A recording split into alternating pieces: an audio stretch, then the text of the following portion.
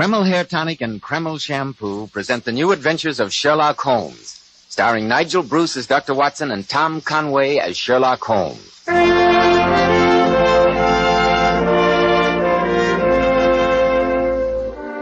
it's time to keep that weekly appointment with our good friend and host, Dr. Watson. Let's join him, shall we? Good evening, Dr. Watson. Good evening, Mr. Bell. As usual, you're punctual to the minute. Naturally, when I have an appointment with my favorite doctor. Oh, well, draw up your usual chair and make yourself comfortable. Thank you. That's it. All ready with tonight's new Sherlock Holmes adventure, Dr. Watson? Yes, my boy. I was going over my notes on the case before you arrived. I came across this old theater program. I think it'll interest you. Garrick Theater, Sir Basil Wentworth in a revival of Martin Reeves' famous play, The Road is Narrow. A production that you and the great Sherlock Holmes attended, I'm sure. We certainly did, Mr. Bell, though at the time we had no idea that we were about to become involved in the tragic death of Martin Reeves. You've probably heard of him, haven't you, Mr. Bell? It seems to me I had to read him in school, Dr. Watson. He's rather out of fashion now, like so many other good things. But in the 1890s, apart from Lord Tennyson, there wasn't a more famous writer in England, or a more respected one. The story I'm going to tell you tonight, Mr. Bell, concerns the horrible circumstances surrounding his death. Sounds like a mighty intriguing Sherlock Holmes adventure. But before you begin, Dr. Watson, do you mind if you have your little talk? No, of course not, Mr. Bell. Men, well-groomed hair helps so much in giving a man that prosperous, successful appearance. And I'm sure you'll want to know why Kreml Hair Tonic is preferred among America's top-flight executives. Kreml never plasters the hair down with sticky goo, which makes your hair and scalp feel so dirty. It never gives hair that old-fashioned, greasy, patent leather look. You see, Kreml is a very highly specialized hair tonic. It contains a unique and utterly different combination of hair grooming ingredients that's never been duplicated in any other hair tonic. That's why Kreml keeps unruly hair so neatly in place longer, with such a handsome, healthy-looking luster. What I especially like about Kreml is that after you use it, you can run your hand back over your hair, and your hair never feels sticky or dirty. No greasy film comes off on your hand. Yet Kreml keeps hair in perfect order from morning till night, always looking so healthy and handsome. Kreml, Kreml Hair Tonic. Now, Dr. Watson, what about the singular death of Martin Reeves? Well, Mr. Bell, that adventure began late on a foggy evening many, many years ago. Sherlock Holmes and I had been to the Garrick Theater to see the revival of Martin Reeves' play, and I remember that we decided to walk home to Baker Street. As we approached the old familiar door of 221B, our footsteps echoed hollowly in the deserted street, and the chimes of a neighboring church reminded us of the fact that it was midnight. A delightful evening, Watson. A good dinner, an excellent bottle of wine, and 3 hours of theatrical magic. Well, personally, I found the play rather depressing. Its theme is a morbid one, but the writing and construction are flawless. Yes, a magnificent play and well worth reviving. By the way, I noticed an item in the Times this morning concerning Martin Reeves. He's dangerously ill. Oh, really? Well, he must be quite an old man. 82, to be precise. Really, is he as old as that? Curious career, Watson. His greatest success was written when he was a young man. In the past 50 years, he has never written anything to compare with tonight's play. No, I don't think it... Holmes, look up at our window. Hello. The gas is brightly lighted, whereas Mrs. Hudson invariably turns it low when we're out. And look at the silhouette on the blind. There's a man pacing up and down the room. A visitor at midnight, Holmes. This looks ominous. Be careful now. It may be some sort of trap. I think not, Watson.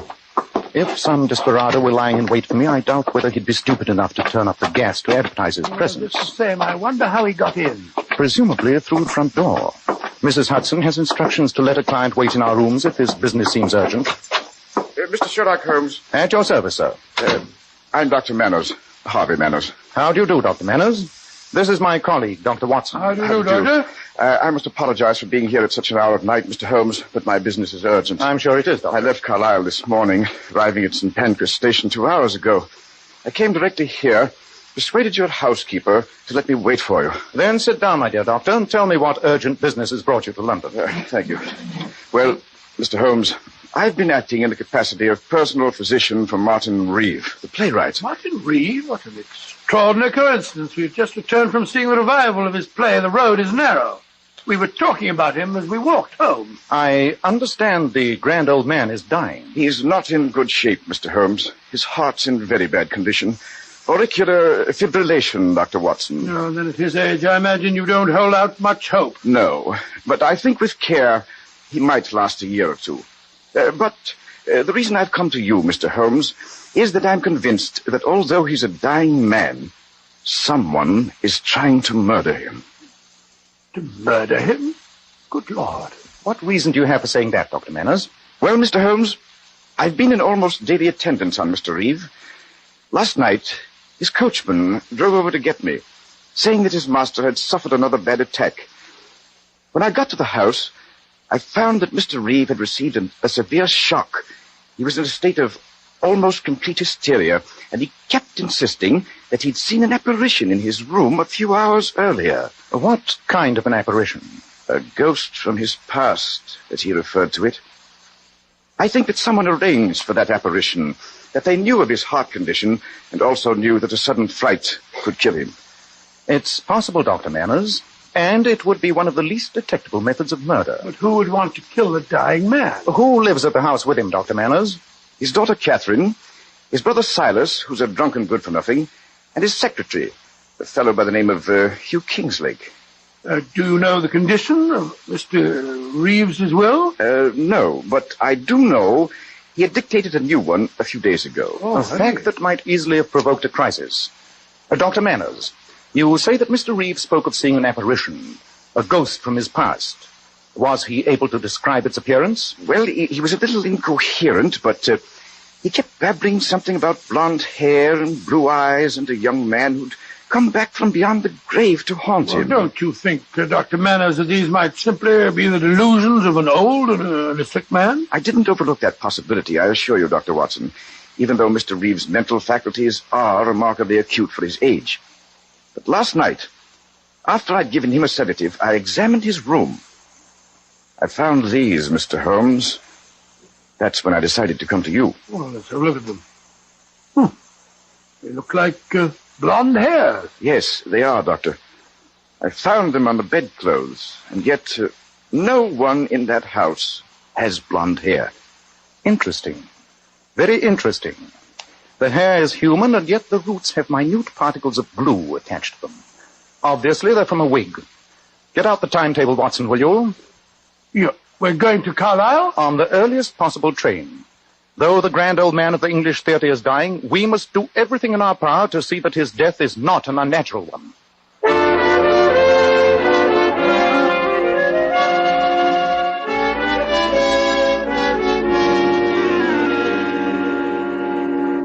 Mr. Holmes, Dr. Watson, I'm Hugh Kingslake, Mr. Reeves' secretary. How do you do? How do you do, sir?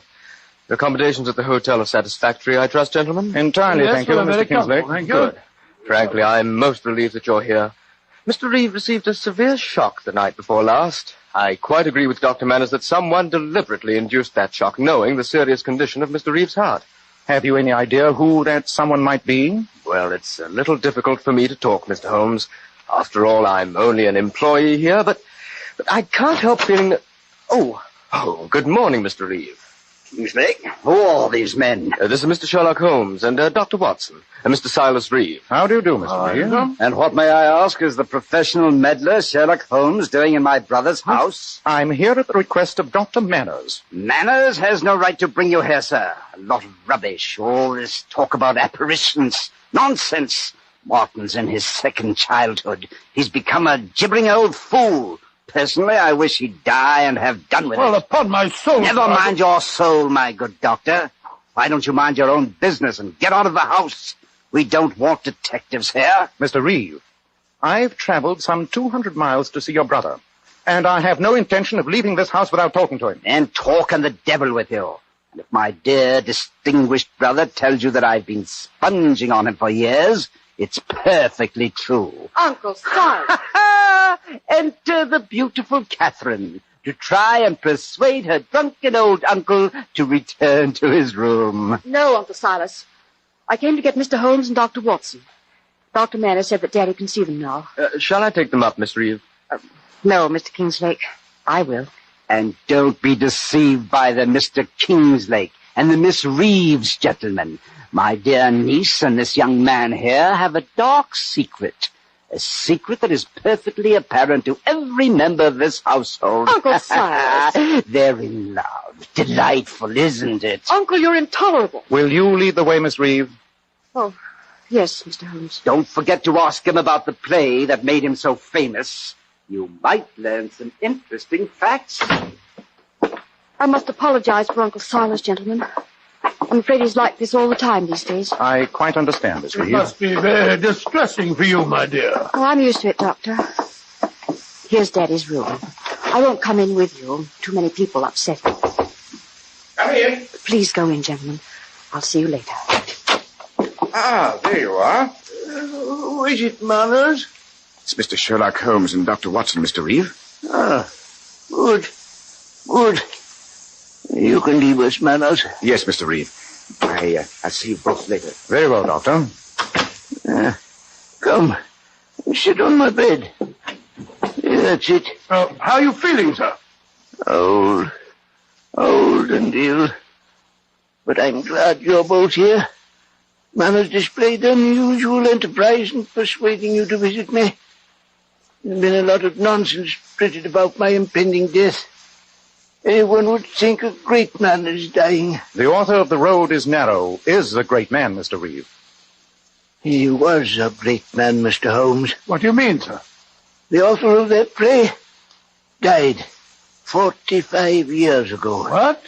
And yet, his ghost appeared in this room 2 nights ago. Mr. Reeve, are you saying that you didn't write The Road is Narrow? Yes, my boy, I am.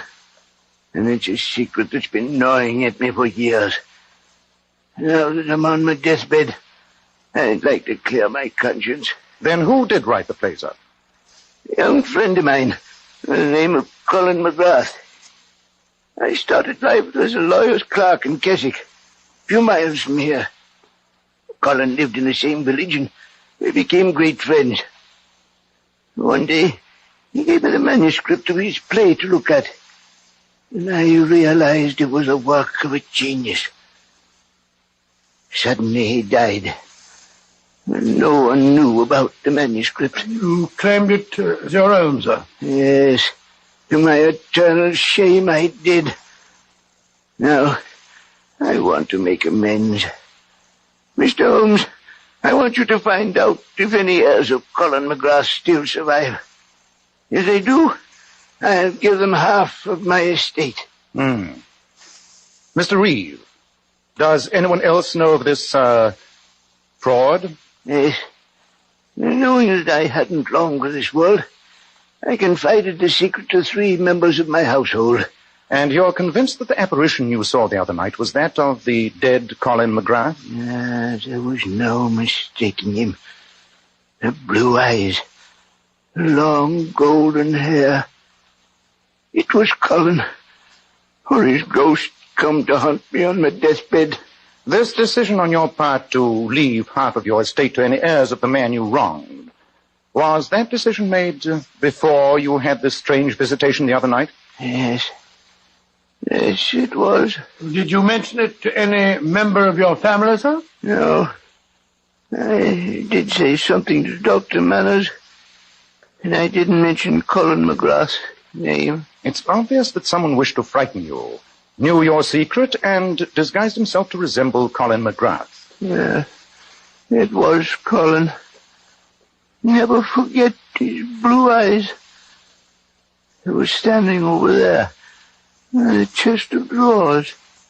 He looked at me.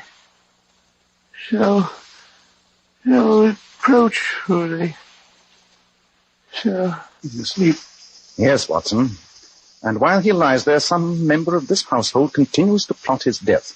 We must work fast. Well, what are we going to do? Split forces. I shall remain here for a while and see what may be found out. I'll meet you at our hotel later and we'll compare notes. And what shall I do? Go to the village of Keswick. Colin McGrath lived and died there. See what you can find out about him, Watson.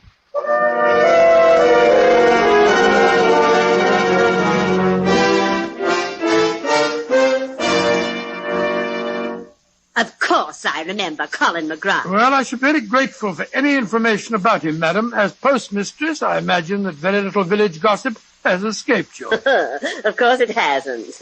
I remember the McGrath boy well. He was no good. Didn't he marry poor old Mrs. Northcliffe's granddaughter Susan and then go and desert her just to kill himself? And the poor girl was going to have a baby. No good on earth. That's what young McGrath was, and you can tell him I said so if you ever reach the place I'm sure he went to. Oh, I said, well, they had a child, you say. What happened to it, madam? How should I know? I'm only the postmistress. You'd better go and see the vicar, young man.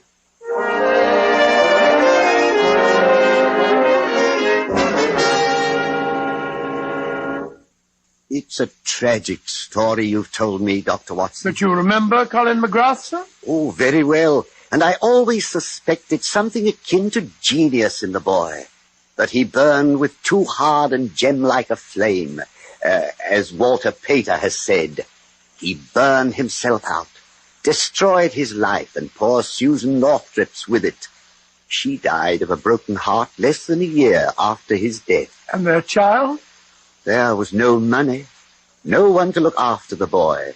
He was sent to an orphanage in Liverpool. Then that child, if he's still alive, stands to inherit half of Martin Reeve's fortune. If only we can find him.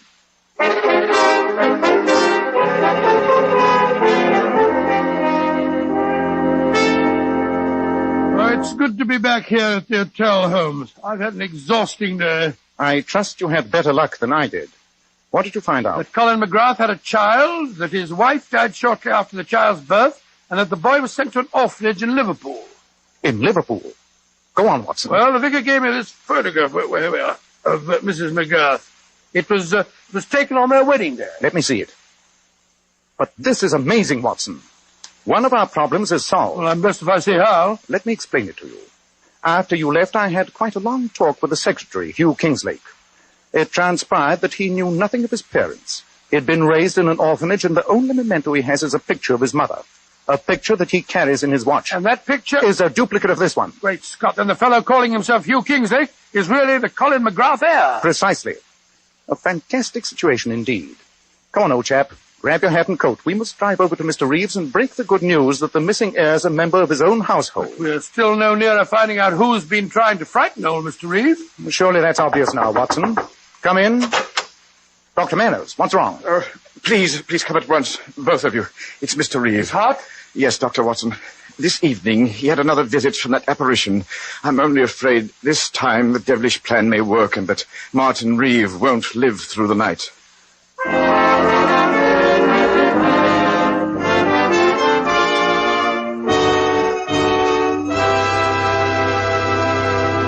In a moment, we'll find out what Sherlock Holmes says is obvious. But first, more and more men today are beginning to realize they should take better care of the hair they've got. And when you buy a hair tonic, why not get your money's worth? Why not enjoy the extra advantages of Kreml hair tonic? Kreml contains a special combination of hair grooming ingredients which is found in no other hair tonic. This highly specialized hair tonic keeps dry, stubborn hair neatly in place all day long, and always gives it such a natural, well-groomed appearance, never sticky or greasy. But men, Kreml does lots more than keep hair looking handsome. A quick massage with Kreml stimulates circulation right in the surface of the scalp, leaving your scalp feeling so alive, so invigorated. At the same time, Kreml removes loose dandruff. It's excellent to lubricate a dry scalp. And if your hair is so dry that it breaks and falls when you comb it, remember, Kreml actually helps condition the hair, in that it makes it feel softer, more pliable. So men, just as soon as possible, buy a bottle of Kreml at any drug counter. Let Kreml always keep your scalp feeling clean and refreshed, your hair always looking its very best. Kreml, Kreml Hair Tonic. Well, Dr. Watson, this story certainly has me on the edge of my chair. What happened next? You drove over to Mr. Reeves' house, I suppose? Yes, Mr. Bell, we did. And as we went rattling down the country lanes, the flickering oil lamps on Dr. Manners' carriage lighting a shadowy path, I found it almost impossible to get a word out of Sherlock Holmes. Holmes, sometimes you're the most irritating man on earth. And what prompts that little tirade, Watson? You haven't opened your mouth since we left our hotel. Purposeless conversation is a waste of time. Not much further, is it, Dr. Manners? No, Mr. Holmes. We're nearly there. Well, I don't consider conversation purposeless when it clarifies the problem, Holmes. You said it was obvious who had been frightening Mr. Reeve. I suppose I'm stupid, but I find it far from obvious. And yet the facts are clearly in front of your eyes. Eyes. That's it, Watson. Think about eyes. The blue eyes of the supposed ghost, eh? But the Reeves family have all got brown eyes. Apparently it's a marked family characteristic. Quite, Watson. That fact should lead you to the obvious conclusion. Oh, you're always talking in riddles, Holmes. Here we are, Mr. Holmes. And Hugh Kingslake is standing at the front door. How is he, Mr. Kingslake? Better, Mr. Holmes. Seems to have rallied a bit. I'm glad you're all here. I'll drive my carriage round to the stables. Be back in a moment. Come in, gentlemen. With Mr. Reeves so ill, it may seem a little inappropriate to announce my news. But Catherine consented to marry me tonight. We're engaged. Oh, really? My congratulations. Yes, indeed. She's a charming girl. Oh, Catherine, darling. I've told them our news. Oh, it must seem a terrible time to announce it, Mr. Holmes, with poor Daddy lying so ill upstairs. It's quite understandable, Miss Reeve. And before we go up and see your father, I'd like you both to know that we have something in the nature of a wedding present for you. A wedding present? Yes. You're both familiar with the story of Colin McGrath, I understand? You mean that he was the true author of The Road is Narrow? Oh, yes, Mr. Holmes. Daddy told us all about it. And did you also know that Mr. Reeve is planning to leave half his estate to the heir of Mr. McGrath? I knew that, Dr. Watson. In my capacity as secretary, I had occasion to draw up a rough draft of the new will a few days ago. Then I'm sure, Mr. Kingslake, that you'll be very interested to know that today Dr. Watson and I discovered that you are the son of Colin McGrath. That I am? You is the heir? Well, that doesn't seem possible. The fact is proven beyond a doubt, Miss Reeve. Then if Mr. Reeve makes the new will, I stand to inherit half the fortune. Yes, my boy, you do. That's what Mr. Holmes meant when he was talking about wedding presents. Help, come here, somebody! That's Uncle Silas. He's upstairs with Daddy. What's wrong, Mr. Reeve? Fire! I knocked over a lamp in Martin's room. Daddy's up there. The room's ablaze. What? Come on, Watson. Well, the whole top landing's burning, Holmes. Can't go through this way. We just can't stand here. Mr. Reeve will roast alive. I'm going after him. Come back, Kingslake. Come back. Great Scott, he went right through the flames, Holmes. Send one of the servants for the fire brigade. And tell the rest to bring buckets of water. And to bring them fast.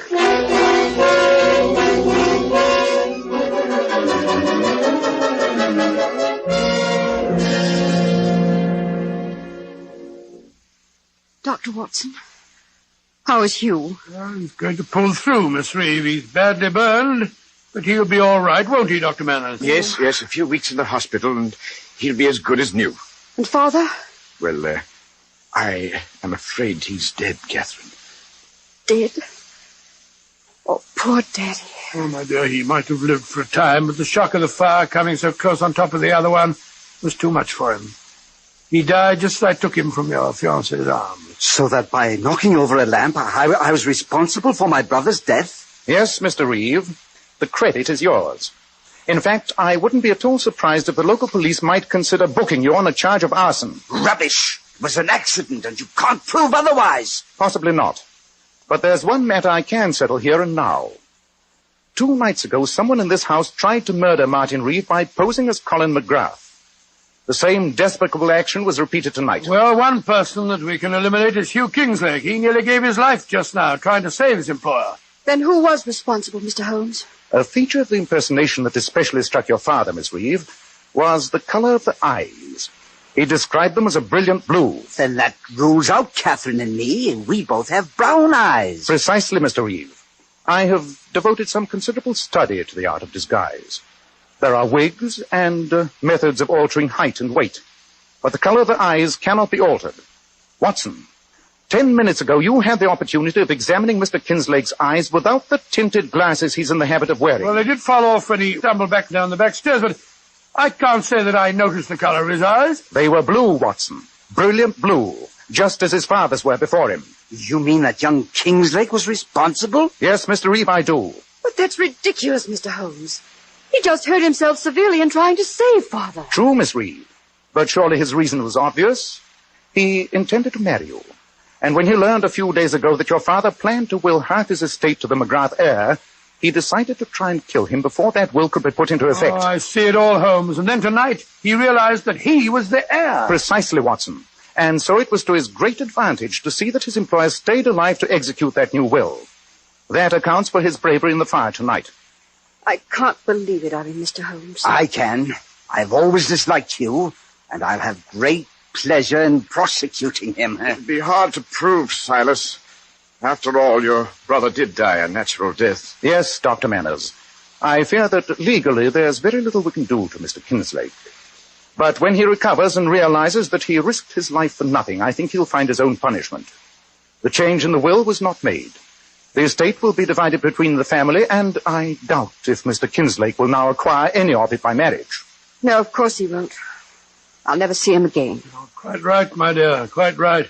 What a despicable scheme. And to think that his father wrote one of the greatest plays of our century. I prefer to forget the fact, Watson. Emotional qualities are antagonistic to clear thinking. I assure you that the most winning woman I ever knew was hanged for poisoning 3 little children for their insurance money.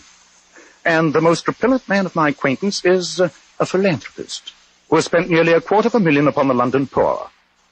Now, my dear chap, I think we should look up the next train back to London. Our work here is done.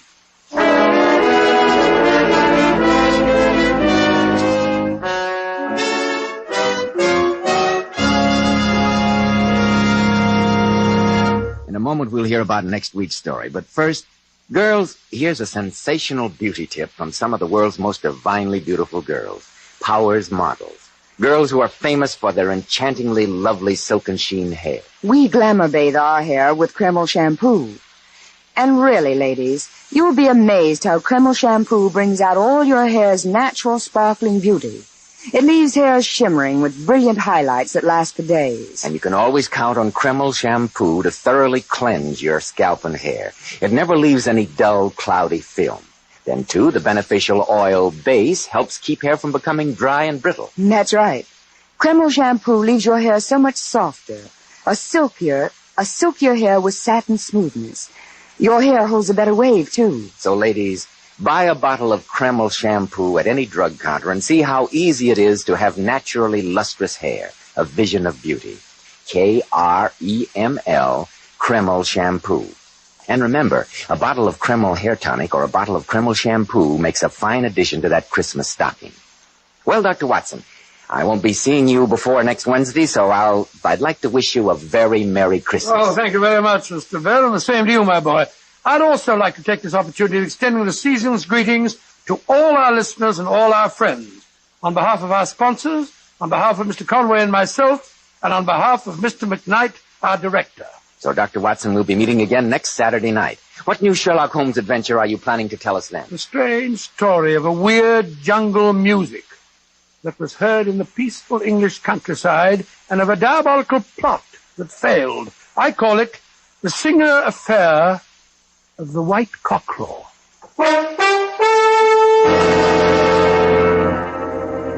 Tonight's new Sherlock Holmes adventure was suggested by an incident in Sir Arthur Conan Doyle's story, The Sign of Four. Nigel Bruce appeared by permission of California Pictures, Tom Conway through the courtesy of Eagle Lion.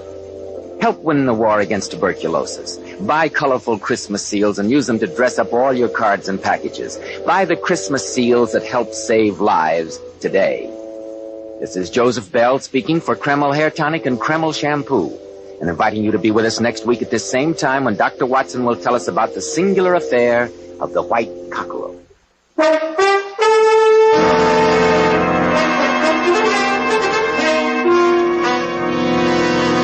This is ABC, the American Broadcasting Company.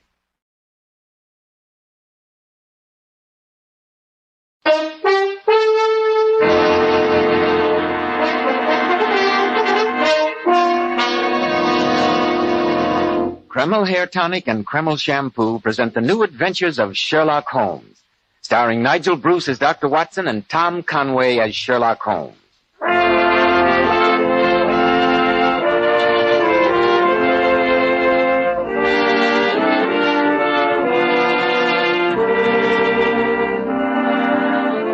Well, once again, it's time to keep that weekly date with our good friend and host, Dr. Watson. Let's join him, shall we? Come in, Mr. Bell. Good evening, Dr. Watson. Good evening, my boy. How are you feeling after your Christmas holiday? Remarkably well, thank you, Mr. Bell, considering how extremely hospitable my friends have been.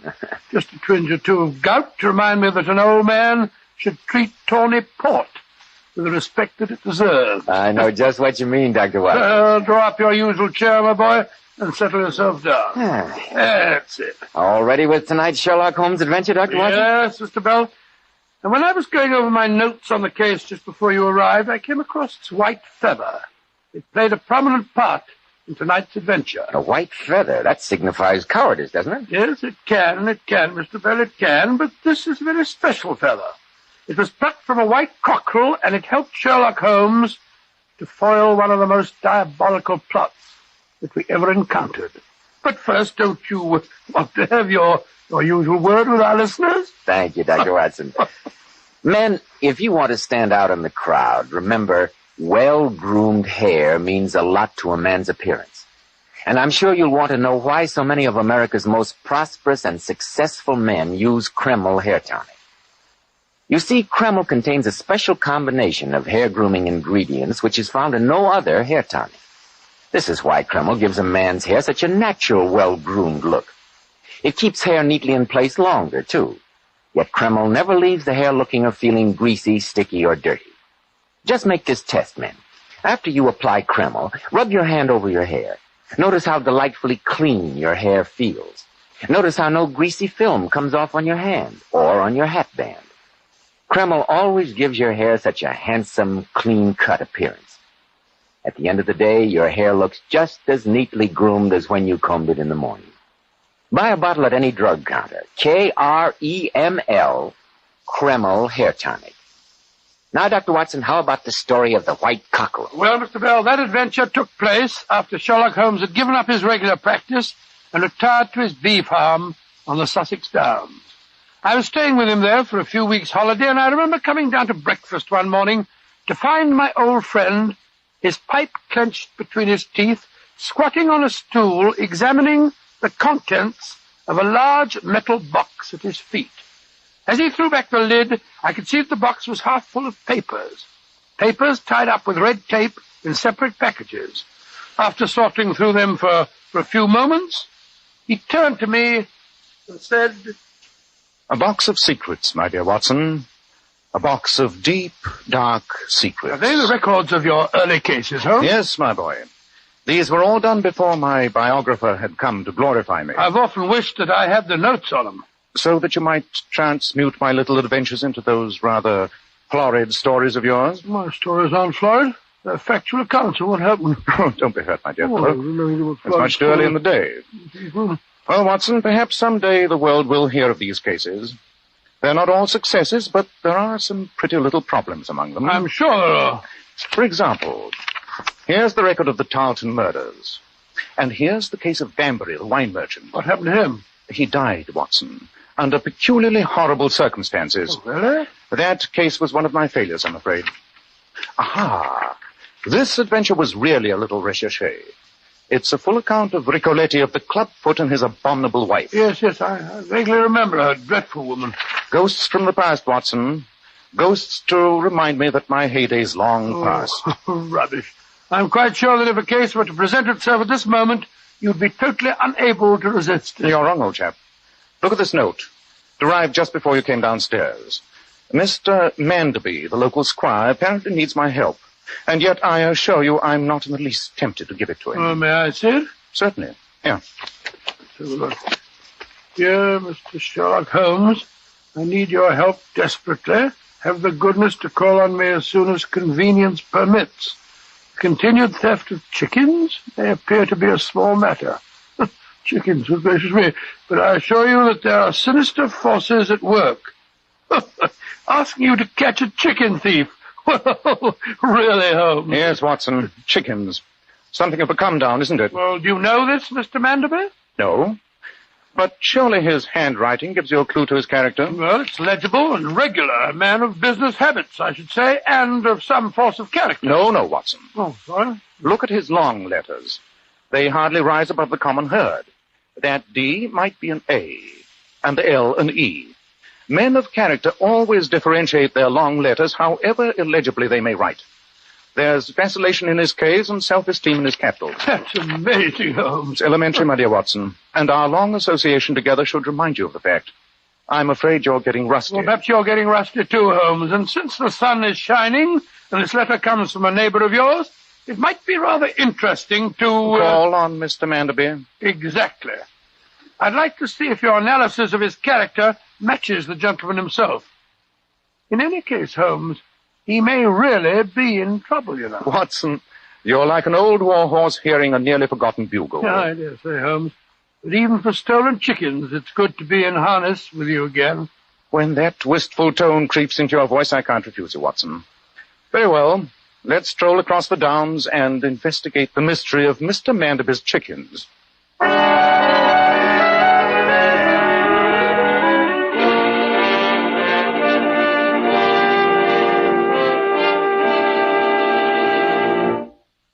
Mr. Holmes, I'm glad you and your friend came here so promptly. It would seem to me, Mr. Manderby, that your wisest course would have been to call in the local police. I did. And the idiot scoffed at me. Indeed, Mr. Manderby, why? Well, they said if they had to track down all the chicken thieves in these parts, they'd have no time for their more important duties. I must admit that I can follow their reasoning, sir. Well, I can't, since they seem to spend most of their time playing skittles in the Star and Garter. The local sergeant appears to have been selected for his complete lack of grey matter. Doesn't one iota of imagination. He's unable to see in what respect this differs from an ordinary chicken theft. Well, in what way does it differ, Mr. Manderby? Well, the chicken coops were broken into with considerable ingenuity. The thief could have taken all he could carry. But he stole only one chicken, a white cockerel. A white cockerel? When did this take place? Early last evening. That was when I sent my note to you, Mr. Holmes. But in the early hours of this morning, a burglar broke into the house itself. And what was stolen this time? Again, the thief took only one object. My daughter's hairbrush. Does your daughter know of these thefts? No, I didn't tell her. The child's full enough of peculiar fancies as it is. A white cockerel and a hairbrush. Mr. Manderby, I came here against my better judgment, but thank heaven I did. Please let me talk to your daughter at once.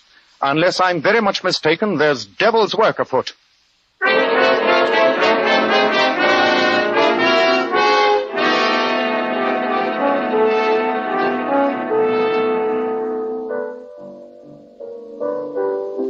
Alicia's playing in the drawing room. I'll take you in. I think, if you don't mind, Mr. Manderby, that we would prefer to see her alone. Rubbish. What could you possibly wish to say to my daughter that you couldn't say in front of me? Well, since my friend has been kind enough to help you, sir, I think you'd better let him conduct his investigation in his own manner. Oh, very, very, very well.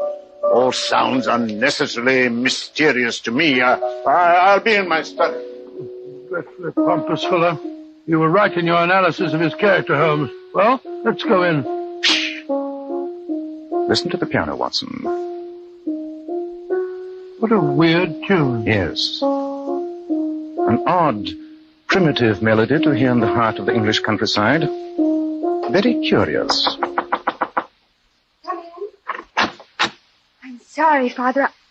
Oh, it isn't Father. Who are you, gentlemen? Miss Manderby, permit me to introduce myself. My name is Sherlock Holmes, and this is my friend, Dr. Watson. How do you do, my dear? Mr. Sherlock Holmes, I knew you lived in the neighborhood. Why are you here? At your father's request. Oh, nothing's wrong, is it, Mr. Holmes? I'm not sure, Miss Manderby. That's why we've come to talk to you. Oh, may we sit down, my dear? Oh, yes, of course. Please forgive me. Thank you, sir. You play the piano excellently, Miss Manderby. Have you ever thought of concert work? Concert work?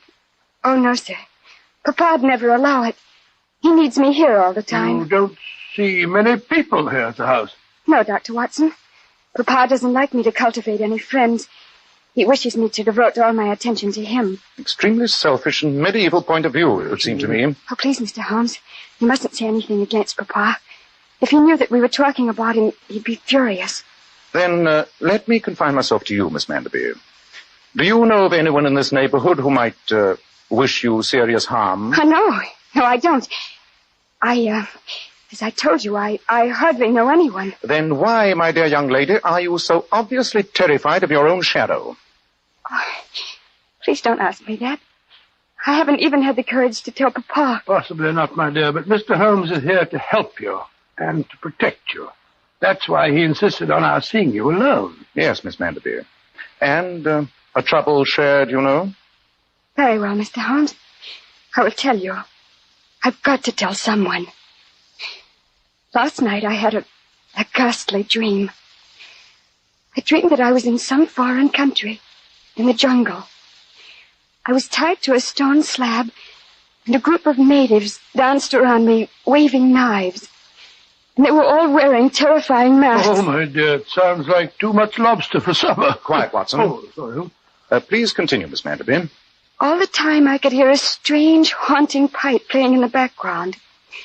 Sounded like some sort of flute, and there was a drum beating out a slow, rhythmic beat. The same rhythm that you were playing on the piano as we came in? Why, yes.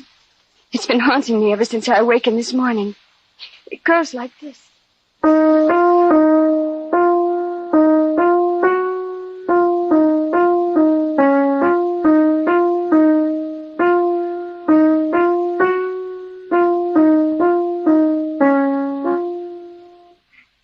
Suddenly, Mr. Holmes, I awakened from the nightmare, but I could still hear the melody continuing. I went to the window, and in the moonlight, I saw a tall man walking below. Could you recognize him? No, Mr. Holmes. He was disappearing through the shrubbery, and his back was turned. But his hands were raised to his mouth. And I could hear the same melody being played on some kind of flute. It was awful, awful. You haven't told your father about it? No, Dr. Watson. He wouldn't have believed me. Papa's always accusing me of being fanciful. Oh, but I'm not. Really, I'm not. Miss Manderby, I'm glad that you've told us this, though I suggest that you continue to keep the incident a secret from your father. Very well, Mr. Holmes. Come on, Watson. All right, Holmes. Goodbye, my dear, and courage, Miss Manderby. You have friends now. Good day, gentlemen. I thank you. Holmes, what the devil's all this about? When I can answer that question, Watson, the case will be solved. As it is, there's work to be done. Ah, there you are, Holmes. Yes, Mr. Manderby, here we are. Yeah, I hope you found out what's wrong with the lassie. She hasn't been herself today. A change from her normal self, where you are concerned, might be a benefit, sir. Yes, indeed. The poor girl seems completely terrified of you, sir. The problem of my daughter's relationship with her father is no possible concern of yours. I asked you here on a simple matter of detection. Detection, yes, but far from simple. I warn you, you're in serious danger of the loss of a great deal more than a white cockerel and a hairbrush. Be on your guard, Mr. Manderby. Dr. Watson and I must conduct a little investigation in the village. You may expect a call from us later in the day.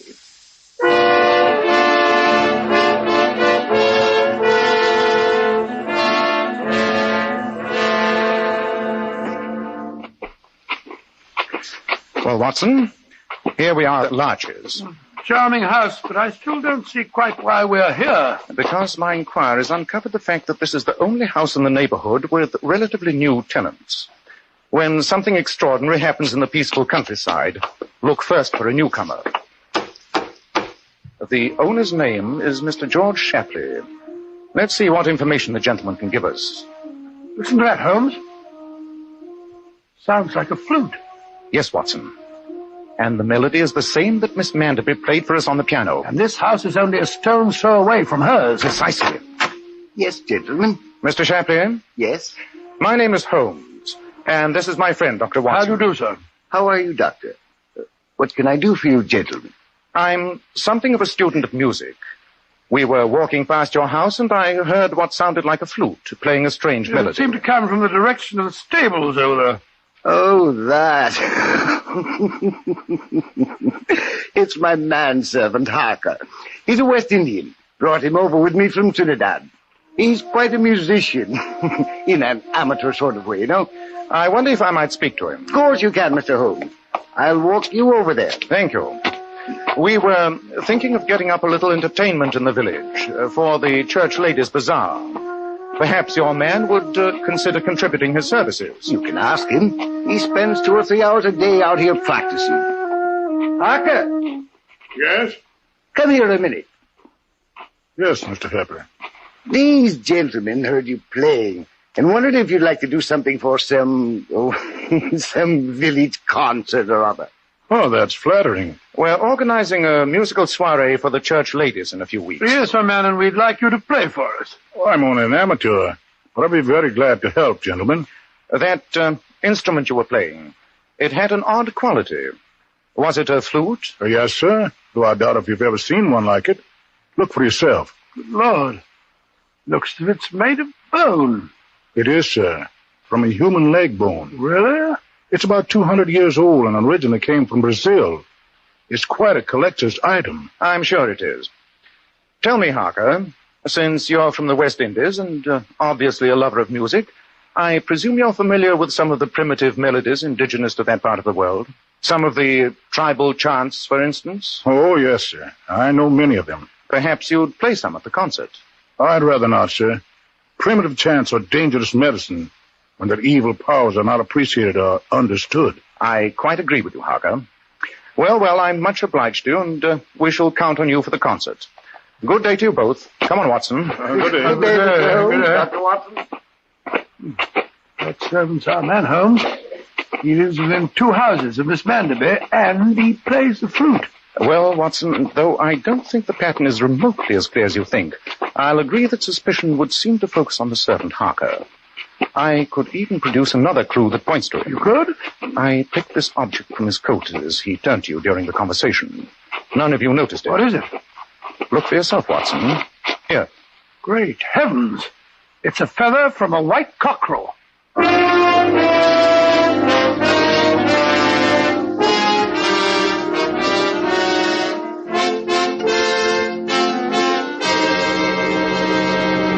Holmes, I thought you said we were going back to Mr. Manderby's house before the day is over. We are, Watson. Why are we back here at your bee farm? It's 8:30 in the evening now. We shall call on Mr. Manderby before long. My investigations are complete. What luck did you have Well, with I did yours? as you told me and made exhaustive inquiries in the village. With what results? I couldn't find out much about Mr. Shapley. Nobody knows anything about the man except that he has a foreign manservant and that he paid cash for his house and deposited a large sum of money in the local bank. What did you discover? I see that you've been up to your ears in reference books. Yes, Watson. Books concerning the peculiarly revolting ceremonies connected with voodooism. Voodooism? That's black magic. But flourishing in our English countryside, apparently. A white cockerel is the second finest sacrifice in voodoo magic associated with the West Indian That chants. accounts for the first theft. How about the stolen hairbrush? In all such magic, the possession of intensely personal objects, particularly human hair, is considered to give great supernatural powers over that person. Then it's obvious that West Indian servant is trying to get power over Miss Manderby. Holmes, you spoke of a white cockerel being the second finest sacrifice. What is the first? A human sacrifice. The sacrifice of a young girl. Great Scott. And tomorrow night the moon is full. I think that tonight the girl should be safe, though of course we'll go over there at once. Look, Holmes, the lights of a carriage are coming up your driveway. And it's no social call. It's driving at a gallop. Come on, Watson. I have nothing that's happened to Miss Manderby already before we get to her. Who is it? What's wrong? It's Robert Manderby. What's happened to Mr. Manderby? Alicia, my daughter, she's disappeared. The whole neighborhood's searching for her. For heaven's sake, both of you come at once.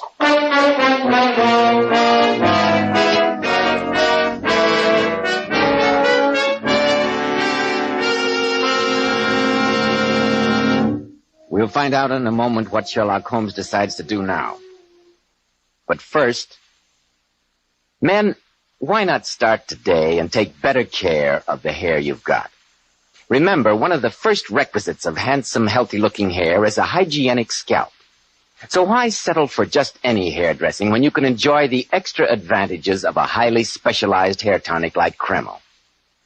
Kreml contains a special combination of hair grooming ingredients which is found in no other hair tonic. This is why it keeps unruly hair neatly in place longer, with a rich, healthy-looking luster. Yet Kreml never gives hair that cheap, greasy, patent leather look. It never leaves hair feeling sticky, gummy, or dirty. Your hair and scalp always look and feel so clean with Kreml. And if your hair is so dry it breaks and falls when you comb it, start using Kreml at once. Let it make your hair feel softer, more pliable, and look as if it had some body to it. Kreml is also fine to lubricate a dry scalp. At the same time, it removes dandruff flakes. A quick massage with Kreml helps stimulate the cutaneous circulation of the scalp. Notice how alive, how invigorated your scalp feels. So for better groomed hair, a hygienic scalp, use Kreml daily. Kreml. Kreml Hair Tonic.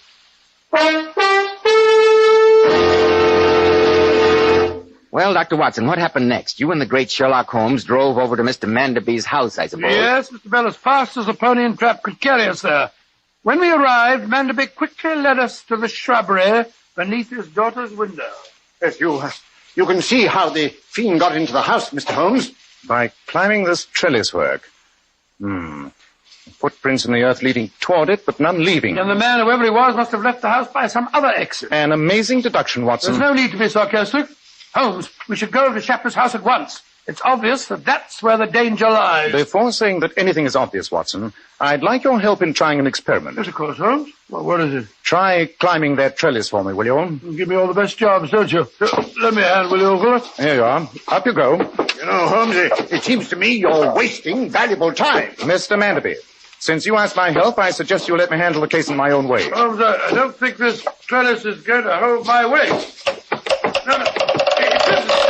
Look out, Holmes!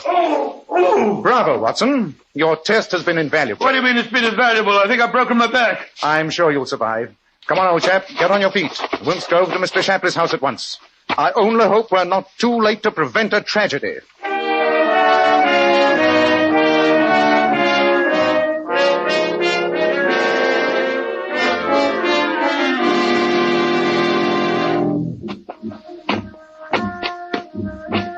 There's a light coming from the stables, Holmes. Music, too. Listen. It's that West Indian playing his devilish chant again. Faster, Watson.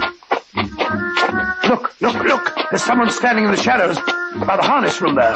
It's Mr. Shapley. Good evening, sir. Mr. Holmes, Dr. Watson, thank heavens you're here. What's wrong, Mr. Shapley? Look in that empty stall there. You can see through the broken plank in the wall. The one where the music's coming from. Good heavens. Look, Holmes. There's Miss Manderby lying on the floor unconscious. Yes, with a dead white cockerel beside her, and a fire smoldering in the corner. And to think that servant of mine's in there playing his filthy music. I don't see him. Mr. Holmes, I've got a revolver. I'm going in to get him. I think we'll come with you, Mr. Shapley. No. He's my servant.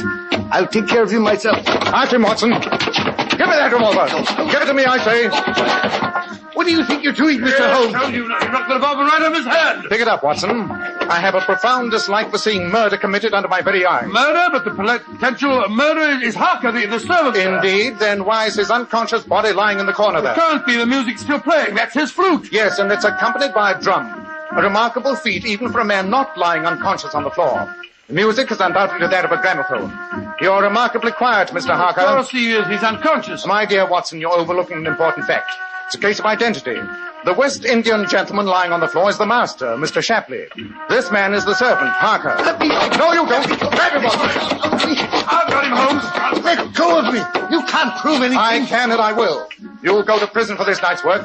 Watson, see what may be done to arrive at the others, while I turn this man over to the police.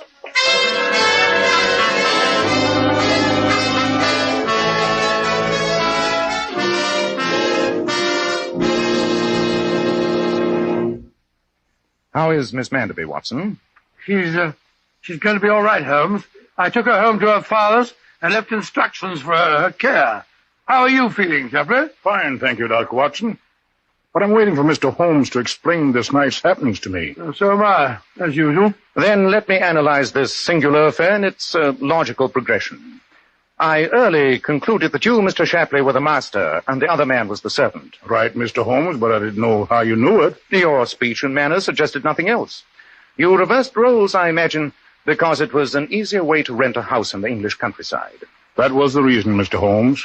In my previous visits, I've discerned a certain prejudice against foreigners. That's a shocking thing, but I wouldn't doubt it, Mr. Shapley. You decided to live here for your health, I suppose? No, Doctor. I came to the English countryside for peace. Peace to conclude my studies on the origin and history of West Indian native music. I see. I've been working in close conjunction with Professor Griffiths of the Brighton College of Anthropology. It was he who concerned me to make graphophone records for my works, with a view to recording them for musical archives. And your servant saw his advantage. When you decided to change identities, he realized that if he disposed of you, he would be able to continue in his false character as the supposed Mr. Shapley. He could have taken over your large bank balance and retired under yet a third name with the proceeds. And then he concocted this elaborate plot involving voodoo and native chants, knowing that his master would be suspect. Precisely. He drugged his master, placed him in the incriminating trap, and then planned to burst in just ahead of us and shoot him. But Holmes, the white feather you found on Mr. Shapley's coat. Undoubtedly planted there. Mr. Holmes, I still don't see how you knew that my man was responsible. The first clue was the trellis. It's obvious that you never climbed that. You're heavier than Dr. Watson, and it wouldn't support his weight. Your servant was a small, light man. Obviously, it was he. Well, I see it all now. And then, of course, when we heard the music while Mr. Shapley was still lying unconscious, it was obvious that the whole thing was a plot. Oh, what a shocking business. Yes, but I can't tell you how grateful I am to you, gentlemen. You saved my life. Mr. Holmes, I must insist on paying you a handsome fee. A fee? No, Mr. Shapley. I couldn't dream of accepting one. Some people in my country have been sufficiently inhospitable to a foreigner to make him believe it advisable to change places with his own servant. Presumably, this was done in order to obtain tolerance and peace. Surely the least I can do is to see that his stay on these shores is a tolerable one.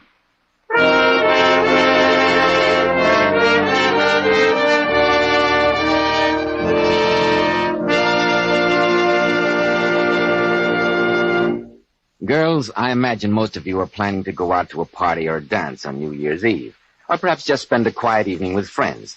Naturally, you want your hair to look its best. So why not follow this beauty tip from those divinely beautiful Powers models? We wash our hair with Kreml shampoo. This amazing beautifying shampoo has been especially developed to actually glamour bathe each tiny strand of hair, revealing all its natural glossy luster. And so many women tell me how wonderful Kreml shampoo is for washing children's hair. Well, you can readily see why. Because Kreml shampoo is so mild and gentle on the hair. Its luxurious active foam removes all loose dandruff as well as the dirt. Girls, if only you could see how Powers model's hair fairly radiates natural glossy highlights, I'm sure you'd want to try Kreml shampoo right away. You can buy a bottle at any drug counter. Kreml, Kreml shampoo. Now, Dr. Watson, what about next week? Well, Mr. Bell, next week I think I'll tell you a story I call the Darlington Substitution Case. It's a strange story how Holmes saved a prominent British peer from scandal and disgrace by exercising the judgment of Solomon.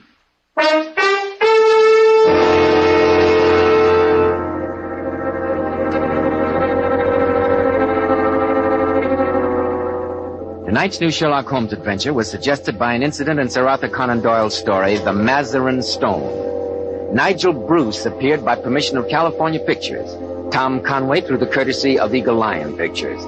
This is Joseph Bell speaking for Kreml Hair Tonic and Kreml Shampoo, and inviting you to be with us next week at this same time, when Dr. Watson will tell us about the Darlington Substitution Case.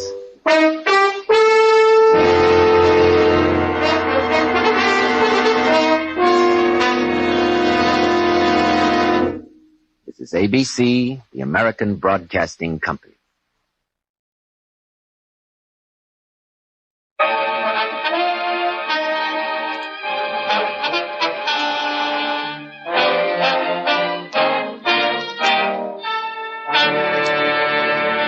Kreml Hair Tonic and Kreml Shampoo present the new adventures of Sherlock Holmes, starring Nigel Bruce as Dr. Watson and Tom Conway as Sherlock Holmes.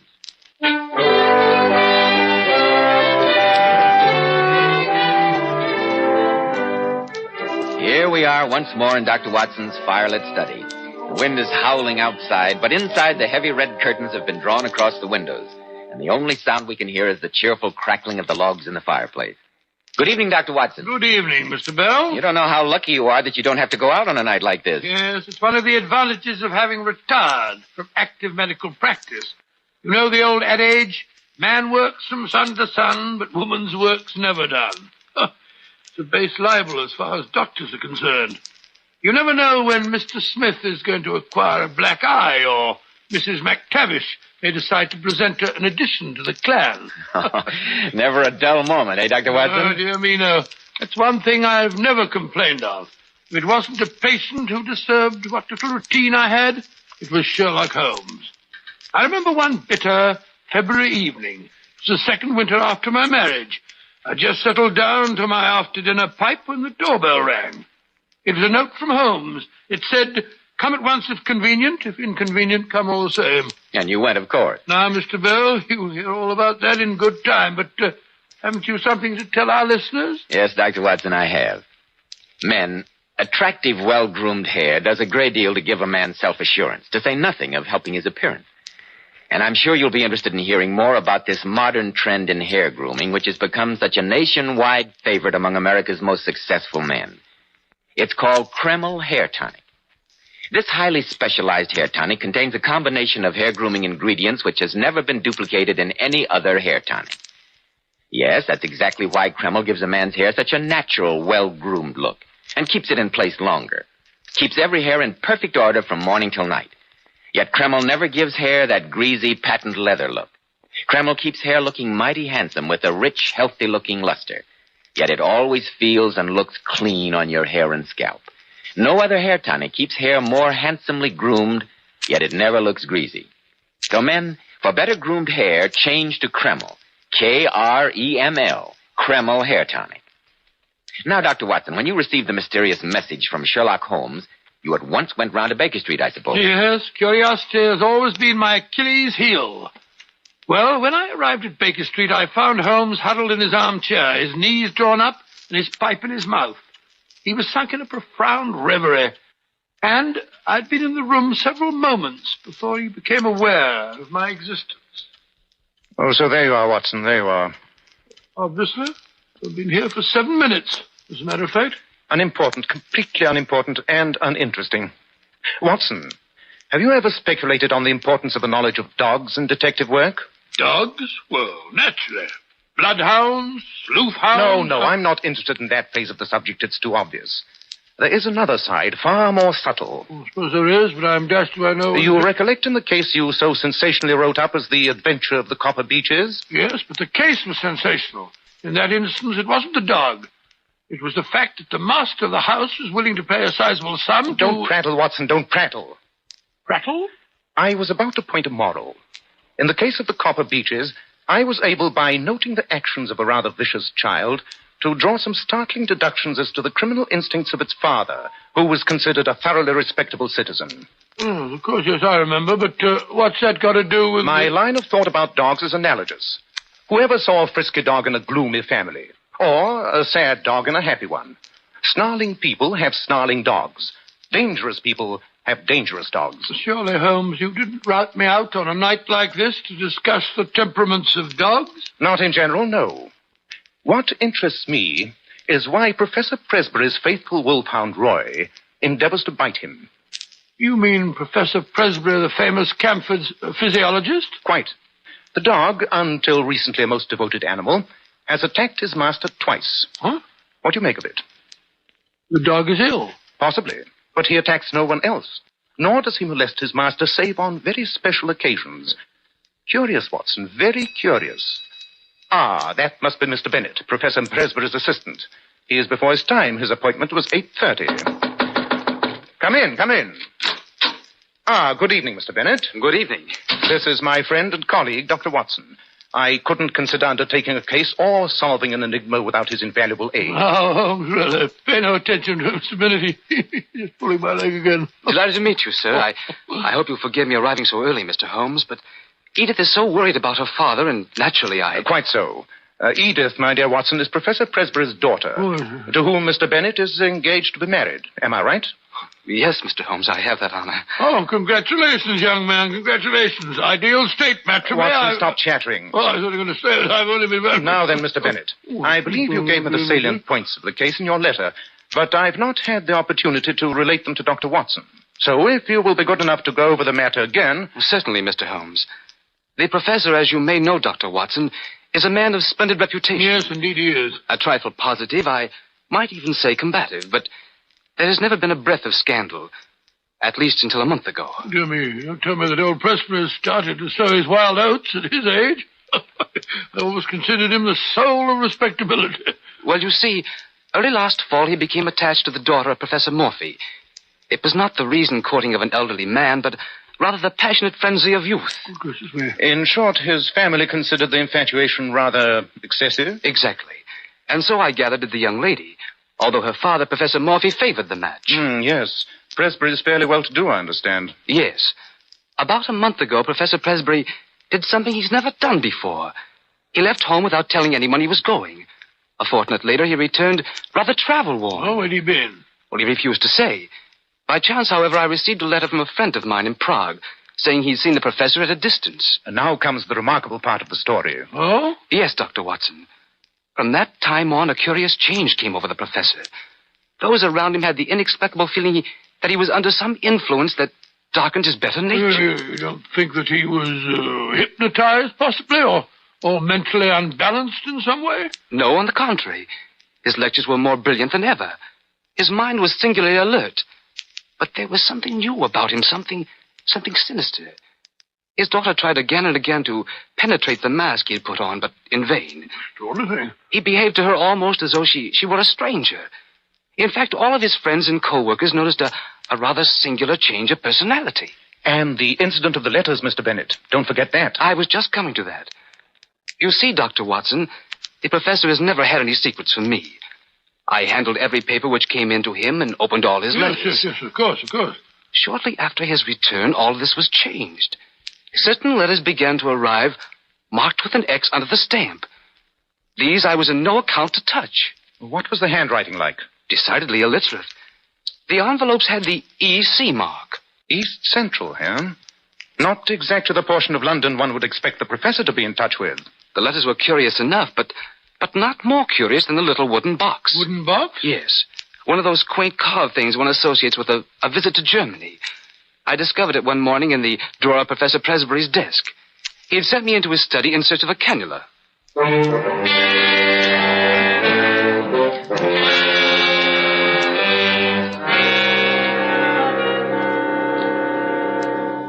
I put it on my desk, Bennett, in front of the inkwell. It's not here, Professor Presbury. I'll try the drawers. It's usually in the upper right. No, not here. Perhaps the left one. No. I say, Professor, what a curious box. I've never seen that in here before. What box? This one with the carving.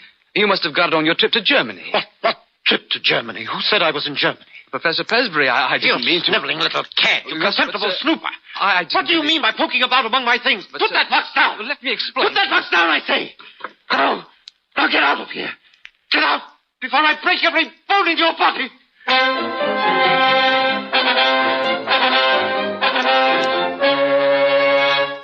Jolly chap, the professor.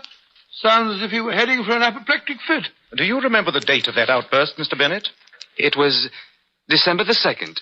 It was on that very day that Roy the Wolfhound made his first attack on the professor. An attack? Do you mean that the dog actually bit him? Well, he certainly tried to. When was the next attack? December the 11th, and again on December the 20th.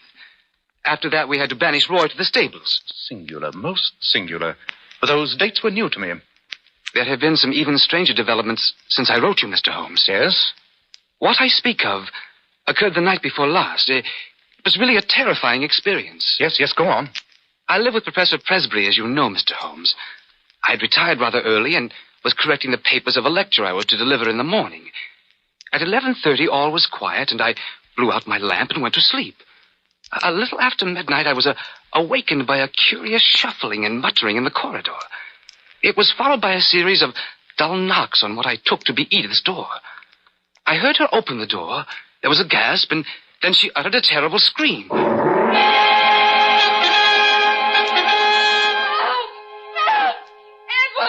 help! It's all right, darling. I'm coming. What's the matter? Don't look so terrified. Oh, Edward, it was horrible. Like a nightmare. What was? Oh, darling, don't tremble so. I'm here now. Tell me what frightened you. I thought I heard someone knocking at my door.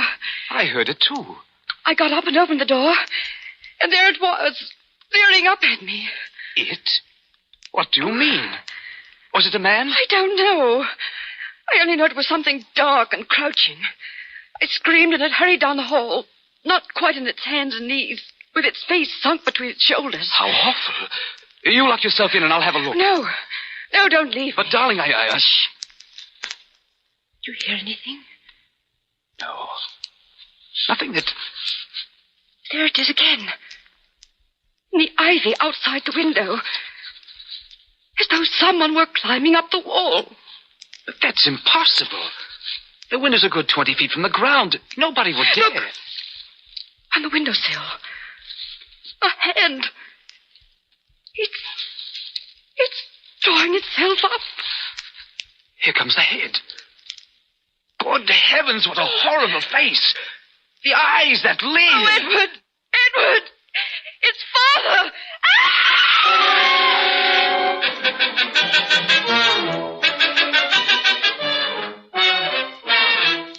Well, Watson, what do you make of that? The professor crawling about in this curious fashion. Lumbago, probably. I've known it to double a man up. Oh, rubbish, Watson. Did you ever hear of a man with lumbago scaling a 20-foot wall? Well, now that you mention it, no. Mr. Bennett, how did Professor Presbury explain his actions the next morning? He seemed to have no recollection of them. No recollection of them at all. When did you say this happened, Mr. Bennett? The night before last. The 4th of February, huh? That rather complicates matters. And last night, did anything further happen? The only unusual thing I heard was Roy, barking furiously a little after midnight. Poor fellow, he's been chained down to the stable.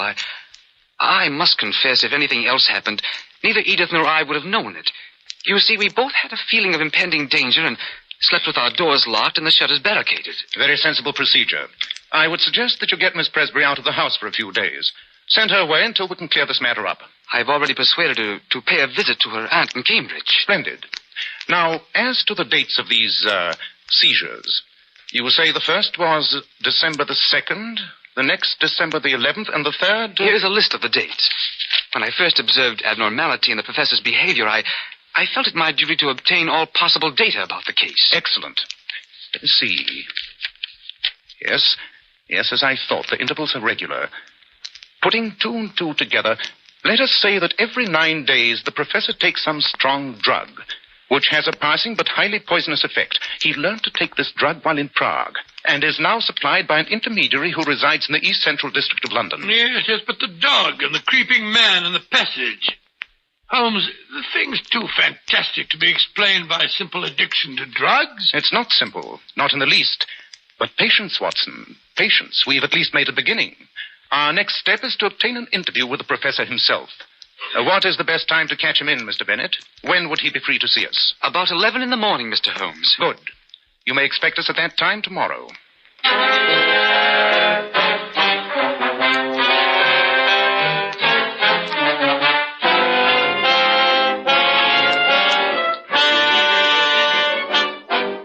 In just a moment, we'll keep our appointment with the professor. But first, men, remember, if you want your hair to look healthy and handsome, one of the first requisites is a hygienic scalp. And when you buy a hair tonic, be smart. Enjoy the extra advantages of a highly specialized hair tonic like Kreml. Kreml contains a combination of hair grooming ingredients which is found in no other hair tonic. This is why it keeps unruly hair neatly in place longer, with a rich, healthy-looking luster. Yet Kreml never gives hair that old-fashioned, greasy, patent leather look. It never leaves hair feeling sticky or dirty. But men, Kreml does lots more than keep hair looking handsome. Kreml is simply great to lubricate a dry scalp. At the same time, it removes itchy, loose dandruff. A quick massage with Kreml helps stimulate the cutaneous circulation of the scalp. Notice how alive your scalp feels, how it tingles. And if your hair is so dry it breaks off and falls, start using Kreml at once. Because Kreml actually helps condition the hair, in that it leaves it feeling softer, more pliable, makes it look as if it had some body to it. Buy a bottle of Kreml at any drug counter. Ask for an application at your barber shop. Use Kreml daily for better groomed hair, a more hygienic scalp. Kreml, Kreml Hair Tonic. Dr. Watson, what happened next in the strange case of Professor Presbury? Well, early the next morning found us near the town of Camford, approaching a large, rather gloomy house. This must be the house, Watson. Notice the ivy vines reaching up to the bedroom windows. See? Some of the leaves have been torn away. The vines look decidedly the worse for wear. Surely no man could possibly climb up that way. No normal man, Watson. No normal man. But look, I fancy that is the professor peering at us from behind the curtains in that second window. Doesn't seem to be too well pleased at our presence. Fierce-looking chap. Tremendously vigorous for his age. I say, Holmes, do you think we ought? Ought what? Well, I mean, what excuse are you going to give for our call? Assuming that Professor Presbury's memory is a trifle defective during his bad spells, how is he to know that he didn't send for us himself? Well, isn't that rather skating on thin ice? Possibly, my dear Watson, possibly. I must say, I don't relish this interview at all. Shh! Someone's coming. It's Presbury himself. For heaven's sake, Watson, pull yourself together. You look as though you'd been caught stealing sheep. Good morning. Professor Presbury, I believe? Yes. I'm Holmes, Sherlock Holmes, the detective. Oh, yes, I believe I've heard of you. Won't you come in? This is my friend, Dr. Watson. How do you do? Oh, all right. Come this way, gentlemen. Into my study. Thank you, sir. Thank you. What a charming room. Delightful, eh, Holmes? Pray sit down, gentlemen. Now, what can I do for you? Why, that was the question I was about to put to you. To me, sir? Yes. Apropos of the communication you sent me. A letter? I sent you a letter? No, not exactly a letter. A telegram, then? Have you got it with you? No, I can't say I have. No, I dare say not. Because I sent you no telegram. Impossible. Why, then, someone's been playing a practical joke on us both. That statement, Mr. Holmes, is highly questionable. Really, Professor Presbury, I can only apologize for this needless intrusion and hope that you will forgive me. But that is hardly enough, Mr. Holmes. What kind of fool do you take me for? Why, You know I didn't send for you. You can't get out of this so easily. I say, steady, sir, I'll steady. show you, you scoundrel. Put down that paperweight, Professor. I shall... Consider your position. You can't afford a scandal. After all, I'm rather well known. You cannot possibly afford to treat me with such discourtesy. I should think not. Come on, Watson. The interview's closed. Good day, Professor. Phew. What a narrow escape. The professor was certainly in a dangerous mood. Yes, our learned friend's nerves are somewhat out of order. Highly inflammable temper. Maniacal, I should say. And yet his mind seemed perfectly clear. Too clear. That was my miscalculation. His memory is quite reliable, unfortunately. Strange. Very strange. I must say, Holmes, I'm a bit disappointed in you. All that trouble for nothing. Not quite for nothing. We have seen the gentleman and have gained a personal contact. We have also discovered the address of the intermediary in London. Have we? Well, how in thunder... The professor wrote to him this morning. I deciphered the name from the blotting pad on the professor's desk. I say. The gentleman's name is Dorak, and he lives in the Commercial Road. And now, Watson, I'm a busy man. We will drop this case until next Tuesday evening. Tuesday? But why Tuesday? On that date, if my calculations are correct, the professor should have another of his curious spells. We must be on hand to notice the developments and to prevent a catastrophe.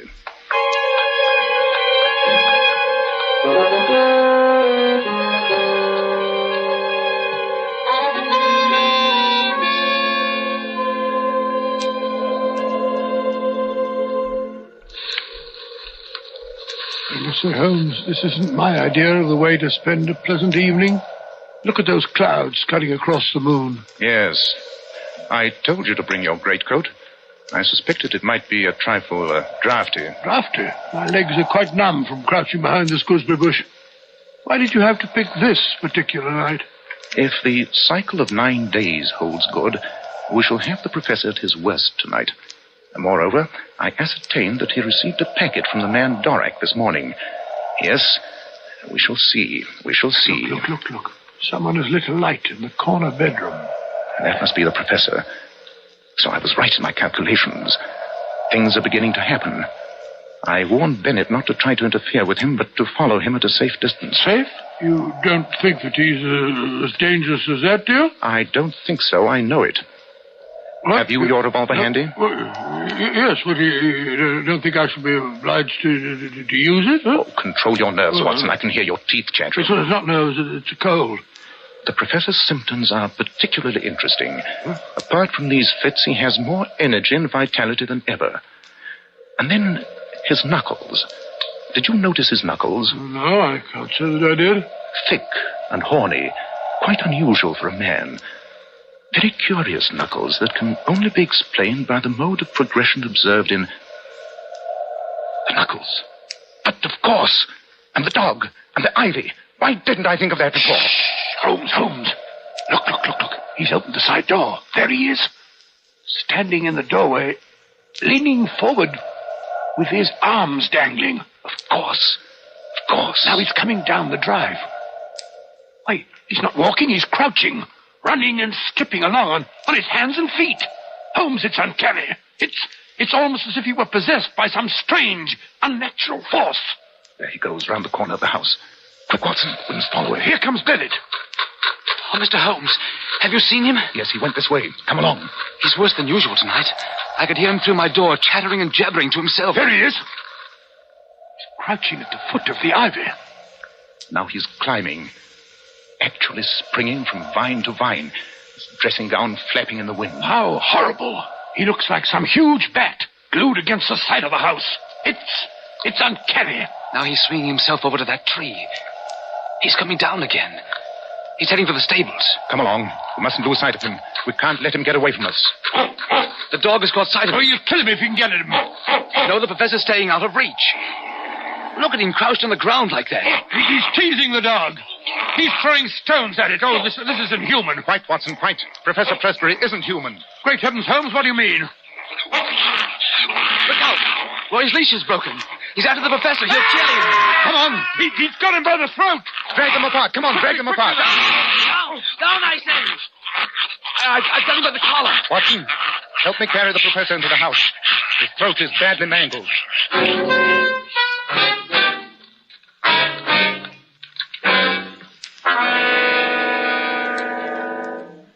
Come in, Watson, come in. I've been looking over the professor's laboratory while you were treating his injuries. How's he coming along? As well as can be expected. He pulled through, I fancy. The wound was dangerously near the carotid artery. The hemorrhage was rather serious. But, I say, what's that you got in your hand? The professor's little German box.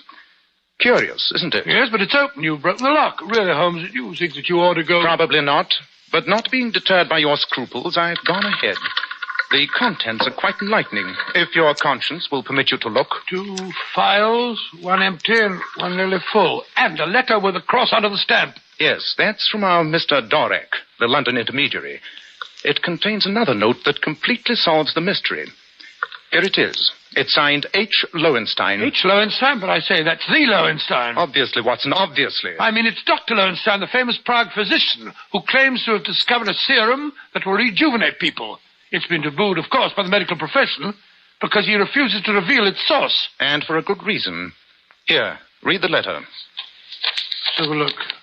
Honored colleague, since your visit, I have thought much of your case. I beg you report fully to me on the results of my treatment. It is possible that the serum of anthropoid would have been better. I have, as I have explained, used black-faced langur because a specimen was accessible. The langur is, of course, a crawler and a climber, while anthropoid walks erect and is in every way nearer to man. But I say, Holmes, this is beastly. The langur is an ape. Quite. It is found on the slopes of the Himalayas, and is the biggest and most human of the climbing monkeys. Then that serum explains the professor's recent peculiarities. He used it in an attempt to regain his youth. Yes, giving himself a dose at 9-day intervals, with the curious results we've witnessed. It's dangerous to trick nature, Watson. When man tries to rise above it, he is liable to fall below it.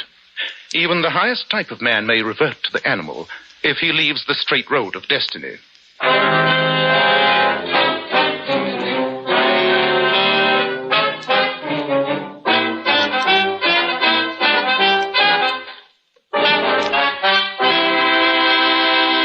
What a curious story, Dr. Watson.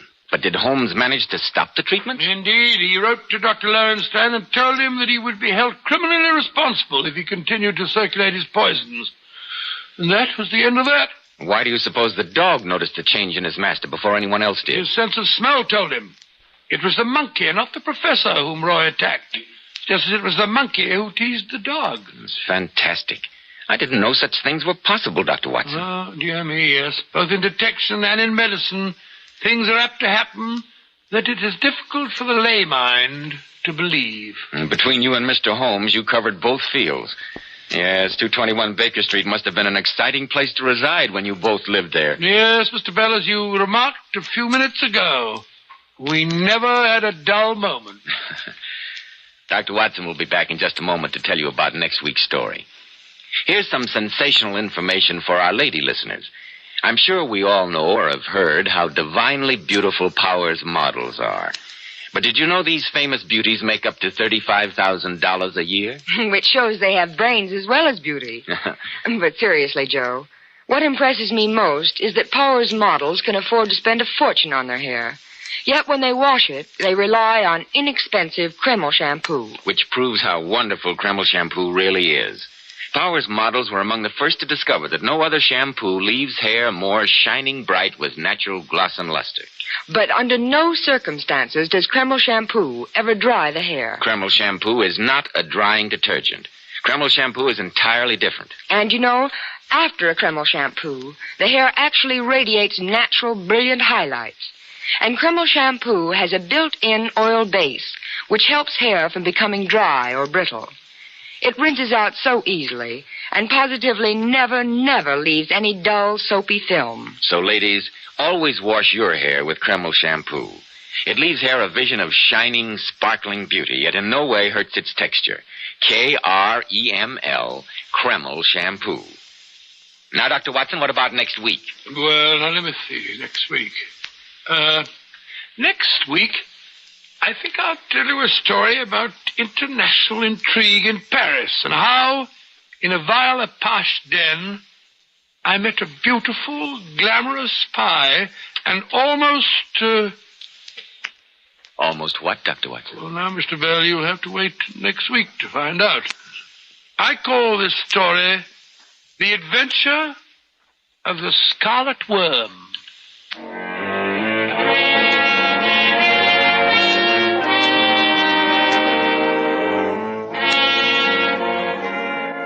Tonight's Sherlock Holmes adventure was adapted from Sir Arthur Conan Doyle's story, The Creeping Man. Nigel Bruce appeared by permission of California Pictures. Tom Conway through the courtesy of Eagle Lion Pictures. The Sherlock Holmes series is produced by Tom McKnight with original music composed and conducted by Alex Steinert. This is Joseph Bell speaking for Kreml Hair Tonic and Kreml Shampoo, and inviting you to be with us next week at this same time when Dr. Watson will tell us about the adventure of the Scarlet Worm.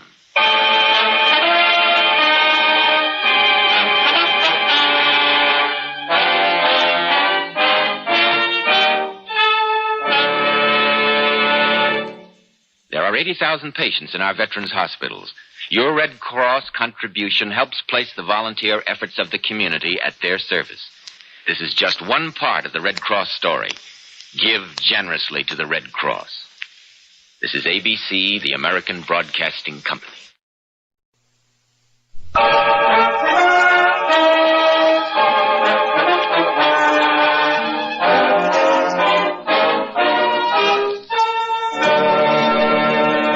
Kreml Hair Tonic and Kreml Shampoo present the new adventures of Sherlock Holmes, starring Nigel Bruce as Dr. Watson and Tom Conway as Sherlock Holmes.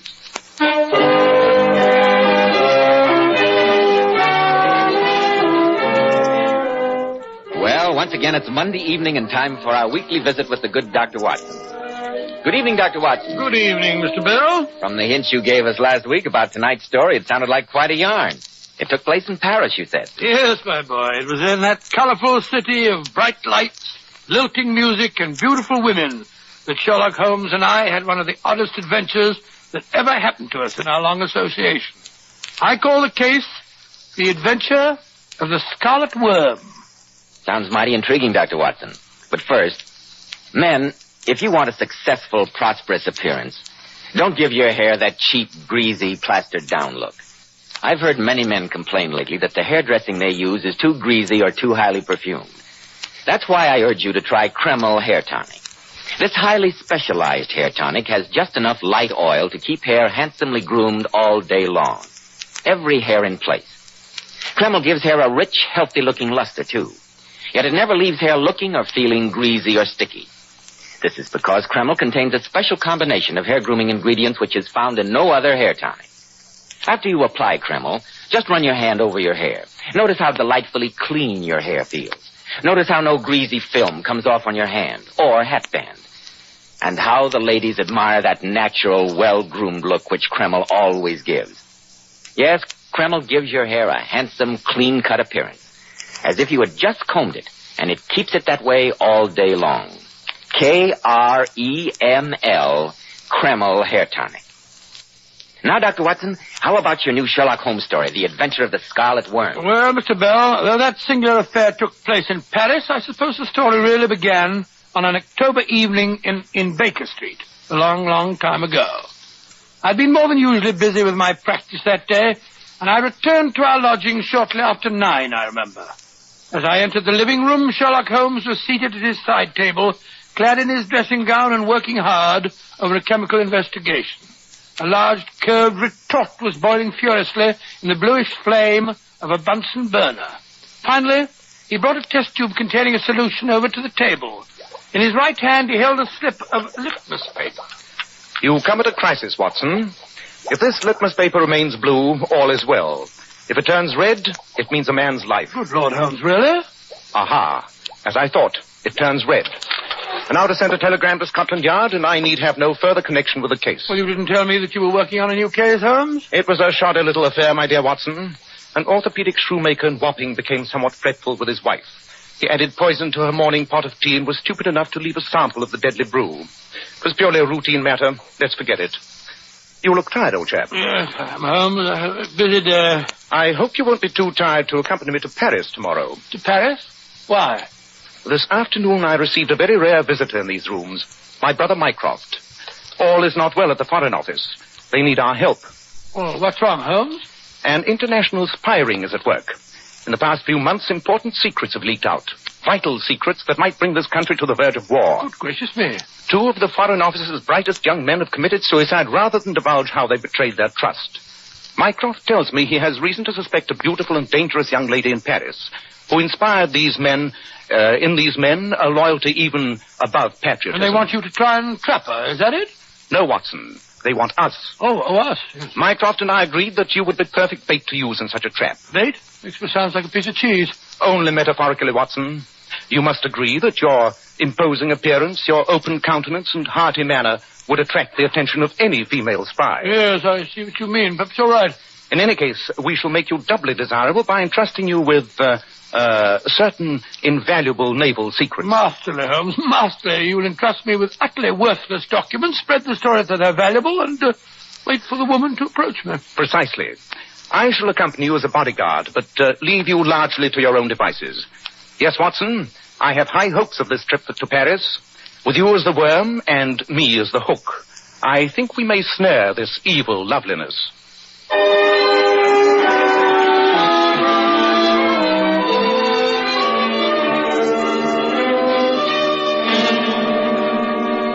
Mr. Holmes, Dr. Watson, you have shown me your credentials and explained your mission. We are aware of this spy ring. We are on constant watch.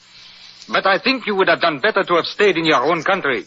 We of the Paris police are perfectly capable of handling such an affair ourselves, I assure you. Inspector Rigaud, the fact remains that 2 Foreign Office men died here under sinister circumstances. Yeah, nasty business, you know. British officials. Monsieur, I myself investigated the deaths. They were both self-inflicted. We of the Deuxième Bureau cannot fathom the mind of a suicide. Quite. But I doubt if the deaths were coincidental. Surely there must be some connecting link between them, Inspector? The only facts I can give you, monsieur, are these. Both men frequented an American-owned gambling casino in Montmartre. The name of it, please? Slater's on Rue Fontaine. The only other fact I can give you is that both the dead men were seen there in the company of a certain Mademoiselle Elvira. Ah, that must be the woman that Mycroft spoke of. Can you describe her, Inspector? Oh, what a woman.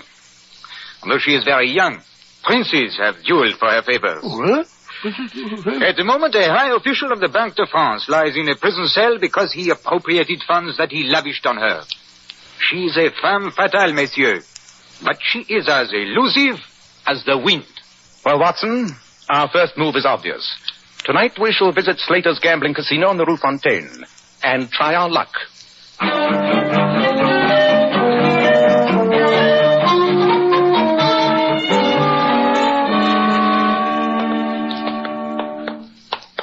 I say, Holmes, this is all rather exciting, isn't it? Paris at night. We're on our way to an American gambling casino in the hopes of meeting a beautiful young spy named Elvira. Just like a novel. Quite. Incidentally, since the young lady apparently moves in high society, I think it would be wiser if we give you a more impressive name. A fictitious title, perhaps. Well, how about the title I used once before? Sir William Norton. Splendid. Sir William Norton it shall be. And I trust that Sir William remembers the role he is to play? Yes, indeed, Holmes. If I do meet the young lady, I'm to appear very susceptible to her beauty. Not too hard for you, I imagine. And I'm to drop dark hints about the valuable secret that I'm carrying. Precisely, Watson. And if the lady proves as intrigued as I hope she will, you will follow the matter through to its logical conclusion. Logical conclusion, Holmes? Yes, I don't quite know how to take that. Ah, here's the casino. Courage, Watson, and good luck. Good evening. I'm Sam Slater. You gentlemen haven't been here before. No, Mr. Slater. My name is Sherlock Holmes, and this is Sir William Norton. How do you do, son? Holmes? Sherlock Holmes, the detective? Not here drumming up business, I hope. Oh, no. Just showing Sir William some of the sights of Paris. Fine. Then relax and enjoy yourself, gentlemen. Forget your profession, Mr. Holmes. In Paris at night, there's no crime. Or if there is, the police are conveniently blind to it. Glad to have you. Oh, nice place, Holmes. I think perhaps I'll take a little flat at the tables. Pardon, monsieur. You wish to speak to me, sir? Yes. I could not help but overhear Slater mention your name. It is a great honor to meet Sherlock Holmes. Permit me to introduce myself. I am André Flandon. How do you do? And this is Sir William Norton. I flatter myself that perhaps you have heard of me. My poetry has been published in England. Poetry, oh, Lord. No, Monsieur Flandon, I'm afraid it's escaped me. You have not heard my verses? Étincelant, où s'arrangea mon cœur. Charming, do you not think? Quite. Though the metaphor seems a little involved, if you don't mind my saying so. What do you think, Sir William? Well, as far as I'm concerned, there's only one language. That's English. Bon. Then I shall recite a poem of mine in English translation. Oh, must you? I say, Holmes, look at that stunning creature sitting by herself at the chemin de fer table. She's smiling at me. Oh, you are fortunate, Sir William. That is Mademoiselle Elvira. Elvira?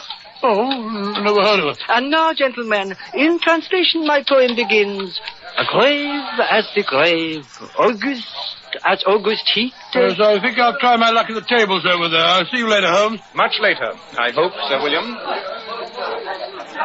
Sir William Norton, is it not? Yes, it is. I can't think how you recognize me, Miss, Madam... You may call me Elvira. Oh, friendly of you. Elvira? How'd you know me? Sam Slater told me who you were. He knows that I have a certain penchant for distinguished Englishmen. That's extremely flattering. Perhaps you'd care to join me in a glass of champagne. Oh, yes, I would like that. Let's sit at this table. Yes, you are. Garçon. Oui, monsieur. Deux champagne. Bon champagne, too. Oui. You are here in Paris on business? Yes, I am. Very important business. You see, I'm handling an extremely delicate and confidential matter for the British government. Oh, very impressive. And I suppose you will be too busy to let me show you some of the sights of Paris. Oh, no, I don't think so. All work, no play, you know. I'd be very flattered to escort you, madame. Oh, good. Then if we are to be friends, yes? I can't go on calling you Sir William. I think I shall call you Willie. Do you mind? Willie? No, I like it. Willie. Good night. Oh, yes, thank you. Mercy. Open up, will you? Oui, monsieur. Well, we must drink a toast, Elvira. May I propose one? To Willie, the man of mystery. Oh, thank you, my dear. And I shall drink to Elvira and to our better acquaintance.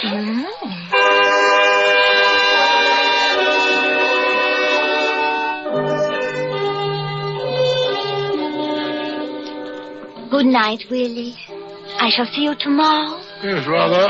How about breakfast? Oh, it's nearly breakfast time now. Oh, is it really? How about lunch? Yes, of course, my dear. But your important mission for the British government, when will you attend to that? Well, in a day or two, Elvira. Good night, my dear. Come here, Willie. Closer. Good night. What? You kissed me, you little darling. Thanks awfully. You're doing splendidly, Watson. Splendidly. Keep it up. Oh, she's a sweet little thing, Holmes. It's hard to believe that she's a spy. I told her that I was here on a secret and confidential mission. I even told her that I was carrying important naval plans. She didn't seem particularly interested. Of course not. She's much too clever to use the clumsy approach. She'll work slowly. She'll wait until she thinks she's got you completely captivated before she goes after that secret. Oh, then I'm just to carry on the way I did last night. Yes, old chap. Oh, good. Wine her, dine her, send her flowers, buy her jewelry. Make her think you're head over heels in love with her. I suspect that you won't find the job too unpleasant. Oh, I'm sure I shan't.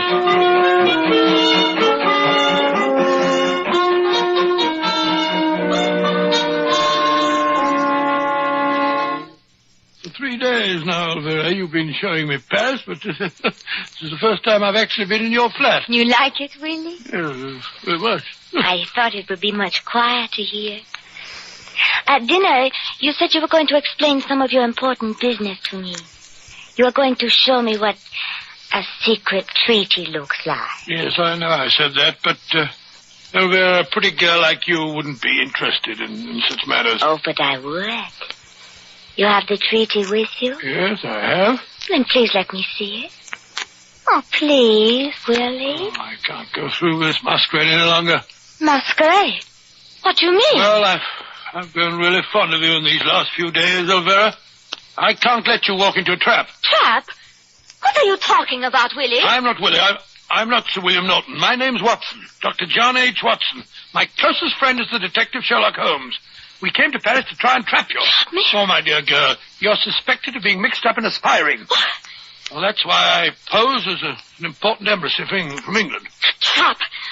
Are you doddering old fool? Oh, no, don't say that, don't say that. I'll teach you about trap. Elvira, put down that revolver. No, I'm going to. Oh, you're going to drop it, my dear. I can't do it. I'm just a stupid, weak female after all. I've grown fond of you, too. The bumbling old walrus. Oh, there. You remind me of my father. He was such a sentimental old fool. Like you. And just as sweet. Elvira, you're young. I know you don't really want to stay mixed up with a bunch of criminals. No. Now, look here. You tell Sherlock Holmes and me what you know about this spy ring, and we'll see that no harm comes to you, my dear. I've wanted to get out of it for months.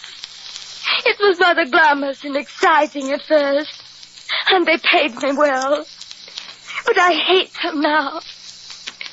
And yet when I told them I wanted to get away, they threatened me. Oh, we'll take care of you. Just tell us who's at the head of the organization. That I don't know. But I can tell you a lot about some of the members. That's splendid. Then slip on your coat and that funny little bonnet, and we'll go over and talk to Sherlock Holmes. Oh, and have him see me looking like this. Oh, blue-eyed and red. Oh, no. You go and bring him here. By the time you get back, I'll be more presentable. All right, I'll go and get him at once.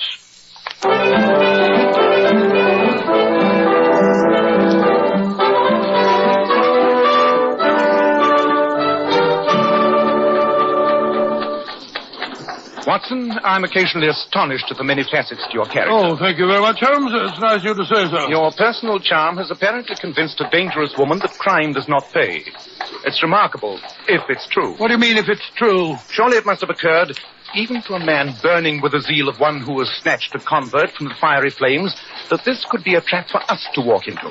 The delay while the young lady makes herself presentable would provide an excellent opportunity for her to summon her associates. Oh, upon my soul, Holmes, you're utterly cynical. I don't believe you have a heart. Possibly not, but I do have a head. Well, here's our place now. Stop, cabby, stop. Arrêtez.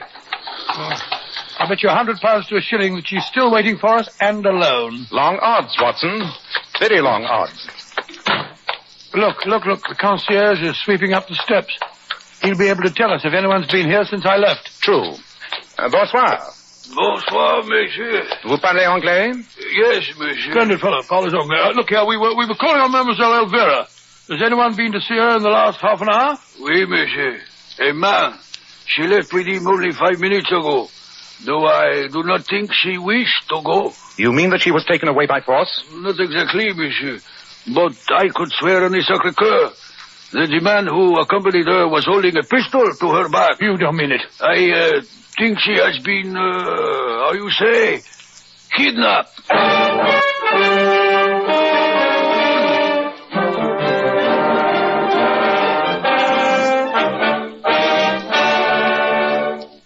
In just a moment, we'll rejoin Sherlock Holmes and Dr. Watson.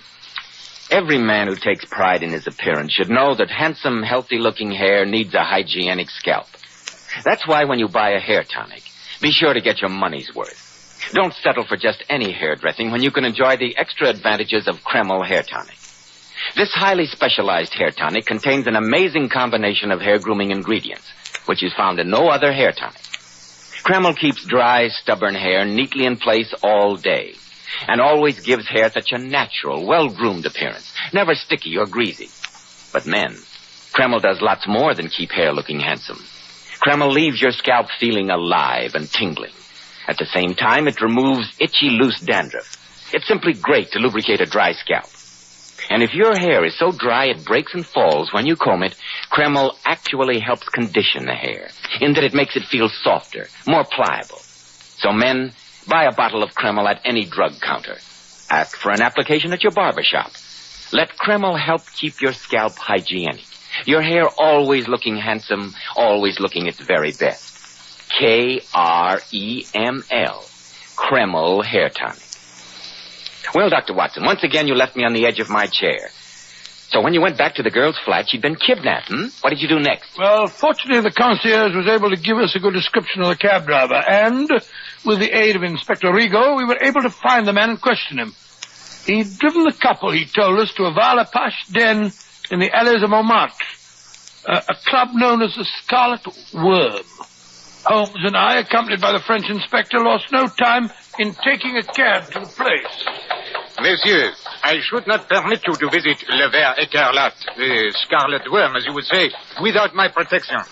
It is a cesspool of the underworld. Men have been known to enter there and make their exit by back door. Head first into the sewers. Good Lord, they've taken that poor little girl there. Inspector Rigaud, as I said, Mademoiselle Elvira told my friend that she does not know who is at the head of this organization. Have you any suspicions? Yes, but little else, my friend. One thing we are sure of. This man of mystery, the brain behind these criminals, is not French. Probably he is English. An Englishman, or so surely not. Ah. Le Ver Écarlate is waiting for us. Be on the alert, my friends, and keep close to me. I told you we didn't want to do it. You'll have to come around. Oh, there's Sam Slater, the man who owns the casino we went to the other night. Yes, and he seems to be involved in a violent argument. Yeah, a rat hole like this, you don't know what you're doing, Shabbat. Latin, you what you in here? Stay in your own golden pigsty. Who's the man that Slater's arguing with, Inspector? That is Chabert, the owner of this establishment. Slater's leaving. I wonder what he was doing in a place like this. Come, we'll speak to Chabert and find out. Bonsoir, Chabert. Bonsoir. I am honored with a visit from the inspector, the detective.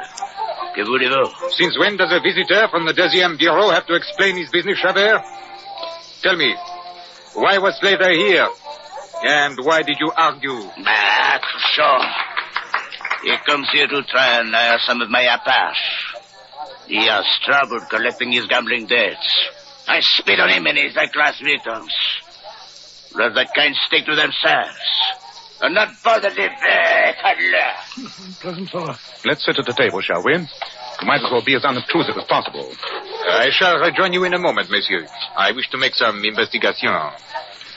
Watson, you seem to be a positive magnet towards the fair sex. Look at this young lady heading for you. Red hair, beret, and a painted face. Not my type, I'm afraid. Bonsoir, monsieur. Voulez-vous m'offrir un apéritif? Run along, young lady, and don't sit there. Oh, no, Watson. Where's your chivalry? Please sit down, won't you? Merci, monsieur. Pretend you don't recognize Yes, I don't. Never saw you before in my life. Whereas I've been keeping silence, Mademoiselle Elvira. Elvira? The wig is excellent and the use of makeup superb, Mademoiselle. But I recognized you at once by the conformation of your earlobes. Elvira, why are you disguised? Why'd they bring you here? I cannot speak now. You must get me away at once. Be careful. I'm being watched. We can't leave by the front way, but I know a back staircase that leads from the cellar. But there may be trouble. You take her, Watson. I'll guard the retreat. When the music starts again, dance with her. When you get to the back of the hall, slip out. I'll join you at the hotel. Oh, Lord, look, Holmes. Look who's coming to our table. It's that ghastly poet fellow we met at the casino. André Flandin. Pay no attention. I'll take care of him. Once again I meet my friend Sherlock Holmes. I have a new poem that I've composed in your especial honor. Dance, Watson, and good luck. Right you are, Holmes. Come along, my dear, come along. Your friend, please. Au revoir. Now I shall tell you my poem. It begins... Elvira, my dear, I can't tell you how relieved I am to find you all right. Don't look so serious. Pretend that I'm some girl that you don't know. Laugh. That's all right. That's better. Now dance me toward that door in the corner. There we are. Now, let's slip through it. I can't see a thing. Follow me. There are stone stairs here. Careful. Where do these lead? To an alley. Oh, careful. The stairs turn here. God, there's a light coming up the steps towards us. Xavier! You did not think you could live so easily, did you, Elvira?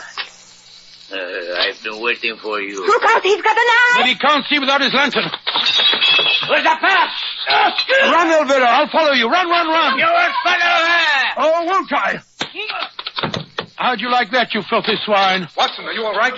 Yes, Holmes, I'm quite all right. Then run, old chap. I'll take care of this end. See that the girl is safe.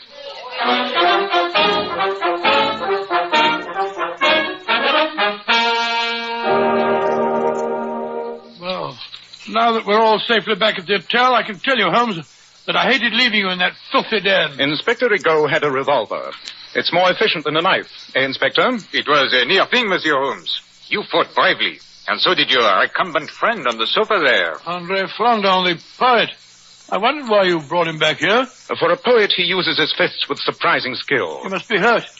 He seems to be unconscious. I think he's suffering from the effects of a trifle too much absinthe. I hadn't the heart to leave him. Ah, there you are, Mademoiselle Elvira. You're feeling no ill effects, I hope? No, Mr. Holmes. Splendid. Then now that we're all assembled, supposing you tell us your story. Who kidnapped you tonight? It was one of Chavert's men. They made me disguise myself and swear never to see either of you again, on pain of death. Instead of which we came to see you. We knew that Travers was connected with the spies. Now he is safely under lock and key. But we still don't know who is at the head of this organization. Can you give us any clues, mademoiselle? I think that the man you want was waiting in the cab that took me to the Scarlet Worm. But he was masked and he never spoke. Can't you recall anything that might give us a clue? Oh, one incident, if it means anything. Chavert's man said to him, "We go to the Scarlet Worm, eh? That is good. You make worms, no?" And then he laughed. He said this in French, of course? Yes, he did. Then the case is solved. I'm an idiot. I should have spotted it sooner. The man you want, Inspector, is lying asleep on the... Look out! He's not asleep. Watson, he's got a revolver. Oh, no, you don't. Oh! He's gone to sleep again. Really, Watson, you're in splendid form tonight. But, Monsieur Holmes, why do you say that man is the culprit? You yourself gave me the clue, Inspector, when you told me that the criminal was an Englishman posing as a Frenchman. But you only met the fellow on 2 occasions, and then not for more than a few minutes. It was long enough to realize that Flandin was really an Englishman. The first time we met him, he quoted a poem that he said was translated from the French.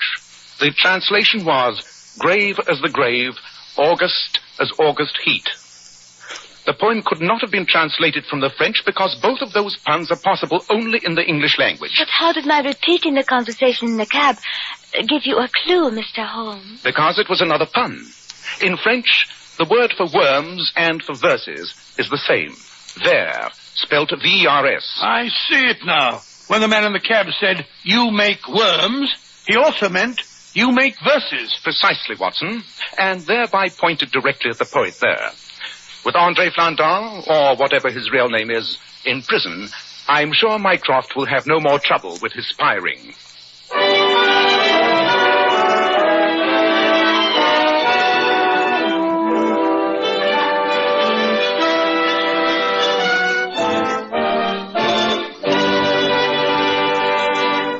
Ladies, of course you use a shampoo to wash your hair, but just a word of caution. There are many popular shampoos today which leave the hair lustrous but have a tendency to dry the hair. And that's why I advise you to always use Kreml shampoo. How right you are, Joe. Lovely Powers models were among the very first to discover the amazing beautifying qualities of Kreml shampoo. They claim no other shampoo leaves hair with more brilliant, glossy, natural highlights. Yet under no circumstances does Kreml shampoo ever dry your hair. Kreml shampoo is not a soapless shampoo. It's not a cream shampoo. It's not a drying detergent. It's entirely different. Yes, after a Kreml shampoo, your hair actually radiates natural, brilliant luster. But Kreml shampoo is one shampoo you can buy today that has a beneficial built-in oil base, which helps keep the hair from becoming dry or brittle. So ladies, be smart. Always wash your hair with Kreml shampoo. It leaves hair a vision of shining beauty, yet in no way hurts the texture. Kreml, Kreml shampoo. Now, Dr. Watson, what about next week? Well, now let me think. Next week, what should I tell you? Next week, I think I'll tell you the story of how Sherlock Holmes, by solving an ancient musical cipher, managed to save the estates and restore the fortunes of the Earl of Moultrie. I call it The Adventure of Moultrie Abbey.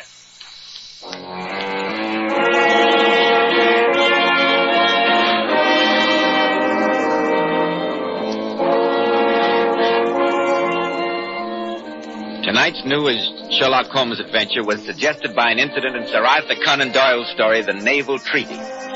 Nigel Bruce appeared by permission of California Pictures. Tom Conway through the courtesy of Eagle Lion Pictures.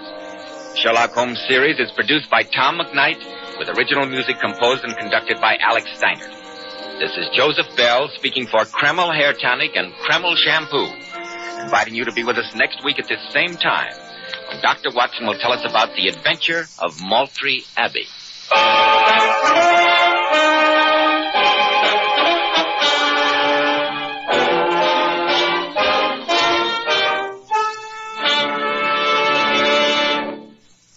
This is ABC, the American Broadcasting Company.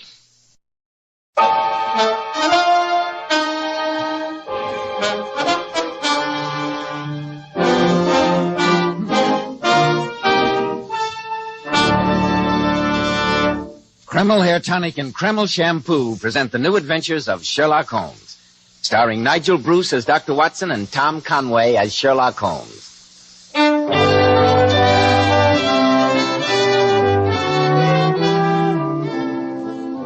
Well, once again, it's time to keep that pleasantest of all doctor's appointments, our weekly visit with our excellent host and incomparable storyteller, Dr. Watson. Good evening, Dr. Watson. Ah, there you are, Mr. Bell. Just in time to join me in a glass of port. The decanter's there on the sideboard.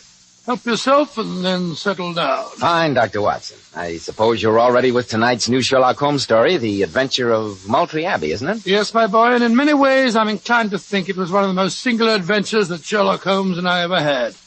But before I begin the weird adventure of Moultrie Abbey, haven't you got a word for our listeners? Yes, Dr. Watson, I have. Men, neat-looking, well-groomed hair does so much to give a man that air of success, to say nothing of adding to his good looks. And I'm sure you'll be interested in hearing about this modern trend in hair grooming, which has become such a nationwide favorite. It's called Kreml Hair Tonic. This highly specialized hair tonic contains a combination of hair grooming ingredients which is found in no other hair tonic. Yes, that's exactly why Kreml gives a man's hair such a natural, well-groomed look, and keeps it in place longer, keeps every hair in perfect order from morning till night. Yet Kreml never gives hair that cheap, greasy, patent leather look. Kreml keeps hair looking mighty handsome with a rich, healthy-looking luster. Yet it always feels and looks so clean on your hair and scalp. Men, if you aren't already using a hair tonic, try Kreml. If you're using some other hair dressing, change to Kreml. Then see if your hair doesn't look better than it ever did before. Better groomed, better looking when you use Kreml. Kreml, Kreml Hair Tonic. Now, Dr. Watson, how about the Venerable Bede and the Adventure of Moultrie Abbey? Well, Mr. Bell, that story began in Baker Street on the December afternoon many, many years ago. It was shortly after tea, I remember, when Sherlock Holmes, who'd been pacing up and down our room, suddenly stopped at the window and looked intently out at the street below him. After a few moments, my curiosity overcame me, and I joined my old friend. Looking over his shoulder, I saw that on the pavement opposite there stood a young woman dressed in the height of Edwardian fashion. She wore a fur boa and a broad-brimmed hat, from under which she peeped up in a nervous, hesitating fashion at our windows, while her body oscillated backward and forward. Suddenly, with a plunge like the swimmer who leaves the bank, she hurried across the road, and we heard the clang of our front door bell. Took her a long enough time to make up her mind, didn't it, Holmes? Yes, Watson. I've seen those symptoms before in women. Oscillation on the pavement generally means an affaire du coeur. She would like advice, but is not sure whether the matter is not too delicate for communication. Oh, she looked a pretty little thing. Perhaps some scoundrels jilted her. Oh, no, Watson. In such a case, the usual symptom is a broken bell wire. Here, I think we may deduce the young lady is not so much angry as grieved or perplexed. Why not meet her at the head of the stairs, old chap? I know Mrs. Hudson's rheumatism is bothering her. Yes, of course I will. This way, young lady. It's all right, thank you, Mrs. Hudson. I'm Dr. Watson. Won't you come along in? Thank you, Dr. Watson. This is my friend, Mr. Sherlock Holmes. How do you do? How do you do? I'm Sybil Carter, and I need your help, Mr. Holmes. Then please be seated, Miss Carter. I presume it is Miss, since I see no ring on your wedding finger. Yes, it's Miss. Though that awful man, Jonathan Devers, would like to make it Mrs. Oh, I can quite understand any man wanting Quiet, Watson. Oh, sorry. Please tell me your problem, Miss Carter. Well, I can tell you in 2 words, gentlemen. Jonathan Devers wanted to marry me, and that was bad enough. But even to save the Moultrie fortunes, I couldn't marry him. Now he wants Harold to leave the country and disappear. And when we think of the Abbey and the tenants, what can we do? I know that my brother's dead set against outside interference, but tonight is when we play the music. And if only you could be there. Oh, that's considerably more than 2 words, Miss Carter. I'm afraid I can't make head or tail of any of them. Nor can I. Supposing you begin again and talk more slowly. Oh, very well, Mr. Holmes. Perhaps it'll be better if I ask questions. You mention your brother's title. May I ask what that title is? My brother's Harold Carter, the 14th Earl of Moultrie, and the poorest. Confidentially, we're in a dreadful way financially. Harold invested in Canadian copper last year. The market dropped recently, and we were nearly wiped out. That's when this awful Jonathan Devers came on the scene. And who is Jonathan Devers? Oh, he's a cousin of ours from South Africa. He's a dreadful bore, but extremely wealthy. And he wants to marry you, you say? Yes, but even for the sake of the Abbey and the Moultrie fortunes, I couldn't do that. Now he's offered Harold £50,000 in cash if he'll go abroad and pretend to disappear. You see, Jonathan Devers is next of male kin in line for the inheritance. So Mr. Devers is trying to bribe your brother to disappear so that he may inherit the title and estates? Yes, Mr. Holmes. In this particular matter, I fail to see how I can help you. Oh, but you can, Mr. Holmes. You see, the first Earl of Moultrie, he was created by Henry VIII, you know, left a family motto. It's inscribed in our private chapel at the Abbey. It says, "If the Moultries be in need, seek the Venerable Bede."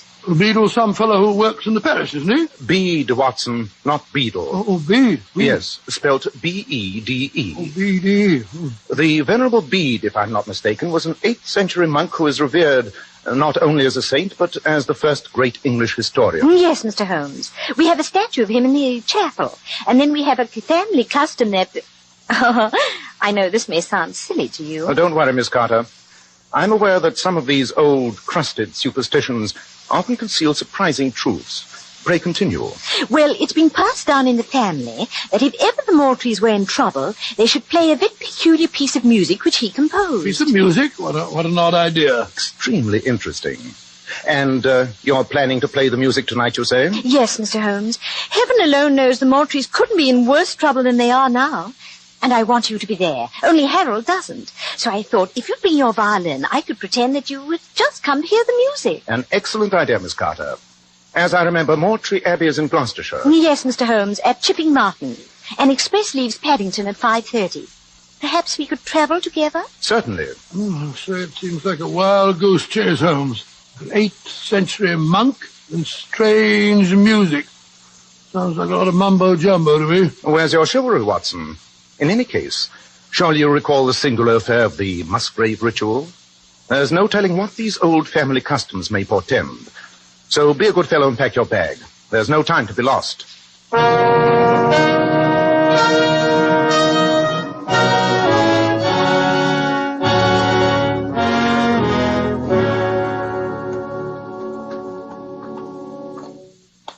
I'll just have time to show you the chapel before dinner, gentlemen. Thank you, Lord Carter.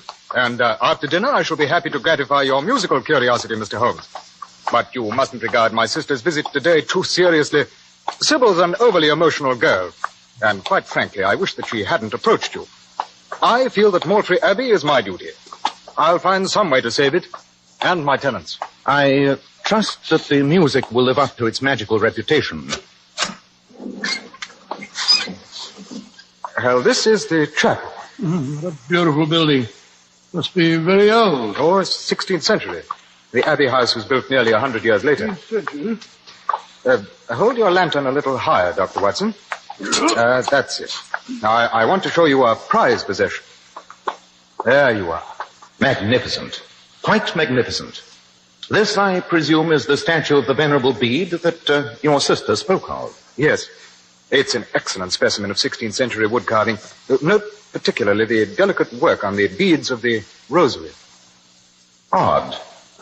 Very odd indeed. What's odd, Holmes? The fact that the... How many times do I have to tell you to keep away from me, you filthy scum? Don't you take your whip to me, sir. I'm not doing nothing. What on the devil's going on out there? Come on. Confound your evidence. Take that. Oh, don't you lay your whip on me. Jonathan, what's the matter? Harold, I demand that you discharge this groom of yours. You can't whip me, Mr. Devers. I'll have your blood for this, I will. Well, what's he done, Jonathan? He's been following me. Twice today I bumped into him in the grounds. Not half an hour ago I was taking a walk by the bottomless tarn, and I found him skulking behind me. Now I bump into him sneaking after me here. I say you must discharge him, Harold. But he was only hired today. I suppose you're right. Wilson, you may collect a week's wages and leave in the morning. I wasn't doing no harm. Just trying to deliver a telegram. That's why I came here. Is one of you gents Mr. Sherlock Holmes? I am he. Then this telegram come for you. I was only trying to find you when this son of a South African slave driver comes in. Oh, I'll have your blood. Just see if I don't. That's enough, Wilson. Now, clear out. I'm sorry, Jonathan. Oh, by the way, this is Mr. Sherlock Holmes and Dr. Watson. Mr. Jonathan Devers. How do you do? How do you do, Mr. Devers? Yes. Sybil told me that you were having distinguished company at your musical soiree tonight. How are you, gentlemen? If excuse me. We'll see you at dinner, no doubt. Bully. That poor devil of a groom was hot as sour. Mr. Devers mentioned that he was walking by the bottomless tarn half an hour ago. What, may I ask, is the bottomless tarn? Oh, it's a lake on the estate. It's just behind the gamekeeper's cottage. There's a legend that it's fathomless. All I know is that some years ago a prize heifer of mine was seen to fall in and drown. We dragged the lake, but no grappling hooks we could obtain touched the bottom. Interesting. Holmes, the telegram that fellow brought you. Ah, yes, the telegram. Give me the lantern, Watson. Thanks. An extremely illuminating message. Read it for yourself, Lord Carter. It says nothing but my cousin's name, Jonathan Devers. And yet the message is quite eloquent. It is in answer to a query I made before leaving London. Who forced that market drop in Canadian copper which wiped out the Moultrie fortunes? You mean that Jonathan deliberately smashed me, Holmes? It would seem obvious. Yes, it's perfectly clear the Devers covets the title and stop at nothing to get it. Holmes, what am I going to do? What the devil am I going to do? We must wait until after dinner and hope that the musical composition may give us a solution to your unhappy problem.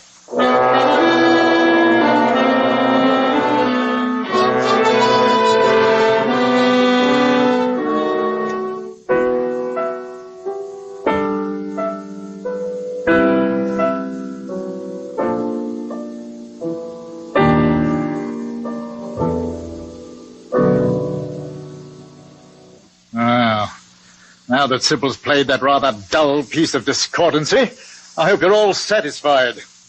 Naturally, the Moultrie fortunes will be restored. Very funny, Jonathan. What do you make of it, Mr. Holmes? It's curious. Very curious. Will you repeat that principal theme again, please, Miss Carter? Yes, of course.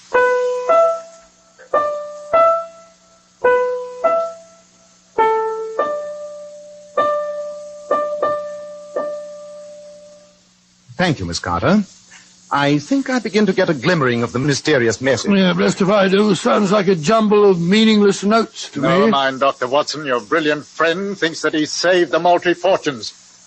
In that case, Harold, I suppose you won't need to see Mr. Alexander in London tomorrow. Why, how did you know that? That your solicitor planned to start bankruptcy proceedings at the latest tomorrow? I, too, have my investigators, Harold. They seem a bit more efficient than your great Sherlock Holmes. Good night, Sybil. Good night, gentlemen. There you are again.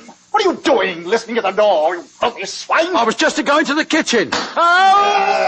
Get to the stables where you belong. I see that groom again, Harold, I'll break his neck. See that he goes tonight. How dare he speak to you like that, Harold? He's not master here. Not yet, Sybil. But I can't hold on to the place much longer, and he knows it. He's a thoroughly unpleasant scoundrel, if you ask me. Mr. Holmes, you said the music gave you some clue to the message? It did, Miss Carter. But it requires thought and a certain amount of musical experimentation. I doubt if this music room would welcome the consumption of an ounce or two of shag tobacco.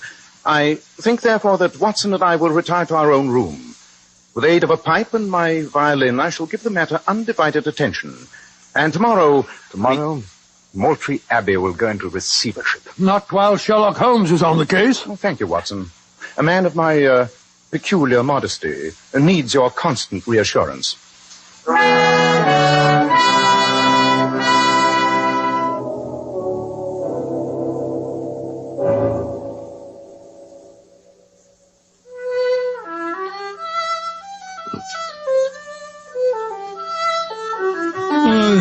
I can finally sleep at home. Then why not go to sleep, my dear chap? How can I when you keep scraping away that wretched fiddle?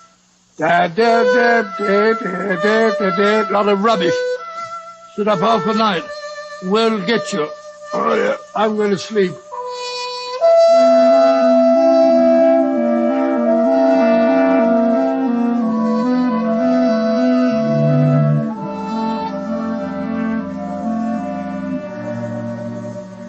When the Moultries are in need, seek the venerable bee. This music will solve the Moultries' problems. You can't whip me, Mr. Devers. I'll have your blood for this, I will. Too bad that your solicitor is starting bankruptcy proceedings tomorrow. You must help us. You must.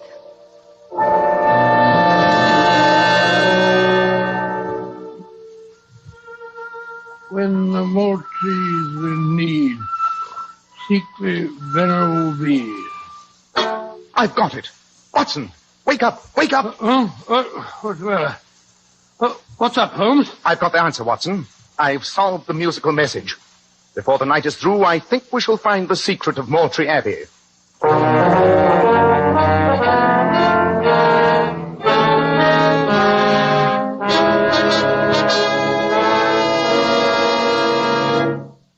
In just a moment, we'll rejoin Sherlock Holmes and discover just what that secret is. Leading hair specialists in this country constantly advise us to take better care of the hair we've got. And men, don't forget that if you want your hair handsome and healthy looking, one of the first requirements is a hygienic scalp. And why settle for just any hair dressing when you can enjoy the extra advantages of Kreml hair tonic? Kreml is a highly specialized hair tonic which gives you your money's worth. It contains a unique combination of hair grooming ingredients which is found in no other hair preparation. It keeps hair attractively groomed at all times, looking so neat and orderly. But Kreml does lots more than keep hair looking handsome. A Kreml massage stimulates circulation right in the surface of your scalp and leaves your scalp feeling so alive and invigorated. At the same time, Kreml removes dandruff flakes. And it's excellent to lubricate a dry scalp. And if your hair is so dry that it breaks off and falls when you comb it, Kreml actually helps condition the hair in that it makes it feel softer and more pliable. So men, take better care of the hair you've got. Buy a bottle of Kreml at any drug counter. Ask for an application at your barber shop. Use Kreml daily for better groomed hair, for a more hygienic scalp. Kreml, Kreml Hair Tonic. Well, Dr. Watson, I'm just as confused as I'm sure you must have been when Sherlock Holmes awakened you. What was the musical message? Supposing I tell you the story in its actual sequence, Mr. Bell. I quickly dressed, and in the moonlight, Holmes and I stealthily crept down the corridor to Lord Carter's room. A few moments later, the three of us, carrying lanterns, started down the staircase leading to the main hall. Holmes, as we went into Lord Carter's room, I'm sure, absolutely certain that I saw another door down the corridor half open and then close. Which door was it? The last one on the right. Well, that's Jonathan Dever's room. Well, I suppose he knows what we're up to, which I must confess is more than I do. Well, if I'm right, not even Devers can stop us now. You're being confoundedly mysterious, Holmes. Will you tell me why we're heading for the chapel at 2 a.m? In a few moments, I shall make the reason extremely clear to you, I hope. Yeah. Here's the door.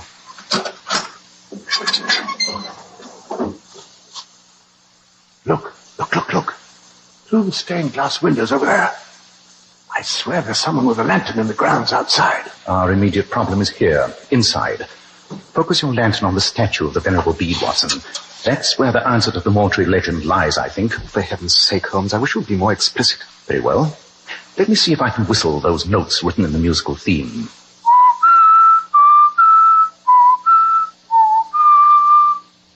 The notes are B, E, D, E, B, E, A, D. These notes were followed by a rhythmically repeated series of the note D 4 times. Surely now the pattern becomes clear. Well, the notes B, E, D, E obviously stand for Bede, the Venerable Bede, and we're standing in front of a statue here now. But the second 4 notes are B, E, A, D. You yourself pointed out the rosary on the Venerable Bede statue, Lord Carter. The notes B, E, A, D must refer to the beads of the rosary. That's why I became suspicious on first seeing the statue. The rosary did not come into use till almost 5 centuries after the Venerable Bede. Yet his statue had one. Then what does the repetition of the note D 4 times mean after the melody? I think it gives us the vital clue. D is the 4th letter in the alphabet, and it's repeated 4 times. Let's see what happens when we press the 4th bead on the Venerable Bede's rosary. So, by George, I think you're on the right track, Holmes. You are. Look at that section of wall behind the front. It's slid back. Come on. Let's see what it takes us to.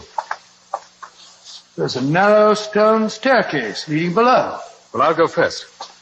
Holmes, perhaps you have saved the Moultrie fortunes after all. I hope so, Lord Carter, I hope so. Watch your head, Watson. Oh, must have built these steps for pygmies. Holmes, do you suppose we'll find any hidden treasure down here? I shall suppose nothing, Watson. In a few moments, there will be no need for conjecture. Holmes, I'm afraid we've drawn a blank. What's wrong, Lord Carter? Look for yourself. A deserted crypt. Nothing but a few cobwebby old relics. Yes. A crucifix, a Bible, a gutted candlestick on the table here. Oh, they may have some small intrinsic value, but nothing else. Oh, I was a fool to have any hopes. I was expecting to find buried treasure. Wait a moment. Something, possibly the treasure, has recently been removed from here. Well, what makes you say that, Holmes? The room is thick with dust, and yet there's a large rectangular space free from dust on the table, as though a heavy folio volume had recently been lying there. By George, you're right, Holmes. And look here on the floor. Fresh footprints. Yes, someone has recently anticipated our discovery. Well, it's not very hard to guess who that someone was. Jonathan Devers. Aha! Observe these curious marks on the floor by the table. 4 round dots, rectangularly spaced. I should say that a Gladstone bag has been placed here. A bag that was undoubtedly used to remove the treasure. But why, Holmes? Why carry off a heavy book in a bag? Supposing that book were of priceless value, Watson. Suppose it were the heirloom of the Moultrie family, and its discovery by the rightful owner might save the estate. Yes. And I'm sure that Devers is quite capable of stealing it. The question is, though, what would he do with it? Precisely. And to answer that question, I shall try and imagine myself in the shoes of Mr. Devers. I'm a millionaire, therefore I don't need the treasure. Too risky to sell it anyway. All I want to do is to keep it from the Moultries, so I'll destroy it. But how? I haven't the time or the opportunity to burn it. Difficult with a heavy book in any case. So I'm looking for some place to dispose of it where it may never be recovered. A fathomless lake on this estate. That'd be the place. The bottomless tarn? Of course. Remember the Devers told us earlier that he'd been walking by it this evening? Then let's go there as fast as we can. I can only pray that we're not too late.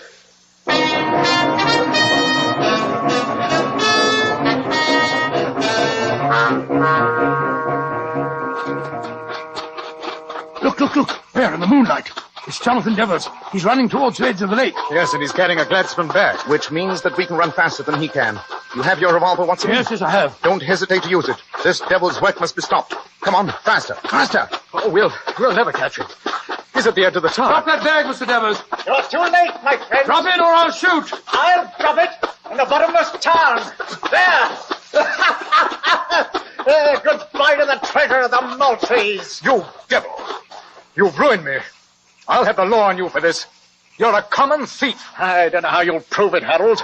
It was my own Gladstone bag and I dropped it in the tarn. You don't even know what was inside it. But here comes the man who can tell us. Lord, it's Wilson, the groom fellow you discharged, Lord Carter. What are you doing here, Wilson? What's that book you're carrying? I just done what Mr. Sherlock Holmes told me to, sir. I was following Mr. Devers. When he put down the bag and went off to get his coat before coming out here, I thought there might be something valuable in it. I took out this book and I filled the bag with a few rocks. Wilson, No, you won't, Devers. Or you'll end up in the tarn where you belong. Let me see the book, Wilson. Here you are, Governor. Thank you. Hold the lantern a little higher, Watson. That's it. Aha. These faded pages are written in monkish Latin of the 8th century, and the hand is of the same period.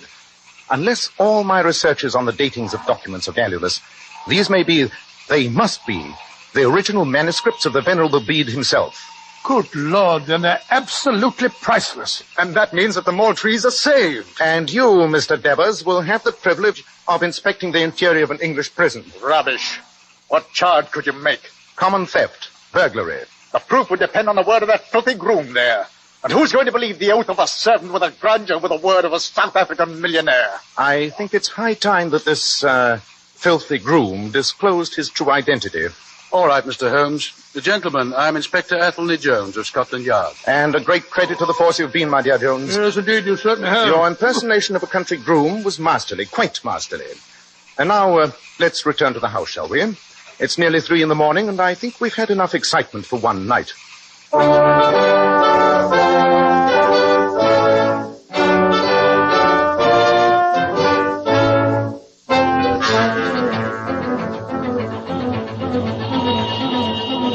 A very satisfactory case, Watson, don't you think?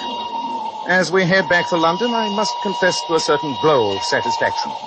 The fortunes of the Moultries are restored, the villain foiled and in custody. And Scotland Yard get the credit. You know that, of course, Holmes. Well, they deserve it. Athelney Jones is a very enterprising fellow. Yes, Watson, an immensely interesting case. You see, Moultrie Abbey was, from its name, one of the properties expropriated from the monks by Henry VIII, who created the earldom. Undoubtedly, the abbot had hidden the monastery's most valuable possession, the Bede manuscript. Then I suppose the first earl discovered the hiding place and left the book there as a future security for the Moultrie family. Exactly, leaving the cryptic verse as a clue. If the Moultries be in need, seek the Venerable Bede. Yes, I see it all now.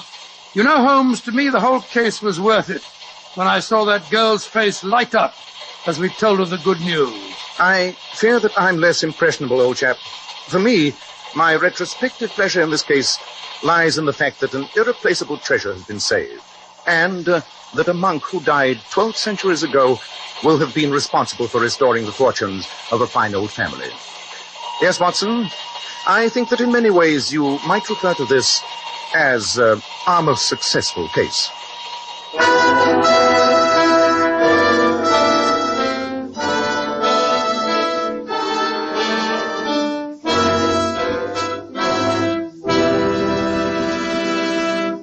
Dr. Watson will be back in just a moment to tell you about next week's story. Ladies, you've heard it said that a woman's hair is her crowning glory. And how true this is. That's why you ladies should take the very best care of your hair, especially in shampooing. I'm glad you brought that point up, Mr. Bell, because many popular shampoos have a tendency to dry the hair. Well, here's one shampoo that will never dry the hair. Never under any circumstances. And it's Kreml shampoo. Yes, Kreml shampoo is simply wonderful. It actually glamour bays each tiny strand of hair so that it fairly radiates natural, dazzling highlights. It leaves the hair simply gleaming with natural, glossy luster. And what's more, your hair stays this way for days. Kreml shampoo is not a soapless shampoo. It's not a cream shampoo. It's not a drying detergent.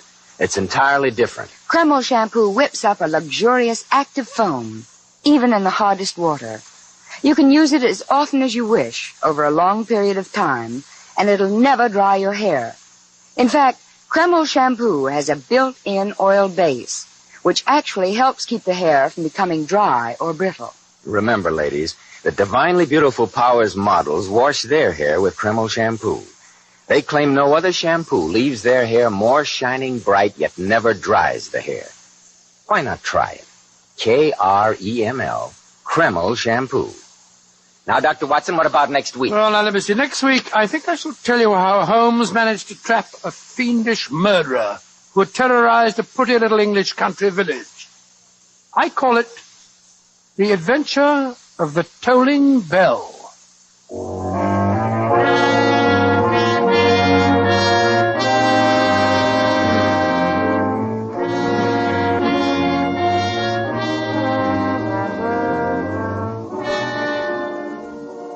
Tonight's new Sherlock Holmes adventure was suggested by an incident in Sir Arthur Conan Doyle's story, A Case of Identity. Nigel Bruce appeared by permission of California Pictures.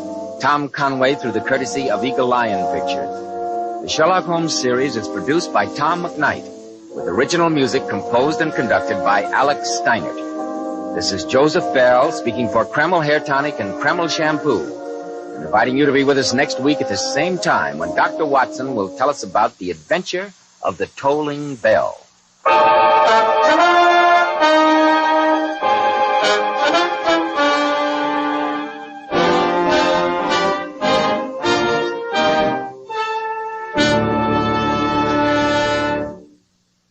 This is ABC, the American Broadcasting Company.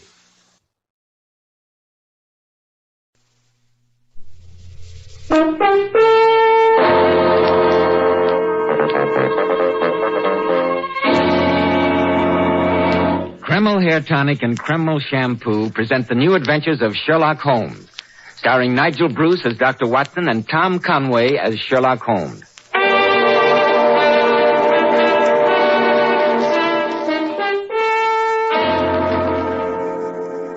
Well, once again, it's time to keep our weekly date with the Dean of Storytellers, Dr. Watson. I'm sure he's expecting it. I am indeed, Mr. Bell. Good evening.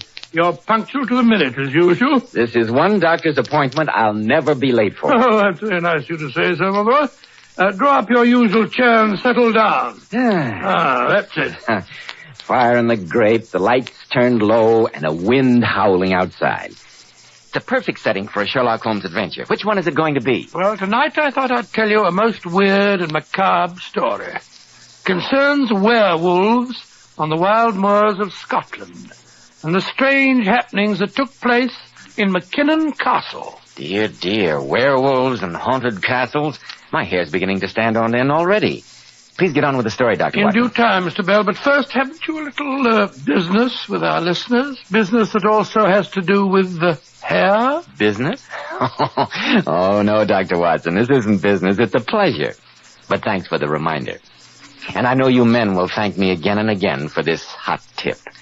Try Kreml Hair Tonic. Just notice how Kreml makes stubborn hair so much easier to comb. How your hair falls in place just where you want it and stays that way all day long. Now be honest, men. Did your hair ever look better? You see, Kreml gives even dull, lifeless-looking hair a rich, attractive luster. It makes hair look so handsome and alive. Yet Kreml never glues hair down. It never leaves it looking or feeling greasy or dirty. Just try Kreml Hair Tonic once, and you readily see why it's such a nationwide favorite. Now, Dr. Watson, how about the werewolf? Well, Mr. Bell, the adventure began innocently enough on a slate-gray November afternoon in Baker Street, just before the turn of the century. Holmes and I were seated comfortably on either side of a crackling fire when shortly before tea time there was a jangle on our doorbell, and a few minutes later a young girl, who Mrs. Hudson announced as Miss Victor, was standing before us. A young girl dressed in a wedding gown.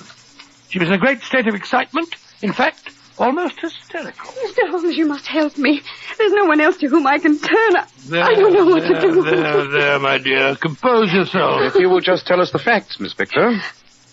Well, at 3 o'clock this afternoon, I was to have been married to David McKinnon, Any relation to the heir to McKinnon's? the son and heir to the estate, Mr. Holmes. Oh, really? I think I met one of the family in a shooting party a few years ago. I remember distinctly. Some other time, that Watson, please. Miss Victor's problem is immediate. Oh, sorry. Oh. You say you were to have been married, Miss Victor. What occurred to prevent the ceremony? David just didn't appear. Oh, it was dreadful, Mr. Holmes. I waited and waited, and finally I knew he wasn't coming. You've had no word from him since? No, none. I went to his hotel as soon as I left the church. And what did you discover? That he'd received a visit from an elderly Scotsman this morning. And the porter said that immediately afterward they left together in a cab for St. Pancras Station. St. Pancras? Undoubtedly their destination was Scotland, Holmes. Quite. Oh, Mr. Holmes, you must find David for me. I know he's been kidnapped. Miss Victor, a man who is being kidnapped does not walk out of a hotel in broad daylight and order a cab. Well, something's happened to him. He wouldn't do a thing like this of his own volition. Are you quite sure that you didn't have some lover's quarrel, some little tiff in the last few days that might have made your fiancé change his mind? Of course I'm sure, Dr. Watson. We've never had any misunderstanding. Only something dreadful could have made him leave. I shall do everything in my power to find out what it was, Miss Victor. Oh, thank you, Mr. Holmes. Oh, Watson, get me the railway guide. Oh, there you are. It's on the table beside you. I knew you'd help me. I only hope you'll be successful. Ah. Now, Watson, if you'll pack a couple of bags and meet me at the station at 9:15 in time for the Scottish Express, I have a few simple inquiries to make.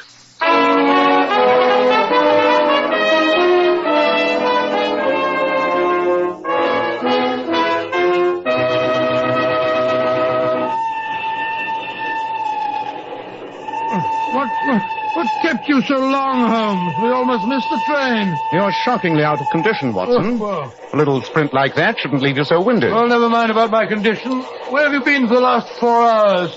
Delving into the back issue files of the Times. Very instructive. You should try it sometime. Rubbish. There's nothing duller than yesterday's news. I doubt if you'd call the legend of the McKinnon family dull, Watson. On the contrary. Oh, so that's what you've been looking up. Yes.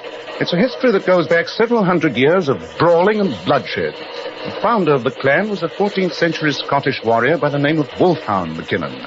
He is reputed to have been so incredibly vicious in battle that his enemies accused him of being a werewolf. A vampire? Oh, come now, Holmes. Merely repeating a 500-year-old legend. The point is that the present head of the clan, the father of the disappearing fiancé today, is known as Black Angus. He's a dominant, thoroughly hated man whose local reputation is as frightening in our day and age as his predecessors was 5 centuries that's ago. all very interesting, Holmes, but I don't see why you should get so excited over a 500-year-old legend. Well, you see, Watson, I found another rather curious fact in the papers. Oh? What was that? Several times during the last few months, sheepdogs have been found dead in the vicinity of McKinnon Castle with their throats torn out. Good heavens!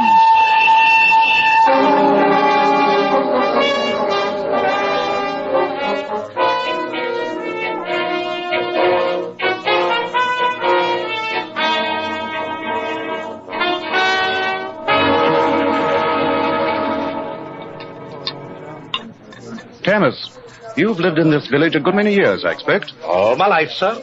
And this inn was my father's before me. We're interested in some of the local beauty spots, particularly McKinnon Castle. McKinnon Castle is no beauty spot, sir. Oh, really? Devil's Castle, we call it. There isn't one of us in the village that wouldn't be glad to see the ground open up and swallow the place. Aye, and every McKinnon who lives there. Gracious me. Why are the McKinnons so hated, Thomas? They're no men. They're monsters. A McKinnon thinks that because he owns the land, he owns the air among breathes, too. And Black Angus is the biggest, blackest devil of them all. Black Angus? You mean the present laird? Aye. And if he keeps up with his devil's work, he'll be the dead laird before long. Dear me, how bloodthirsty. What's been going on, Thomas? It's the sheepdogs, sir. Hereabouts, a man's sheepdog is his living. And yet 6 more have been killed in the past 2 weeks. And all of the poor wee beasties lying there on the moors with their throats torn out. How can you blame McKinnon for that? Surely some animal... Aye, sir, aye. An animal that stands on 2 feet. What are you suggesting, Thomas? I'm suggesting nothing, sir. Except those dead dogs all had human teeth marks on their throats. You insinuating that Black Angus is a vampire? Oh, no. Really, my dear fellow. We've seen him at night, when the moon was high, galloping across the moors on his big black horse. And the next morning, there's always been a dead sheepdog. You've seen him yourself? Well, no, sir. But there are those that have. There's no mistaking him with his big coat flapping and his hat pulled down over his eyes. What an extraordinary business. Interesting, very interesting. Do you see that gentleman that just came in, sitting by himself in the corner there, sir? The man in the grey overcoat? Aye. His name's Humphreys. He can tell you more about the McKinnons than I can. He's a cousin of the family. And even though he's related and lives at the castle, he's as nice a gentleman as you'd meet up with. Thank you for the information, Thomas. I think perhaps we'll go and have a chat with him. Come on, Watson. Right, Holmes. Thank you, Thomas, thank you. Glad to be of service, gentlemen. Excuse me, Mr. Humphreys. Aye? May we take the liberty of introducing ourselves? I'm Sherlock Holmes, and this is my friend, Dr. Watson. How do you do, Mr. Humphreys? How do you do? Oh, won't you sit down? Thank you. Thomas tells me you are a cousin of the McKinnon family. I am. Do you know them? We're particularly interested in one of them, Mr. Humphreys. Yes, in David McKinnon. David's a very fine boy. You knew he was to have been married in London yesterday? Aye, I knew that. Did you also know that just before his wedding he suddenly disappeared, Mr. Humphreys? Gentlemen, may I ask the reason for your interest in young David? That's a very fair question, sir. I have been asked by Miss Victor, David's fiancée, to try and find the young man. Oh, I see. It's a very unfortunate business. Mr. Humphreys, shortly before the wedding yesterday, David McKinnon had a visitor in his hotel. They left together, presumably to catch the express for Scotland. And poor Miss Victor was left stranded at the church. The dear little thing was heartbroken. She would be. Mr. Holmes, I wish I could help you in some way, but... You can, Mr. Humphreys.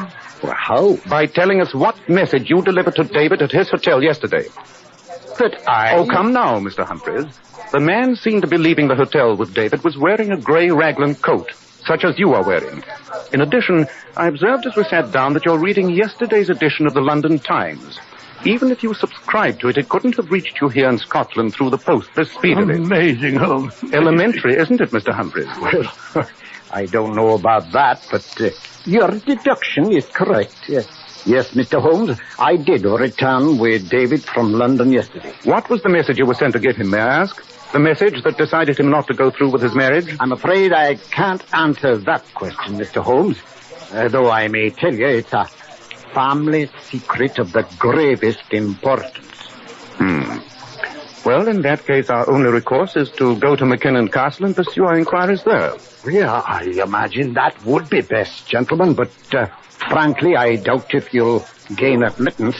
Angus is a willful man with a terrible temper, and when he knows you want to see David... We've handled terrible men before, haven't we, Watson? Yes, indeed. I remember that afternoon in Baker Street when Dr. Grimsby Roylott picked up the poker and was Yes, Watson. You can regale Mr. Humphreys with that some other time. But now I think we'd best be starting for the castle. Mr. Holmes, if by any chance you do see Angus, I must ask you not to mention that you've talked to me. If he finds out, there might be trouble. All right, Mr. Humphreys. Come along, Watson.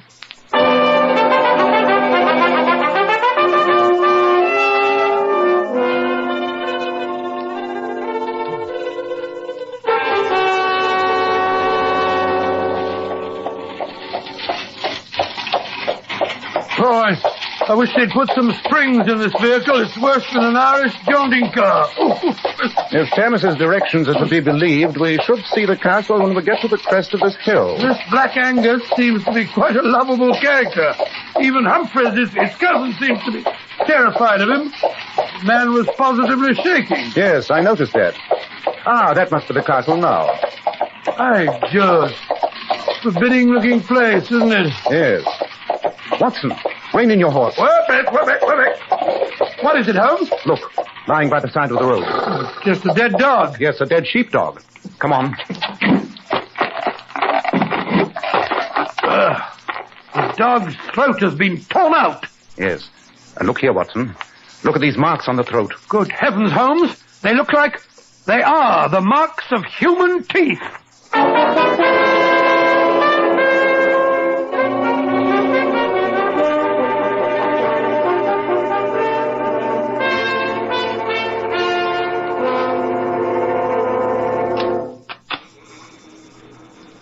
Aye, gentlemen. Is the laird at home? I'm sorry, sir, but the laird will not see people without an appointment. Then will you please give him a message? But I told Tell him that Mr. Sherlock Holmes and Dr. Watson have come here from London to see him. Yes, my good man, and tell him it's on a very important and confidential business.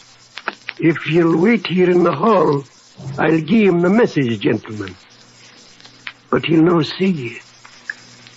He'll no see you. Oh, stupid old lad. Anyone think he owned the castle? Watson, have a look at these two portraits. A couple of grim-looking characters. Give you the creeps. I think we may reasonably assume they're McKinnon ancestors. Do you notice something odd about them? Well, the men are smiling, if you can call that smiling. Looks more like leering to me. Whatever it is, it shows their teeth. Notice the abnormal length of the eye teeth? Quite sure, yes. The teeth marks on the dead sheepdog. Quite. Yes, who he is. Tell that Reverend Sherlock Holmes that I won't see him. If he and his friend won't leave Peter, they throw them out. Black Angus seems to be living up to his name. I'm sorry, gentlemen, but the laird will not see you. He asks that you please leave at once. That's a bit of an understatement. You may tell him we're not leaving here until we've seen Mr. David McKinnon. I'm sorry, sir, Just a moment. I'm David McKinnon. You are splendid. We've come here on behalf of... I know why you're here, gentlemen.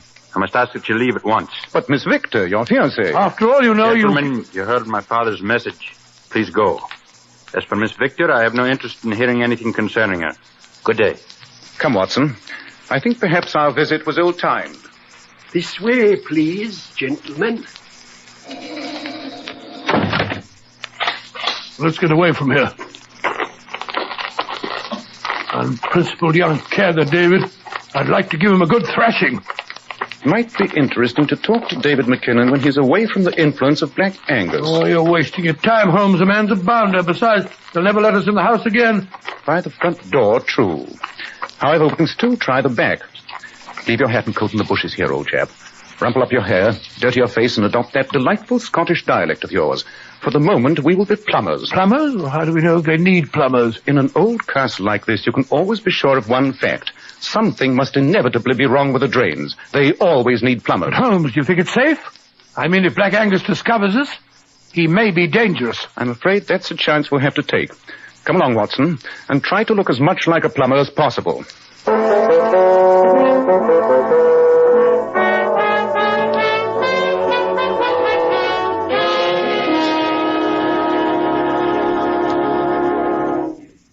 In just a moment, Dr. Watson will continue the story of Black Angus.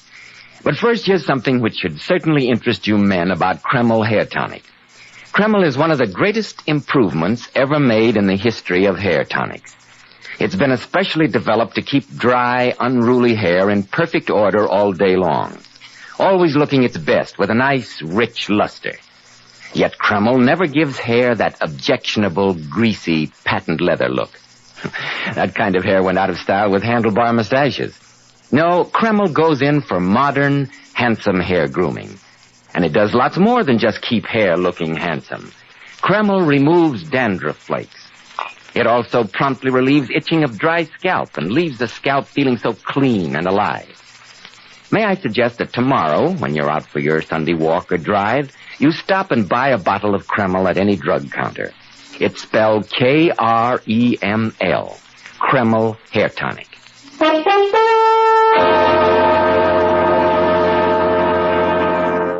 Now, Dr. Watson, did you and Sherlock Holmes manage to get into McKinnon Castle disguised as plumbers? We did, Mr. Bell. Holmes is right about the drains. We were welcomed at the service entrance with open arms, figuratively speaking. Of course, we were shown down to the basement and left to our own devices. As soon as the coast was clear, I found myself following Sherlock Holmes as he stealthily mounted an old stone stairway. I must confess that my heart was in my mouth. This stairway should lead us up to the east wing, I'd say. By the way, Watson, you make a most convincing plumber. Well, I'm rather good at charades, you know. Quiet, Watson. The light under that door. The door's slightly ajar. Come here, Watson. We can see through the crack. There's a man seated in front of the dressing table, staring into the mirror. Candlelight's flickering, but I'll give you odds that's Black Angus. It's like this, Holmes. I don't like it. Holmes, he's got a revolver. He's raising it. Angus McKinnon, put down that revolver. Who the devil are you? My name is Sherlock Holmes. I told Bruce to throw you out.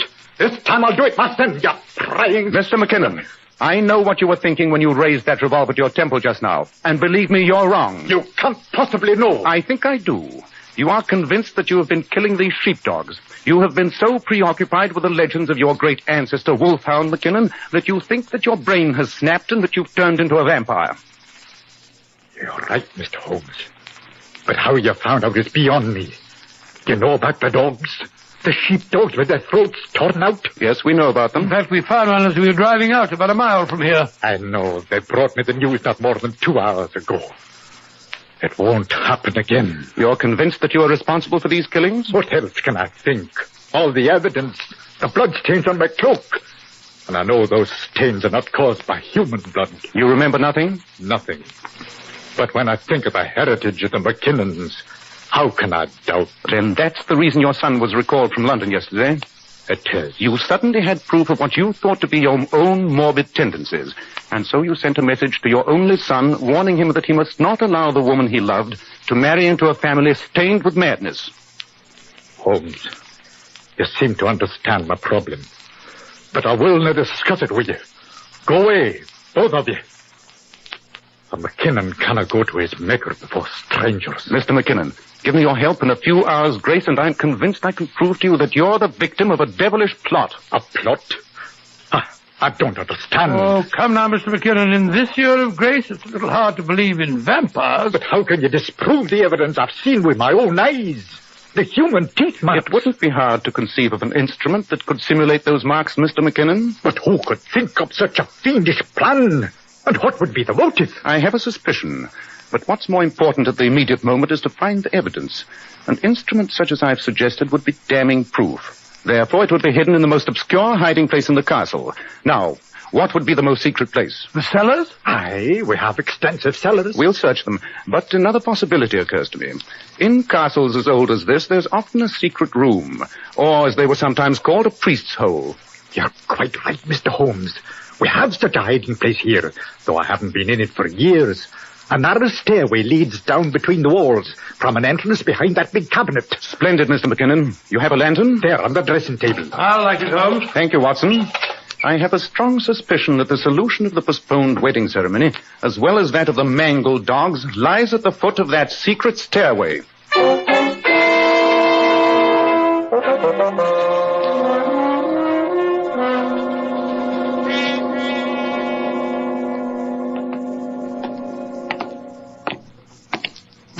Stuffy little place. Festooned with cobwebs. Oh, dear. Just walked into another one. Nobody's been down here recently, Holmes. I'd swear to that. Give me the lantern, Watson, will you? There you are, fella. Thanks. Uh-huh. Look here in the dust on the floor. Footprints. Footprints leading to that old chest in the corner over there. Yes. Doesn't seem to be locked. Look, Mr. McKinnon. See this devil's instrument? What is it? It looks like a metal trap. It is, with jaws of steel and a powerful spring. Oh, good heavens. And you can see the recent bloodstains on it. This fiendish instrument gives us the answer to those poor dead dogs. You mean that this was used to tear out their throats? Undoubtedly. And look, more devil's work. Great Scott, a human jawbone with the teeth intact. This must have been used to leave the prints of human teeth after the animals were dead. And to try and make me think that I was mad. The devils. Oh, sorry, where are you? Somebody shot the lantern out of my hand. You're too inquisitive, Sherlock Holmes. Humphreys! Yes, Angus, your cousin, Humphreys. We've found you out, Humphreys. I know what you and your meddling friends have found out, Angus. Thoughtful of you to put yourselves in my power. A priest dungeon will make a perfect coffin for the three of you. I'm going to lock and bolt this door at the head of the stairs. It's your only escape. I'm afraid death by suffocation and starvation won't be very pleasant, my friend. Humphreys, I'm coming back up those stairs. I want to get my hands on you. More step, Angus, and I fire. You devil, Humphreys! I warned you. Stop! Oh, Watson, where are you? Up here by the prison. How is he? I'm all right, Holmes. I think the shot just grazed me. I'll strike a match. Yes. Just a flesh wound as far as I can see. Good. McKinnon, is there another exit from this room? There is, Mr. Holmes. Under that chest. The stone slides out. Gracious me, but Humphreys said... Humphreys knows nothing about it. Some secrets of the McKinnon family are only entrusted to those bearing the family name. Thank heaven for that. Now I'd suggest we get out of here as soon as possible. The air in here is getting stale already.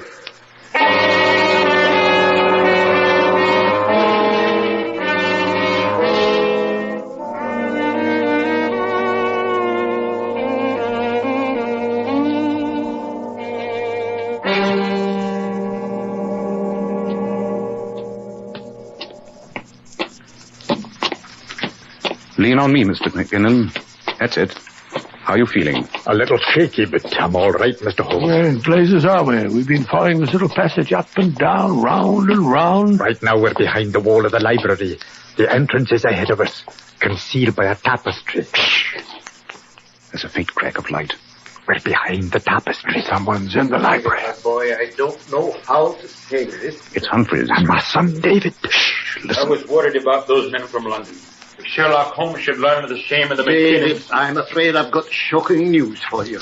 Your father has confessed that he has been killing the sheepdog. Father? He knows that he's mad. He left the castle just now with a pistol. He plans to kill himself. Kill himself?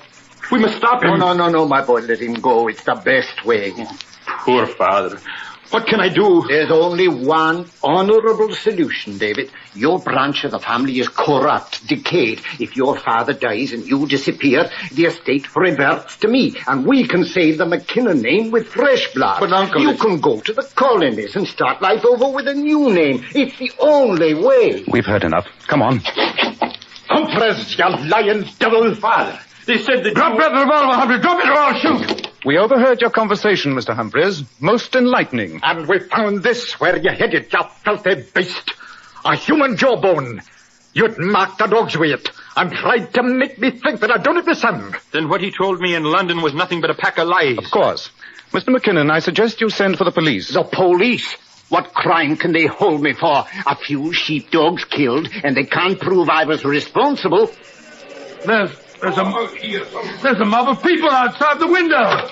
Mr. McKinnon, sir, excuse me. What is it, Bruce? It's a crowd of the villagers. They're in an ugly mood. They say you're responsible for the sheepdogs being killed on the moors. They're threatening to burn the castle. I'm afeard they're getting out of hand. Go back and tell them that in a few minutes I'll come out and explain the killing. Aye, sir, aye. But didn't wait too long. I'll go and talk to them, Father. They know me. Mr. Humphreys, possibly the law can do little to you, but the violence of mob rule may prove strikingly effective. Aye, I'll take this blackguard Humphreys out there. They'll know what to do with him. No, you can't do that. You've got to keep me away from them. They tear me to pieces. Sign a written confession, Mr. Humphreys, and we'll protect you. I'll sign anything. Just keep me away from that mob. You suggested that my boy should go to the colonies. Put it in writing that you'll do just that yourself. Give me a pen. Here you are. And now, Watson, I think we still have time to catch the night express for London. I hope we'll have no difficulty in obtaining 3 tickets on such short notice. 3 tickets? Of course. I'm certain young David McKinnon will be accompanying us. I fancy we may be attending a wedding within a very few days.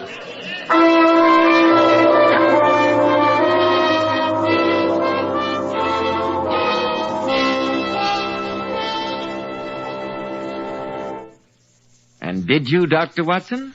Did I what? Attend the wedding. Indeed we did, Mr. Bell. As a matter of fact, Holmes acted as best man. It was a very charming affair. I'm sure it was. And now, Dr. Watson, what about next week? Well, now, let me see.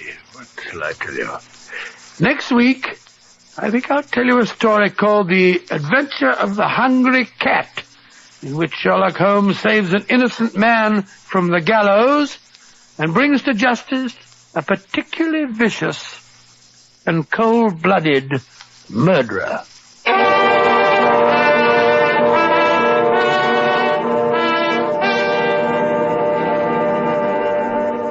Now here's something which should interest you ladies. My wife has beautiful natural highlights in her hair. And girls, I'll let you in on the secret of how she does it. I always wash my hair with Kreml shampoo. It leaves my hair with a natural glossy luster that lasts for days and days. Kreml shampoo actually brings out all the natural glossy highlights that lie concealed in the hair. In addition, it has a beneficial oil base that helps keep hair from becoming dry or brittle. This famous hard water shampoo works like magic in every type of water. And girls, you'll love the way its rich, luxurious foam penetrates right to the scalp and removes all loose dandruff flakes as well as the dirt. Don't forget, Kreml shampoo is the same beautifying shampoo which those famous $1 Million Powers models use. So why not glamour bathe your hair with beautifying Kreml shampoo?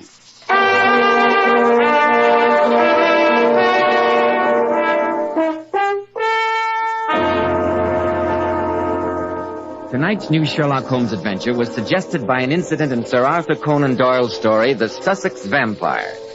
Nigel Bruce appeared by permission of California Pictures and Tom Conway through the courtesy of Eagle Lion Pictures.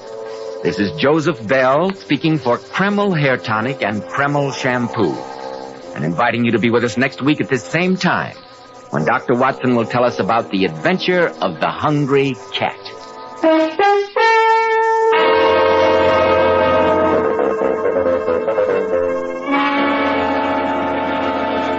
This is ABC, the American Broadcasting Company.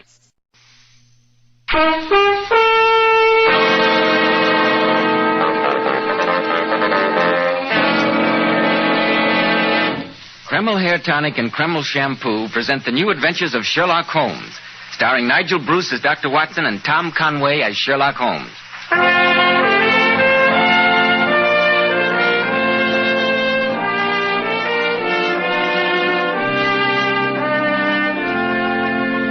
Now, once again, let's drop in on the famous colleague of Sherlock Holmes, our good friend, Dr. Watson. Good evening, Dr. Watson. And a very good evening to you, Mr. Bell. I'd almost given up hope of your coming tonight. Oh, I know it's pretty late, Dr. Watson, but I saw that your light was still on, so I thought I'd drop in. I'm glad that you did, Mr. Bell. Applying the methods of my friend Sherlock Holmes, I would venture a guess that you're on your way home from the theater. Amazing deduction, Dr. Watson. Elementary, Mr. Bell. Isn't that a theater program I see sticking out of your pocket? Of course. Oh, what was the play? Hamlet. Very fine production, too. Have you seen it? No, not lately, but I think I can claim to be one of the very few men in this world to have seen a far older Hamlet than any that you saw performed tonight. An older Hamlet? I don't quite understand. Some 400 years older. You've heard me speak of Professor Moriarty? The arch-villain whom Sherlock Holmes considered his most worthy opponent? Precisely. I think that Professor Moriarty would cheerfully have given his right arm to possess the Hamlet to which I'm referring. At least he was quite willing to commit murder for it. I remember... Oh, but here I am monopolizing the conversation when I know that you've got something quite important to tell our listeners. Yes, Dr. Watson, I'd like to tell our listeners about a modern trend in hair grooming that's in such great demand today by men who value their appearance. It's called Kreml Hair Tonic. Frankly, man, Kreml is the only hairdressing I've ever found that really makes my hair stay in place. An outstanding feature of Kreml is that it always keeps hair so neatly groomed, yet never gives it that cheap, greasy look. Kreml never leaves hair full of sticky goo. Your hair feels so soft and looks so natural. And men, don't tell me that you won't be mightily pleased when your wife or sweetheart remarks how attractive your hair always looks. How it feels so nice to touch, never greasy or sticky. It's spelled Kreml. Kreml Hair Tonic. Now, Dr. Watson, what about Professor Moriarty and the original Hamlet? I'm all ears. It all began in the most commonplace manner imaginable. I was walking down the street with Holmes in answer to a completely routine call from Scotland Yard. Hurry up, Watson. Don't lag. I must say, Holmes, that as a medical man, I heartily endorse this recent passion of yours for long, brisk walks. My dear Watson, the constant succession of dull cases with which we've recently been favored leaves me with so much surplus energy that I can only sleep by exercising myself into a state of utter and stuporous exhaustion. Look out! Good heavens, that carriage! Fetch it, doctor! Fetch it, Holmes, did you see that? That carriage ran right over that old man. Poor devil. I better see what I'm going to do for him, Holmes. That's your métier, Watson. Look after the poor chap. I must be getting on to the yard. You're far now. Move to one side, please. Move to one side, please. I'm a doctor. Let the doctor through. I'm all right, sir. I'm all right, thank you. Well, there are no bones broken, I'm going to say. Here, let me help you to stand up. Thank you, sir. Yes, I'm all right. Quite all right. Very kind of you to come to my assistance. Oh, not at all. I'm a doctor. At least I picked a good spot for my accident. I see there's a pub right across the way. I hope you'll at least let me have the pleasure of standing you a drink. It's the quickest fee I ever received. Lead the way, sir.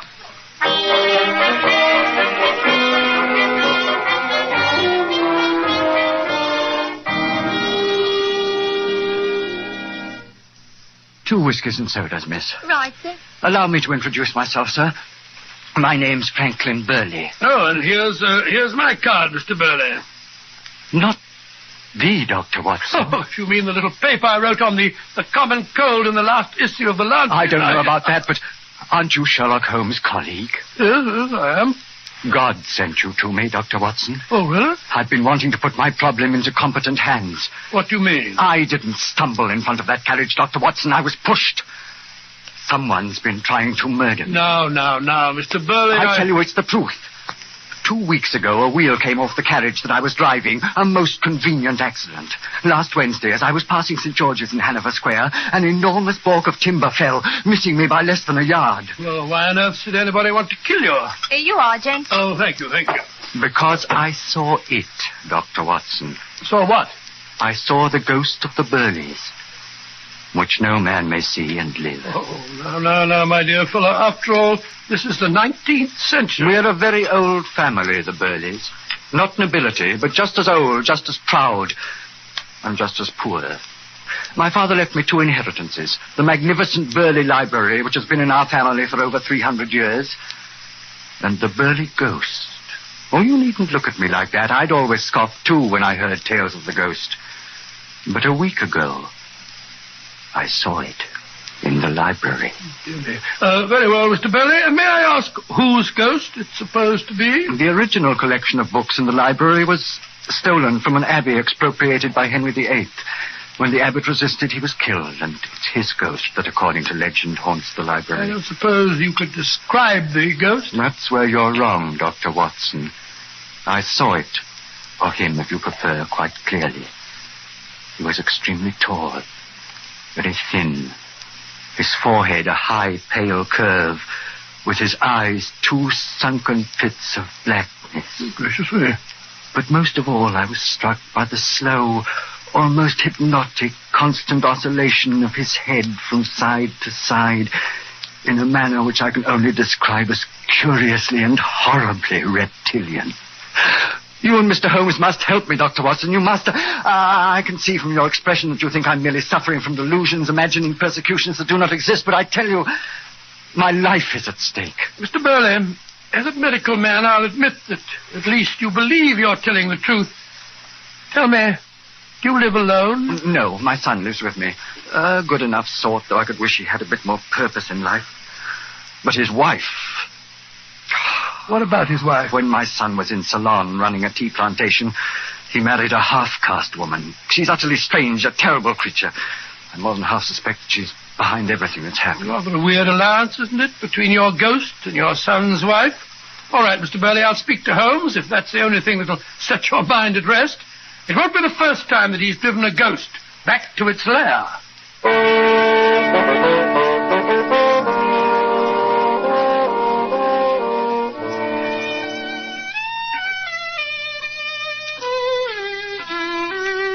No, do stop scraping on that violin of yours, Holmes. I'm trying to tell you about this poor chap's delusions. I assure you, Watson, you've been receiving my closest attention. So your friend Mr. Burley suspects his son's half-caste wife. Go on. Well, that's all there is to it. I promised him that I'd tell you his story, although obviously the poor man is the victim of a persecution phobia. I wonder, Watson. I wonder. Oh, now, really, There Holmes. are certain definite points of interest. That description of the ghost, for instance.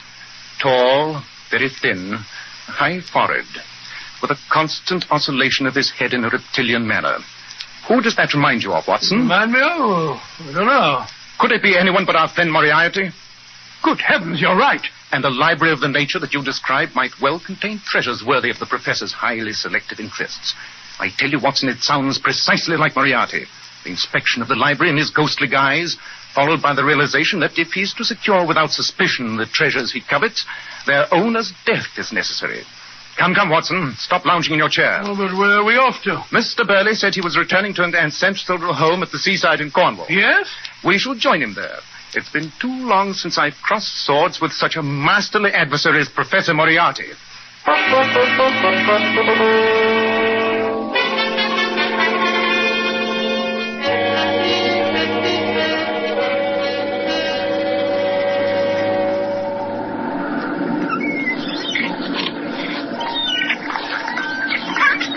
I tell you, Holmes, sea breezes, the salt air, and the sun shining on the water make a man realize that life is worth living. If you don't stop admiring the surf instead of watching where you're putting your feet along the singularly aimless meanderings of this path, you won't have any life left to live. It's a good 200-foot drop to those extremely unpleasant-looking rocks below. Yes, I see what you mean. I say, Holmes, look down there. I never realized that those Cornish cliffs are simply riddled with caves. Which no doubt accounts for their popularity with smugglers in bygone days. That and their inaccessibility, except from the sea. The path seems to divide just up there ahead of us. Of course, that fool of an innkeeper didn't tell us which fork to take. A problem, Watson, but not one incapable of solution. May I ask how you propose to solve it? Deductive reasoning, I suppose? Not at all. I shall merely inquire the proper direction from that boy who seems to be bird's nesting behind those bushes. Oh. Here, young fellow. Hi, my lad.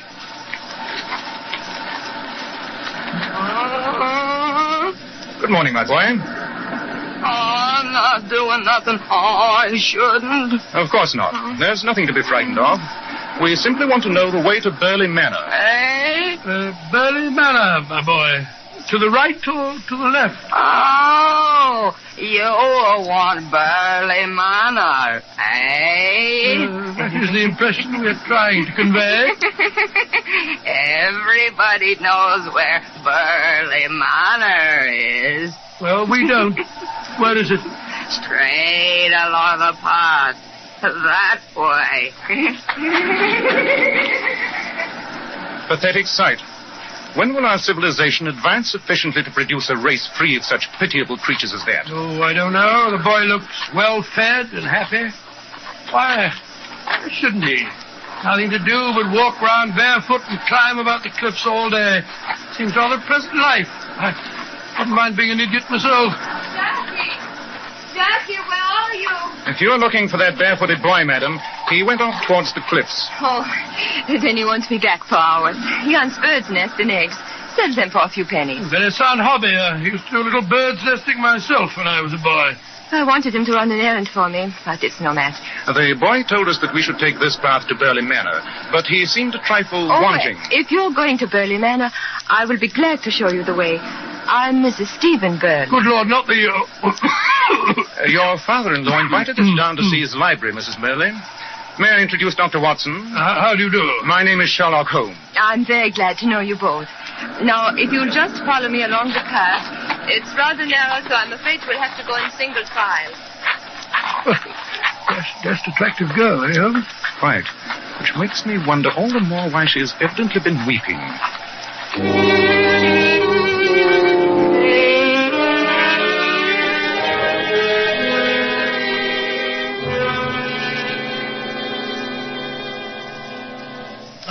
So that's Burley Manor. Impressive-looking old place, I must say. They built them to last in those days. I suppose it is impressive. But is it a house which conveys to you an aura of happiness, Dr. Watson? Well, I can't say that I've ever... Oh, there's Stephen now on the terrace. Lila. Lila, where the devil have you been? This is Mr. Sherlock Holmes and Dr. Watson. How do you do? How do you do? Glad to know you. Your father asked them down to see the library. The library? Oh, stacks of weird old books in there. Stuff's never been catalogued. Can't make any sense out of it myself. No, it's not my dish of tea either. Felt like reading Hamlet one night. Found some old black letter thing I could barely spell my way through. And from the little I made out, it wasn't even the right form of the play. Really, Mr. Burley? How was that? Oh, it started out with some sort of a prologue. All about ghosts and revenge. Never saw that in Hamlet. Stephen, where is your father? I haven't seen him since I packed his lunch. Has he gone off to the cliffs already? You must have just missed him, Mr. Holmes. He often spends the day browsing about out there. Takes lunch along with him. And he's gone off alone? Which path did he take? The one toward the cliffs. But I don't... Come, Watson. There's not a moment to lose.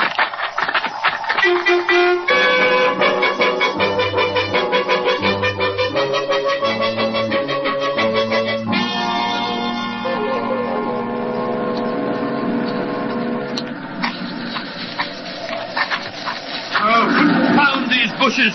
One might as well try to hurry through a bramble hedge. I only pray we catch up to him in time. What was all that about Hamlet, Holmes? Only that there is indeed a treasure here, Watson, and one fully worthy of Professor Moriarty's distinguished attention. Treasure? What sort? From Stephen's unseeing description, I deduce that the Burley Library must contain the Hamlet. The Hamlet? What's that? The original play ascribed to Thomas Kidd, upon which Shakespeare based his version.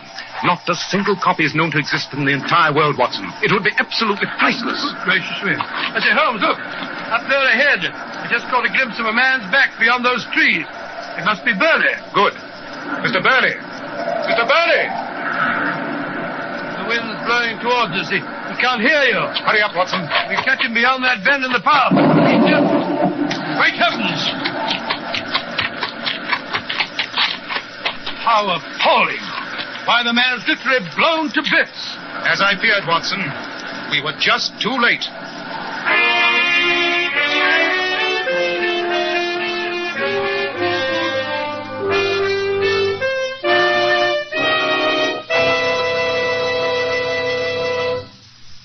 It'll be interesting to see if Sherlock Holmes really was too late.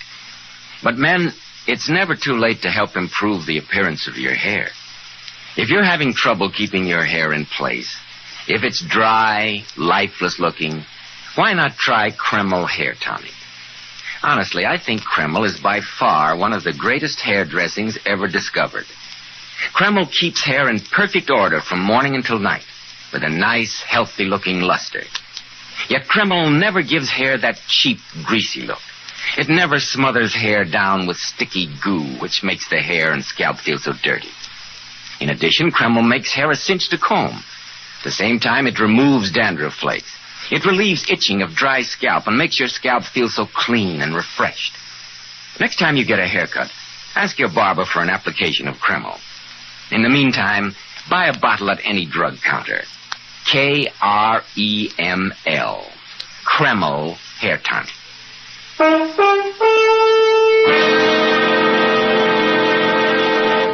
And now, Dr. Watson, what happened when you and Sherlock Holmes found that Mr. Burley had been the victim of an explosion on those Cornish cliffs? Holmes sent me back to the house. As soon as I had reported what had happened, I hurried back to the cliffs where I found Holmes standing lost in meditation, his tall, gaunt form silhouetted against the sea. Holmes, I've sent a servant from the house to fetch the police. Good man. What's that you've got there? A few barely identifiable fragments of the lunchbox Burley was carrying. From the marks of the explosion, it is obvious that the bomb was in it. I see. Great Scott, Holmes. Young Mrs. Burley said that she packed that lunchbox. Precisely. And you will observe these footprints leading away here in the softer ground at the edge of the path. Naked footprints. That barefoot boy, the idiot. He saw it happen, was frightened by the explosion, and ran away in a panic. You'll notice how smooth the footprints are? Smooth? Never mind. There's little we can do now but await the police. And I doubt if it'll be long before they arrest a murderer.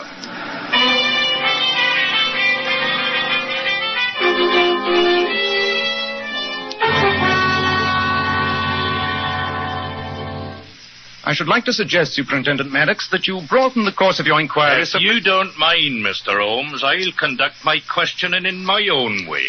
Not at all, Superintendent. Little rude fellow. No, Mrs. Burley, it'll be a lot better for you if you help me instead of hindering me. I've been trying to answer your question, Superintendent, although only a fool could fail to see where they're leading. Now, Lila, the superintendent's only trying to find out the truth. Very well. I'm innocent. And if all you want is the truth, you shall have it. I hated my father-in-law, and he hated me. Lila, don't say any more. And that isn't all. All the gossip you picked up from the servants this afternoon is true, Superintendent. My husband and I quarreled this morning. Quarreled bitterly. Stephen talked of divorce. His father's constant pressure has made him so confused that he no longer knows his own mind. That's not true, Lila.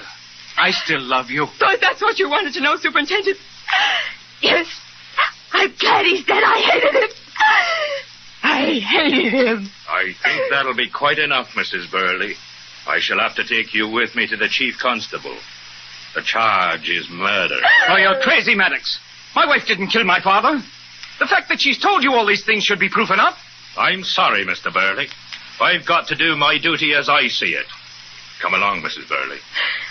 Very well. I'm ready. I'll come along with you, my dear. No, darling. Stay here and help Mr. Holmes in any way you can.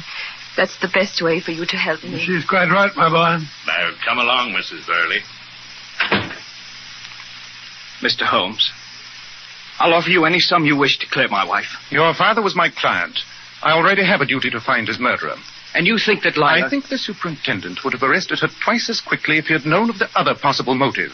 That in revenge she had conspired with Professor Moriarty against your father. Then you're leaving? You won't help me? There are loose ends to clear up, Mr. Burley. I must send Dr. Watson on an errand. As for myself, my first objective is to inspect the famous Burley Library. I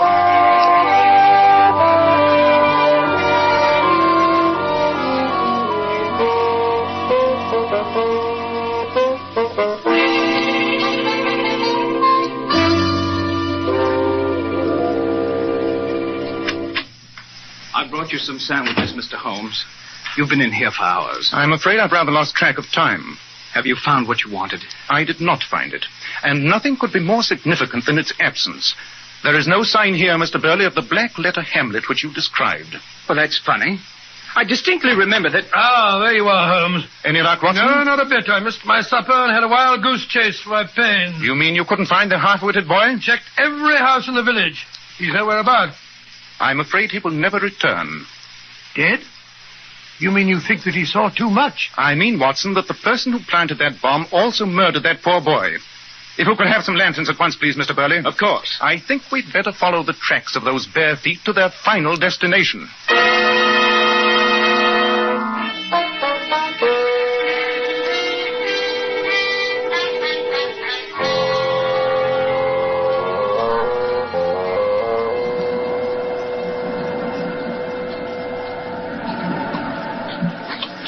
Here, Watson. Hold that lantern over my shoulder, close to the ground. This moonlight isn't quite strong enough to... Ah, that settles it. What is it? This overturned pebble. See? The underside is still moist and discolored. Someone has been here very recently. I must say, Mr. Holmes, I don't believe there's another man on Earth who could have brought us to this spot in the dark. By these minute indications you've discovered. Quite elementary, my dear Mr. Burley. At all events, our tracking's at an end. This path seems to lead right down the face of the cliff. If you call it a path, where the devil does it lead to? If you look over the edge of the cliff... Look over here? Careful. It's a 200-foot drop to those rocks below. You see a dark opening some 40 or 50 feet down? One of the caves. Precisely. And except for this extremely precipitous and presumably unknown path, a cave completely hidden and inaccessible save from below by way of the water. Come on. Dark in here. The ground's very slippery. Careful, Holmes. Look out for loose rocks. Oh, blasted! I nearly wrecked my ankle. Look out, that boat is loose. Good heavens, that just missed me. What price the brisk sea breeze is now, Watson? I wish we were back in Baker Street. There. The worst bit's over. Here's the cave. It's larger than it seemed from above. Hold that lantern high above your head, Mr. Burley. This cave extends back quite a distance, apparently. Ah, there's something white beside those rocks. Good gracious me, some sandwiches. Precisely. The remains of your father's lunch, Mr. Burley. But I don't understand. And here, unless I'm greatly mistaken, in this pile of books we shall find the missing hamlet. Ah, yes, just as I thought. Follow me, Mr. Burley. Keep that lantern high enough so that I may see what's ahead of us. What the dickens are you doing with a revolver in your hand, Holmes? I expect to find it of use at any moment, Watson. Ah, the end of our road. It's my father. It's Burley. He's asleep. But he's wearing Jackie's clothes. Precisely. Wake up, Mr. Burley. No, none of that. I've got you covered. What's the meaning of this? A very clever plot, Mr. Burley. You so hated your half-caste daughter-in-law that you determined to get rid of her before she could bear you a grandchild, even to the lengths of framing her for your own murder. We said that only she could have tampered with the lunchbox. Obviously, we should have thought, Mr. Burley. Only she and you could have done so. Good heavens, Holmes. Do you mean to say that my father... Under the pretext of some childish game, Burley, you exchanged clothes with that poor boy. We saw him walking along dressed in your clothes. No wonder he didn't answer when I called your name. You watched him as he was blown to bits by the bomb, and then you disappeared. You knew, Holmes, what we'd find here? The bare footprints were smooth, Watson, which should have told me at once that they were the prints of Franklin Burley's feet. The boy Jackie, who spent his days climbing the cliffs, would have had horny, calloused feet. When I realized that, everything fell into place. The ghost in the library. Pure invention.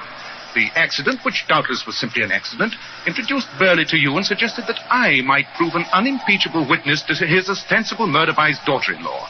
The story of the ghost was simply an ingenious device to pique my interest. All right, Mr. Sherlock Holmes. As long as you're so smart, answer this question. What can you prove? I'll admit I changed clothes with the idiot. I'll say it was just a game. Then he was killed by the trap that had been meant for me. I was panicked and ran away. Yes, panicked to the extent of bringing your most valuable books with you, Mr. Burley, the sale of which would be a great help in starting your new life. But there's more to it than that. How does the heir of an old but impoverished family do himself as well as you do?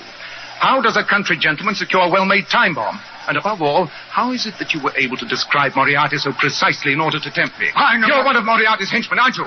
It's always been a trick of his to use the old smuggler's passages in these caves. Perhaps you're even counting on him to complete your plan. Look, Holmes, look. There's a motorboat coming in towards us. There, standing on the prow, that unmistakable thin figure, that oscillating head. It's Moriarty. Get down, Watson, out of sight. Stand up, Burley, in the mouth of the cave. Let Moriarty see you in the light, but don't try to warn him. I assure you I won't hesitate to shoot you. You don't dare kill me. You want me as a witness. Moriarty! It's a trap! Sherlock Holmes is here! Moriarty's raising his rifle. Oh! He shot him, Holmes. Moriarty's shot Burley. Better luck next time, Holmes. Good heavens!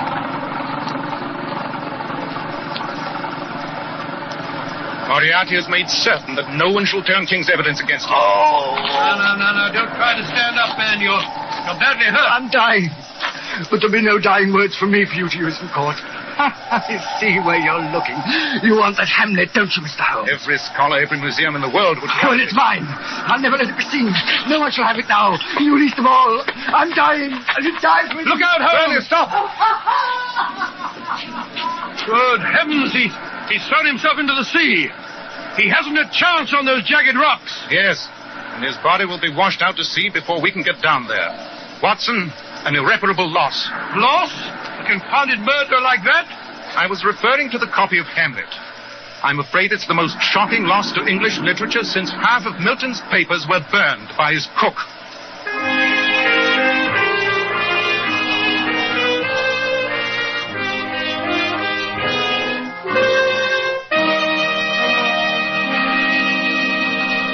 And so Professor Moriarty once again got the better of Sherlock Holmes. Oh, no, honey, did he escape capture, Mr. Bell? After all, Holmes solved the mystery and managed to save the reputation of the young and beautiful Mrs. Burley. That's true, Dr. Watson. In just a moment, Dr. Watson will tell us about next week's story. But first, ladies, Sherlock Holmes is tops at solving mysterious problems. But here's one hair problem which those beautiful Powers models solve. And here it is. We discovered there's nothing better than Kreml shampoo to bring out all the hair's natural glossy luster. Kreml shampoo actually keeps our hair shining bright for days. And Kreml shampoo does such a marvelous cleaning job. Even in the hardest water, its rich, active foam penetrates right to the scalp and removes all loose dandruff flakes as well as the dirt. Kreml shampoo has been especially developed to glamour bathe each tiny strand of hair, to reveal all its glorious natural brilliance.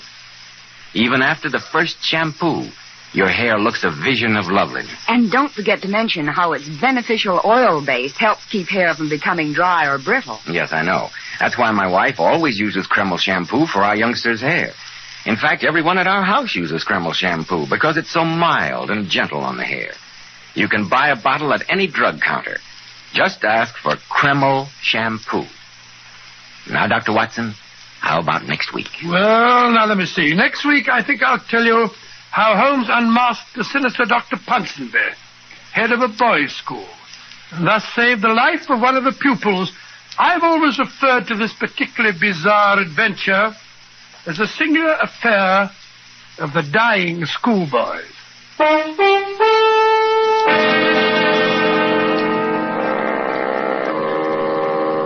Tonight's new Sherlock Holmes adventure was suggested by an incident in Sir Arthur Conan Doyle's story, The Final Problem.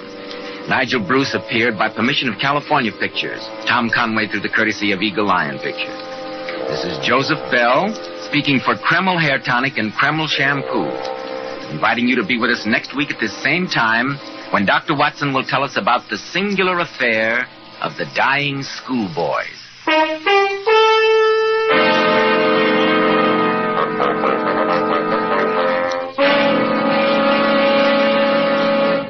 This is ABC, the American Broadcasting Company.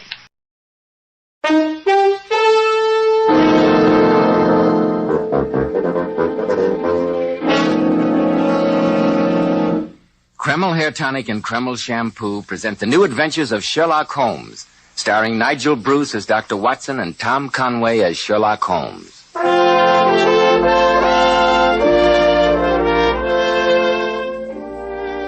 Once again, it's time to call on our old friend, that incomparable host and storyteller, Dr. Watson. He's waiting for us in his familiar study. Good evening, Dr. Watson. Good evening, Mr. Bell. I won't get up if you don't mind. This change in the weather has given me a twinge or two of rheumatism, I'm afraid. Well, I'm sorry to hear that, Dr. Watson. We old fossils can't expect to be as hale and hearty as you young fellows, you know. I don't know that I feel so young today, Dr. Watson. I stopped by the military academy this afternoon and saw my cousin there. He's 13 years old, and after an hour with him, I realized I'm really quite ancient. 13 years old. Oh, a fine age. He's happy at the school, Mr. Bell? Crazy about it. Yes, I'm sure that in this day and age, a boy almost looks forward to going to school. Conditions were far different in certain parts of England just before the turn of the century, I'm afraid. I'm thinking in particular of a school that Holmes and I had occasion to visit, and of the frightened, unhappy youngsters who lived there in mortal terror of their lives. Oh, this has all the hallmarks of the beginning of a Sherlock Holmes adventure. It is, my boy. It's a story I call The Singular Affair of the Dying Schoolboys. But before I begin, haven't you a message for our listeners? Yes, I have. Folks, it looks as if we're in for plenty of excitement tonight with Sherlock Holmes and Dr. Watson. And men, I'll bet you'll be plenty excited about the great improvement in the appearance of your hair once you use Kreml Hair Tonic.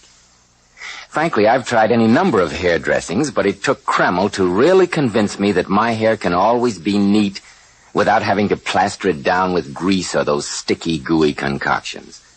And Kreml does lots more than keep hair looking attractive. It makes hair so much easier to comb and actually helps condition the hair, in that it leaves it feeling so much softer, easier to manage. At the same time, Kreml removes embarrassing dandruff flakes. It relieves itching due to dry scalp and leaves your scalp feeling so clean, so alive. Man, what a treat. Now be sure to buy a bottle at any drug counter, spelled Kreml, Kreml Hair Tonic. Now, Dr. Watson, how about the singular affair of the dying schoolboys? Well, Mr. Bell, that strange adventure began on a stormy September evening in Baker Street many, many years ago. All day long the wind had screamed and the rain had beaten against our windows. Shortly after dinner, there was the old familiar jangle on our front doorbell. And a few moments later, Mrs. Hudson ushered a distinguished visitor into the room. As he stood there in front of the flickering firelight, I could see that he was a good-looking man and also that he was in a state of considerable excitement. Now, Lord Manders, if you will just give us the facts. Well, Mr. Holmes, 3 years ago, I was a passenger on that ill-fated ship, the Sophie Anderson. She was wrecked in a gale, and I was the only survivor. I clung to a piece of broken spar and was washed ashore, and after that, for over 2 years, I lived alone on an island in the Indian Ocean. Naturally, when the Sophie Anderson foundered, I was believed to be dead. My young brother, Eric, who was next in line, inherited the estate under the guardianship of our uncle. There must have been quite a lot of confusion when you arrived home this year, Lord Manders. There was, Dr. Watson, but not for the reason you suppose. I landed in England to find that my brother had died last December. Oh, indeed, I'm very sorry. He died under very peculiar circumstances. That's why I've come to you, Mr. Holmes. What were those circumstances? My uncle sent Eric to a school on the Welsh moors, not far from Cardiff. A school known as Ponsonby Hall. He died in the school infirmary there, supposedly of pneumonia. And you have some reason to believe it was not pneumonia? Nothing definite. I've been down to the school, but Dr. Ponsonby, the owner, was too ill to see me. However, I did talk to a frightening woman there, who's the matron of the place, a Mrs. Arkwright. I became suspicious. So I stayed on and, for a few days, made some local inquiries. With what results? Ponsonby Hall has a black name with the villagers, Mr. Holmes. 5 boys have died there in the last 2 years under circumstances similar to my brother's. Good gracious me. I presume that you immediately had an accounting with your uncle? My uncle had settled another account before my return, Mr. Holmes. He died of a heart attack last February. But I am certain he was responsible for Eric's death. You see, he stood to inherit the estate. It may sound incredible, but I believe Eric was murdered at Ponsonby Hall. Murdered in a boys' school? Oh, come, sir. Such things can't happen in this 19th century of ours. But they can, Watson. And do, unfortunately. You don't mean it? I do. A private school situated in a desolate spot and operated by an unprincipled scoundrel could provide excellent and profitable opportunities for removing unwanted relatives. What a ghastly thought. Mr. Holmes, I know that Eric's dead and nothing can bring him to life again.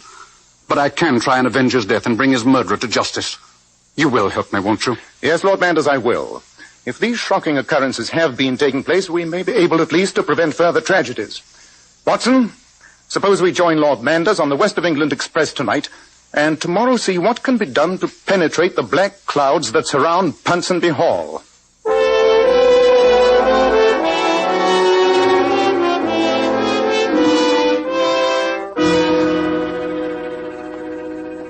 We're walking in the wrong direction, Mr. Holmes. The school's behind us. And before going there, I thought we might profitably pay a visit here in the village to Llewellyn Coffin. Oh, who's he? The local undertaker. An undertaker named Coffin? That's very funny, isn't it? Coffin, undertaker. Quite. But try and control your amusement, will you, Watson? Oh, sorry, Albert. Here's his establishment now. Good day, gentlemen. Mr. Coffin? Yes, sir. That's my name, Coffin. We're strangers in these parts, and we're in search of information. I'm hoping, Mr. Coffin, that you'll be able to help us. What I can do, sir, I will, and do it gladly. I understand that you've had an unusually large proportion of business from Ponsonby Hall in the past 2 years. 5 boys died, didn't they? 5 boys it was. Mr. Coffin, we've heard some strange stories in the village. Yes, stories that make us wonder if those deaths were from natural causes. Gentlemen, I'm a simple man, look you. A man who plies his trade but cannot afford to ask questions. What goes on at Ponsonby Hall, and I'll not say strange things haven't happened there, is none of my business. Then let me appeal to your sympathies. My young brother died at Ponsonby Hall last December. You must have buried him. Your brother? Well, now look you, that makes it different. But you'll not say anything up at the hall, sir. Dr. Ponsonby's a savage man. Don't worry on that score, Mr. Coffin. What do you have to know him, sir? All the 5 boys were supposed to have had pneumonia, I understand. That's what the medical report said. Who signed those reports? Dr. Ponsonby himself. He's a regular medical doctor, look you. How very convenient. No questions had to be asked. Mr. Coffin, when you prepared those bodies for burial, did you notice anything unusual about them? Anything to make you think their deaths were possibly not caused by pneumonia? No, sir. Think now. Well, now that you mention it, there was one thing I was after noticing. Oh, what was that, my good man? The boys had a strange look on their faces as they lay there, as if something had frightened the wits out of them just before they died. That's very odd. The face of anyone dying from pneumonia would be in repose. Did you notice anything else, Mr. Coffin? Any other peculiarity? Well, there was one thing, sir, that gave me to thinking. All the boys had marks on them, Stretch marks they were on their necks or shoulders. Perhaps they were bites. Remember Dr. Rylott of Stoke Moran, Holmes? Did these marks look like the bites of a snake, Mr. Coffin? No, that they weren't. Look you, I know a snake bite when I see one. Didn't these marks make you suspicious? That they did, sir. And when I saw them on the boys, I took my courage in my hands and asked Dr. Ponsonby. And what did he say? Inoculation marks. He said that he had tried to save them with some newfangled medicine. No autopsy was held on the boys? No, sir. Dr. Ponsonby is the only doctor in these parts, look you. He gave the certificates. Who was to ask any questions? Exactly. Come on, Watson, Lord Manders. This has been a very promising start. Thank you, Mr. Coffin. You've been most helpful. It was a pleasure to talk to you, gentlemen, but please don't be after repeating what I said. Well, Mr. Holmes, I think you'll agree my suspicions were well-grounded. Yes. And we'll lose no time investigating this matter. I think we may work faster if we divide our forces. I shall return to the inn and compose a telegram that I shall ask you to send for me, Lord Manders. Of course, Mr. Holmes. Aren't you going to Ponsonby Hall, Holmes? Not immediately. However, you, my dear Watson, can be my advance guard. Me? Yes. I think that your open countenance, combined with that delightful Scottish accent you sometimes assume, plus an appropriate name, should lull Dr. Ponsonby into believing that he has another wealthy customer who needs his very specialized services. Well, Holmes, I'll do my best. Just the same, I'll be very relieved when you get on the scene.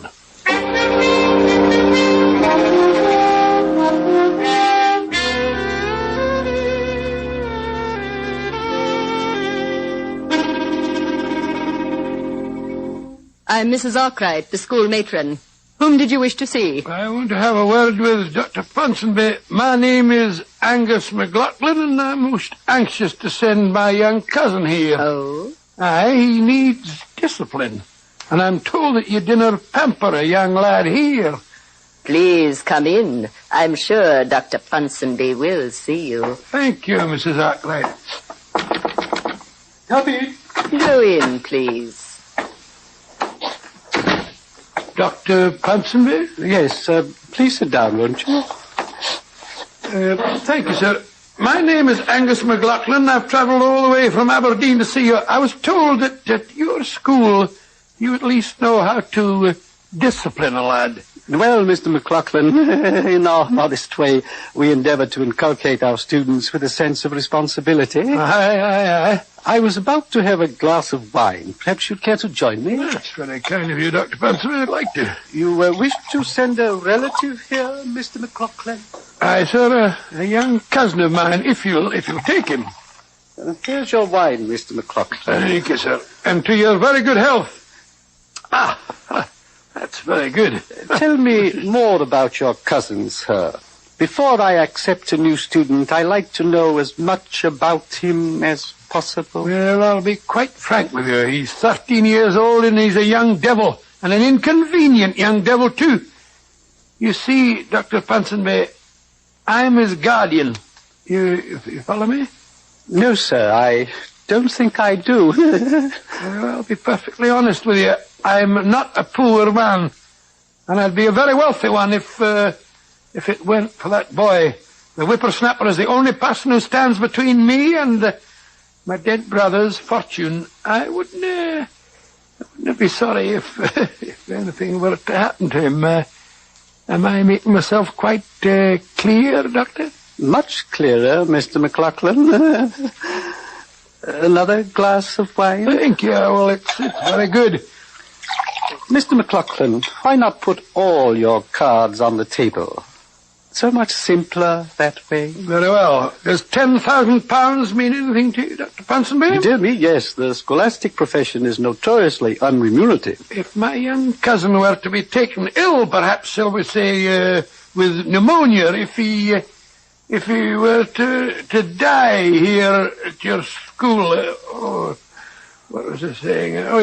I'd pay you £10,000. And now, sir, I can't be more explicit than that. No, can I? I don't think so. By the way, Mr. McLaughlin, your Scottish accent is beginning to disappear. Such a pity. was quite colourful. This wine's drugged. You haven't touched your wine. It's drugged. I'm a most abstemious man, particularly on occasions like this, Dr. Watson. Watson, how did you know my name? Even in this remote spot, I've seen photographs of you and your friend, the famous Sherlock Holmes. I'm just a little hurt that you both thought I was stupid enough to be fooled so easily. You seem dreadfully sleepy, Dr. Watson. Sleep, I've got to go to sleep. And sleep well, my friend. I only hope that you don't have too much trouble waking up.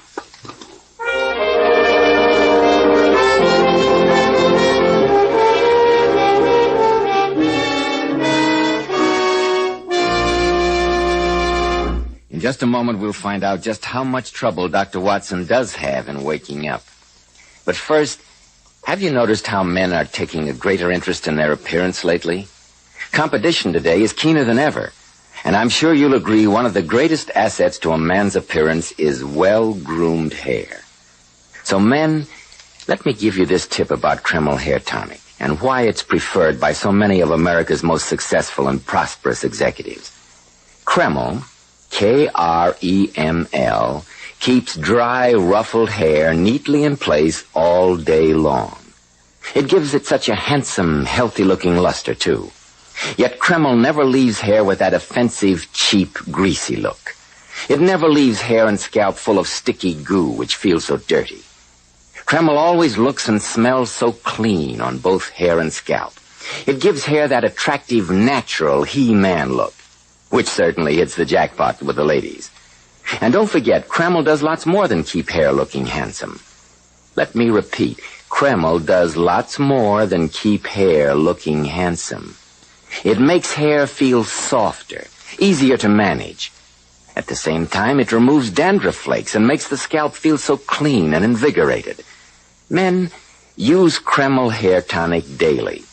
And see if you don't say, my hair never looked better. My scalp never felt cleaner. Well, Dr. Watson, you certainly left me teetering on the edge of my chair. We left you drugged in the schoolmaster's study. What happened next? Well, my first conscious recollection was to find myself with a violent pounding in my head, lying in a small clearing between some trees. Bending over me with a look of deep concern on his face was my old friend Sherlock Holmes. Watson. Watson, old chap, are you all right? Yes, I got a frightful headache, Holmes. What are you doing there in those clothes with that droopy moustache? It proved a good enough passport to secure me employment at the stables here. Well, how did you get me out of Ponsonby's study? The stables command an excellent view of the school building. Your long absence worried me, and when Dr. Ponsonby finally appeared, alone, I became suspicious. So I took advantage of his absence, slipped through the study window, and rescued you. Well, thank heavens you did. He gave me drugged wine. It's a funny thing, Holmes. I was probably delirious, but I swear that I saw a woman's handbag on the table. A pink and black beaded bag, and it was alive and moved. Great heavens! That confirms my worst suspicions. Did you see it too? No, it wasn't there when I came in. Somebody, probably Mrs. Arkwright, removed it. Watson, you were never closer to death. I blame myself for having allowed you to tackle Dr. Ponsonby alone. Don't reproach yourself, Holmes. Where's Lord Manders? Waiting at the inn for an answer to my telegram. He is to meet us later behind the lodge gates. What's our next move? To go to the stables, dirty you up a bit and get you a change of clothes. Then we'll return to the attack. There's desperate work ahead of us.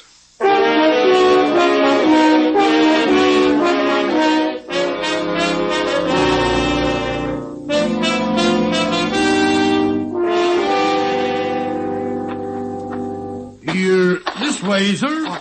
What, my man? Don't look so alarmed, Lord Manders. Dr. Watson, I wouldn't have recognized you. What's happened? Trouble. I had to assume a disguise, too. You brought an answer to Holmes's telegram? Yes, in my pocket. Where is he? He went over to the main school building and asked me to... Other things that the second cook, an acidulated woman of dubious charms, is most susceptible to flattery. Over a glass of stout, she quite inadvertently gave me 3 vital clues. What were they? Firstly, that all 5 of the unfortunate boys died in the same small room. Secondly, that fatal room is directly under the room of Mrs. Arkwright. And she's capable of anything, if you ask me. The third clue makes our next step an urgent one. A boy by the name of Carruthers Minor was moved into that room yesterday. He's supposed to have an extremely bad cold. Dr. Ponsonby is afraid it might turn into pneumonia. Good heavens. Exactly, Watson. I suggest we lose no time in visiting Carruthers Minor. Though I'm sure Dr. Ponsonby would consider it unethical, this is one occasion when another doctor's opinion is absolutely vital.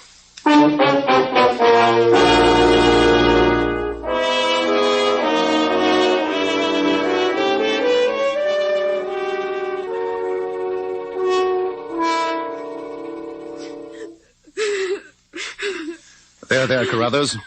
This is Dr. Watson. He's come to make you well. You can't make me well. Dr. Ponsonby says I've got pneumonia. Oh, nonsense, my dear boy. You've got a slight cold, that's all.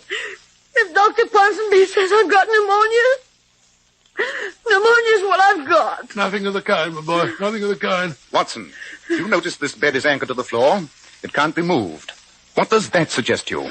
Well, again, it reminds me of Stoke Moran and Dr. Rylott. But I don't see any bell pull. No, Watson. No bell rope is needed, because no murderous snake is involved in this plot. But look up there, directly above the bed. A small trapdoor. Leading from Mrs. Arkwright's room. Now the whole picture's clear. The trapdoor, the strange marks on the dead boys, the beaded bag that you saw. What was that? I don't know. Lord Manders is standing guard in the hallway. It's Dr. Ponsonby. He's come to look at my pneumonia. Mrs. Arkwright. I know you were expecting Lord Manders. He's lying in the hallway. He was looking in the wrong direction. Unfortunately for him. Don't let Mrs. Arkwright come near me. Don't let her. Mrs. Arkwright, I'd put that revolver away if I were you. I doubt if you know how to handle it. I assure you that I do. Having used the butt end of it on your friend so successfully should prove that fact. Grab her, Watson. Right, you are. Get away from me. Drop that revolver, Mrs. Arkwright. That's right. Let the old dog have it. Drop that revolver, do you hear me? That's better. I say, Holmes, she's fainted. Good. Help me carry her up to a room. Well, what about young Carruthers and Lord Manders? We must remove them to a place of safety, and then, Watson, all that remains is to call on the giggling Dr. Ponsonby.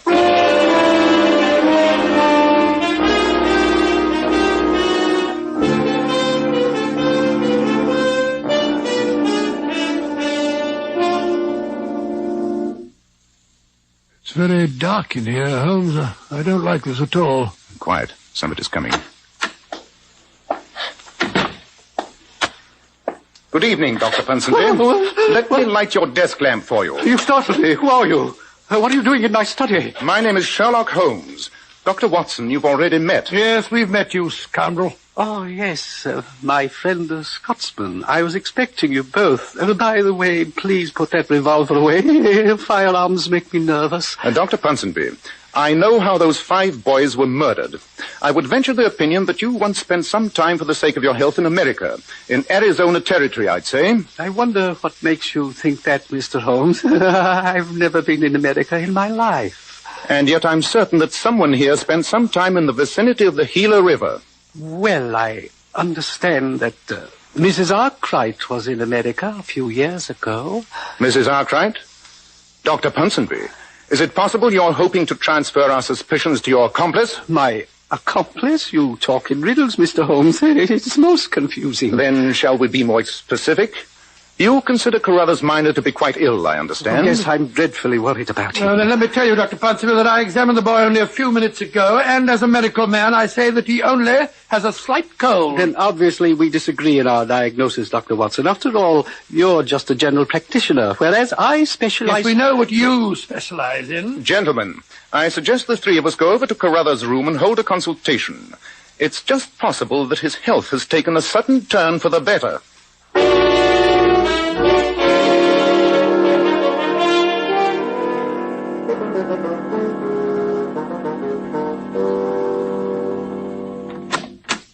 But the bed's empty. Carruthers Minor has gone. Yes, Dr. Ponsonby.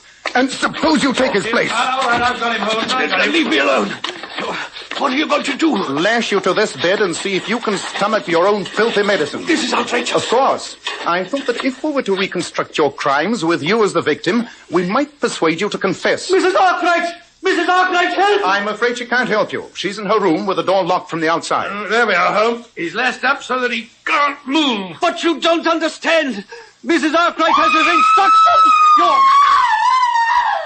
Great heavens! What was that? Mrs. Arkwright. It came from the room above. Come on, Watson. Quick, up the stairs.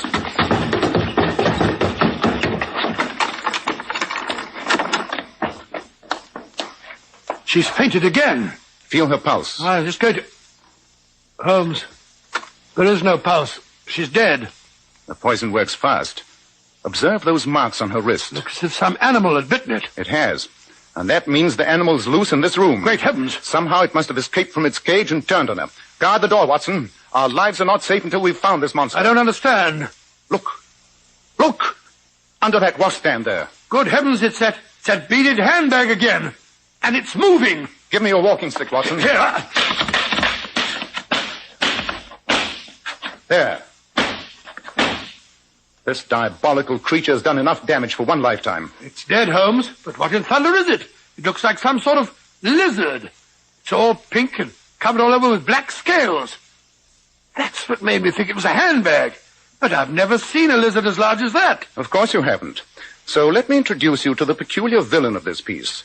His name is Heloderma suspectum, better known as the Gila monster, indigenous to the Gila River in America. I've never seen anything like it before. How on earth did you recognize it, Holmes? When Mr. Coffin, the undertaker, mentioned those strange marks on the dead boys, I was reminded of an article I'd read recently on venomous lizards. So that telegram you sent was to the Museum of Natural History. Their answer confirmed my suspicions. The Gila monster's bite produces almost instantaneous death, and yet it's a poison that would be extremely hard to identify. The fixed bed in the room below us, the trap door directly above it in this room, and the help of an unscrupulous accomplice like Mrs. Arkwright makes the rest of the picture very clear. And now that the monster's dead, how are you going to frighten Dr. Ponsonby into a confession? Dr. Ponsonby need not know the animal's dead.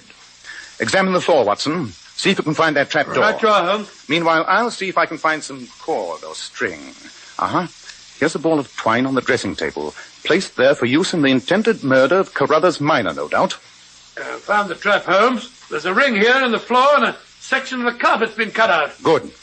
And now to attach the twine to the body of the Gila monster. So. All right, Watson. Open the trap door. Very well, Holmes. Well, Dr. Ponsonby, have you changed your mind? Mrs. Arkwright! Mrs. Arkwright! She is dead, Dr. Ponsonby. Your Gila monster turned on her. No! No! I'm going to lower the animal, Watson. There we are. No, get away from me! A few more feet will do the trick, Holmes. Yes. There. Take it away! I'll tell you anything! Everything! You'll sign a confession? Yes, Mr. Holmes, yes, I will! Just take that beast away and I'll sign anything! We'll be down, Dr. Ponsonby. Well, Holmes, thank heavens that's done with. What a shocking affair. Yes, Watson. But not without a note of poetic justice. What do you mean? Well, isn't it poetic justice that a dead reptile should be instrumental in bringing a live one to the gallows?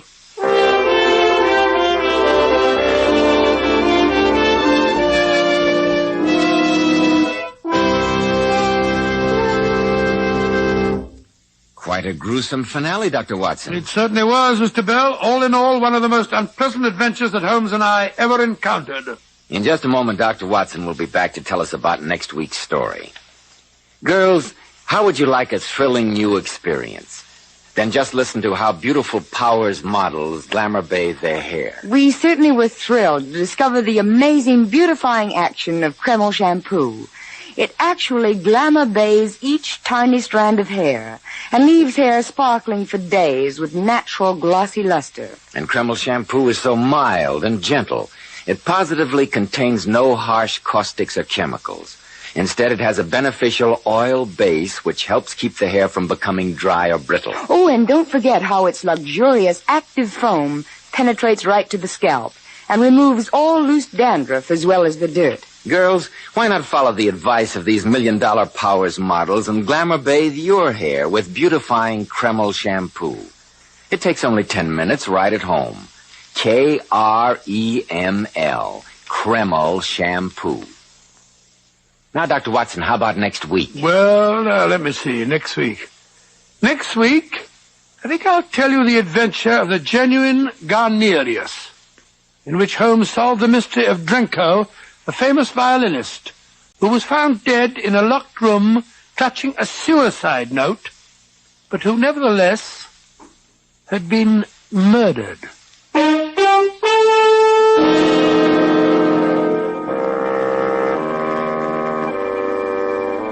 Tonight's new Sherlock Holmes adventure was suggested by an incident in Sir Arthur Conan Doyle's story, The Speckled Band.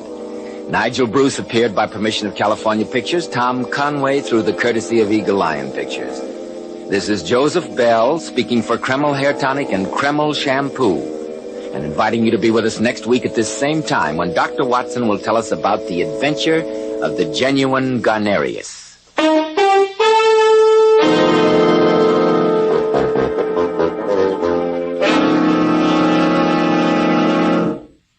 This is ABC, the American Broadcasting Company.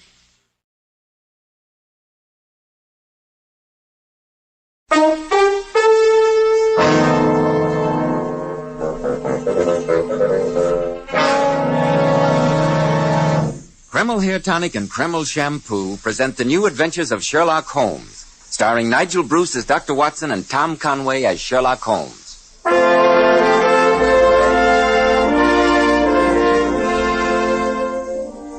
Now, once again, it's time for our weekly visit to Dr. Watson, genial friend and colleague of the great Sherlock Holmes. Good evening, Dr. Watson. I trust I'm not intruding? Not at all, my dear fellow, not at all. Sit down, won't you? Thank you. You know, Dr. Watson, I've been struck by the remarkably large number of signed photographs of titled personages and notables that ornament the walls of your study. Mementos of your active career, I presume? Yes, though I must admit most of them are clients of Sherlock Holmes rather than grateful patients of mine. Well, this picture, for instance. Naturally, I recognize the photograph of the late Royal Highness. No names, Mr. Bell. I beg you. Holmes and I always referred to the gentleman in question merely as Mr. Edwards. And what did you and Mr. Holmes do to cause his royal... I beg your pardon, Mr. Edwards, to inscribe his photograph in such affectionate gratitude? Oh, nothing of any great importance, I assure you. Merely that Mr. Edwards had become a trifle entangled, shall we say, with a little dancer at Maxim's in Paris, a young lady rejoicing in the appellation of Frou-Frou. Quite a delightful little bit of fluff, too.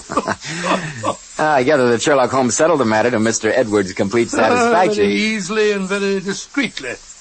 But it led us into one of the most curious and singular affairs of Sherlock Holmes's career, and one which I don't believe would ever have been solved had Holmes not been a distinguished amateur on the violin. I call it The Adventure of the Genuine Guarnerius. Sounds intriguing, Dr. Watson. But if you don't mind a momentary interruption... Not at all, Mr. Bell. Go ahead. Men, there's a famous saying about locking the barn door after the horse has been stolen. Well, the same applies to the hair. Once bald, bald forever, they tell us. But you can make the most of the hair you've got.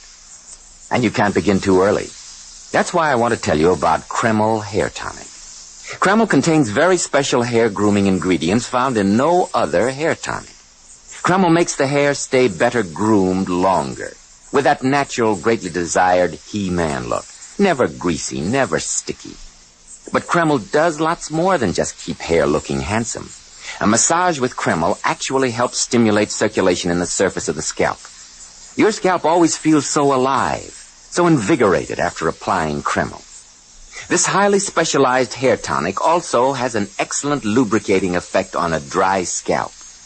It makes dry, brittle hair that breaks and falls feel softer and more pliable. So men, buy a bottle of Kreml Hair Tonic at any drug counter. You'll be delighted with its extra advantages. Kreml. Kreml Hair Tonic. Now, Dr. Watson, how about the adventure of the genuine Guarnerius? Well, the British ambassador to France, Sir Hubert Ashley, had invited Holmes and myself to a reception at the embassy in Paris in order to thank us both for successfully concluding the rather delicate affair of Mr. Edwards. The ballroom was a blaze of light. The guests were dancing. By Jove, Holmes, have you ever seen anyone more attractive than our host's wife? I must say that Lady Ashley is really the finest type of English beauty. Sometimes, Watson, I envy you the directness of your mind. What do you mean? When you look at a beautiful woman, you see only beauty. Well, what on earth would you expect me to see? In the case of Lady Ashley, my dear fellow, I notice her elderly husband, her many gallant admirers, and I think, what a motive for murder. Oh, really, Holmes?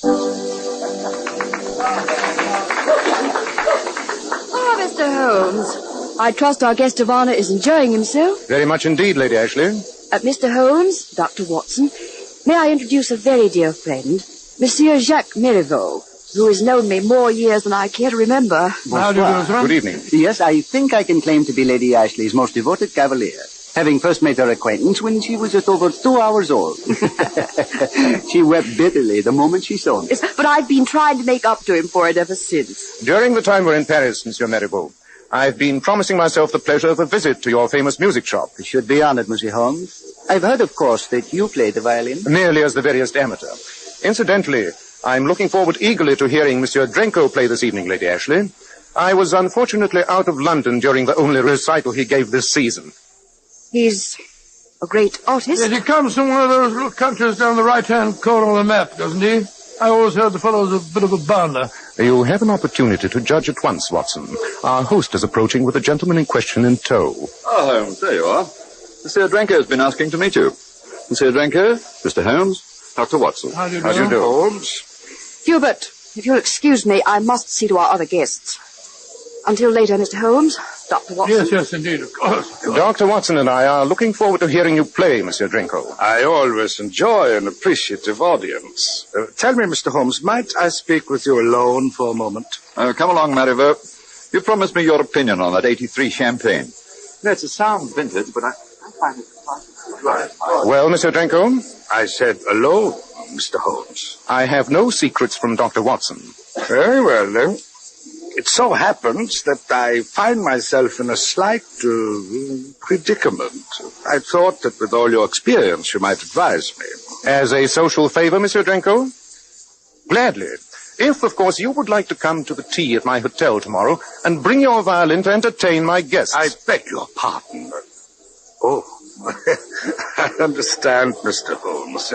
We professionals must each respect the other's métier, must we not? It would be preferable. Yes, I told you what sort of fellow he was. Nevertheless, Mr. Holmes, I still ask for your advice, and I will expect to pay the customary fee. You see, I find myself a trifle involved. Only a harmless flirtation, of course, but I did write 1 or 2 indiscreet letters to one of the girls at Maxim's, and now the greedy little thing threatens blackmail. Hardly an unusual situation, Mr. Drenko. For myself, for my reputation, I do not care, you understand. An artist is an artist. But there is my wife at home. I must think of her naturally. You're thinking of her a trifle late, aren't you, old man? So you can see there might be unpleasant results if Frou-Frou were Frou-Frou of Maxim's? You know her? Oh, we're not unacquainted with the young person, eh, Holmes? From my rather brief acquaintance with her, I think the matter may be settled rather simply. Ah, I shall be happy if you will handle the affair.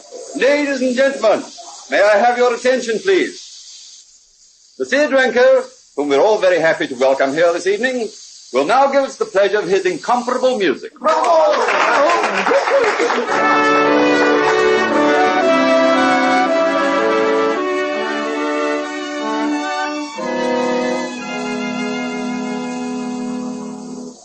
You are, gentlemen. Mademoiselle Frou-Frou's dressing room is right here. Oh, Papa. I say, Holmes, did you notice that girl just passed? The one wearing just those little thingamajigs? Quite. I also noticed, Watson, that backstage at Maxim seems to be one place where you not only see, but also observe very closely. Oh, hello, Monsieur Holmes. Good evening. Oh, I have not expected to see you and that cute little Dr. Watson again so soon. But perhaps this time it is pleasure, huh? Not business. Oh, I'm afraid not, Mademoiselle Frou-Frou. Mademoiselle Frou-Frou, it was only because I thought the gentleman we have agreed to refer to as Mr. Edwards was at least as culpable as you that I persuaded the French police not to prosecute you in that matter of his mother's jewels. But, Monsieur Holmes, that little matter, we have settled it, have we not? The charge is still pending, mademoiselle, and at a word from me could be followed up. But why should I you? also happen to know that the Marsovian embassy is most curious regarding the attraction which brings Prince Danilo so frequently to Paris. That also does not concern me at the moment. Assuming, of course, that you return at once all the letters that were written to you by Monsieur Drenko, and that you cease from molesting him in any way. Oh, mais je comprends très bien. Oh, I see.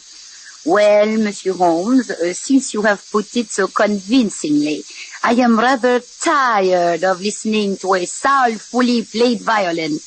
Monsieur Drenko may have his letters back. Here they are. Thank you, mademoiselle. I knew you were a sensible girl. Good night. Good night. Si jamais je vous revois, ce sera trop tôt, je vous l'assure. And now what? And now for a good night's rest. And in the morning we can report to Mr. Drenko the satisfactory solution of what was perhaps our simplest problem. Well, I hope you charge him a stiff fee, Holmes. I still say that the fellow's a bounder.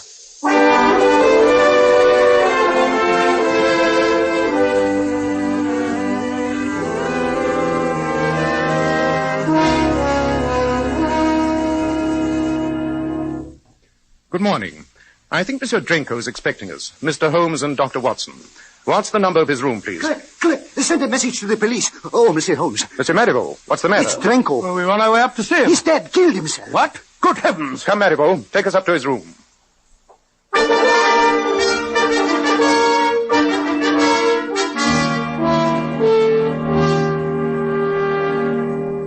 The man's been dead for more than an hour, Holmes. Yes, no, not more than half an hour. Closer to an hour, I should think. I see. Marivaux, would you please ask that chap we passed, the one who was painting the hall, to step in here for a moment? But of course. Curious. I wonder what could have been Drenko's motive in committing suicide. It is the painter, Monsieur Holmes. Ah, yes. Tell me, have you been working there all the morning? Oui, monsieur, ever since 8 o'clock. For over 2 hours, in other words. And were you working constantly in sight of this door? Absolutely, monsieur. I heard a gentleman in here practicing the violin for a little while, but he stopped almost an hour ago. Well, that puts the time of death at just about what I thought, Holmes. And you saw no one enter or leave this room during the entire time? No one. Oh, except 5 minutes ago this gentleman went into the room. A few seconds later, he came running out calling for the police. Thank you. Your statement has been very clear. You may go now, but better not leave the hotel. No doubt the police will want to question you. Très bien, monsieur. I have never had such a shock in my life, Monsieur Holmes. I came up to deliver a new violin that Drenko had ordered, and when I opened the door and saw him lying there, with his face all twisted up in agony. Yes, the common appearance of cyanide poisoning. Not very pretty, I'll admit. You'll note the characteristic odor of bitter almonds, Watson? Yes, indeed. And here's the empty bottle. Quite. The poison label on it removes any possibility of accident. Now, nobody could possibly have got in or out of the window. It's the sheer drop of 4 stories to the street. Look, Monsieur Holmes, this torn piece of paper. I found it here on the desk. It's his suicide note. Evidently written under the stress of considerable emotion, to judge from the writing. It is intolerable. I utterly refuse to endure it any longer. Signed, Mihai Drenko. It's his handwriting, Monsieur Holmes. I'd swear to it. Yes. Unquestionably the perfect setting for suicide. There's no doubt about it. Well, Monsieur Holmes, a pleasure to meet you again, even if under such unfortunate circumstances. How are you, Inspector Bernard? Nice to see you again, my dear fellow. Oh, thank you, sir. Dr. Watson and I have been carrying on for you until your arrival. Oh, thank you. And, may I pick your brains to ask what you have learned? Marivaux here discovered the body only a few minutes ago when he arrived to deliver a violin Drenko had ordered. The painter you'll find out in the hall has had the room under observation all morning and will assure you that no one else entered or left it. And the fellow stopped practicing about an hour before. Sets the time of death pretty accurately. Here's the suicide note, Inspector. I'm afraid we're presenting you with rather an open and shut case. Oh, well, Dr. Watson, a hard-working officer like myself welcomes the absence of any mystery. And here's the violin that Drenko was practicing on. Let me see it, Watson. Odd. Very odd indeed. You mean odd that Drenko should be practicing the violin until just before he killed himself? No, Inspector. That fact by itself would merely be singular. But listen to the violin on which he was practicing. Sounds all right to me. I confess, Mr. Holmes, that I find no mystery in a man playing the violin just before he killed himself. Perhaps, Inspector, you may then be able to explain why a world-famous violinist like Drenko should do his practicing on a violin that is most unmistakably out of tune. But how should I know what a man would do just before he commits suicide? Suicide? This isn't suicide, Inspector. This is murder.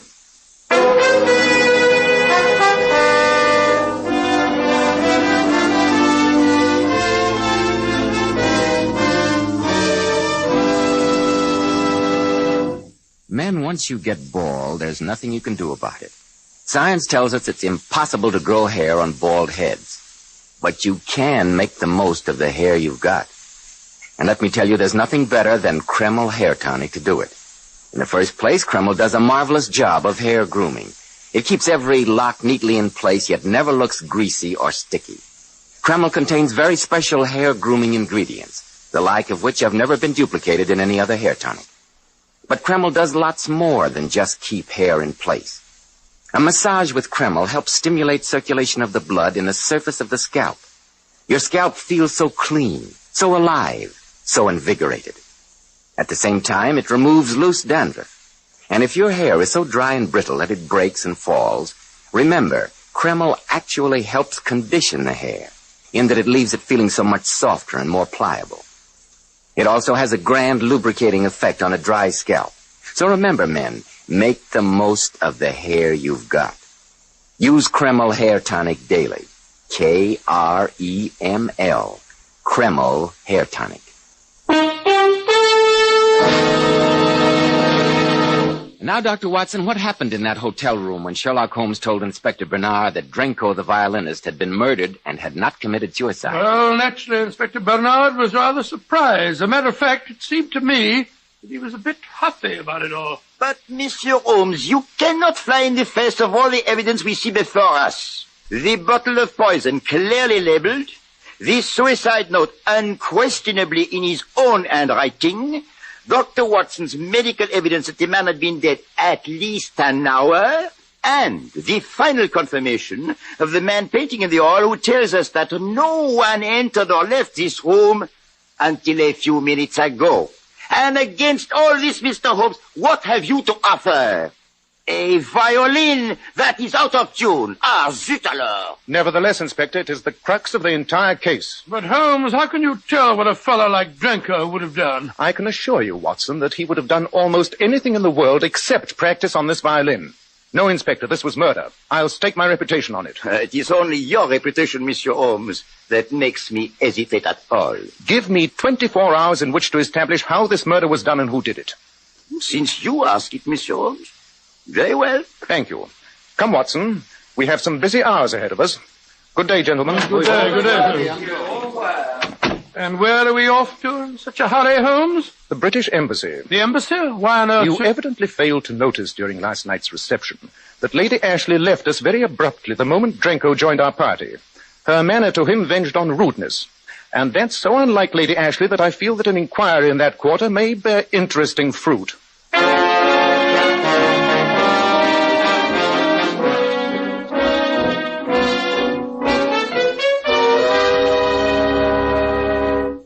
Oh, may I ask, Mr. Holmes, the purpose behind this unexpected visit? In just a moment, Sir Hubert. I'd like to have Lady Ashley present yes, when I... Hubert? My maid said you wanted to talk... Why, Mr. Holmes, Dr. Watson. I didn't know you were here. I'm afraid our visit concerns a professional matter, Lady Ashley. You see, Dr. Watson and I have just come from the room of the late Monsieur Drenko. Is it... the late Monsieur Drenko? I don't understand. Drenko has been murdered, Lady Ashley. Oh. Quick, Watson, catch her. Cynthia. She's quite all right. Nothing but a faint. If you will just ring for your wife's maid, Sir Hubert. Yes, I'll get her at once. I must say, Holmes, you certainly broke the news rather brutally. She took it pretty hard. Nonsense, Watson. What caused her to faint was relief. That was my object. I had to find out what her reaction would be. Here, Annette. You and Mary help Lady Ashley up to her room and put her to bed. Oh, no, we must Just keep her quiet. A cup of hot tea will do her no harm when she comes round. And now, gentlemen, if you'll excuse me. I'm sorry, Sir Hubert, but I must ask you to remain here with us for a few moments. Well, I don't understand. Sir Hubert, Lady Ashley's reaction to the news of Drenko's death was a good deal more pronounced than might be expected in the circumstances. I haven't the faintest idea what you're trying to insinuate. I insinuate nothing. I merely state facts. Would you prefer that I question her, or will you tell me what lies in back of all this? Very well, Mr. Holmes. But I should like to spare my wife as much as possible. My only interest is in any light that she might be able to shed on the matter. Cynthia is a very young and very beautiful woman. Before we were married, she had, well, how shall I put it, fallen under the spell of this man, Drenko. I asked her no questions, but I know that he continued to have some strange hold over her. I had the impression that she hated seeing him and that he was forcing his presence on her on those occasions when he was a guest in my house. Yes, I still don't believe anyone killed the fellow, but if someone did, it sounds like a good riddance. Unfortunately, Watson, we are not concerned with the equities of the murder, but with its solution. Thank you, Sir Hubert. You've been extremely helpful. Well, justice must be done, Mr. Holmes. But if ever I wished that your great powers might fail, it is now. I have no hesitation whatsoever in saying that I'm infinitely grateful to the murder of that swine Drenko.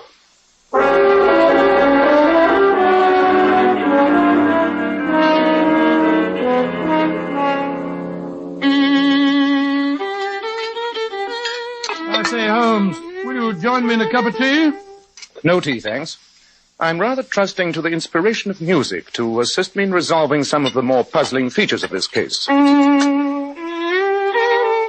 Well, at least you can't complain of a scarcity of suspects. First of all, Sir Hubert, for obvious reasons. Possibly Lady Ashley. Great Scott, Holmes. What's the matter? Tea too hot? No, but have you thought of the possibility that Frou-Frou might have killed Drenko?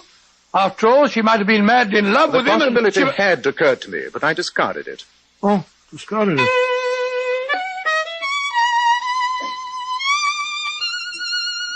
By Jove, look at this glass here on the table.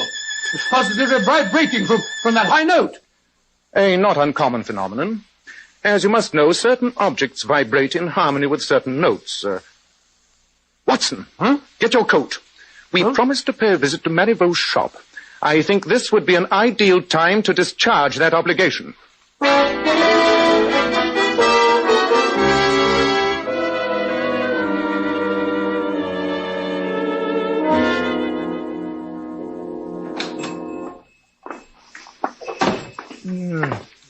Dingy little place, I must say. Founded 1821, huh? Looks as though they hadn't washed the windows since. But full of priceless treasures. As Marlowe said, infinite riches in a little room. I say, where's Marivaux? I don't like the look of that customer over there, the one with that bushy back beard and theatrical cloak. He looks like one of those bomb-throwing fellows. What you call them, nihilists. You must remember, Watson, that music appeals to oddly assorted people. Well, of course does. Professor Moriarty, after all, knows no peer in his interpretation of certain of the Bach fugues. Well, Mr. Holmes and Dr. Watson. Or is this other gentleman waiting? No, I'm in no hurry. It's no wonder the fame of your shop is worldwide, Monsieur Marivaux. I see you have some remarkable instruments. You see about you the fruits of a lifetime of devotion to the violin.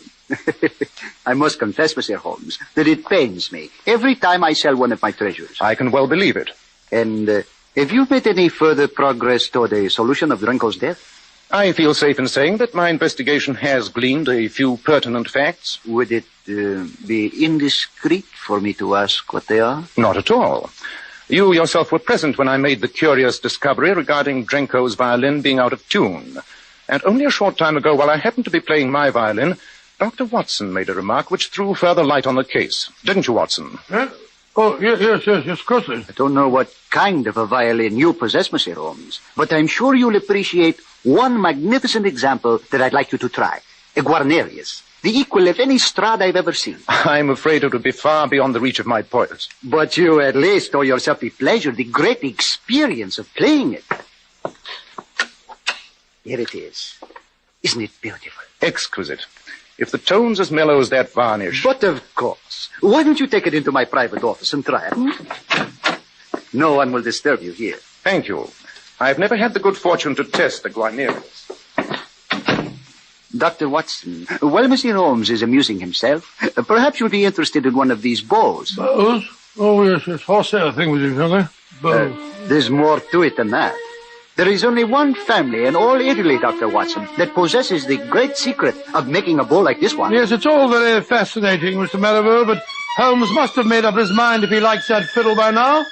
And I know he wants to ask you some questions. He told me that... good heavens, what on earth... He's lying on the floor. He must have fainted. Holmes! I'm afraid he's dead. Quick, Dr. Watson, go for the police. And give you a chance to plant a bottle of cyanide by my side? Oh, no. Watson, stay here and listen to Marivaux confess how he murdered Drenko.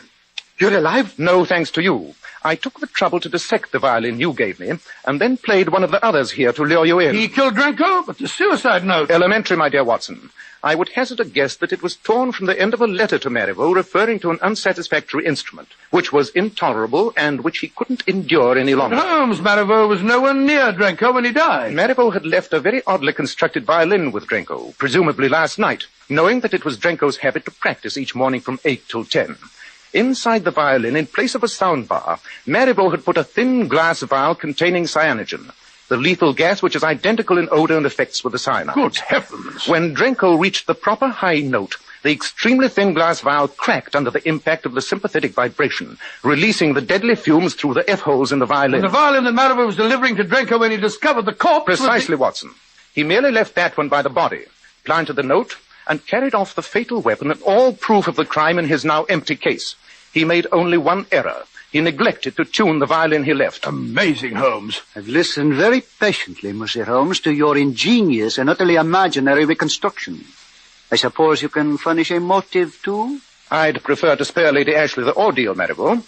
But I have no doubt that it was in you, she confided, that Drenko had been blackmailing her on the strength of their earlier romance. But to convict a man of murder, you need something more than words. You need proof. You seem to be overlooking this dissected violin on your desk, with which you attempted to murder me. I fancy that the sample of your handiwork with the vial of gas affixed therein will offer ample proof. You never send me to the guillotine. I'll kill myself first, but I'm going to take you with me. Drop that vial, Marivaux. Precisely what I intend to do. Drop it and release the fumes. They will put a speedy end to all three of us. I've got your wrist, Marivaux. Give me that vial if you don't want a broken arm. There. Much better. Good heavens, it's an nihilist. I mean, Inspector Bernard. As you noticed when you commented on his beard and cloak, Watson, the inspector's tastes in disguise are a trifle flamboyant. And now, Monsieur Holmes, I must extend my thanks to you on behalf of the Sûreté. Not at all, Inspector. Your promptness in acting in response to my message undoubtedly saved Watson's life and mine. Thank you. Oh, no, Monsieur Holmes. Thank you. Oh, well, have it your way, Inspector. And now, Marivaux, come along,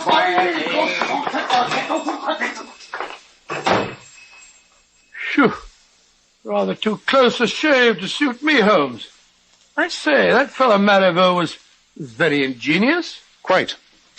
You know, Watson, I have one bitter regret concerning this case. Regret? I find that I have, despite all my protests, ended by acting for Drenko without a fee after all.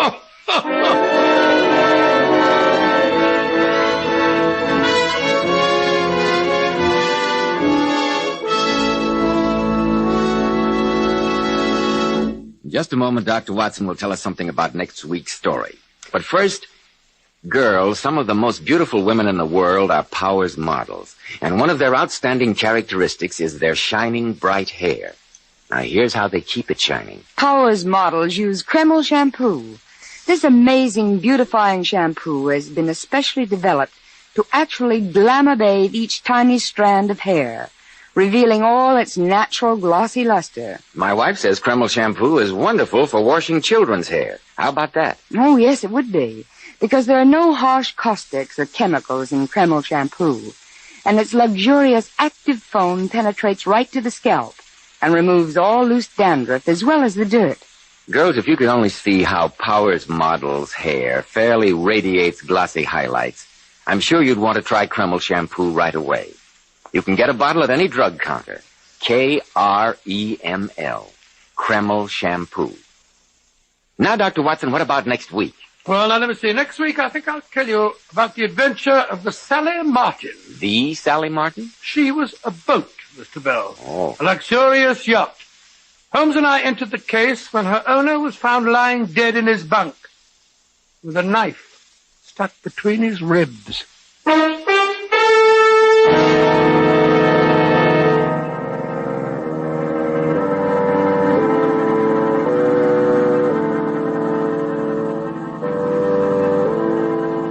Tonight's new Sherlock Holmes adventure was suggested by an incident in Sir Arthur Conan Doyle's story, The Illustrious Client. Nigel Bruce appeared by permission of California Pictures, Tom Conway through the courtesy of Eagle Lion Pictures. This is Joseph Bell speaking for Kreml Hair Tonic and Kreml Shampoo, and inviting you to be with us next week at this same time when Dr. Watson will tell us about the adventure of the Sally Martin.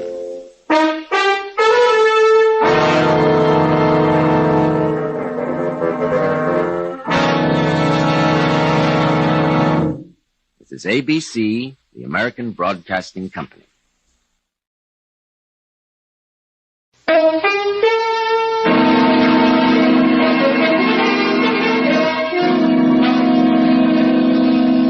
Kreml Hair Tonic and Kreml Shampoo present the new adventures of Sherlock Holmes, starring Nigel Bruce as Dr. Watson and Tom Conway as Sherlock Holmes.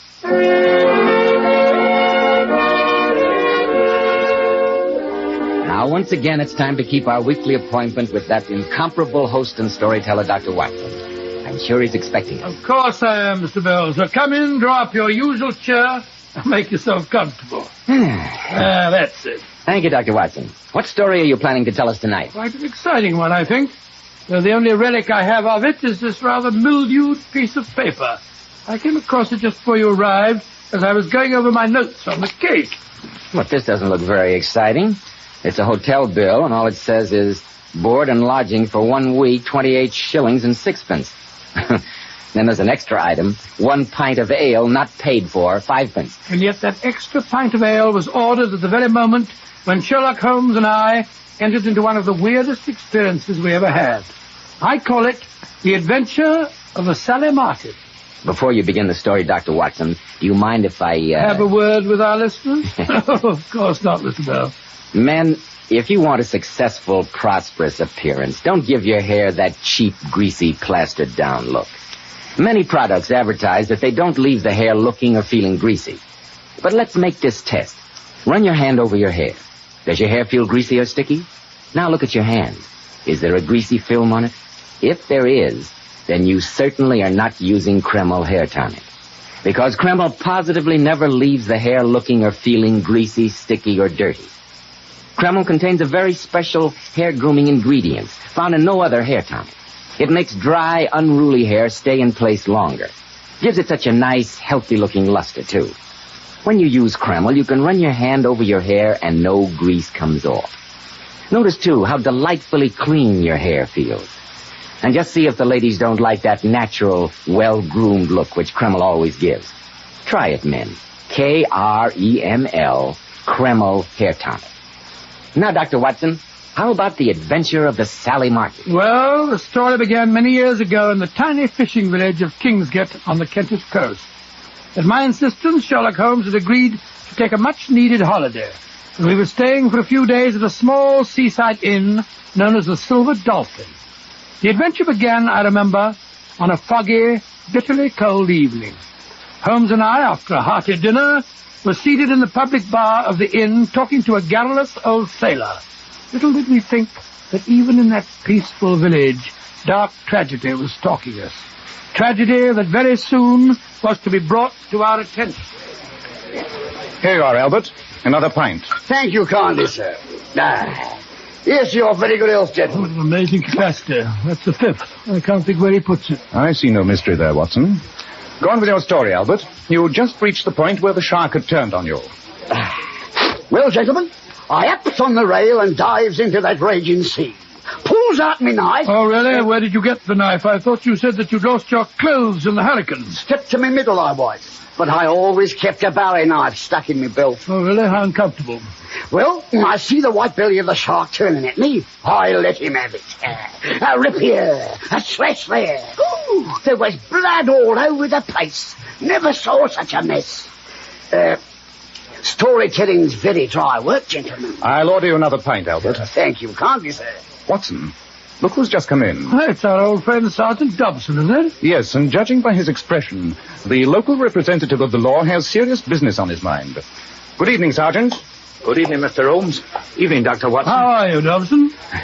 Can I have a word with you, private-like? Of course you can. Oh, I beg pardon, sir, but you did say something about buying me another pint. Don't worry, Albert. We'll have it sent over for you. Please give Albert another pint, Annie. Put it on my bill. Right you are, Mr. Rose. Perhaps you wouldn't mind stepping into the private bar, gentlemen. Very well.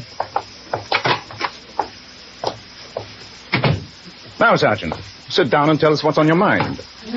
Murder, Mr. Holmes. Great Scott. Who? Where? Well, have you gentlemen noticed the fancy sailing boat that's been moored out in the cove this past week? Yes. I was informed that it was owned by George Byron, the Lancashire cotton manufacturer. That's correct, sir. The boat's named the Sally Martin. And right at this moment, Mr. Byron's lying there in his cabin with a knife in his ribs, deader than a boiled mackerel. Good gracious me. I rowed ashore to send a telegram to the police at Canterbury, but I left a constable to guard the people aboard. Good. I'm going back now to conduct my investigation, but the Canterbury police can't be here afore morning, and I was hoping that we'd help you, Sergeant. Well, sir, a case like this is a little outside of my experience. Just a minute, Dobson. Mr. Holmes is still a sick man. It's cold out and foggy. As his doctor, I forbid... Rubbish. How can I stay here in the inn while a murder lies waiting to be solved less than a mile away? Come, Watson. The game's afoot.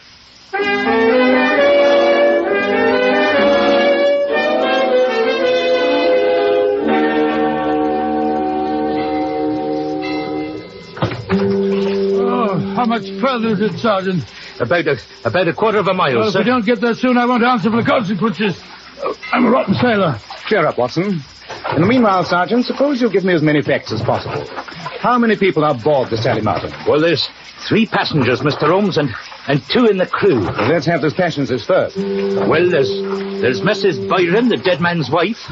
A lot younger than him, she is, and she looks a bit on the flighty side, if you ask me, even though she was having a proper fit of hysterics, like.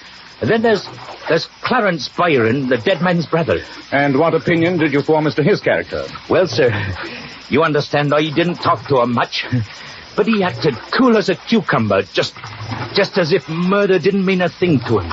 And the third passenger? Well, he's a young fella by the name of Hodgson, secretary to the dead man.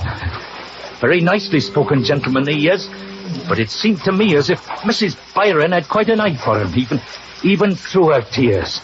That's why I said she seemed flighty-like. You're very observant, Sergeant. Oh, it's just training, sir. How about the 2 crew members? Well, there's Captain Small. He seemed perfectly above board, and a man by the name of Coggins. Arthur Coggins. He's a deckhand, and a mighty surly one at that. He gave me quite a bit of back chat when I questioned him. Holmes, how much further is it? Barely 100 yards, old chap. Oh, I feel awful. Do hurry up. Move over, Sergeant. Let me take an oar.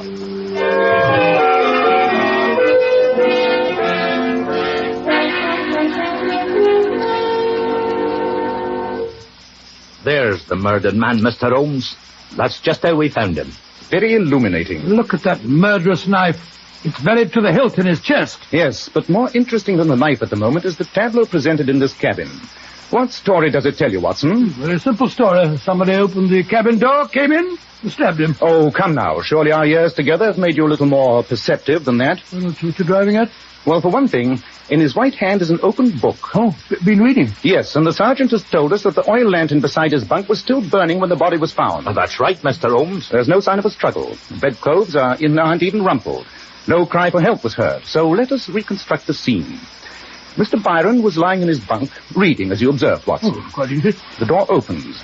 The murderer comes in, the knife hidden in his or her clothing. The victim has no suspicion of his fate because the murderer was someone who could enter his cabin at will. And suddenly, the fatal blow is struck. Then it must have been one of the 3 passengers. I think we may reasonably include the captain. The master of a schooner surely would have the ability to enter his employer's cabin without creating suspicion. Oh, you're right, Mr. Holmes. I think we've seen enough here, Sergeant. Where are the passengers? In their cabin, sir. I told them to wait there until they were sent for. The main saloon's empty. You could see them in there nice and private-like. Splendid. Then let's go there, at once.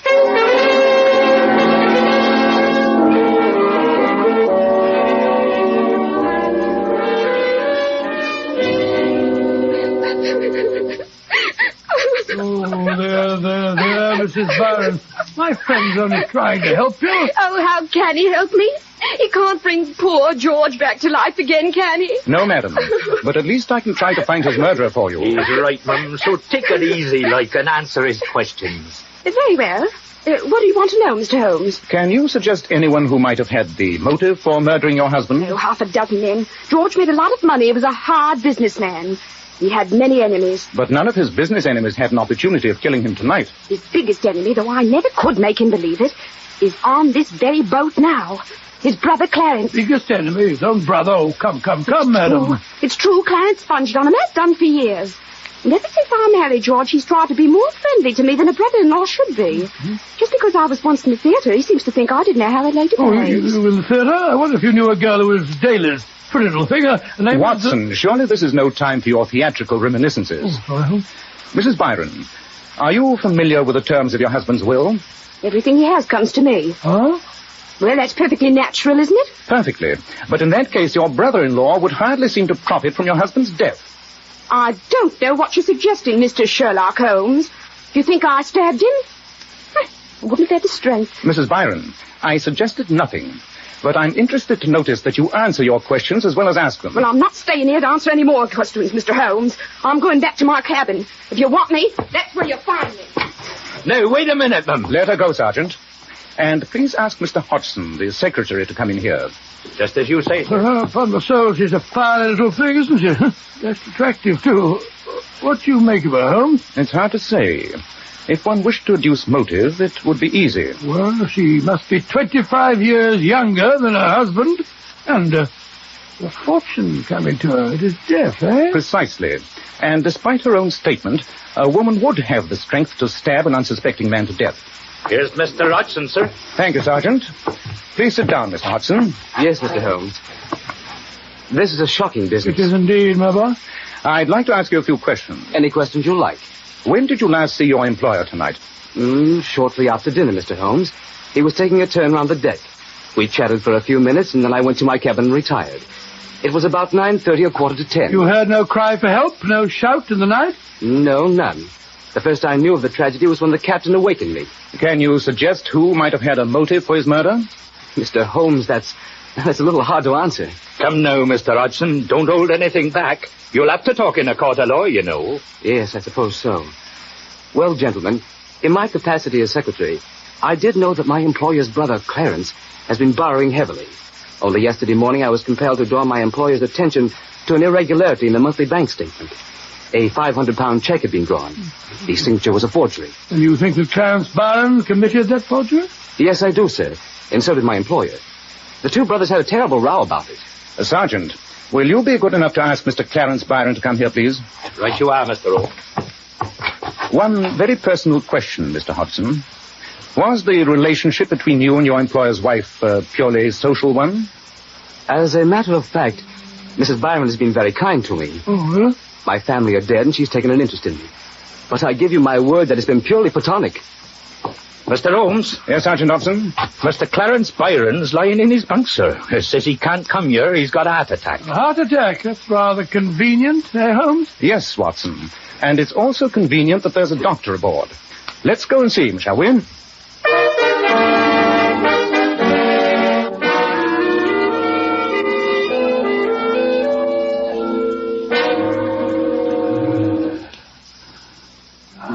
Do you feel any better, Mr. Byron? Yes. Yes, I do, Doctor. That injection you gave me helped. It was digitalis, I suppose. No, it wasn't. Holmes' heart's perfectly sound. He was simulating an attack. So I gathered. Since an injection of plain water apparently gave him immediate relief. Plain water? Yes, your heartbeat was full and regular, and your color normal. So I decided to try an experiment. And a very successful one. Why did you pretend to have a heart attack, Mr. Byron? I wasn't pretending. I do have a bad heart. That I don't doubt. Only a bad heart could prompt you to swindle your brother and then murder him. I didn't murder him. Though, I can tell you who did. Oh? You are very eager to shift suspicion, Mr. Byron. Who, in your opinion, murdered your brother? It's that deckhand, Arthur Coggins. Only a few days ago he threatened my brother's life. You heard him make the threat? Yes, I did. It was his second day aboard. It was early in the morning, and I was strolling on deck when I came on this man Coggins, who was standing by the mainmast, practicing throwing a knife.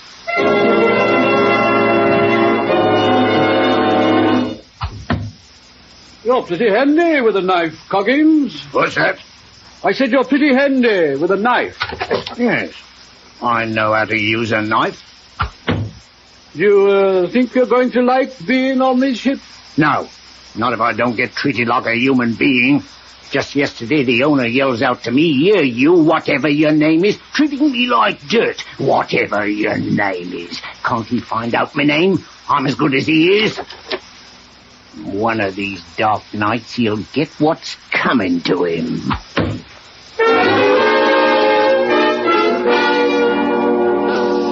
That's what he said, Mr. Holmes. And he looked as if he meant business. He's an expert with a knife, you say. Holmes, do you think it's possible that Coggins threw the knife through a porthole into the dead man's cabin? Yes, Watson, it's possible.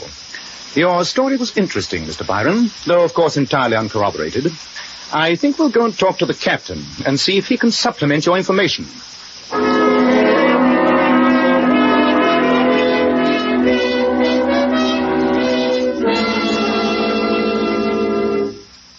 Well, Mr. Holmes, I can't answer for the passengers. That's no business of mine. I appreciate that, Captain Small, but you'll answer for your crew, no doubt. That I will, sir.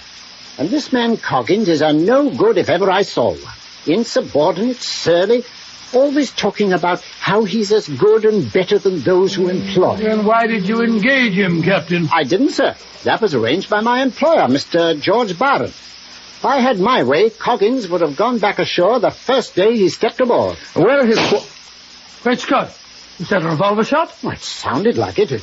And it came from the forecastle. Mr. Holmes! Mr. Holmes! This way, Sergeant.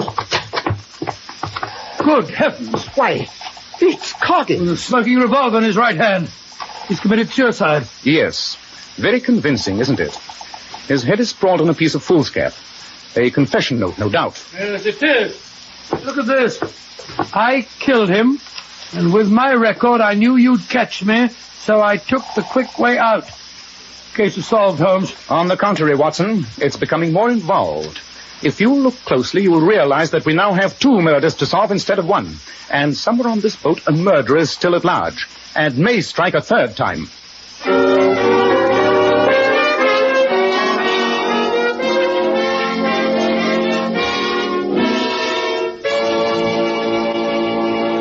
In just a moment, we'll find out if the murderer does strike a 3rd time. But first, men, if you're bald, you might as well grin and bear it, because science tells us it's impossible to grow hair where the hair roots are dead.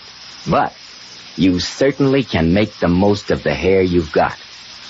And men, you can't beat Kreml hair tonic. To help you, Kreml contains very special hair grooming ingredients found in no other hair tonic.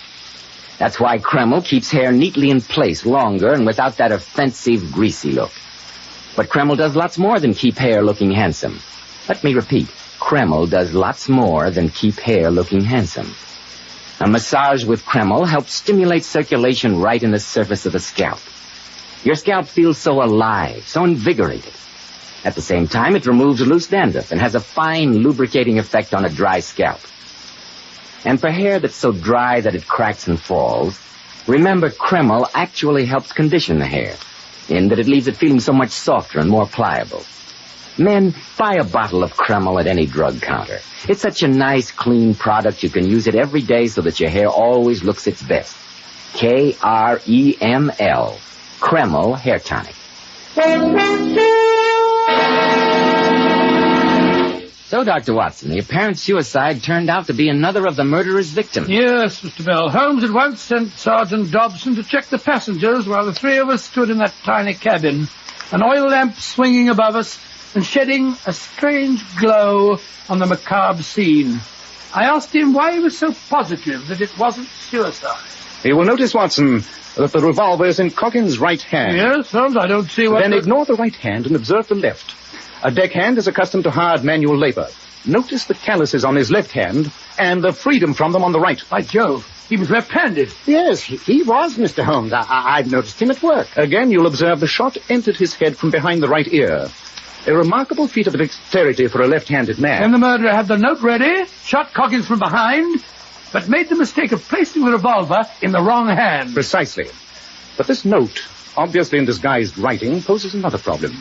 What does the phrase, "and with my record, I knew you'd catch me," mean? He must have had a police record. But why volunteer the information? I wonder if the murderer had a reason. Captain, you said that Coggins was engaged by Mr. George Byron. Well, sir, he told me about the new man, but I don't know that he interviewed him personally. Where was he engaged? At the Seamen's Hostel, here in the village. Well, what are you getting at, Holmes? Surely it's obvious, Watson. If this man Coggins had a police record, his murderer might have deliberately placed him on this boat knowing he would be suspected. Yes, it's possible. But the question is, who engaged him? Well, Sergeant? All three of them in their cabins, Mr. Holmes, and swore they hadn't left them. And yet we know that one of them must have slipped down here and shot Coggins. Lock them in their cabins, Sergeant. Keep good watch on them. Dr. Watson and I are going ashore. Ashore? Why, Holmes, when the murderer's here on this boat? Because I'm convinced that the clue to his identity lies waiting for us at the Seamen's Hostel. Where is the place, Sergeant? And who runs it? Old Ma Jenkins. It's the house just next to the Red Lion on the quayside. Splendid. Watson, we're taking this note and rowing ashore. Another trip in that filthy rowing boat? Must we, Holmes?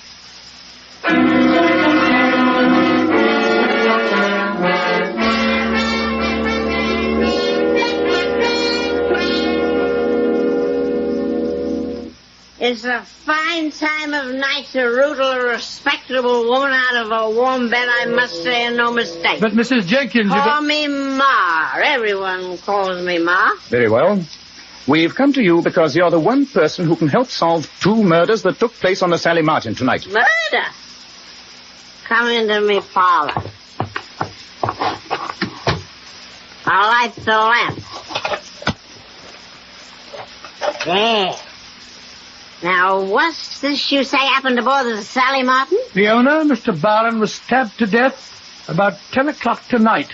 Later on, a seaman by the name of Arthur Coggins was killed, too. Arthur was killed? You knew this man, Arthur Coggins? Of course I knew.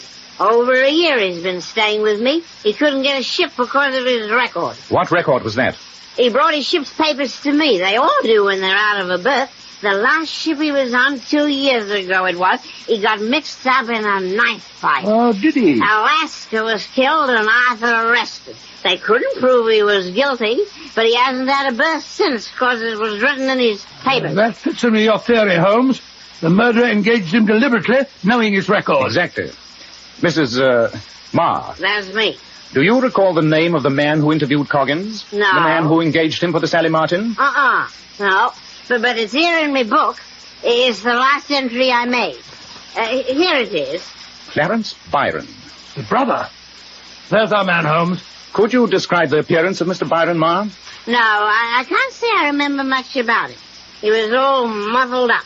He was a nice-spoken gentleman, though. You can recall no clue to his identity? It's, worth a sovereign to you if you can. A sovereign? Well, let me think. Yes, there's one thing I do remember. He had a gold signet ring on his right hand. Splendid, Ma. Watson, the case is solved. Of course it is. Clarence is the man. May I congratulate you on your powers of observation, Watson. Ma, here are 2 sovereigns for you. 2? But you the said... extra one is for the privilege of borrowing this registry book of yours for a few hours. No. I'm taking it back to the Sally Martin with us so that we may compare the handwriting in it with that of a murderer.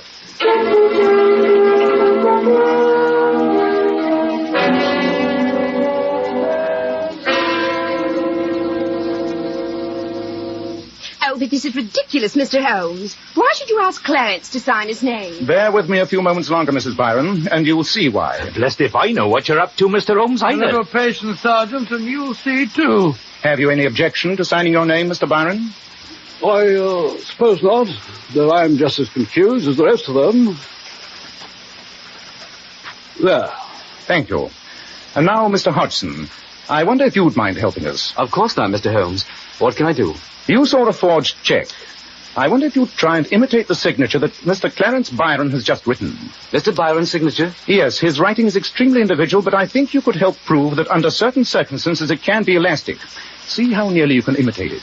I think it'll help us to prove that he murdered his brother. Clarence, you did murder George. I knew it. Mabel, you're out of your mind. Will you copy his signature, Mr. Hodgson? Of course, if you think it'll help you. Holmes, look. Hodgson. Sign, please, Mr. Hodgson. Clarence Byron. There. Thank you. That's a remarkably fine gold signet ring you're wearing, Mr. Hodgson. Thank you. Watson, give me Ma Jenkins' register book. There you are, Holmes. Sergeant, I want you to compare the signature in this book with that which Mr. Hodgson has just given us. I think you'll agree that they're both written by the same man. They are. Well, blow me down. So he forged Clarence's signature? Exactly. He is quite a specialist in handwriting. Albert, you didn't kill him. You couldn't have done it. It's no good, Mabel, and you know it as well as I do. You knew what I was up to. You helped me. You suggested that I use Clarence's name. That's a lie. A lie or not, Sergeant, I suggest you take out your notebook. They're talking in front of witnesses, so make the most of the fact.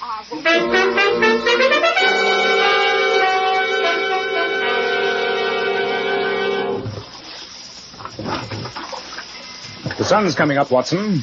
Yes, the sea's calmer, Higgins. A very satisfactory start to a new day.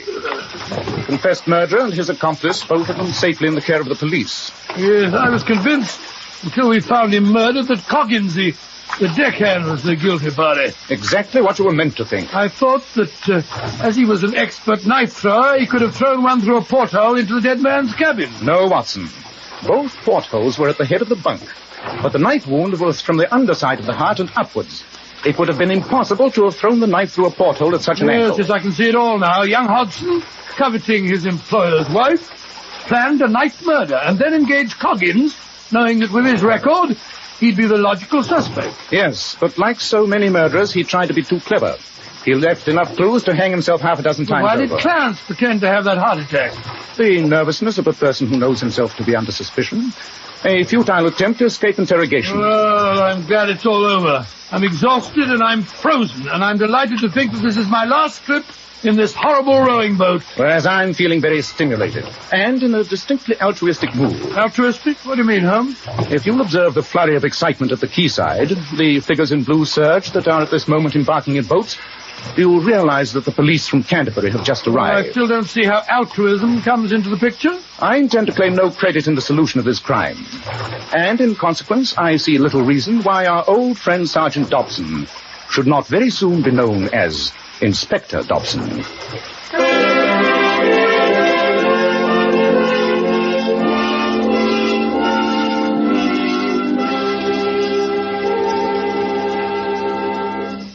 In just a moment, Dr. Watson will tell us something about next week's story.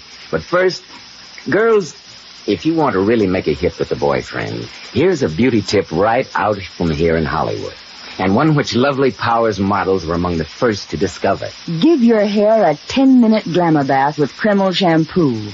This amazingly beautifying shampoo has been especially developed so that it actually brings out all the brilliant, natural luster of each tiny strand of hair.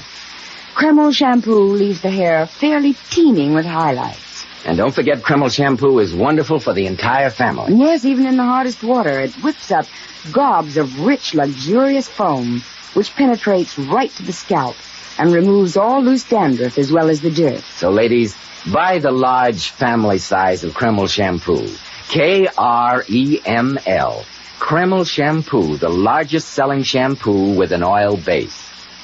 Now, Dr. Watson, what about next week? Well, now let me see. Next week, I think I'll tell you how Holmes solved a murder with only one clue. The depth to which the parsley had sunk in the butter on a hot summer's day. I call this bizarre adventure The Strange Death of Mrs. Abernethy.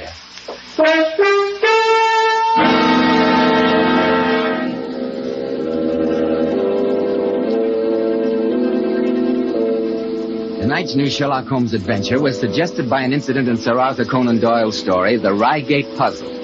Nigel Bruce appeared by permission of California Pictures. Tom Conway through the courtesy of Eagle Lion Pictures. This is Joseph Bell speaking for Kreml Hair Tonic and Kreml Shampoo, and inviting you to be with us next week at this same time when Dr. Watson will tell us about the strange death of Mrs. Abernethy.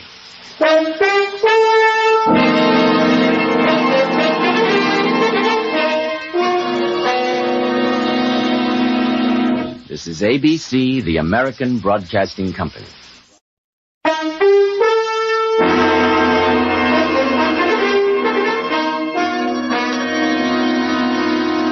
Kreml Hair Tonic and Kreml Shampoo present the new adventures of Sherlock Holmes, starring Nigel Bruce as Dr. Watson and Tom Conway as Sherlock Holmes.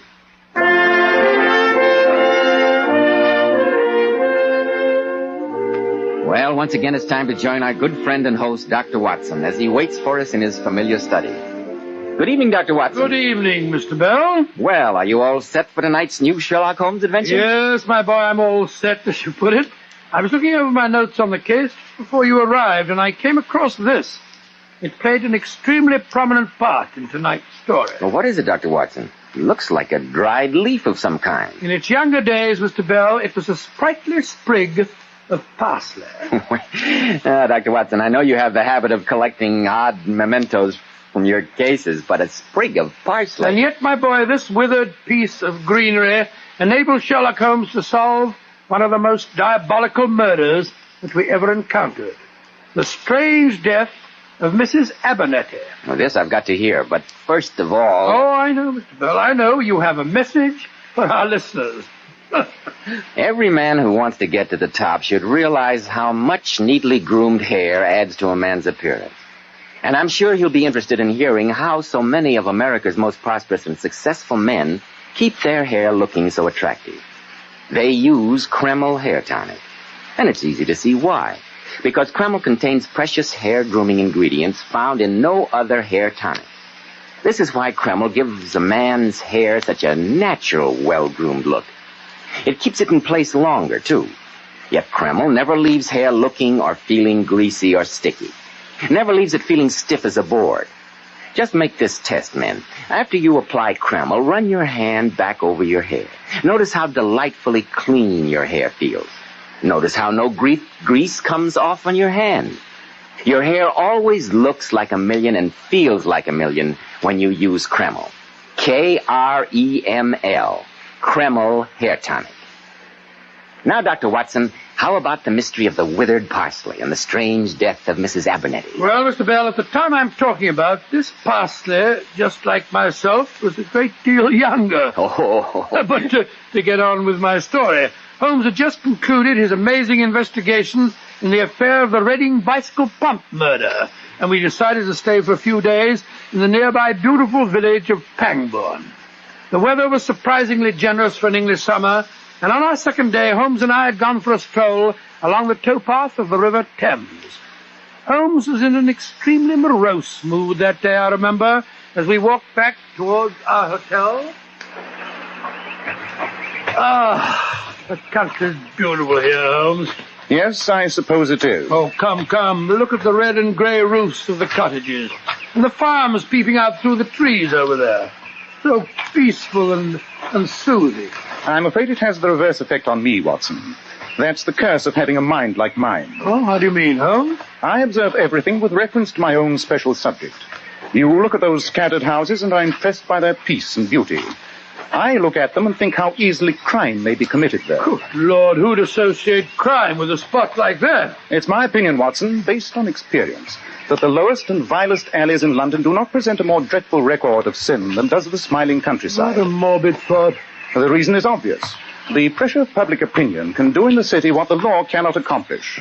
There's no lane so dark that the scream of a tortured child or the thud of a drunkard's blow does not obtain sympathy and help from some neighbor. But look at these lonely houses.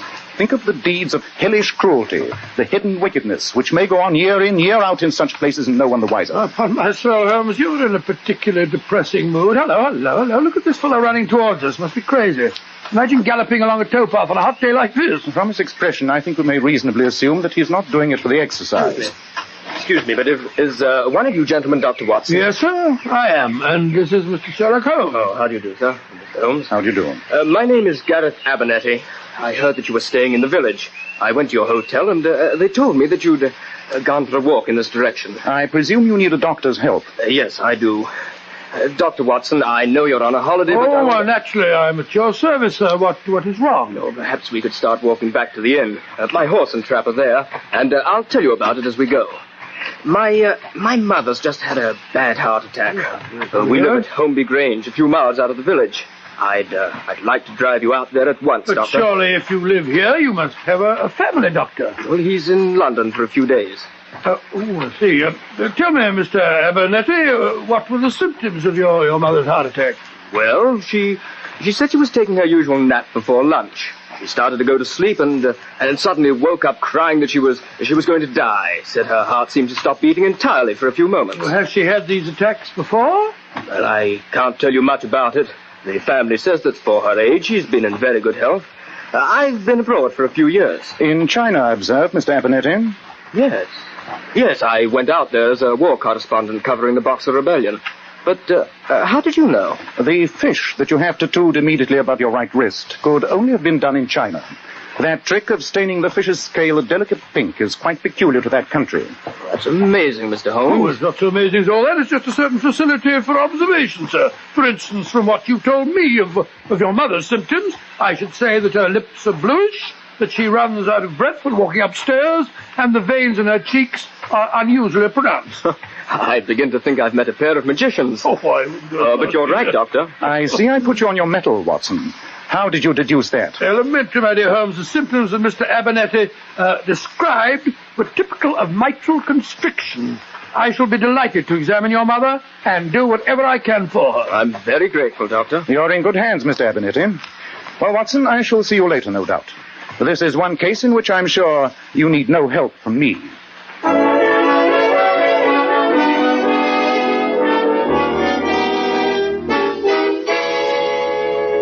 Well, Dr. Watson, I'm not much of a one for doctors. Stick out your tongue and give me a guinea. That's what most of them say. Well, what's your verdict? Well, that there's nothing seriously wrong, Mrs. Abernethy. Just take these drops I'm giving you before each meal and you'll be well in no time. Lizzie. Yes, ma'am? You heard what the doctor said. Now try and stop your wool gathering long enough to see that I get those drops. Yes, I won't forget. You'd forget your own name if the butcher's boy was to ring the bell, though, wouldn't you? Yes, I mean, no. You can leave the room, Lizzie. Yes, I think you should rest for a while, Mrs. Abernethy. Plenty of time for rest at my age, Doctor. Anyway, I want to talk to you privately. That's why I sent Lizzie out of the room. I want you to bring your friend Sherlock Holmes here to lunch tomorrow. Sherlock Holmes? But how did you know that... That he was in the village? There's nothing new in the village or anywhere else going on here that I don't know about, Doctor.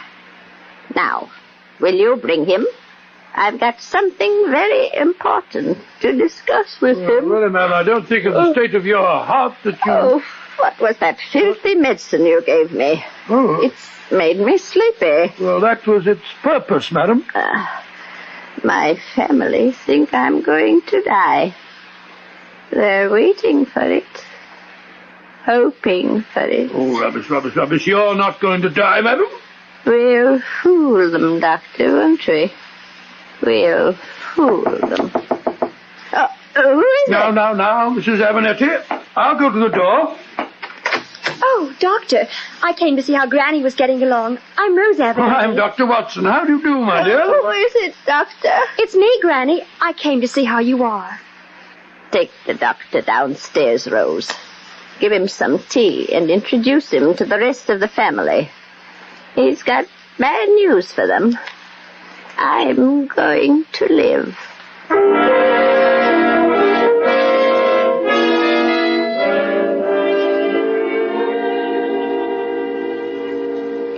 Uncle Gareth, will you introduce Dr. Watson, please? Of course, my dear Rose. And I appreciate your motive in giving me the privilege.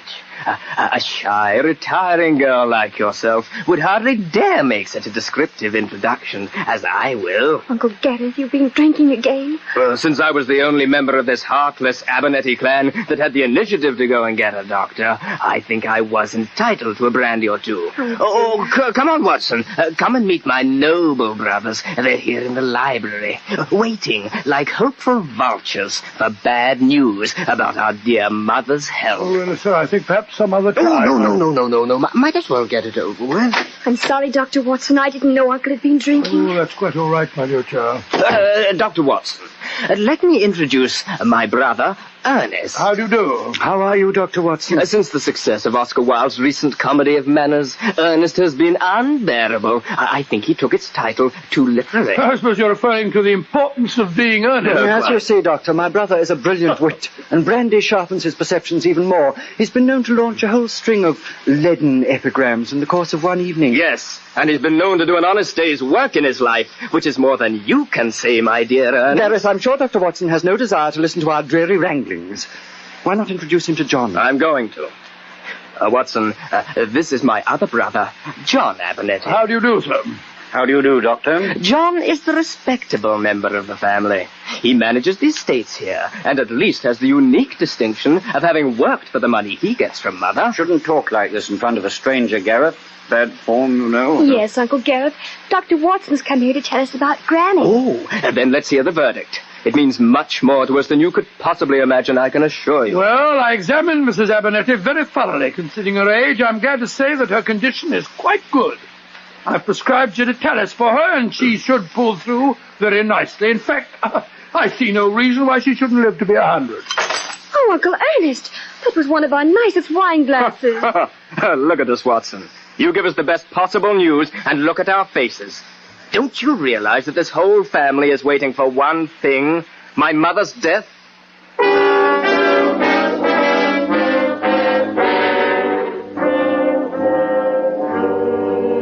I tell you, Holmes, it was perfectly nauseating. I must say they sound like a peculiarly unattractive family. Well, except the granddaughter Rose, she's a sweet little thing, but the others are a bunch of good-for-nothings. Undoubtedly.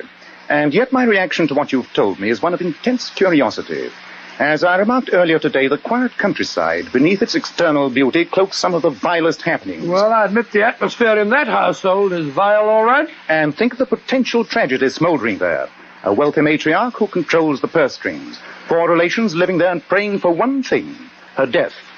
No, Watson, with such a setting, my curiosity is overpowering. Then you will call on her? If you think she's in good enough condition to see me. Attempts may have already been made on her life. Normally I'd suggest postponing it for a day or two, but if you think that she's in danger, Right. I feel... Watson, tomorrow we shall call upon the lady and see what can be done to help her.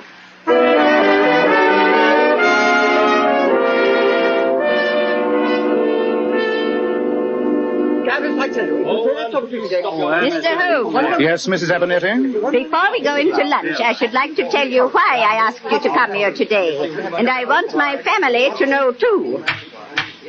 Children, I want your attention. Oh, Mother, not another lecture, surely. No, Ernest, not a lecture. Merely a statement of fact. I have asked Mr. Sherlock Holmes here today because he is a detective. A detective? What's the matter, Mother? Has someone pinched the family silver? Gareth, be quiet. Now, please don't excite yourself, madam. Remember that heart of yours. Yes, Granny, do be careful. Oh, stop fussing over me, Rose, and sit down. Gareth, you mentioned the family silver.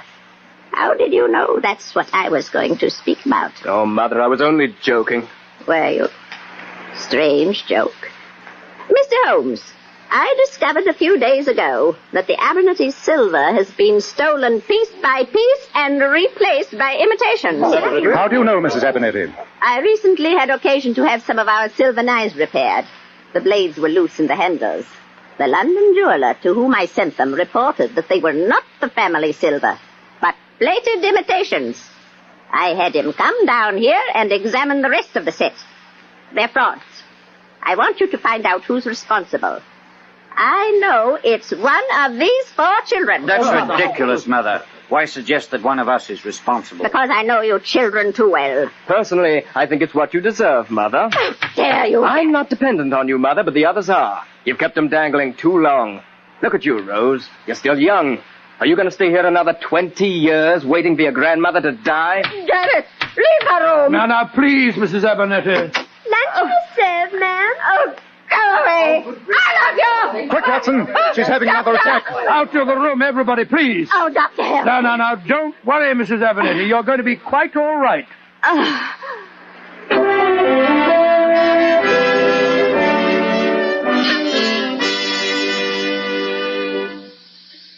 Are you feeling better, Mrs. Abernethy? Yes, Mr. Holmes, I am. That Digitalis soon pulled you round, didn't it? You must remember not to take another dose until this evening. In the meanwhile, I think you'd better go and lie down. No, Doctor. I want to go into lunch. And afterwards, I have something else to tell you, Mr. Holmes. Something I don't intend the family to hear. And it's much more significant than stealing silver. Mrs. Abernethy, I think if you were to tell me your real problem now, simply and directly, a great deal of time and patience might be saved. After lunch, Mr. Holmes. Doctor, give me your arm.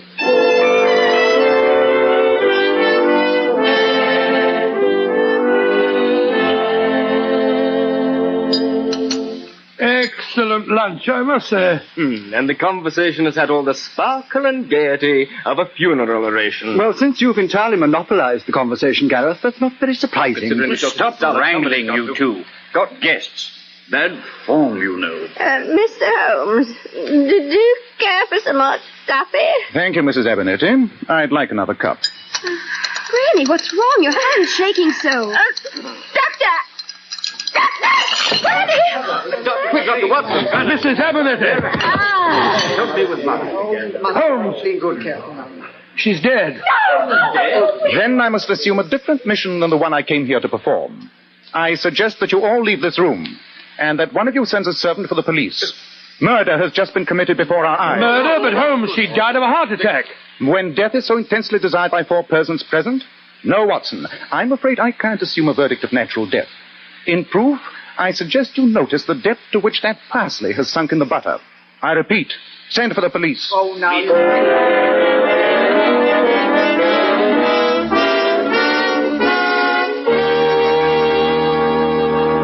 Before we find out what the police discover, men, once you get bald, there's nothing you can do about it.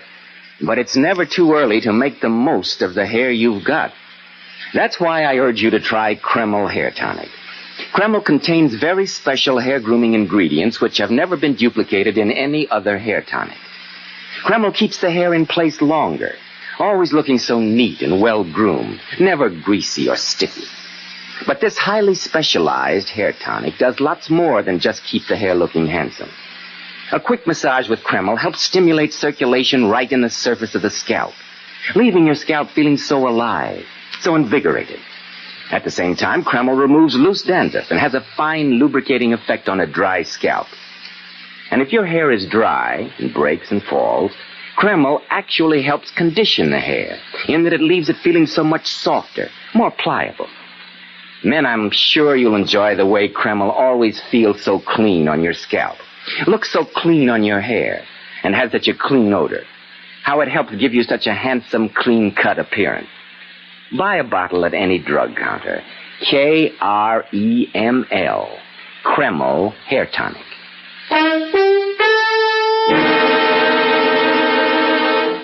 Well, Dr. Watson, I begin to see what you mean about that withered sprig of parsley.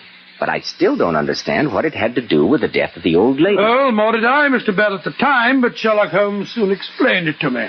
As soon as the family had left the dining room and the police had been sent for, Holmes and I stood together in that room of death, examining the dining room table. Yes, Watson. I'm certain that she was poisoned before our eyes. But how, Holmes? You'll admit that in her condition a double dose of digitalis would have been fatal? Possibly, yes, but she didn't have an overdose. I gave her some before we came into lunch and told her not to take her usual dose at the table. And she didn't take it. Not consciously, Watson, but I'm convinced that she received another dose in her food. How? She didn't eat the roast lamb that the rest of us had. She simply had 2 lightly boiled eggs. She cracked them open herself. They couldn't have been poisoned. But she put butter in her eggs. Large quantities of butter. We all ate butter from the same dish, Holmes. True. But once again, I ask you to observe the significant fact. The depth to which the parsley has sunk in the butter. But the parsley hasn't sunk perceptibly at all. That, my dear Watson, is the significant fact. Oh, beg your pardon, sir. Lizzie said as how you thought something was wrong with the lunch. I'm the cook. Something was very wrong with the lunch, my good woman. Oh, I'm sorry. And I hear as how Mrs. Abernethy's been took with another of her spells. Yes, she has. Tell me, was this table laid for lunch at 1 o'clock? Yes, sir, it was. But you didn't come in till half an hour later. While Mrs. Abernethy's attack delayed us in the drawing room, did anyone come through the kitchen into this room? No, sir. Lizzie and me would have seen him if they had. And when you set the table, you placed this butter here? Yes, sir. As you see, it's garnished with parsley. Did you do that? No, sir, I didn't. That's funny. Who could have put that on there? Joe Holmes, you're right. But the roast of lamb was garnished with parsley, wasn't it? Yes, sir, it was. Splendid. I'm much obliged to you. I hope the mistress finds better soon, sir. Watson, I'm going to take that butter to the village, chemist shop, and have it analyzed. While I'm doing that, I want you to conduct an experiment of your own. What do you want me to do? Obtain a fresh quantity of butter from the kitchen. Place a sprig of parsley on top of it, and see how far in half an hour it sinks in. Ridiculous way of spending my time, I must say. Nevertheless, Watson, I think the experiment may give us the vital clue to the murder.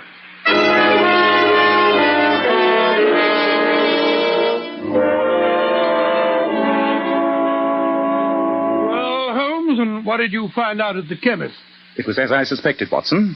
The butter was thoroughly impregnated with digitalis. And yet we all ate some of it. True. It would not produce any effect on a normally healthy person.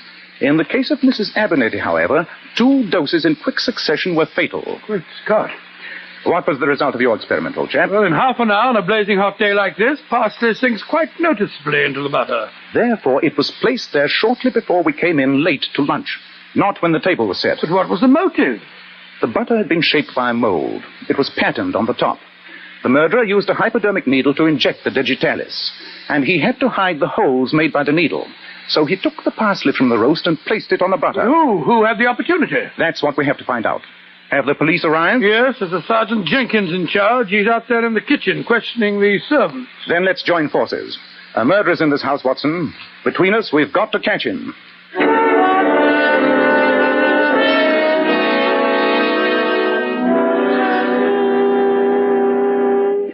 Mr. Holmes, I've questioned everybody. The cook, Martha, says nobody came in through the kitchen when lunch was waiting on the table. And yet we know somebody did, Sergeant. Well, perhaps they came through the window. I checked that too, sir. The gardener was working in the rhododendron bed outside. He said no one went in that way. And the only other entrance to the dining room was the door leading into the library. Oh, I checked on that one too, Mr. Holmes. Mr. John Abernethy and his brother Ernest were playing a game of chess there. They swore that no one went through that door. Well, it looks as if no one could have tampered with the butter. Whereas we know they did. Sergeant Jenkins, you've been very thorough in your examinations, but one of these witnesses is lying. We must talk to them again.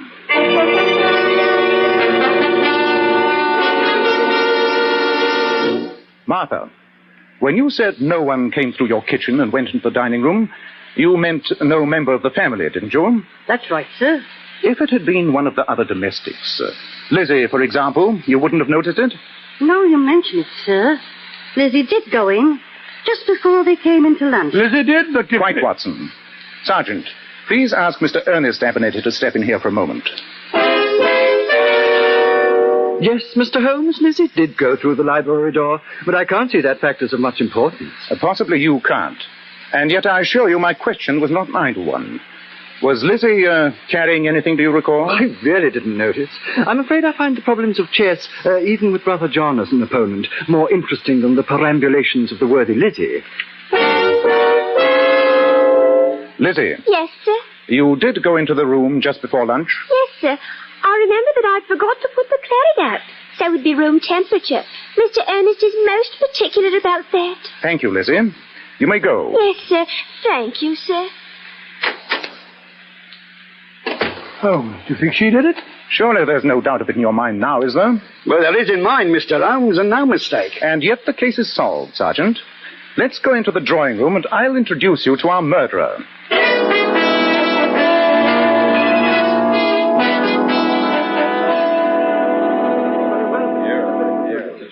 And so, ladies and gentlemen, you can all see now how the murder was committed. But by Lizzie? But that doesn't seem possible, Mr. Holmes. What motive would she have? Oh, I could understand her motive. Mother's been an absolute tyrant with her. I find it hard to believe that with her addle-pated mentality, she'd have the imagination to think of such a plot. Oh, no, Gareth. The man responsible for this murder is you. Uncle Gareth! This is ridiculous. I did not say the murderer. I said the man responsible. But Holmes, what on earth are you driving at? Gareth, by his example in finding a job and going abroad, caused one of his other relatives to become disgusted with the life of a parasite. That person decided to go beyond such petty devices as stealing silver and to turn to murder. And Abernethy commit murder? I say, really. A remarkably brilliant observation. Which one is it, Holmes? Surely that's obvious. two witnesses, the cook and Ernest, at first swore no one had entered the dining room. Then, when I asked a question based on one of the elementary flaws of direct evidence, each admitted that Lizzie had entered. Lizzie herself admitted it, Mr. Holmes. Very true. She told us in detail how she had entered the dining room once, but the witnesses had her entering twice. The cook saw her come through the kitchen door, and you, Ernest, admitted that she had passed you through the library door. Someone else had realized that same flaw of evidence, that no employer really notices the actions of a servant. Someone else had entered that room in the maid's uniform. And who is the only suspect who could have done that? By George, Rose Abernethy. The shy and retiring Rose? Yes, I killed Granny. When Dr. Watson said that Grandmother might live another 20 years, I saw that I'd never get away from here. Well, you're getting away from here now, miss. I'm taking you over to the station. I don't care. I'd be an old maid. And I warn you that anything you say may be used in evidence against you. I killed...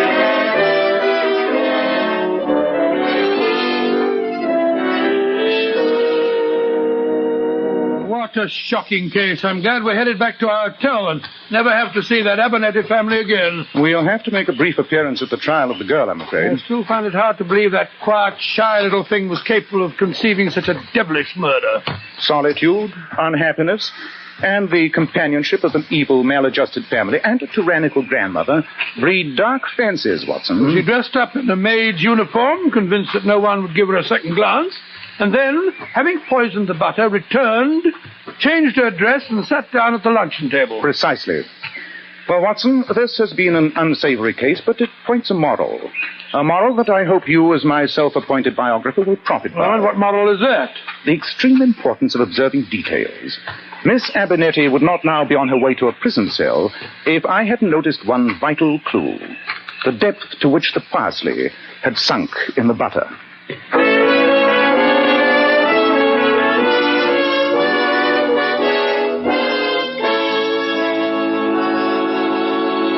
Just a moment, Dr. Watson will be back to tell us something about next week's story. Girls, have you noticed how men can't help but admire the bright, shimmering highlights in a woman's hair?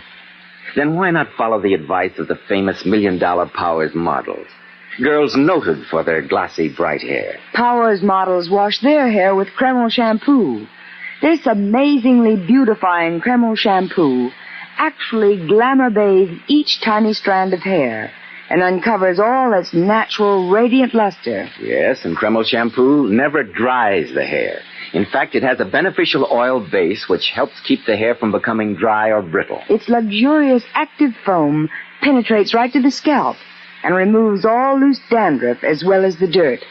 So, ladies, buy a bottle of Kreml shampoo at any drug counter. See how easy it is to glamour bathe your hair to a vision of tantalizing loveliness.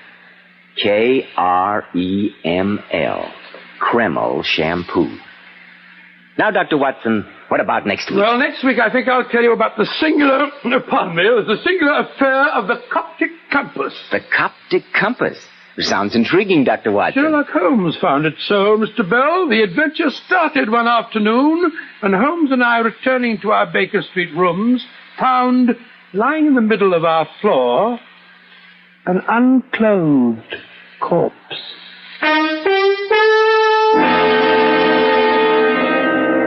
Tonight's new Sherlock Holmes adventure was suggested by an incident in Sir Arthur Conan Doyle's story, The Six Napoleons. Nigel Bruce appeared by permission of California Pictures, Tom Conway through the courtesy of Eagle Lion Pictures. This is Joseph Bell speaking for Kreml Hair Tonic and Kreml Shampoo, and inviting you to be with us next week at this same time, when Dr. Watson will tell us about the singular affair of the Coptic compass.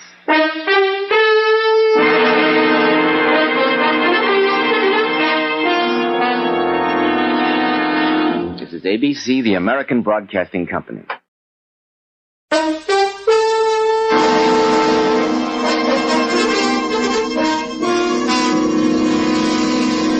Kreml Hair Tonic and Kreml Shampoo present the new adventures of Sherlock Holmes, starring Nigel Bruce as Dr. Watson and Tom Conway as Sherlock Holmes.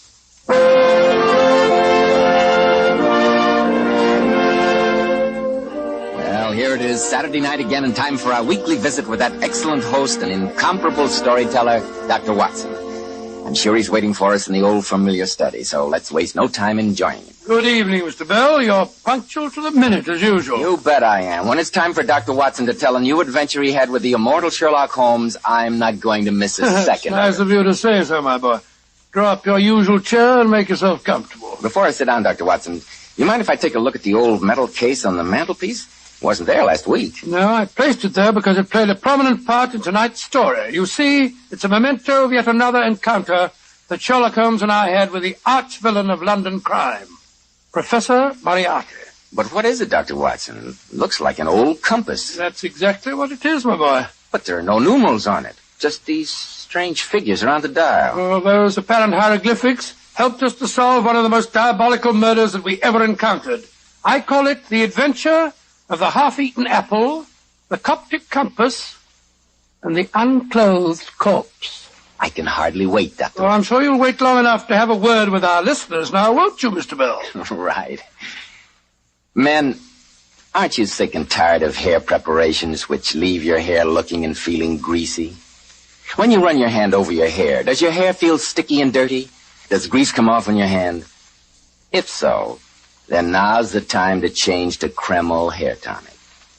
The first thing you'll notice about Kreml is how clean it smells, how clean it looks and feels on your hair and scalp. When you use Kreml, you can run your hand over your hair. And honestly, men, it's a pleasure.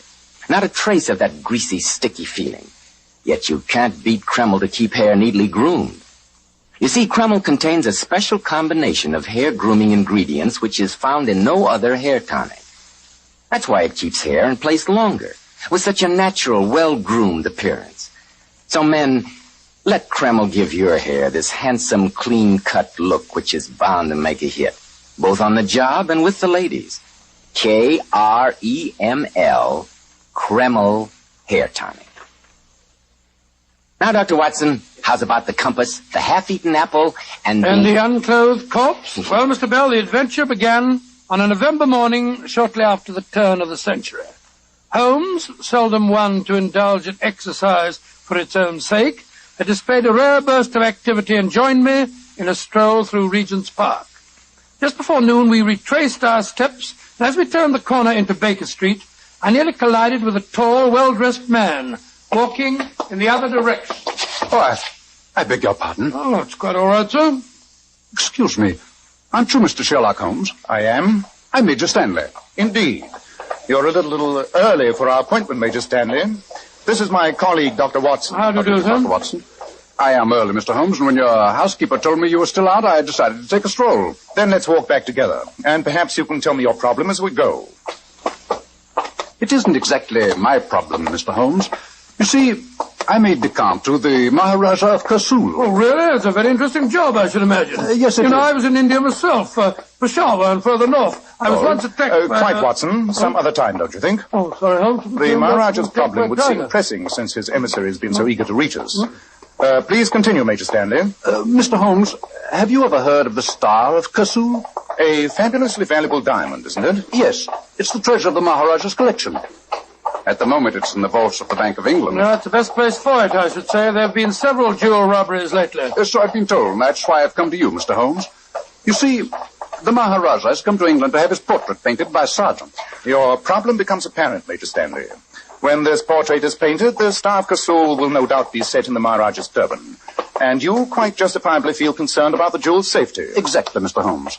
It must be cleverly and closely guarded on its daily journey from the vaults to the Maharaja's suite and back. Well, hardly sounds like a job for you, Holmes. No, Major Stanley. Without wishing to appear conceited, I may say that such a routine matter is rather outside my scope. The Maharaja insists on having you, Mr. Holmes. I assure you his fee would be princely. Here we are at 221B. Come in, Major Stanley. We'll discuss the matter further, if you like. Mrs. Hudson, we're back. Very well, Doctor.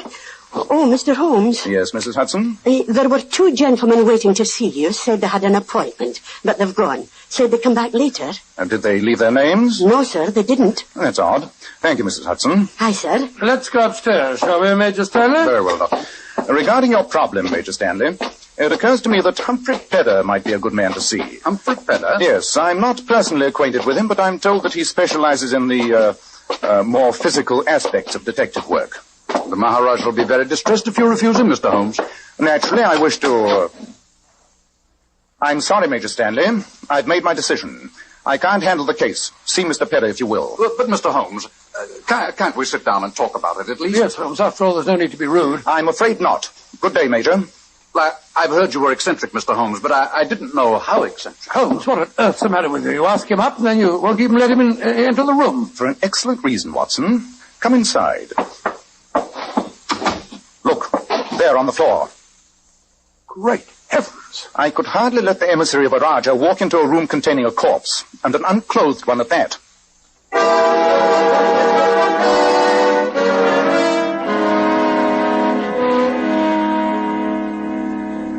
Lift the blanket off the face, Watson. Right you are, huh?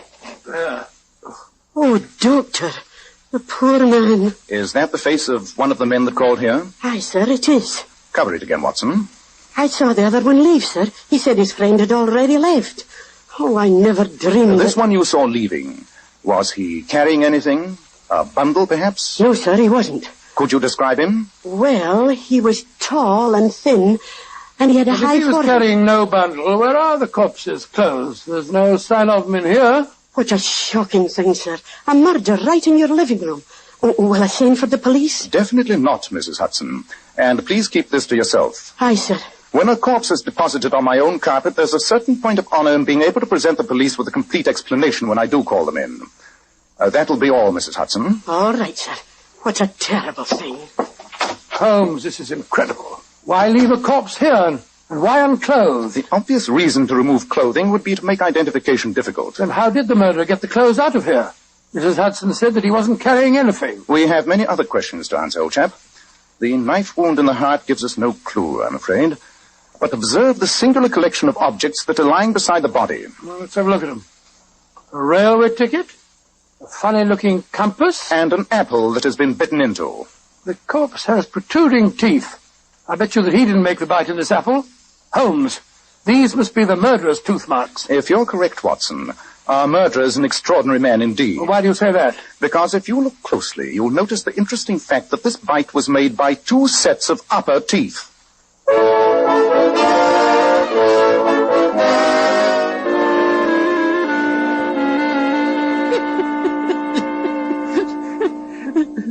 You're the one who no mistake, Professor Moriarty. 2 sets of upper teeth. Well, that was the best touch. Yes, Carter. I must confess it was neat. Simple, of course. You start the bite with your upper teeth, reverse the apple, and conclude the bite. Yes, simple, but I trust also somewhat disconcerting for the great Sherlock Holmes. Our past encounters have given me an insight into his very unusual mind. I'd like to have watched his face when he walked in there, Professor. So would I. But the next 24 hours will give me little leisure, I fear. I must arrange for a certain matter concerning a change of ownership in the Star of Kersul. This should be a fascinating game. But the old compass, the railway ticket. Carter, with your somewhat limited cranial development, it must be hard for you to absorb the subtler points in such a plan, but surely its basic purpose is obvious. Sherlock Holmes is about to be engaged by the Maharaja to guard the jewel. I had to divert his attention, so I perpetrated an intriguing murder on his own doorstep and surrounded the corpse with meaningless and completely unrelated objects which I knew would torment his curiosity and keep him off my trail. And that corpse would take some explaining to the police too, Professor. Yes, that's why I placed it there. It puts him in an acutely embarrassing position. He has to try and solve the case or become the laughingstock of London. It's one of your neatest jobs, Professor. Oh, I won't say that, Carter. But I'm quite sure that I've posed a problem that Sherlock Holmes will be totally unable to resist.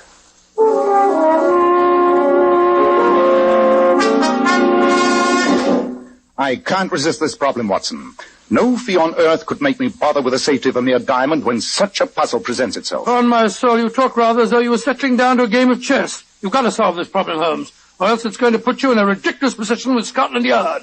And just think if it got into the papers. I shall reserve my imagination for the problem posed. The question of the apple is, of course, obvious. Well, I suppose all you have to do is to find a man with 2 sets of false upper teeth. Very simple. Quite. The only way such an imprint could be left is to take a half bite with the upper teeth, reverse the apple, and repeat the procedure. The only question here is, why indulge in such a bizarre performance? Well, whatever the reason, those are the murderer's tooth marks. Unquestionably. You notice the eaten portion of the apple has only just commenced to turn brown. The bite was undoubtedly taken in this room. But to identify teeth marks is a monumental problem and might prove insoluble. Let's turn our attention to the compass for a moment. Oh, I've never seen one like it. There are no numerals on it, no points of the compass indicated anywhere. Just a lot of funny little squiggles. Oh, no, Watson. Surely you recall the singular affair of the Coptic patriarchs? You overrate my memory, Holmes. In any case, I don't even know what a Copt is. My dear Watson, sometimes you astound me. Well, it seems to me it takes very little to astound you. I repeat, what is a Copt? The Copts are the principal Christian race descended from ancient Egyptian stock. What you refer to as squiggles on this compass, in reality, are letters of the Coptic alphabet. Oh, that makes it more confusing than ever. An apple bitten into by an eccentric, and now a compass with ancient Egyptian lettering on it. I just can't see any relation between the two of them. And yet we know there must be. That's what makes the problem so fascinating. Well, what does the compass tell you, Holmes? 2 things. The Coptic lettering on the dial is inscribed by hand. Obviously, it was constructed for a Copt who could speak no European language. Yet the corpse was definitely not of Egyptian origin. I'll wager that he was born not too far away from the sound of bow bells. I agree, Watson. And so the problem becomes more confusing. Now, let us examine another piece of this fascinating puzzle. The railway ticket. Well, it's the unused return half of a first-class ticket from the village of Chipping Sodbury to London. Yes, and the date stamped on the back is November the 6th. Today? Yes, Watson, today. Chipping Sodbury is a tiny village. I imagine that the number of passengers that travelled from there to London this morning could be counted on one hand. You're going to Chipping Sodbury? Yes. It shouldn't be too hard to find out who purchased this ticket. And while I'm doing that, I want you to stand guard here. With the corpse? Yes, Watson. And I suggest that you keep your revolver handy. My revolver? You mean I mean that after what has happened in one short morning in Baker Street, we should be prepared for any eventuality.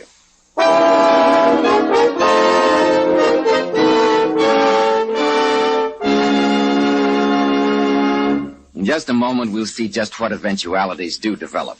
But first, if you're smart, you'll take better care of the hair you've got. Let me assure you, men, you can't use a better product than Kreml Hair Tonic.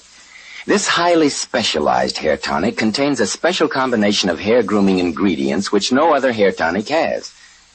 That is why Kreml keeps your hair in place longer. Why your hair always has such a natural, well-groomed appearance, never greasy or sticky. And listen carefully to this, men. Kreml does lots more than keep hair looking handsome. A quick massage with Kreml stimulates the circulation of blood right in the surface of the scalp. Notice how alive, how invigorated, how clean your scalp feels. At the same time, Kreml removes loose dandruff. And if your hair is so dry that it breaks and falls, Kreml actually helps condition the hair by making it feel softer, more pliable. So, men, why be satisfied with a product which merely keeps your hair in place when you can have handsomely groomed hair plus all those extra advantages of Kreml? Buy a bottle as soon as possible at any drug counter. Kreml, Kreml Hair Tonic.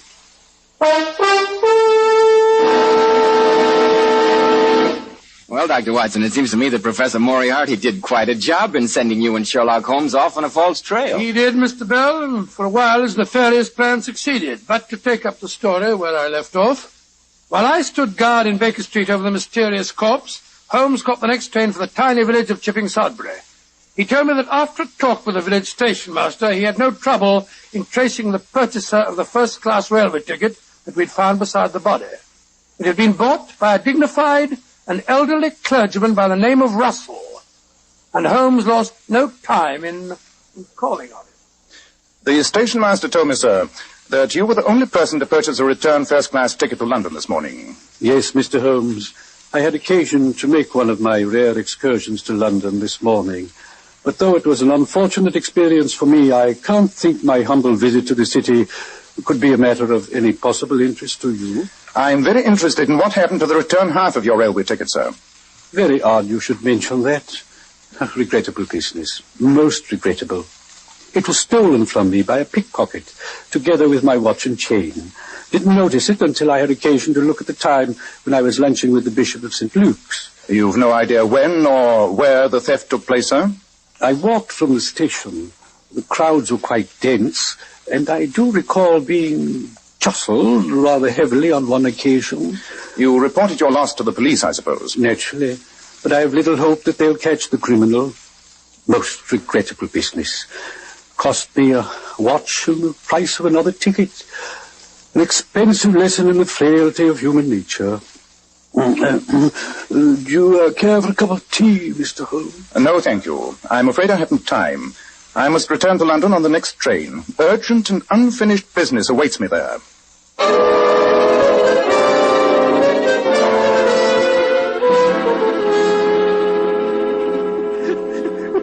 We followed Sherlock Holmes to Paddington Station, Professor Moriarty. Excellent. He caught the train for Chipping Sudbury, no doubt, Carter? Oh, yes, Professor.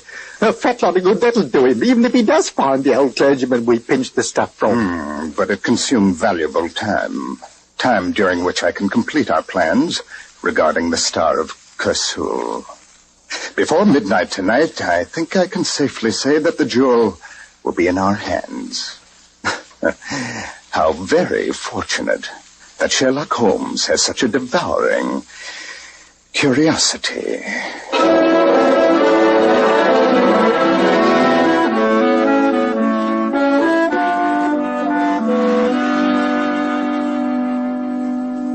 Any luck, Holmes? A waste of valuable time, Watson. I found the purchaser of the ticket all right. The return half, together with his watch, had been stolen by a pickpocket. Oh, Lord, so that means we start all over again. No, Watson. At least one clue has been eliminated. Let us analyze the remaining ones more thoroughly. Now, the problem of the Coptic compass should next engage our attention. A call on the Egyptian embassy might prove illuminating. You know, Holmes, while you were away, I had a brainwave. Congratulations. It was connected with the missing clothes from the corpse.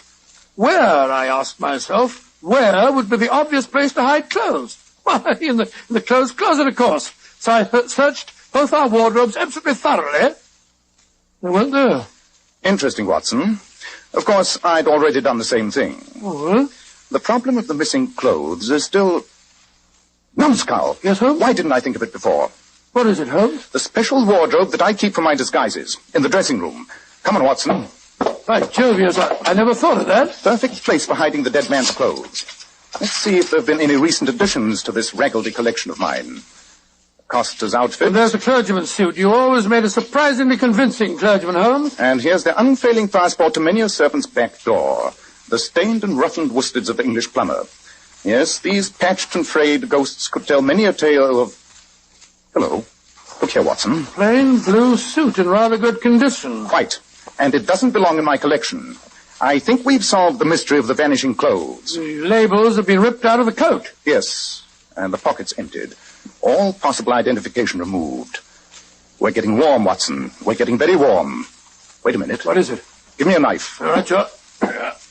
There's something in the lining of this coat. Feels like paper.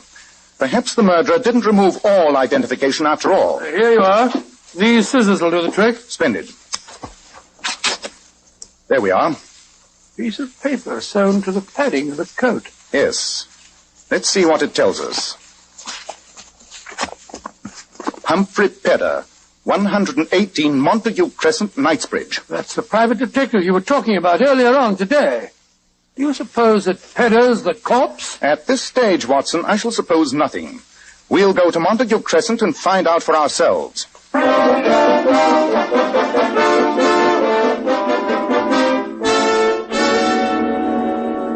Mr. Pedder, I can't say how glad I am that we found you alive and well. From what you gentlemen have told me, Doctor, I feel glad myself to be here. Is it your custom to have an extra identification label sewn into all your clothes, Mr. Pedder? Yes, Mr. Holmes. A detective never knows what may happen to him. I've always felt such identification might be valuable. A very sound precaution. Thank you, sir. And you say that a suit of your clothes was stolen from your wardrobe last night? Yes, and I can't unearth a clue. Embarrassing situation for a detective, Mr. Holmes. Yes, it certainly is. Though I'm sure in your position, you've never had a thing like that happen to you. I doubt, Mr. Pedder, if you know just how embarrassing a detective's life may become. Yes, indeed. Take our present situation, for instance. Quite, Watson. Mr. Pedder. I can't get a word in edgeworth. Did Major Stanley call on you today? I suggested that you would be eminently suited to the task of guarding the Maharaja's diamond. Yes, Mr. Holmes. I'm going over to the Savoy tonight to talk to the Maharaja. Much obliged to you for giving me the recommendation, particularly since I've never had the privilege of meeting you. I'd heard very flattering reports of your ability. I'm very glad, Mr. Holmes. Your recommendation means a lot to me. Well, Holmes, we've drawn another blank. Yes, Watson. I fear we must return to Baker Street and see if an ancient compass can point the way to the solution.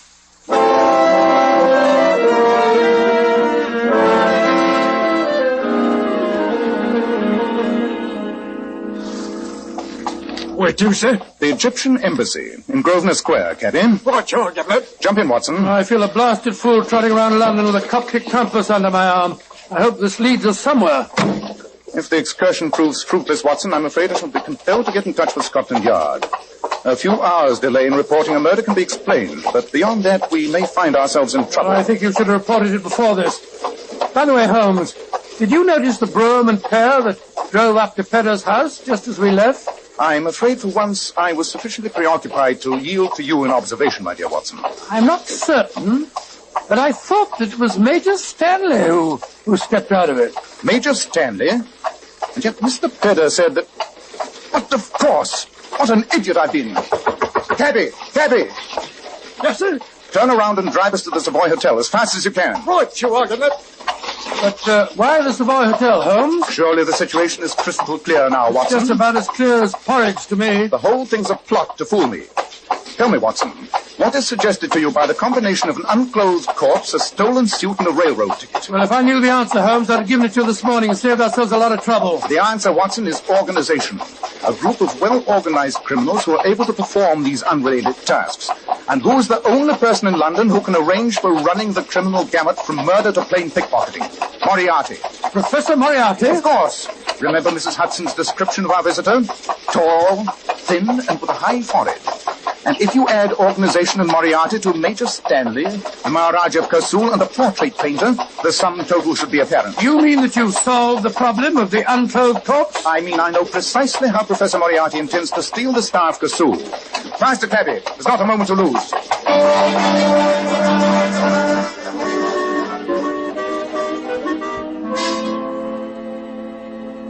Mr. Holmes, it's an astonishing story you've told me. At least it explains my apparent rudeness this morning, Major Stanley. You can appreciate the embarrassing position in which my friend was placed, sir. Yes, indeed. But of course you understand that Mr. Pedder here is now in charge of guarding the Star of Kursul. Quite, Major. And you're in very excellent hands, I'm sure. Thank you, Mr. Holmes. But your own problem still fascinates me. The unclothed corpse, the compass, and the apple. As a humble exponent of your profession, I'm curious to see how you arrived at your conclusions. I reached them only just in time, Mr. Pedder. If I hadn't, I should at this moment be paying a fruitless visit to the Egyptian Embassy. Well, I'm still confused, Holmes. And yet the answer is simple. What was outstanding about the crime committed at Baker Street? What was its individual peculiarity? Well, I suppose the air of mystery that surrounded it. I prefer to use the word mystification. The crime fascinated me, stimulated me, as Professor Moriarty hoped it would, until I realized that it was intended to do precisely that. The whole plan was a decoy, designed to prevent me from accepting your mission, Major Stanley. How could I accept such a commonplace job as guarding a jewel, while such a fascinating problem was presented in my own living room? And the apple and the compass... Fictional clues that led nowhere, but were sufficiently challenging for the criminal to know I wouldn't be able to resist tracking them down. It's an amazing plot. And the railway ticket and the suit of clothes that was stolen from me were all meant to focus your attention elsewhere and away from the diamond. Exactly, Mr. Pedder. Well, Mr. Holmes, I assure you we are very grateful for the warning. Yes. We shall be more than ever on our guard now. We know where the danger's coming from. Professor Moriarty. I'm taking the Star of Kursul back to the Bank of England in a few minutes. I assure you that I shall guard it extremely well. I think, Mr. Pedder, that if you don't mind, I'll take charge of the stone. But, Mr. Holmes, I've already been commissioned for the work. That's true, Mr. Holmes. Since you refused the job, I had to make other arrangements.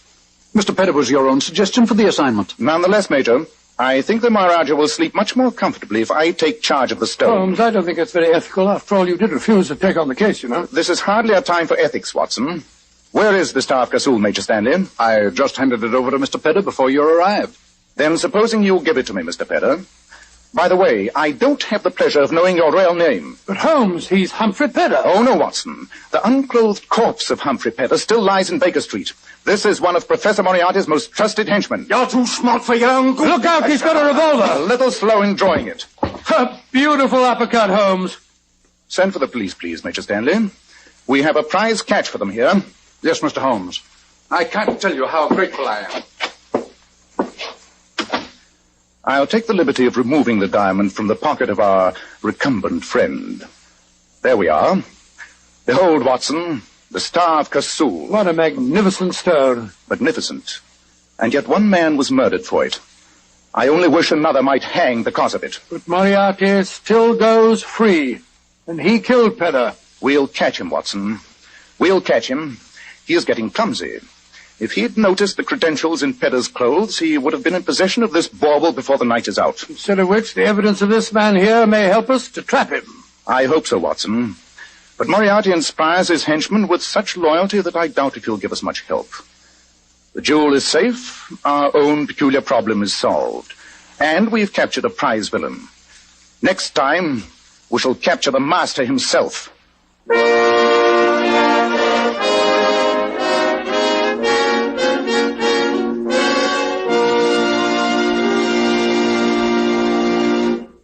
Did you, Dr. Watson? Did I what, Mr. Bell? Did you and Holmes finally capture Professor Moriarty, the master himself? No, Mr. Bell. Haven't you got a word for our listeners? Yes, I have. In just a moment, Dr. Watson will be back to tell us about next week's story. Girls, here's some advice from one of America's foremost beauty authorities, John Robert Powers. Mr. Powers tells his famous $1 Million Powers models to use only Kreml shampoo to wash their hair. And how right Mr. Powers is, because Kreml shampoo has been especially developed to glamour bathe each tiny strand of hair to its own natural, glossy luster. It leaves the hair shining bright for days. Just a vision of beauty. You know, Kreml shampoo is great for washing children's hair, too. Yes. Its luxurious active foam thoroughly cleanses the hair and scalp and removes all loose dandruff as well as the dirt. Kreml shampoo never dries the hair. So, ladies, buy a bottle at any drug counter. See how easy it is to glamour bathe your hair to its natural shining glory. Kreml. Kreml shampoo. Now, Dr. Watson, what about next week? Well, now, next week I think I'll tell you a story about a dowager dip. A dowager dip? What on earth's that? That's a slang way of saying that our story concerns the Dowager Duchess of Penfield, who had the misfortune of being a kleptomaniac. And the story also concerns the strange, and I must admit, embarrassing adventure of the elusive emerald.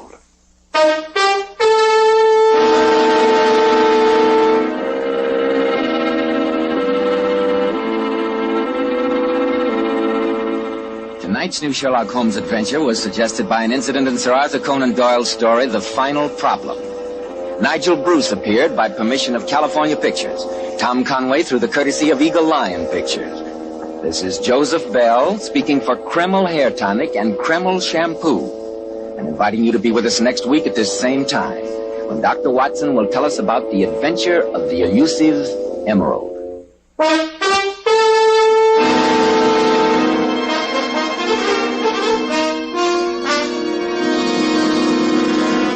This is ABC, the American Broadcasting Company.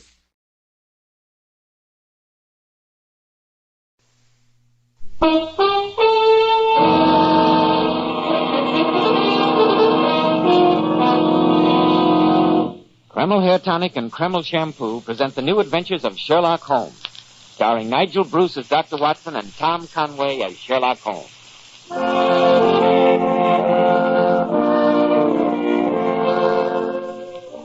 Now, once again, it's time to keep that weekly appointment with our good friend and host, Dr. Watson. I'm sure he's waiting for us in his study, so let's join him there, shall we? Ah, there you are, Mr. Bell. And how are you this evening, my boy? Just fine, thanks, Dr. Watson. And yourself? Well, 22 of gout, but otherwise I'm doing pretty well for an old gentleman of... We won't go into the question of my age. Draw up a chair and I'll get on with tonight's new Sherlock Holmes adventure. From the hint you gave us last week, it sounded like quite a story. It was one that I shall never forget at any rate. For once, I played a rather dashing role in the case. Oh? And I have this small gold key on my watch chain to remind me of the fact. A gold key? Given to you perhaps by a lady, Dr. Watson? It was given me, my boy, by Her Grace, the Dowager Duchess of Penfield. In gratitude for services rendered, I suppose. Oh, no, Mr. Bell. Not by the wildest stretch of the imagination could you say that. Let's say that it's a memento of one of the most unusual experiences that the great Sherlock Holmes and I ever had. I call it the adventure of the elusive emerald. Sounds intriguing, Dr. Watson. But first of all, do you mind if... If you have a word with our listeners? No, of course not, Mr. Bell. Most every man today who takes pride in his appearance uses something to keep his hair neatly groomed. And how does the preparation you use measure up to this test? Look in the mirror. Has your hair that old-fashioned, greasy, patent leather look? Now run your hand back over your hair. Does your hair feel greasy, sticky, or dirty? If it does, then be smart, men. Change to Kreml hair tonic.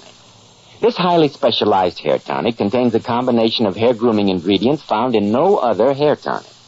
That's why Kreml keeps your hair in place longer, with such a handsome, well-groomed look. When you use Kreml, you can run your hand back over your hair, and men, it's really a pleasure. No grease comes off on your hand. And I'm sure you'll enjoy the way Kreml always looks and feels so clean on your hair and scalp. Buy a bottle of Kreml at any drug counter. Let it keep your hair looking handsome at all times. Kreml, Kreml Hair Tonic. Now, Dr. Watson, how's about the adventure of the elusive emerald? Well, Mr. Bell, the story began on a cold winter evening. Well, no, it wasn't actually. It was in the morning, more years ago than I care to remember. Holmes and I, our breakfast just concluded, sat on either side of a cheery fire in our Baker Street lodgings. A thick fog rolled down between the houses, and the windows opposite looked like dark, shapeless blurs through the heavy yellow murk. A London pea super, eh, Dr. Watson? Yes, it was, Mr. Bell. Our gas was lit and shone its flickering light on the white cloth and glimmer of china, for the breakfast table had not yet been cleared. Short before 11, we heard the old familiar jangle at our front doorbell, and a few minutes later, Mrs. Hudson ushered into our room Lord Morris Danby, a middle-aged man who seemed to be in a state of great excitement. Mr. Holmes, you must help me. I'll do my best, Lord Danby. What's your problem? Well, and this is hard to say, gentlemen, it's connected with my mother, the Duchess of Penfield. Oh, so you're the Duchess of Penfield, son. That's a charming woman. I met her at a house party at the Smythe Parkinsons in Shropshire a few years ago.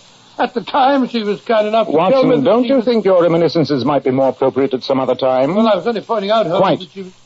Pray continue, Lord Danby. Well, here's the problem in a nutshell. My brother, the present Duke, is with his regiment in India. During his absence, all the responsibilities of the Penfield family have fallen on my unhappy shoulders. For a year now, I've been driven nearly insane by my nephew, Hilary. The boy's 18, and his madcap escapades have caused me many a sleepless night. But now comes the crowning blow. My mother, my own mother, has turned thief. Dowager Duchess of Penfield, a thief. Oh, come, sir, you must be mistaken. Would I make such a shocking statement, Doctor, unless I was sure? I repeat, she's a shoplifter, a pickpocket, a disgrace to our family. Since monetary considerations are surely not involved, I can only assume that Her Grace is a victim of that unfortunate affliction known as kleptomania. She is, Mr. Holmes. But how can I explain that to shopkeepers, to friends of the family, when Mother decides to pocket some valuable memento of a weekend house party? And though it's petty thefts today, tomorrow it may develop into more serious criminality. Mr. Holmes, you must help me find some way out of this intolerable situation. I'll pay you any fee you name if you can find... Don't argue with What on earth's the commotion downstairs? Well, I see what's wrong, Holmes. Go back to your kitchen. Mind your own business, you stupid woman. It's Mother. She must have followed me Your here. Grace, how delightful to see you again. Again? Who are you? Oh, don't you remember? We met at the Smythe Parkinsons a few years ago. Never saw you before in all my life. Oh, it was in Shropshire. Fancy to us ball, you know. Rubbish. Get out of my way. Morris. Yes, Mama? Get out of here at once. This is a matter for your elders. Do you hear me? Mama. Get out, you oaf. Yes, Mama. And when you get home, wait in the blue room for me. I shall attend to you later. Yes, Mama. Your Grace, I suggest that Keep your suggestions to yourself, young man. Well, really, I do feel... And you be quiet, too. Well, I beg your pardon, Duchess. I was only good... Can't understand a word you say. Oh, really? No. Now then, which one of you is Sherlock Holmes? I am, and Why I did think that idiot son of mine come to see you? I fear that professional ethics prevent me from... Professional fiddlesticks. You don't need to hem and haw with me. I suppose Morris told you that I was a kleptomaniac. I'm afraid that I can't... Nothing to be afraid of. Either of you care for a pinch of snuff? No, thank you. Thank you very much. My word. Can't understand anyone who doesn't appreciate snuff. That's much better now. Now then, listen to me, both of you. This story that my son undoubtedly told you about my being a kleptomaniac is an unadulterated lie. It's all part of my children's plot to get hold of my money. They're always after me for that, especially that grandson of mine. And I'm sure he's inveigled my son Morris into his schemes, and now they're planning to have me declared incompetent. Oh, gracious me, what a I don't need any comments. Just listen to me. Oh, I'm sorry. Now, how much did Morris offer you as a retainer, Mr. Holmes? I'm afraid I'm not at liberty to say I'll anything... double the fee and trouble you both to hear no more of this. That's all. Good day to you. I'll see you downstairs, Your Grace. You needn't bother. I may be your grandmother, but I can still walk up and down stairs by myself, thank you. Oh, Holmes, what a magnificent woman. Yes. Quite remarkable, isn't she? I think she didn't remember meeting me at the Smythe Parkinson's, huh? Quite. Luckily, we weren't taken in by the Sun's story, wasn't it, Holmes? I'm not sure. Watson, you recall that jeweled snuff box I received in this morning's post? It was a token from the King of Morania. Yes, you put it on the mantelpiece. Good Lord, it's vanished. Precisely. The Dowager Duchess of Penfield is so brilliant a kleptomaniac that she has achieved an unnoticed theft at 221B Baker Street. Well, of all the amazing nerve. Watson, we've met a worthy antagonist. Come on, old chap. Grab your hat and coat. I think we'll take the liberty of providing the Duchess with an unobtrusive escort.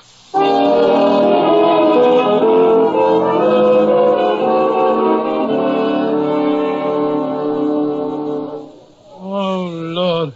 Holmes, this is the 12th shop that we've been in. My feet are tired.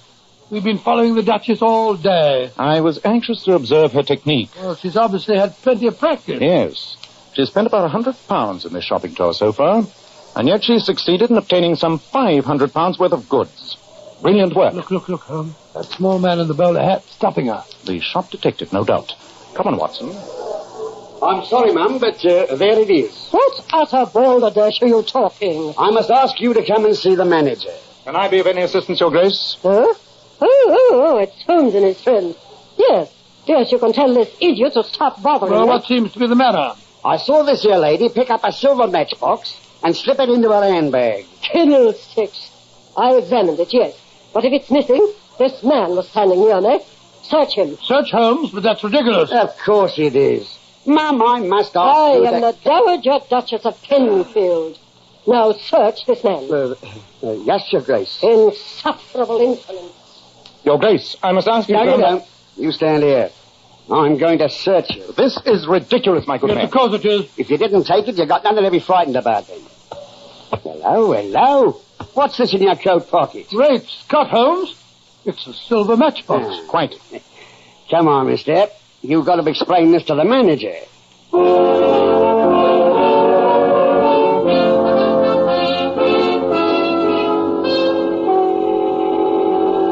Mr. Holmes, I'm very embarrassed that my man brought you here. That's quite all right, sir.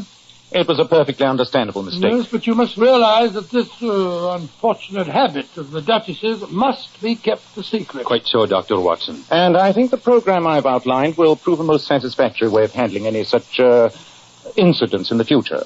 You follow my plan quite clearly? Oh, yes, Mr. Holmes. We'll have our shop detectives watching her whenever she comes in. Anything she doesn't pay for, we're to charge to her account as though they were purchases. Precisely.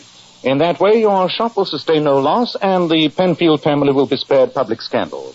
Yes, a very satisfactory arrangement, I think. Come on, Watson.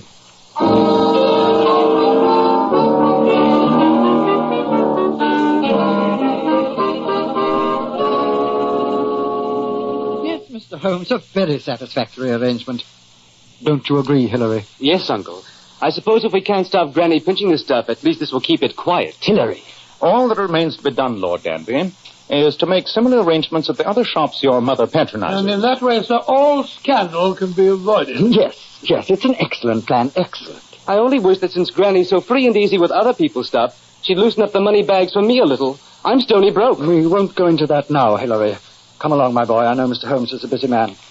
Good day, gentlemen. Good day. I'll be communicating with you, Mr. Holmes. Very well, Lord Danby. Well, I suppose that's the last we'll hear of the Duchess's problem. I think not, Watson. Huh? Just before Lord Danby arrived, I was studying the social section of today's Times. Look at the item I ringed in blue pencil. The distinguished Polish nobleman, Count Stephen von Kratzoff, is holding a reception at his Grosvenor Square house tomorrow afternoon, at which time the famous Kratzoff emerald will be displayed. Skim through the list of guests, Watson. I think one name will interest you. Colonel and Mrs. Martin, Lord Leninovic. By George, the Dowager Duchess of Penfield. Exactly. And the combination of the finest emerald in Europe and the Duchess of Penfield means that this is one reception we must not miss.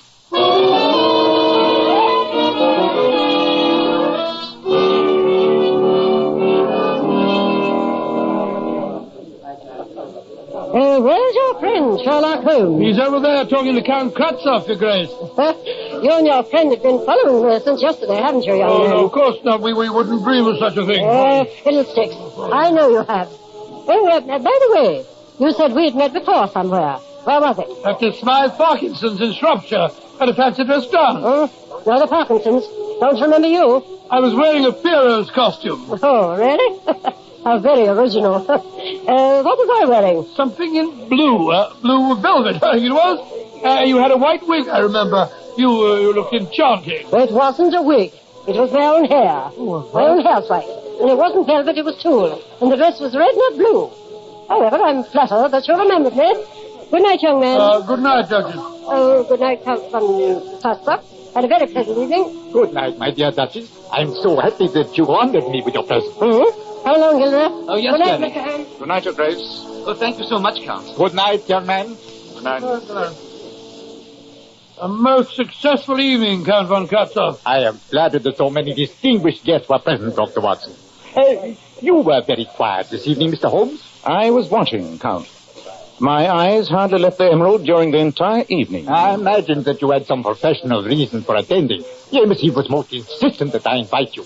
But nothing seems to have happened. Is the gem still lying in its case on the table there? I saw nothing happen. I hope nothing did. Well, what could have happened? There's the stone safe and sound. Now, please examine it, Mr. Holmes. I know you have quite a reputation as an expert on jewels. What a beautiful gem. It is considered one of the finest in Europe, my dear doctor. Mr. Holmes, what is your opinion? That you've been robbed, Count von Kratzoff. Robbed? Yes, this is an extremely fine paste replica. The Kratzoff emerald has been stolen, right under my very eyes.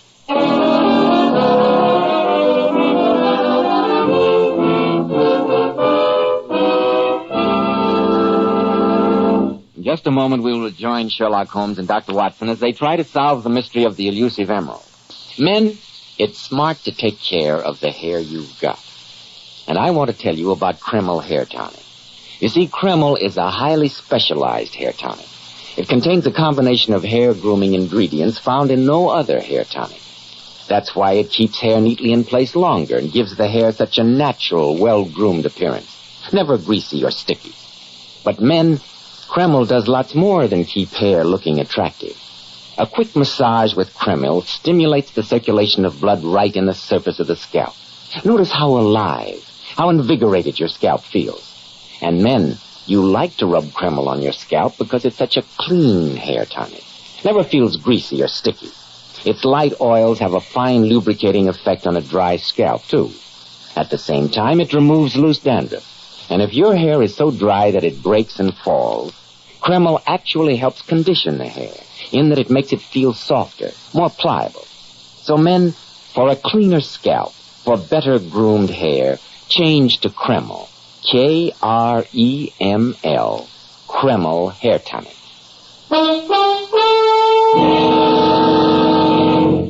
So, Dr. Watson, the famous emerald had been replaced by a paste replica? Yes, my boy, it had. Well, I don't have to be a Sherlock Holmes to deduce that the Dowager Duchess was the culprit. Elementary, my dear Mr. Bell, elementary. But when the police arrived on the scene, Holmes gave no indication of our obvious suspicion.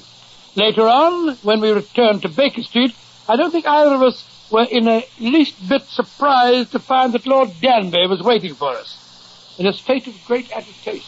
Mr. Holmes, you've helped me so far. You've got to find some way out of this mess. You've spoken to Count von Kratzhoff since the loss was discovered? Yes. He came over to see me while you and the police were still searching the house.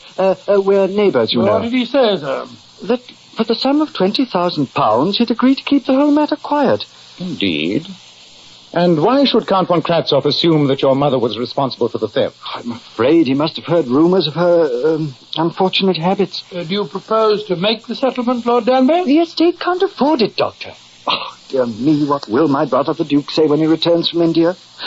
What am I to do, Mr. Holmes? Your problem has many more ramifications than I imagined when you first called on me, Lord Danby. I think if you'll allow me a few hours' grace, I can give you a surprisingly satisfactory solution to your dilemma. I'll be eternally grateful if you can. Well, how do you propose to do it, Holmes? The first step is obvious. To find the jeweler who made the paste replica. Unless I'm much mistaken, there's only one jeweler in London capable of such an exquisite piece of craftsmanship. We shall call on him, Watson. We shall call on him at once.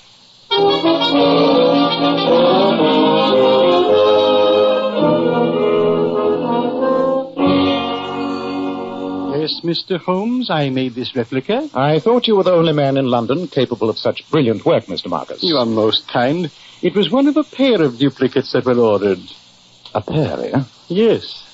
Now the plot thickens, Watson. Of course, you had no idea that the replicas were ordered with any criminal intent, Mr. Marcus. Of course not, Dr. Watson. I was told that they were for a collection of replicas of famous stones, and I was paid handsomely, 25 guineas apiece for them, yes. A small stake for so large a prize. Could you describe the woman who gave you the order? Woman, Doctor? It was a man, a young man. A man? But, yes.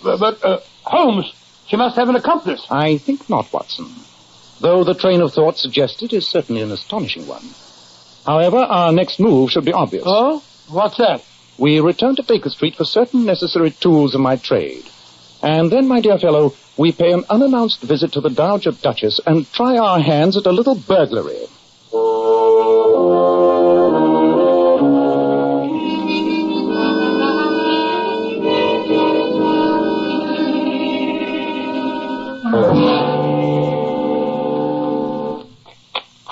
Holmes, that you? Yes, Watson. I hope you're not too cold. Oh, I'm frozen to death. Cowering here in these bushes under the Duchess's window.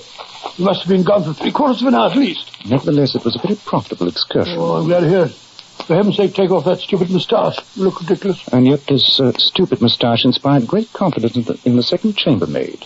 Under the impression that I was a flirtatious plumber with prospects, she informed me that the Duchess has a small room leading off a boudoir. A room that none of the staff is allowed to enter. You think that that's where her hoard of stolen goods may be situated? It's worth trying, old chap. A stout coil of rope attached to the balcony above should enable us to make an unobtrusive entry. Possible, but where do we find a stout coil of rope? Even a pseudo-plumber has his tools. You don't imagine this bag contains a pipe wrench or some such useless appurtenance, do you? Look. Great Scott. A coil of rope. Exactly. Now let's see how best we may secure it to the balcony above. But we must work quietly, Watson. If we are discovered, I'm afraid this is going to be a trifle hard to explain.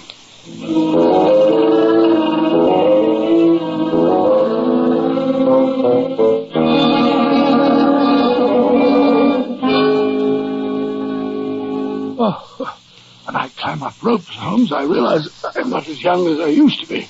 I thought you were surprisingly nimble, my dear Watson. Oh, I don't like this. Supposing somebody discovers us burgling the Duchess's house and calls the police. Then what?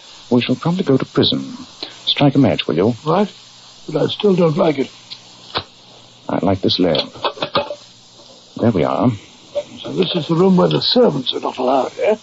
Now, I wonder where the Duchess would, I think this wall safe gives us the answer. Locked, of course. Yes, but the safe's old-fashioned. Unless I'm much mistaken, the combination is an extremely simple one. It is. There we are. Look, Watson. This is Pandora's box indeed. Great. It's got a whole collection of silver and jewelry. And prominent among it is the King of Morenia's jeweled snuff box. I'll slip that in my pocket. I think His Majesty would prefer that I retain its ownership. Look, Holmes. There's Count von Kratzhoff's emerald. Yes, Watson. We'll take charge of that, too. The rest of this collection doesn't concern us. I think there's someone in the other room. Quick, down the rope. Give me a hand over this window ledge. Who's in there? Oh, hurry, Holmes. It's the Duchess. Follow me as fast as you can. Who is it? Who is it? Wait a my word. Why, it's that young Dr. Watson. That's right, that's what young Dr. How Watson. on earth did you get here? Get here? Got here through the window. Through the window? Well, imagine that. I climbed up a rope to your balcony, Your Grace. You climbed up a rope? My dear boy, you took that risk from me. Oh, you impetuous boy. Who, me? Oh, no, Your Grace. You're No, not a word, my dear boy. I know how you feel. I realized it tonight when you spoke of the grey chiffon dress I wore at Smythe Parkinson ball. But you don't understand. I do. I understand only too well. Oh, but you dear boy, it can't be. Don't you understand? Think of my family, my grandchildren, my reputation. But really, Your Grace, you're making a very... Not another word, you headstrong boy. Now, one kiss and good night. Oh, Your Grace,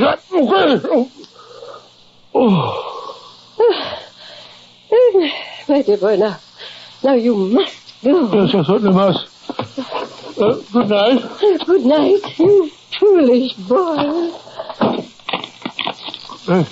Gosh, Holmes will be furious. Holmes! Watson, what happened? Holmes, she thought I was there to see her. Hope springs eternal, eh? I trust you didn't undeceive her. No, but she kissed me, Holmes. A martyr to our cause, Watson.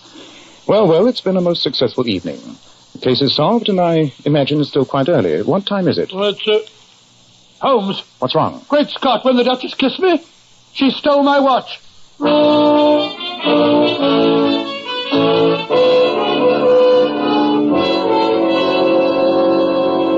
You say the case is solved, Mr. Holmes? Yes, Lord Danby. That's why I asked you and Count von Kratzoff and your nephew to join me here in Baker Street. Where's my emerald? There it is, Count von Kratzoff. How did you make the old girl give it back? I bet it made her furious. Supposing you let my friend explain in his own good time, young man. Here is the replica, Count, and here's the real emerald. You will, of course, identify the stone. Yes, of course. Splendid. Then I'm sure you have no objection to signing this document I prepared. It relieves the Duchess's family of all responsibility. Please sign it here. Very well, Mr. Holmes. There. Thank you, Count. And now, Lord Danby, I shall present this paper to you. Well, I'm tremendously grateful, Mr. Holmes, but I'm utterly confused. Then let me clarify the situation for you. I have another visitor here tonight. Please come in, won't you? Very well, Mr. Holmes. Lord, it's that jeweler fellow. Now, Mr. Marcus, please point out the person who ordered the two paste replicas from you. It was that young man there. Me? But I've never seen you before in my life. He was the man, Mr. Holmes. You mean that I mean, Lord Danby, that the whole theft was part of an extremely cunning plot. Count von Kratzoff, you joined forces with young Hilary here. You displayed a paste replica at your reception and tempted the Duchess to steal it. Which she did, and then the Count substituted the second replica in place of the one that she'd taken. Precisely, and insisted that I examine the stone, knowing that I'd spot it was a fake. And then Count von Kratzoff attempted to persuade the family to settle for £20,000. For the theft of a paste imitation. Well, Count, it looks as though Sherlock Holmes was too smart for us. Be a fool, Hilary.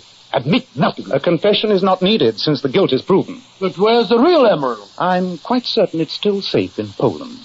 The whole plot was perfectly clear to me when Mr. Marcus told me of the pair of duplicates. Yes, a kleptomaniac could hardly indulge in such an elaborate plan. Nor would one work with an accomplice. Well, Lord Danby, what do you say? But I'm shocked. Deeply shocked. My nephew I shall deal with separately, of course. Don't look so grumpy, Uncle. I was only trying to get a little money. Granny wouldn't give me any. Count von Kratzoff, you can be prosecuted for fraud and extortion, you know. Only by involving the Penfield family in a great deal of scandal, I assure you, Mr. Holmes. What do you say, Lord Danby? Do you intend to prosecute? The Count's right. This scandal would be unbearable. Then I'd suggest we merely request Count von Kratzoff's immediate departure for Poland. Now, don't try and stop me, my good woman. I'm going upstairs. It's Mother. It's Granny. It's the Duchess. Oh, Lord. My word. How very depressing. I came here to talk to Dr. Watson, and I find his room knee-deep with my relatives. Now get out of this room, all of you. But, Mama... Now, no arguments, Wallace. Leave the room. All of you, and wait for me downstairs. Very well. Come along. Mr. Holmes, I want to speak to Dr. Watson alone. Very well, Your Grace. Holmes, don't leave me. Well, that's extremely ungallant of you, Doctor. Your Grace, you can speak freely, perfectly freely, in front of Mr. Holmes here. My word.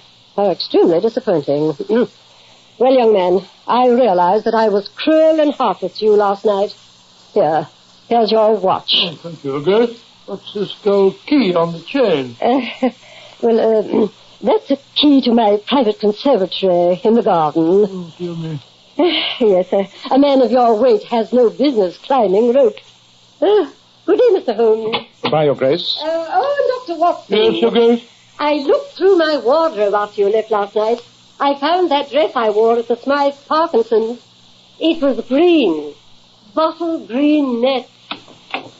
Watson, my dear fellow, you've made a conquest. A distinct conquest. I feel so more embarrassed in my life. A gold key, indeed. You know, Holmes, though the case is over, I think Count von Kratzov should be taught a lesson. Undoubtedly, he led that young fellow astray, even though Lord Danby doesn't want to prosecute. I'm not sure that we shouldn't. What evidence would we use? The replica emerald, of course. You seem to forget that the Dowager Duchess of Penfield has just left the room. What? You mean she stole it again? Yes, Watson. I'm sure that our evidence will shortly be reposing in that small room off her boudoir. And I have a strong feeling that not even your love for British justice will get you there again.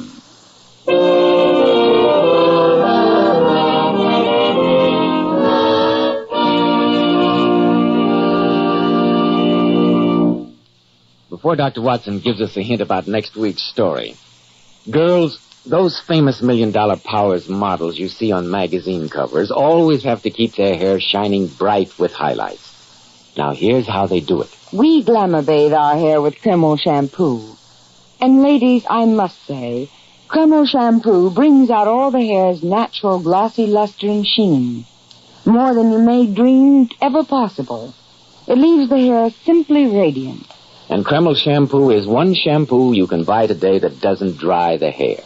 In fact, it has a beneficial oil base which actually helps keep the hair from becoming dry. Yes. And Kreml shampoo leaves the hair so much softer, silkier, and holds a wave better. Ladies, buy a bottle of Kreml shampoo at any drug counter. See how easy it is to glamour bathe your hair to a vision of beauty. Kreml, Kreml shampoo. And remember, a bottle of Kreml hair tonic makes a fine addition to that Christmas stocking. Now, Dr. Watson, what about next week?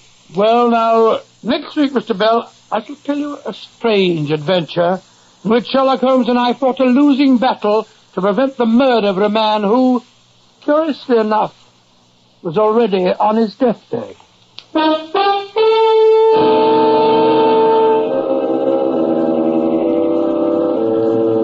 Tonight's new Sherlock Holmes adventure was suggested by an incident in Sir Arthur Conan Doyle's story, The Musgrave Ritual.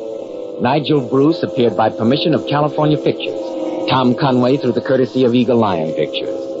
This is Joseph Bell speaking for Kreml Hair Tonic and Kreml Shampoo, and inviting you to be with us next week at this same time, when Dr. Watson will tell us about the adventure of the Grand Old Man.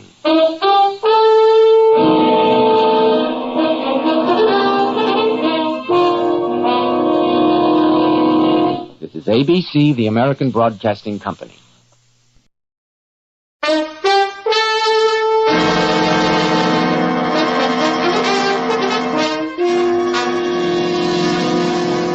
Kreml Hair Tonic and Kreml Shampoo present the new adventures of Sherlock Holmes, starring Nigel Bruce as Dr. Watson and Tom Conway as Sherlock Holmes.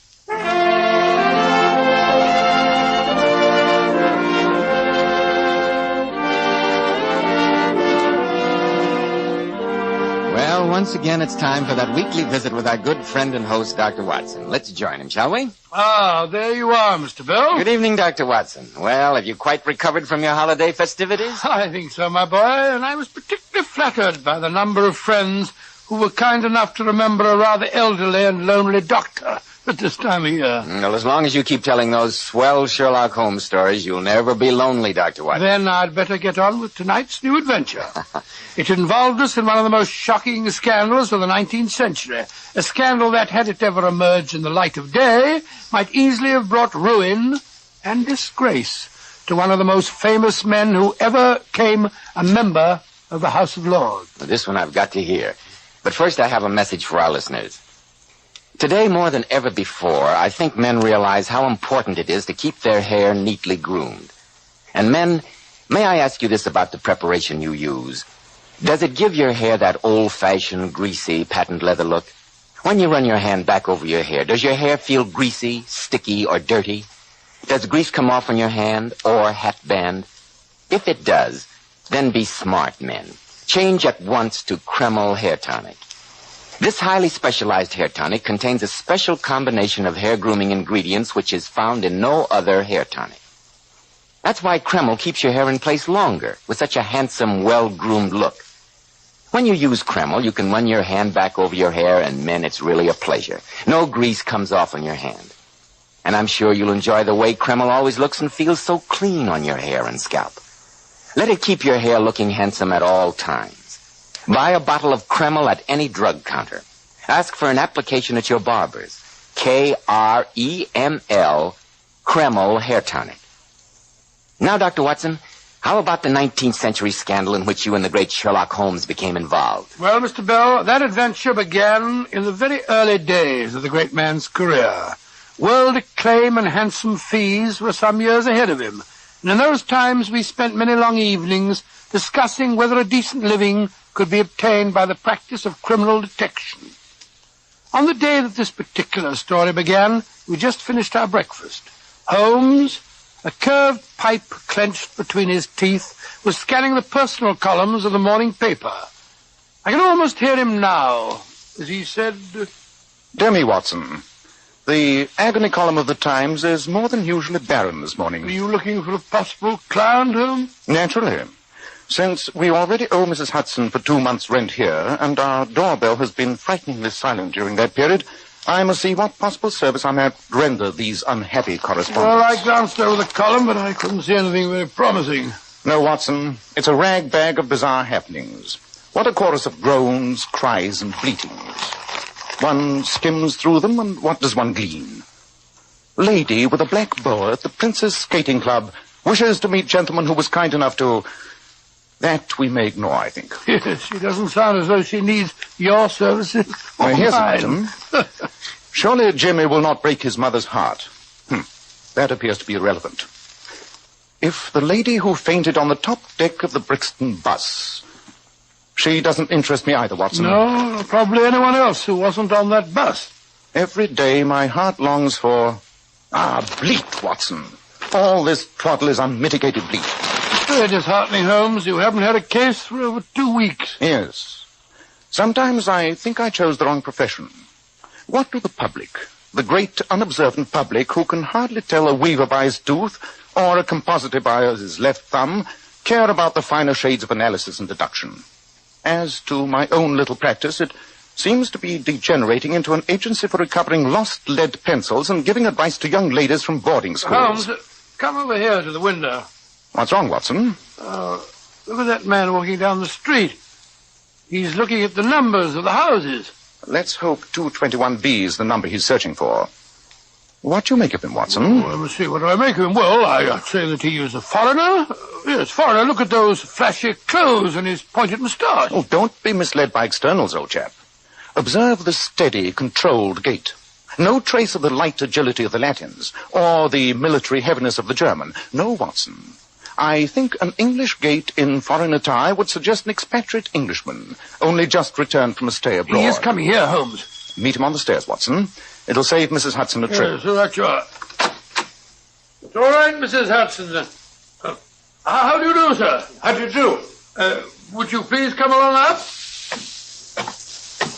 That's right, sir. Straight up here. In here. Which of you fellows is Sherlock Holmes? I am, sir. And your name is... Tremaine. Reginald Tremaine. I'm Dr. Watson. Sit down, won't you, Mr. Tremaine? My business won't take long. Holmes, I need protection, and I'm prepared to pay for it. Protection from what? My life's been threatened. The police wouldn't do a thing for me, so I've come to you. I'm told you detective fellows will do anything for money. Oh, really? Then you've been misinformed, sir. My friend... Your friend is very interested in Mr. Tremaine's problem, Watson. Pray continue, sir. Holmes, I want you to warn my cousin. Tell him you'll get nowhere by threatening me. Frighten the wits out of him if you can. I'll give you £20, and another 20 if I need you again. And who is your threatening cousin? Lord Darlington. Oh, really? A charming fellow. He's a scoundrel. But his title impressed Scotland Yard. That's why they wouldn't help me. Well, Even a title can be vulnerable. A public scandal would shake him. And that's what is going to happen if he threatens me any more. And you can tell him so from me, Holmes. I've always heard of Lord Darlington as the very model of an English aristocrat. Why should he threaten you, Mr. Tremaine? That's none of your business. Your job is to see that he doesn't carry out his threat of thrashing me within an inch of my life. Very well. For £20, I shall warn Lord Darlington that I stand between you and a thrashing. The fee will be paid in advance, please. I have it in this envelope here. And I expect immediate action, Holmes. You shall have it, Mr. Tremaine. Holmes, the man's insufferable. Why'd you take on the case? He's a bounder. Let him get thrashed. These 4 crisp £5 notes persuade me otherwise, Watson. We owe money to Mrs. Hudson, and your medical practice shows little signs of picking up. I must take what fees I can. Oh, how can my practice pick up when I spend half my time chasing all over the country with you? In any case, Watson, ask yourself why such a man as Lord Darlington should threaten Tremaine with physical violence. Obviously, only because Tremaine is himself in some way a threat to Lord Darlington. There may be yet another fee in this case, and a much fatter one. You're going to see Lord Darlington at once? Yes. I'd ask you to come with me, old chap, but after your remark about chasing all over the country, I hesitate to waste your time. Rubbish. I was only joking, and you know it, you silly fellow. Of course I'm going with you, Holmes. Get your coat and hat. The game's afoot.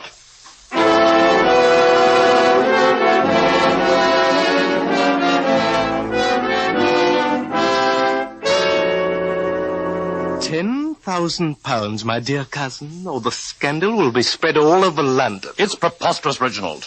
And I warn you that if you continue in this vein, you'll get that thrashing, I promise. Oh, no, I won't. I've engaged a detective fellow by the name of Sherlock Holmes. He's going to act as a bodyguard, so you'd better not try any tricks. He should be here any moment. How dare you bring a stranger into this mess? How dare you? That's right, my dear cousin. Bolster up your courage with the brandy bottle. Be quiet, Reginald. It'll cost you £10,000 to keep me quiet. I won't pay it. The scandal will make pretty readings in the newspapers. Before we go any further, Reginald, I insist on one thing. I shall bring Lady Darlington to here, and you must make this shocking accusation to her face. I shall be delighted to. Yes, Jenkins, what is it? Excuse me, your lordship, but there's a Mr. Sherlock Holmes and a Dr. Watson to see you. Why, I told them that you were engaged, but they seem most insistent. Better have them come in, my dear cousin. We may need independent witnesses. Oh, very well.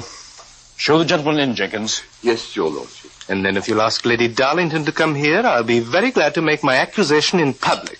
It's blackmail, Reginald. That's what it is. You'll never get away with it. Won't I? I think you'll be surprised. Mr. Sherlock Holmes and Dr. Watson. Allow me to introduce my cousin, gentlemen, Lord Darlington. How do you do? Jenkins? Yes, your lordship. Ask Lady Darlington to step in here for a moment. Yes, your lordship.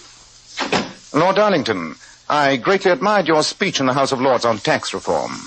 I only wish we had met under different circumstances. As it is my duty to... That's all right, Holmes. I've already told my dear cousin that I'd engaged your services. I want you both here as witnesses. Witnesses? To what? Reginald has made a shocking accusation. As soon as my wife comes here, I'm going to insist that he repeat the statement to her face. Ah, there you are, Clara. I'll just put Gordon to sleep, dear. Hello, Reginald. How are you, Clara? My dear, I want to introduce Mr. Sherlock Holmes and Dr. Watson. How do you do? But do sit down, won't you? Albert, what's wrong? You all look so dreadfully serious. Clara, my dear, Reginald has made a shocking accusation.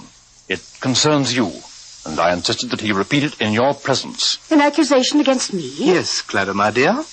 You see, I'm requesting a paltry sum for concealing my knowledge of the Darlington substitution scandal. Substitution? What on earth do you mean? Well, who should understand me better than you? The baby asleep upstairs, the supposed heir to the Darlington title, is not your child. That's a lie. How dare you say that, Reginald? Lord Darlington, surely you were present at your son's birth? Well, as a matter of fact, I wasn't. I was abroad on government business at the time. My wife went to the country with a paid companion. My son was born there. Oh, no, my dear cousin.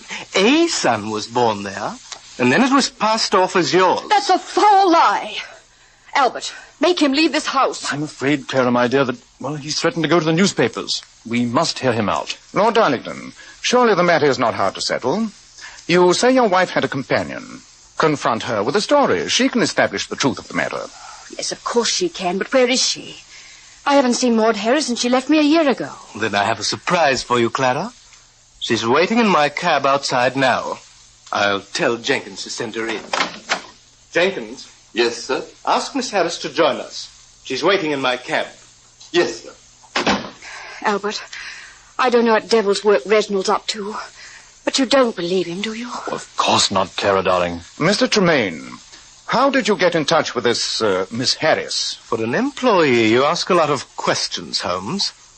I met Maud Harris at Brighton last week. As soon as she knew I was the black sheep of the Darlington clan, she thought we might profitably put our heads together. And so you organized with the idea of blackmailing this poor lady. Such a valuable secret is surely worth a few £1,000s, Dr. Watson. Maud. Yes, Lady Darlington, it's me. You're just in time to settle a most important truth. I'll handle this, Reginald. Young lady, as I understand it, you claim to know that the boy lying upstairs is not my son. Who should know better, your lordship? He's mine. Maud, how can you tell such a lie? It's no lie, and you know it, Lady Darlington. Your child was born dead. Albert, make her stop saying such things. Clara, my dear, control yourself. Let's hear this shocking tale to the end. Well, go on, young woman. You were abroad, Lord Darlington. When her ladyship lost her child, she was terrified. She knew how much you longed for a son, and she made this plan. Oh. I was a widow, and I was going to have a child, too. We fooled the villagers, even the doctor, by giving each other's names. And so my son was born as the Darlington heir. Maud, that's the most shocking lie I've ever heard. I can't stay here and listen to any more of it. Mr. Holmes, I understand you're a man of discretion and ability in such matters. What am I to do? I would like to ask this young lady a few questions. Miss Harris, why have you chosen to reveal the supposed truth now?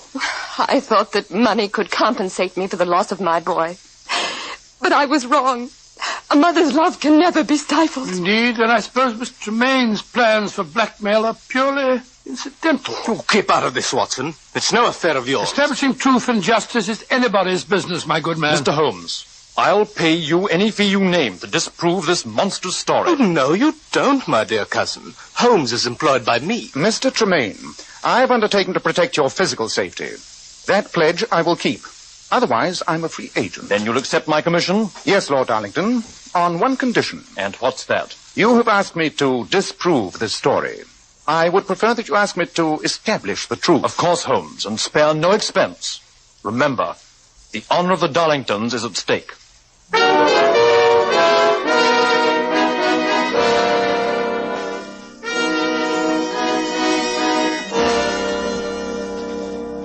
Well, Holmes, little did I think when Tremaine called on us this morning that we'd end up the day tramping a village lane in Surrey, looking for a Dr. Godfrey. And yet, that gentleman must surely be able to give us the final answer.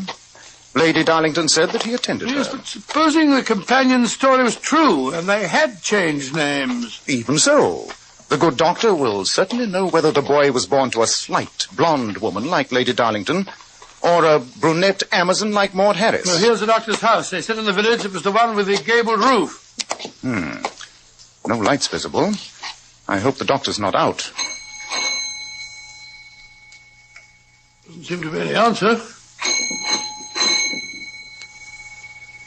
Confound it. I don't believe there's anyone at home. And you will observe, Watson, that this morning's delivery of milk still stands on the doorstep. Curious. Let's explore a little. Well, perhaps the doctor's gone away for a few days. If so, he's a very careless man.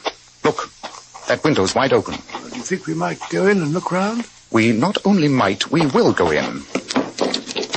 Too much is at stake to stand on ceremony. Strike a match, Watson. Right you are. I'll light that lamp. There you are. Holmes! Holmes, look! The figure slumped over the desk. Someone has reached the doctor before us. He's been shot through the chest. He's dead, Holmes. How long would you estimate he's been dead, Watson? About 24 hours, I say. So now we become involved in murder as well as blackmail. Well, the answer's perfectly obvious to me. Tremaine came here and shot him. He knew that he could never blackmail Lord Darlington while this doctor was still alive. Not necessarily, Watson. If the story of the substitution is true, you must realize that one other person would have an equal motive for murder. Which, cut, Holmes, who? Lord Darlington himself.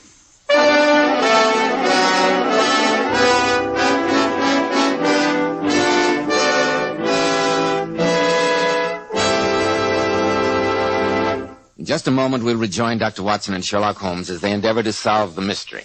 But first, they say New Year's resolutions are made to be broken. But here's one which should pay you big dividends to keep. Resolve to take better care of your hair, to keep it better groomed, your scalp hygienic.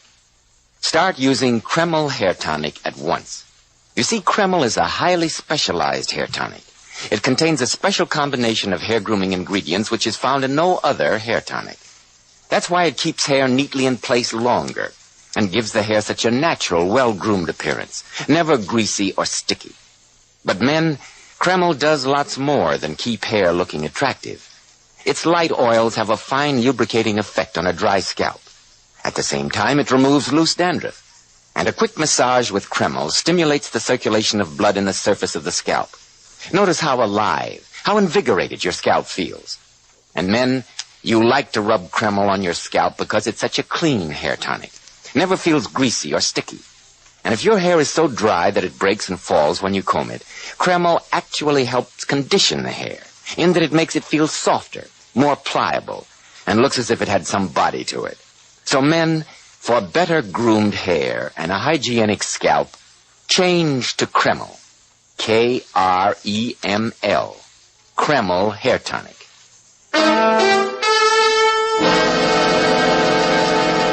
Well, Dr. Watson, so you went to interview that village doctor and arrived there to find him dead. Yes, Mr. Bell, but before we reported the tragedy to the police, Sherlock Holmes conducted an intensive search of the dead man's room.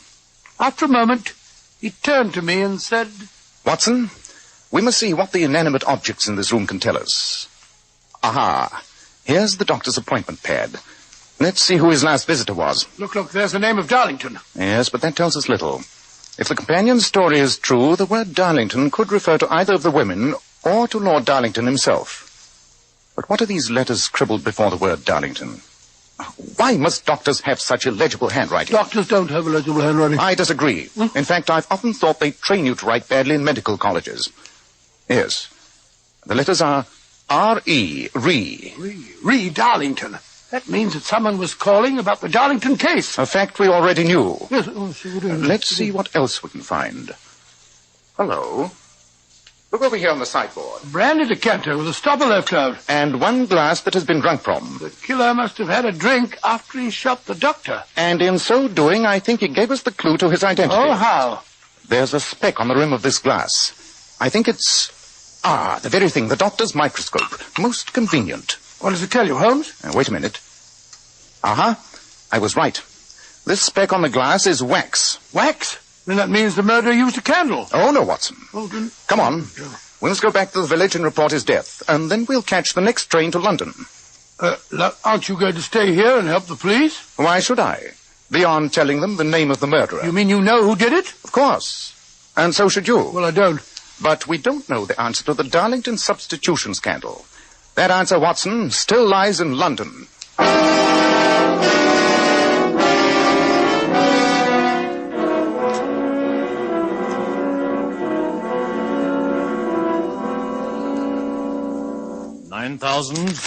£9,500, £10,000. Well, there you are, Reginald. Thank you, my dear cousin. I'll put the money in my bag, Reginald.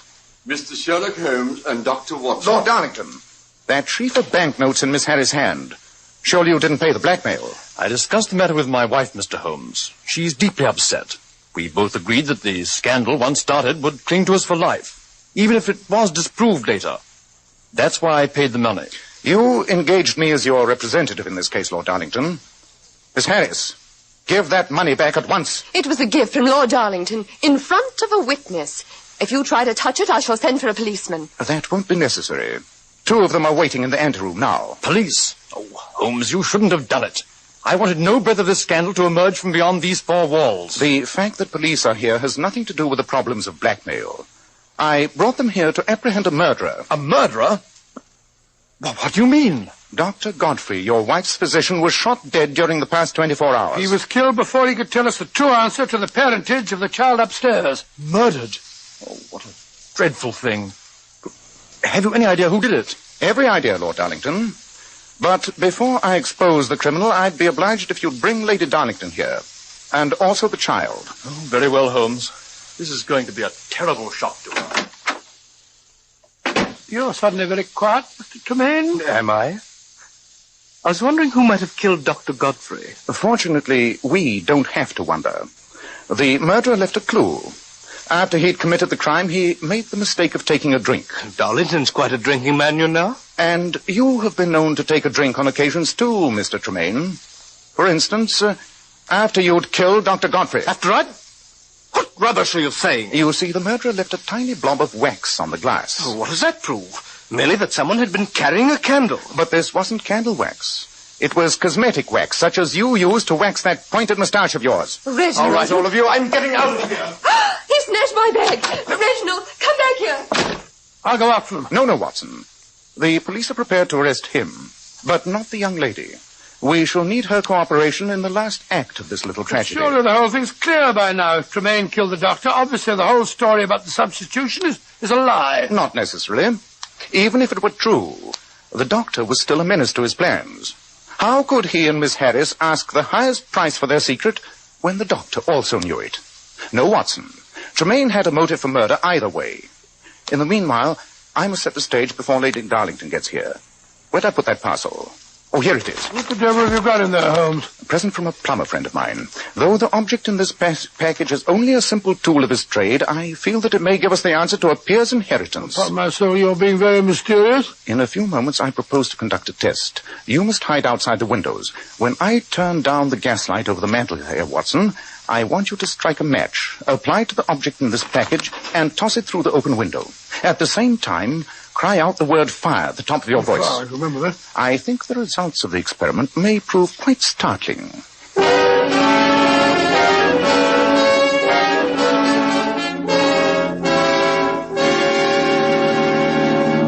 Lord Darlington, now that all the principals in this case are assembled, I shall conduct my experiment. Very well, Holmes. I don't see why I had to bring the boy down here.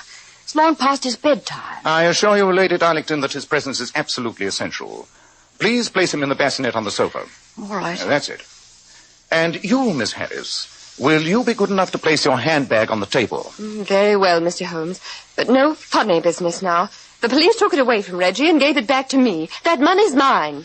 Each of you ladies claim to be the mother of that boy. Since scientific tests of parentage are notoriously unreliable, I shall conduct a simple experiment which I think may give us the truth in this matter. Now, I want both you ladies to come toward me with outstretched hands. That's it. I turn down the gaslight over the mantel, so. Fire! Oh, darling! It's all right. It's all right. If you look closely, you'll observe that this object is a perfectly harmless plumber's smoke rocket. You can drop the masquerade, Watson. The case is solved. Oh, is it home? Holmes, what on earth are you up to? You'll notice that on the cry of fire, Miss Harris ran for her handbag containing the 10,000 pounds. Lady Darlington instinctively rushed to her son. I think, Lord Darlington, that there can no longer be any question of the child's parentage.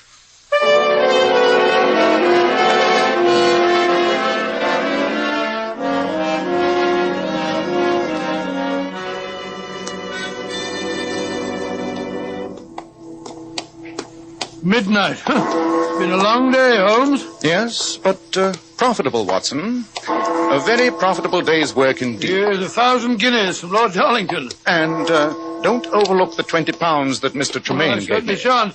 He retained you for protection, and you end up by sending him to the gallows. A fate that he richly deserves. I only wish I could have persuaded Lord Darlington to prosecute Miss Harris. Blackmail is a devilish crime. Funny to think that a simple plumber's rocket smoked out the truth. Yes. Though, you'll remember, I've had occasion to use the instrument before. When a woman thinks her house is on fire, her impulse is at once to rush to the thing she values most. It's a perfectly overpowering instinct. Well, you certainly took advantage of the fact. Ah, well, Watson, you may remember the old Persian saying, "There's danger for him who taketh the tiger cub, and danger for whoso snatches delusion from a woman. Oh, well? Oh, yes, Watson. There's as much sense in Hafiz as in Horace, and as much knowledge of the world.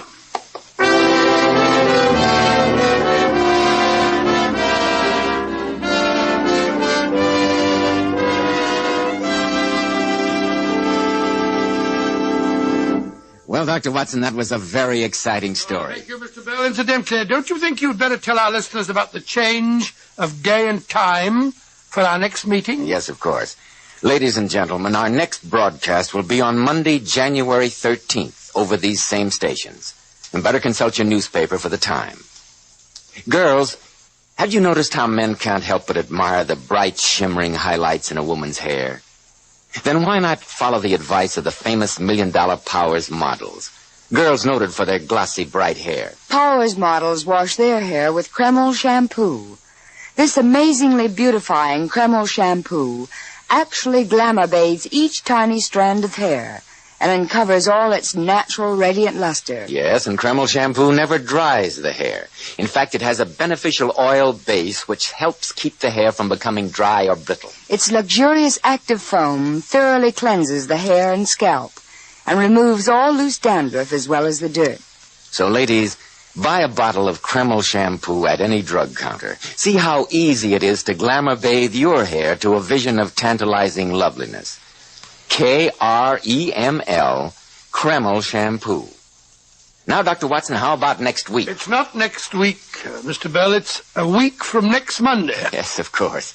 Well, what story are you going to tell us a week from next Monday? I think I'll tell you about the Devil's Foot. The Devil's Foot? What was that? I won't tell you now, Mr. Bell, but I will say that Sherlock Holmes and I never encountered a more gruesome or a more horrible mystery.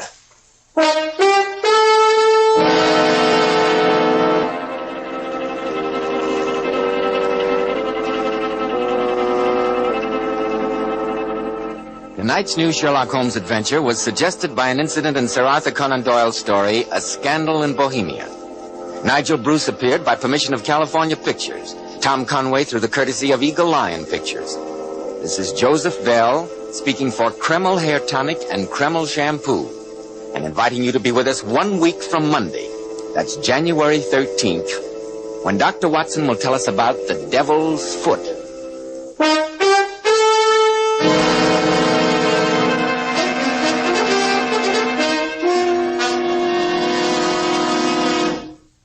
This is ABC, the American Broadcasting Company.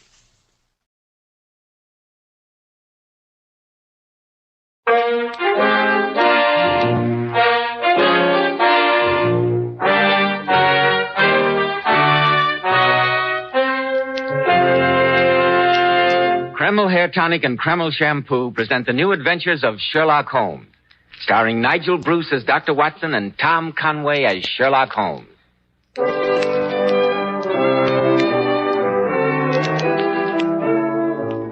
Now suppose we begin by calling on Mr. Holmes' biographer and friend, the genial Dr. Watson. We find him in his comfortable firelit study, leaning back in his easy chair, ready to begin his story. The fire feels good tonight, doesn't it, Dr. Watson? Indeed it does, but sit down, Mr. Bell, sit down and let's get on with the story. You are in a hurry, aren't you? Well, I suppose I am. As a matter of fact, the adventure I'm going to relate was one of the most gruesome experiences I ever hoped to encounter. Perhaps I'd better not tell it after all. It brings up memories. Oh, come now, Dr. Watson. You're not going back on us now. You promised last week to tell us, what was the name of the story? The Adventure of the Devil's Foot, or the Cornish Horror. The very thought of it makes my blood run cold. I can hardly wait, Dr. Watson. But first, men, I'd like to remind you about this famous modern trend in hair grooming, which is preferred among top-flight executives and America's most successful men. It's called Kreml Hair Tonic. One of the many reasons Kreml has become such a nationwide favorite is that it never plasters the hair down with sticky goo, which makes your hair and scalp feel so dirty. It never gives hair that old-fashioned, greasy, patent leather look. You see, Kreml is a very highly specialized hair tonic. It contains a unique and utterly different combination of hair grooming ingredients, which is found in no other hair tonic. That's why Kreml keeps unruly hair so neatly in place longer, with such a handsome, healthy-looking luster. What I especially like about Kreml is that after you use it, you can run your hand back over your hair and your hair never feels sticky or dirty. No greasy film comes off on your hand. Yet Kreml hair keeps hair in perfect order throughout the busiest day, always looking so handsome and well-groomed. Kreml, Kreml Hair Tonic. Now, Dr. Watson, how about the Devil's Foot or the Cornish Horror?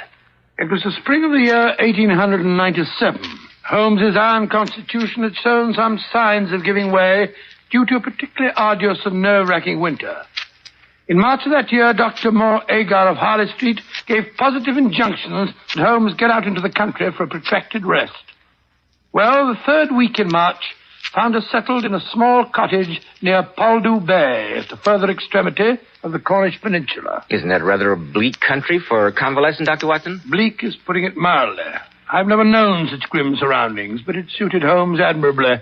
He seemed to blossom in that weird and foreboding fog-swept district. Just his natural perverseness, I suppose. Oh, I dare say. Our little whitewashed cottage stood on a grassy headland.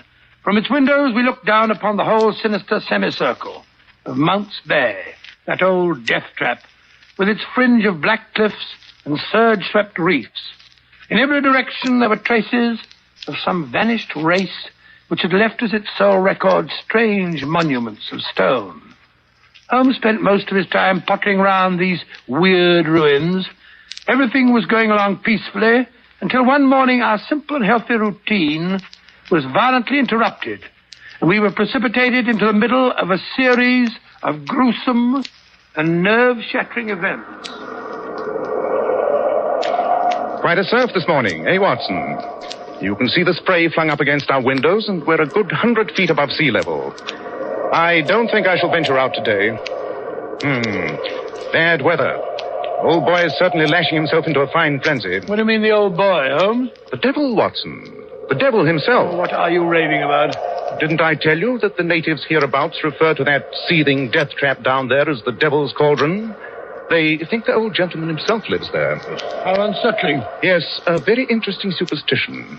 You know, Watson, this locality is supposed to have been the last resort of devil worship in England. Oh, really? Huh? Many scientists believe that those huge prehistoric monuments of stone were part of a temple given over to the Prince of Darkness. Preposterous. Oh, I don't know. It's as logical as most of the theories that endeavor to explain their existence. The superstition goes on to say that when the devil was finally driven from his temple, he took refuge in the bay down there. Yes, they claim that on stormy nights you can hear his hoofbeats as he races up and down the rocks. Holmes, what are you trying to do? Give me a case of nerves? Hello, what's this? What's this? Someone is running up our path, his cloak flapping about like a giant bat. Why, it's that Tregennis fellow, the one who boards with the vicar. Mortimer Tregennis, eh? I wonder what's happened. Face as white as a sheet. Couldn't look more upset if he'd seen Beelzebub himself. Open the door, Watson. Mr. Holmes, thank heaven I find you at home. The most terrible thing has happened. I can scarcely believe it. Oh, sit down, my dear fellow, sit down. That's better. Now, perhaps you can tell us what has happened. My family, my sister, we were playing cards. Oh, slowly now, take your time. My family, my sister and my two brothers. It's too terrible. Why, just last night I was with them at the house. Tridanic warfare, it's called. All well and happy. We played cards, and now, without warning, I can't believe it. Easy, Tregennis, easy. There's a good fellow. I left them last night. My sister Brenda, my two brothers, Owen and George. What time was that? The clock in the church steeple over at Polo was chiming 10 o'clock as I closed the front door behind me. I'd left them all in the card room, laughing and in good spirits. And? This morning, being an early riser, I was out taking a walk before breakfast when Dr. Richards overtook me in his carriage with the news that he'd been sent for on a most urgent call from Tridanic warfare. Something terrible had happened to my family. I jumped in beside him and he whipped up the horses. And what did you find? Oh, Mr. Holmes, it was terrible, ghastly. My two brothers and my sister, there in the card room just as I'd left them. But what a change. What a ghastly change. Yes? Brenda lay back stone dead in her chair. And my two brothers sat on each side of her, laughing and shouting and singing. The senses stricken clean out of them. And all three of them, my poor dead sister and my two demented brothers, retained upon their faces an expression of ghastly horror, a convulsion of terror. How terrible. Yes. Dr. Richard was so overcome at the sight that he fell fainting into a chair. Anyone else in the house besides your sister and brothers? Only Mrs. Porter, the old housekeeper. I presume it was she who found them this morning. Yes. She always goes through the house in the mornings, airing it out before the family comes down. When she reached the card room, the shock was too much for her.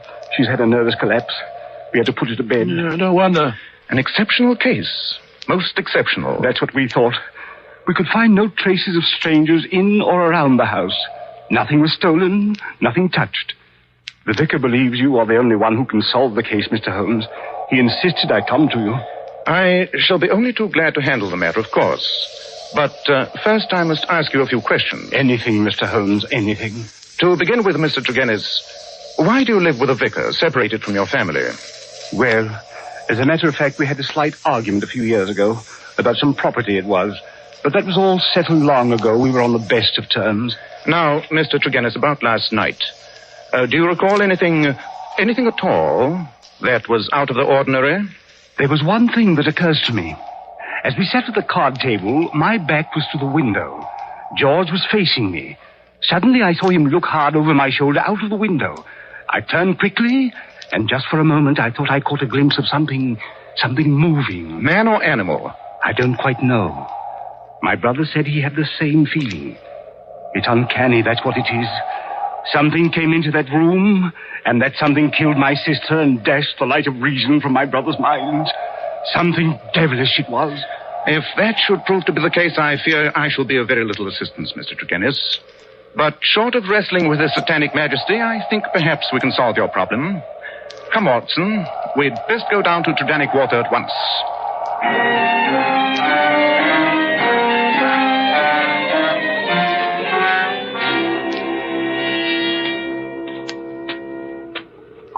This is the house, Mr. Holmes. Whose carriage is this coming down the drive with the blinds down? There's somebody in it. Listen.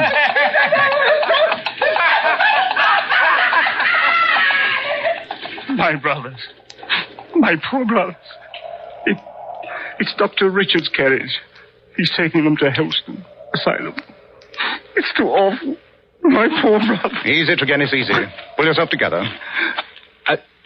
I'll do my best. Good man. Which are the windows of the card room? This one here. Oh, look out, Holmes. You've upset the watering can. Dear, how clumsy of me. Sorry, Tregennis. I'm afraid I've drenched your boots. No matter, Mr. Holmes, no matter. Shall we go in? Yes. I have seen all I need to see out here. This way. The card room is over here. Do you notice anything, Watson? No, I can't say that I do. This is the card room. I see the window's still open. The housekeeper left it that way, I presume? Yes, she says it was locked on the inside when she came in. Quite so. I think we may close it now. Well, I'll do it, Holmes. No, let me. Candles quite gutted out. Yes, cards still on the table. They had not risen from their chairs, I take it, and you left at 10. That sets the hour of death at some time before 11. Fire burned out. Why a fire?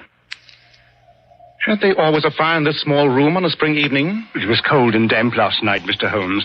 The fire was lit shortly after my arrival. I see. Well, that seems to be about all. No disturbance of any kind. Strange. Oh, come along, Holmes. Come along. The room gives me the jumps. There's something about the atmosphere. As though death was still hovering in the air. I wonder. Come, Watson. We will return to our cottage. Should anything occur to me, Mr. Tregennis, I shall communicate with you.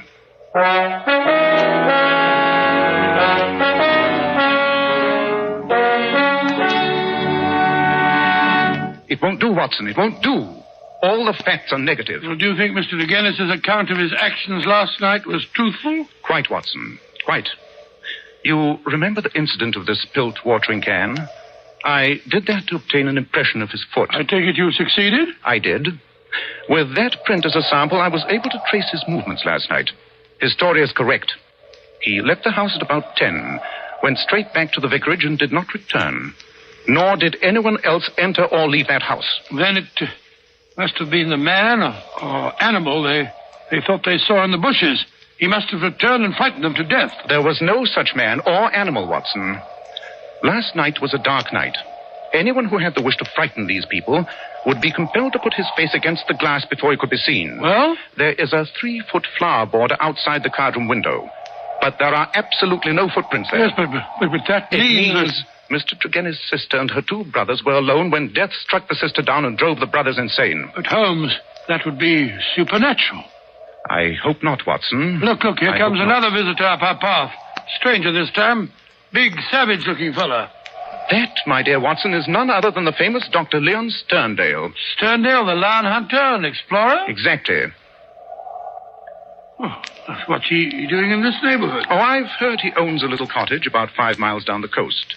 They tell me he lives there absolutely by himself when he isn't off on one of his expeditions. Never mind, Watson. I'll do the honors myself. Come in, Dr. Sterndale, come in. Mr. Holmes? Yes, and this is my friend, Dr. Watson. How do you do? How do you do? Mr. Holmes, I've come to you about the tragedy at Titanic Water. The police are utterly at a loss. You have a keener brain. Pardon me, Dr. Sterndale, but why are you so concerned in this affair? Well, you see, during my many residences in this locality, I've come to know the family of Tregennis very well. I see. Their horrible fate has been a great shock to me, Mr. Holmes. I'm so sorry. As a matter of fact, I was on my way to Africa. I got as far as Plymouth when the news reached me this morning. I came straight back to help in the inquiry. But that would make you lose your ship. One sailed for Africa this afternoon, if I'm not mistaken. I can take the next. When did you last see the Tregennis family, Dr. Sterndale? I saw Brenda, Miss Tregennis, 3 days ago, just as I was leaving for Plymouth. Oh. So you have been in Plymouth for the last 3 days? Yes, in Plymouth. But how did you get the news so quickly? Surely the Plymouth papers didn't carry an account of the matter in this morning's edition? I received a telegram. Telegram? Might I ask from whom? You're very inquisitive, Mr. Holmes. It is my business, Dr. Sterndale. Very well. The telegram was sent by the vicar, Mr. Roundcay. I see. And now, Mr. Holmes, have you reached any conclusions? Conclusions? No. That would be a trifle premature. But I have every hope of bringing this matter to a satisfactory termination. Satisfactory to me, that is. Would you mind telling me if your suspicions point in any particular direction? I do not feel that this is the moment to answer that question, Dr. Sterndale. And I see that I've been wasting my time. I need not prolong this visit. Good afternoon, gentlemen. Close-mouthed fellow, Dr. Sterndale, isn't he, Holmes? He told me more than he realized, Watson. But he knows even more. How could he if he was in Plymouth? But was he, Watson? That statement is something for us to look into.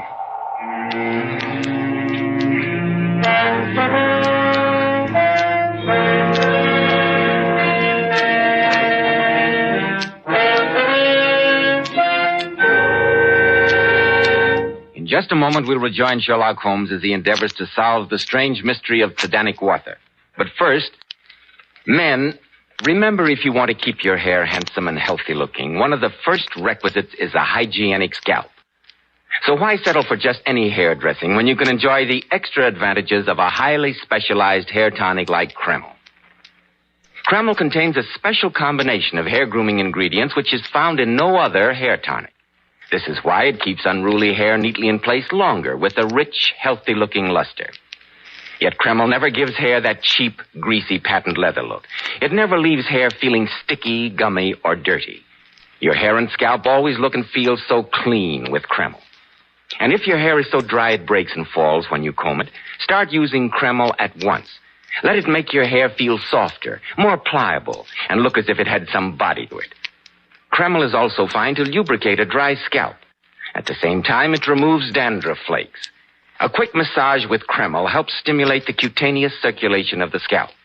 Notice how alive, how invigorated your scalp feels. So for better groomed hair, a more hygienic scalp, change to Kreml at once. Buy a bottle of Kreml at any drug counter. Ask for an application at your barber shop. Kreml, Kreml Hair Tonic.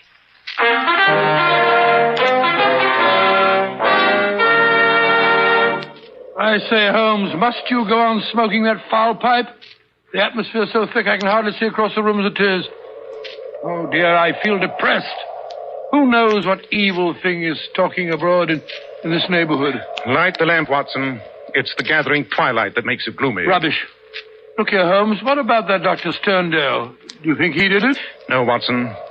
I've been in communication with his Plymouth hotel. His story was correct. He had been there for the past 3 days, and he did receive a telegram from the vicar this morning. Oh, and he couldn't possibly have had anything to do with the Turgenis tragedy last night. Quite. I didn't think he had a connection with the tragedy.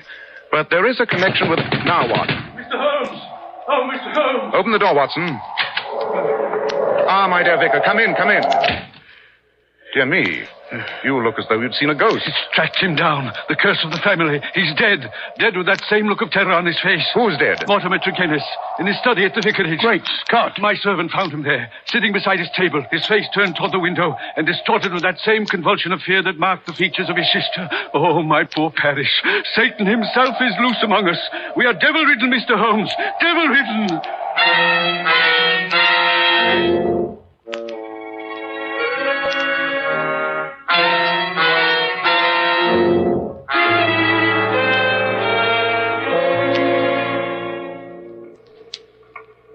This was his study, Mr. Holmes. Depressing atmosphere. It was worse. I had the servant open the window. He's quite ill from shock, poor fellow. What a terrible look on Turgenis' face, Holmes. The whole body is contorted and convulsed in a very paroxysm of fear. You've never seen death in this form before, Watson? No, never. You know of no poison that would have this effect? Good heavens, no. The lamp is lit. It's burning over an hour. Notes the oil consumed. Yet darkness has just set in. Did anyone call at the vicarage this afternoon? No. I was out myself, but my servant says he let no one in. Then Turgenis was alone when he... I wonder. The window was shut at the time of his death, but the lamp was lit. Curious. The window. Let's see. The window. Yes, by Jove, I think I found something. What's that you're putting in your pocket, Holmes? And the lamp. Of course, the lamp. Notice this powder which has been spilled on the base of the lamp? Red-brown powder. Give me an envelope, Watson. I must have these specks of powder. Why are you so excited about the powder, Holmes? Because it contains the solution of our mystery, Watson. It is the source and the solution.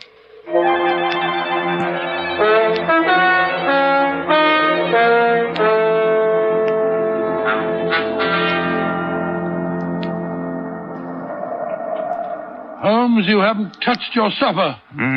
What a foul night. The wind's rising again. Oh, have another cup of tea and be quiet. I don't want to be quiet. I want to talk. I'm tired of waiting here listening to that blasted wind and the roar of the water down there below. Why did you send for Dr. Sterndale? Because he is an authority on obscure African poisons. Poisons? Why are you interested in poisons? Watson, there are two striking points in common in both cases under observation. Yes? In both cases, the atmosphere of the room had a curious effect on the persons who first entered it. The housekeeper and the vicar's servant were both overcome, as was the doctor who was called in. That's right. I hadn't thought of that. The room was still stuffy when we entered it. Right. And in each case, there was combustion going on in the room. The fire in the first case, the lamp in the second, and the lamp was not necessary. It was still daylight when it was lit. Yes, but I still don't see what... Something was burned in each case which produced an atmosphere causing strange toxic effects. An unknown poison. Good heavens. I believe we have a sample of that poison in the brown powder spilled on the base of the lamp. Well, how are you going to prove it? I'm going to burn some of that powder. Notice its effect. Just a small pinch of powder. Yes. Perhaps you'd better leave the room, Watson. Leave you alone in here? Certainly not. I warn you, it's risky. Confound that wind. Come along. Let's get it on with it and get it over. Very well. Place your chair opposite mine. Then we can watch each other for developments. If anything alarming happens, we can end the experiment. All right. Come on. I'm ready. Good. I put a pinch of the powder into our lamp. Oh, I say, what a filthy smell. Musky, subtle, nauseous. Listen to the wind, Holmes. I'm afraid. I don't know why. That wind. I can feel my hair rising. Holmes, do you see it? That cloud bank, whirling, black and sinister. It's monstrous. It's concealing something too wicked to imagine. Holmes, it's coming nearer and nearer. Can't you smell it? Sulfur and brimstone. You hear that, Holmes? It's hoofbeats. Hoofbeats. I know what it is. I can see it. I can't stand this. It's too terrible. Holmes! Watson, for the love of heaven, don't give in. Don't breathe. I'll smash the window. I'll smash it. There. That's better. Breathe in, Watson. Breathe it in. It's good, clean air. Whew. By Jove, what a narrow escape. I had no idea it was so powerful. I know. It's a poison that affects the nerve centers of the imagination. The strain is enough to kill a man or drive him crazy. Hello, there's someone knocking at the door. Oh, so that's what I heard. Air seems cleared out. Good thing there was a high wind. I'll close the shutters and draw the curtains. Watson, can you open the door now? Yes, I think so. Phew, my knees are still shaking. Good evening, Mr. Holmes. You sent for me? Yes. Come in, Dr. Sterndale. Come in. You look rather pale, both of you. Yes.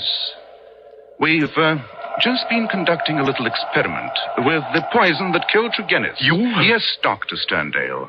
Perhaps you'd like to tell us why you killed Mortimer Tregennis. I? Preposterous. You can't prove it. No. Let me tell you how you did it.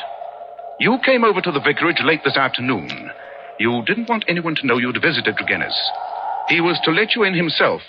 But how could you attract his attention? You brought some pebbles with you, pink pebbles from a heap beside your house. You threw these at the study window, where you knew Tregennis was working. I found some of these pebbles on the windowsill. Tregennis came downstairs, let you in himself. You had a talk with him, made him light his lamp, placed a pinch of the poison powder in the flame, and left. You're right, Mr. Holmes. I did kill Mortimer Tregennis. But I'm not guilty of the other atrocity. I swear I'm not. I believe you, Dr. Sterndale. But you know who did it. Perhaps you'd better tell us about it. Very well. It was Mortimer Tregennis. What? He admitted it before he died.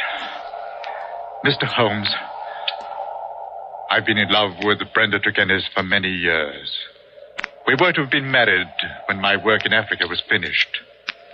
I've lived so long in places where man is a law unto himself. He killed Brenda in cold blood. He killed her. I have nothing else to live for. By heaven, I'd do it again. How did Mortimer Tregennis get hold of the poison? It was something unusual, almost unknown. Yes, it was powdered pes diable. Pes diable? Devil's foot, eh? Yes, a root found in Africa. Shaped like a foot, half human, half goat-like. I have the only specimen in England. And you showed it to Tregennis? Yes. He came over the other afternoon when I was packing. He was interested in my African curiosities, particularly this powder. How he took it, I can't say. I thought no more of the matter until I had received the vicar's telegram and learned how they died. I returned at once. Looking into the tragedy, I was convinced Mortimer Tregennis was the murderer, that he'd done it to gain control of the family fortune. There was the crime, but what was to be his punishment? What jury would believe such a fantastic story? No, I decided to take the law into my own hands. Perhaps if you ever loved anyone, you'll know how I felt.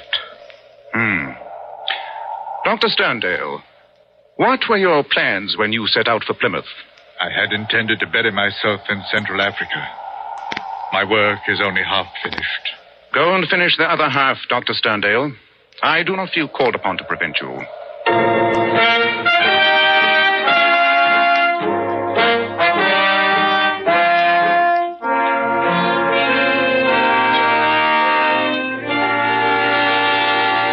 What a gruesome story, Dr. Watson. Yes, next to the famous Hound of the Baskerville adventure, that was the most gruesome experience that we ever had. There's just one thing I'd like to know.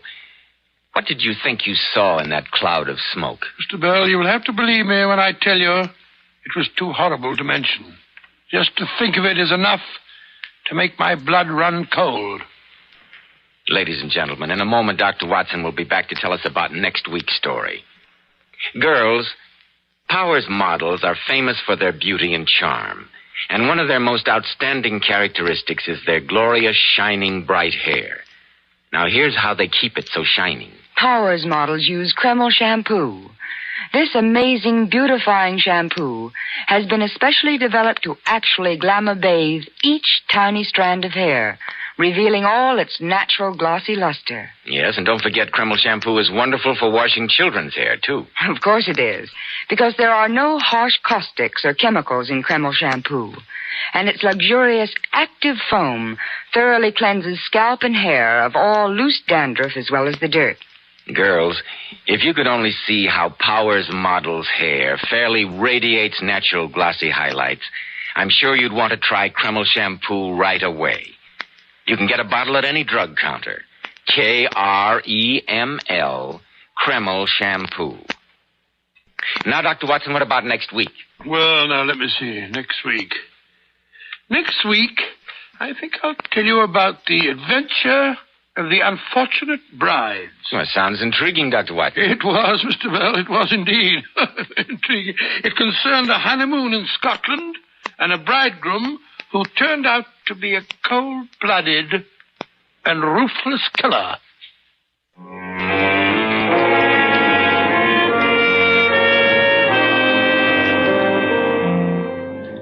Tonight's Sherlock Holmes adventure was adapted by Edith Meiser from Sir Arthur Conan Doyle's story, The Devil's Foot. Nigel Bruce appeared by permission of California Pictures.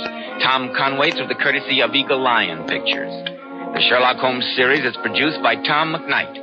This is Joseph Bell speaking for Kreml Hair Tonic and Kreml Shampoo, and inviting you to be with us next week at this same time, when Dr. Watson will tell us about the case of the unfortunate brides.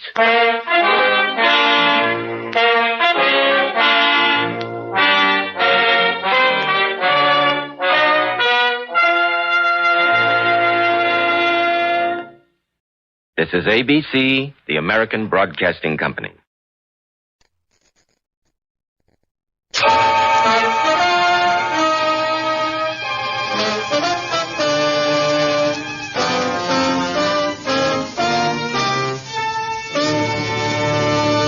Kreml Hair Tonic and Kreml Shampoo present the new adventures of Sherlock Holmes, starring Nigel Bruce as Dr. Watson and Tom Conway as Sherlock Holmes.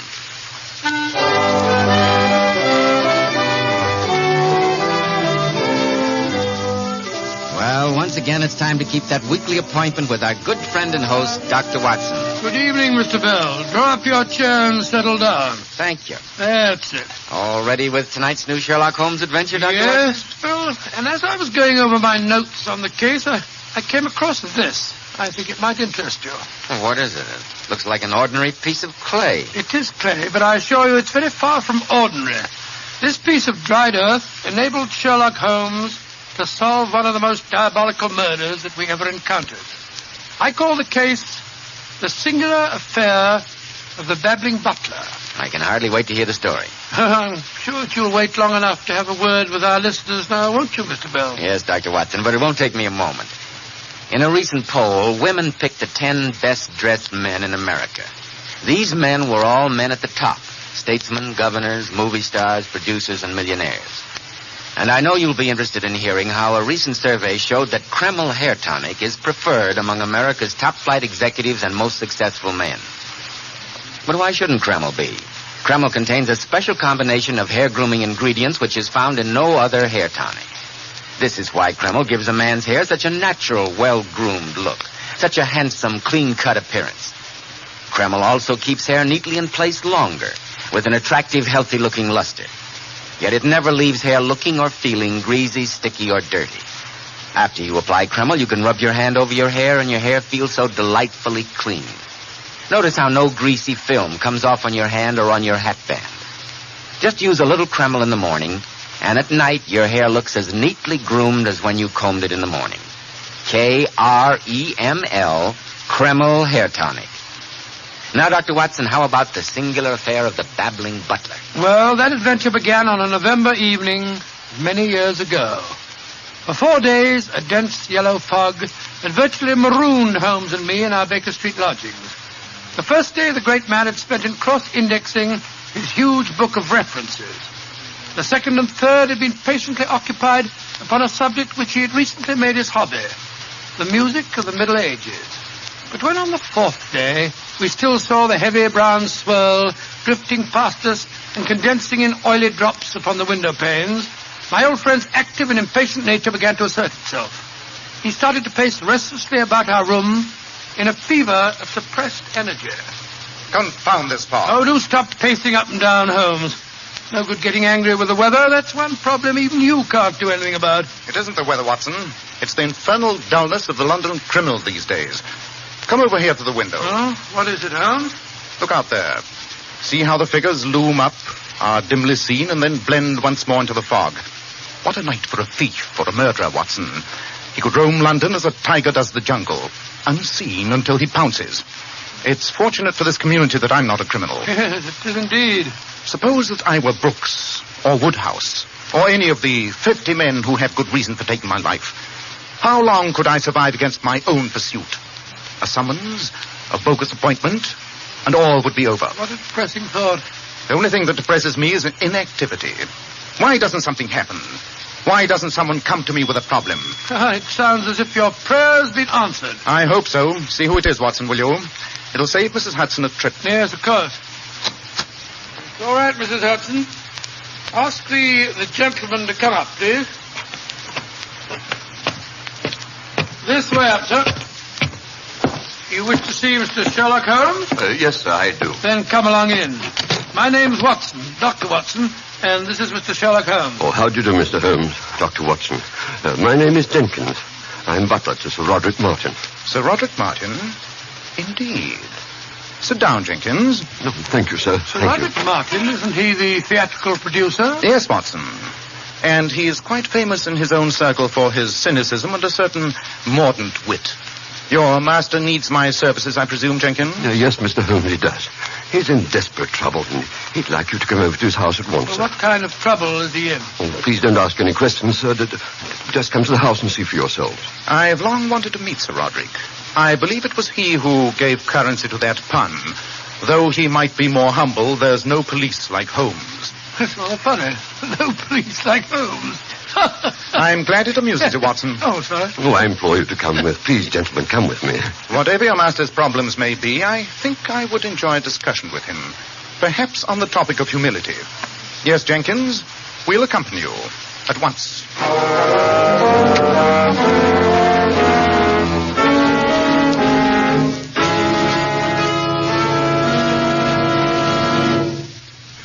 This is Mr. Sherlock Holmes and Dr. Watson, sir. How do you do, Sir Roderick? How do you do? Jenkins. Oh, how very odd. Now, why should Jenkins make such a meteoric exit? I presume, Sir Roderick, he wished to leave us alone. Indeed, what a singularly depressing thought. Well, so now that he's gone, you can talk quite freely. My dear Dr. Watson, I've been in the habit of talking freely ever since I had the pleasure of insulting my nurse at the age of 4. She was a peculiarly revolting female by the name of Pearl.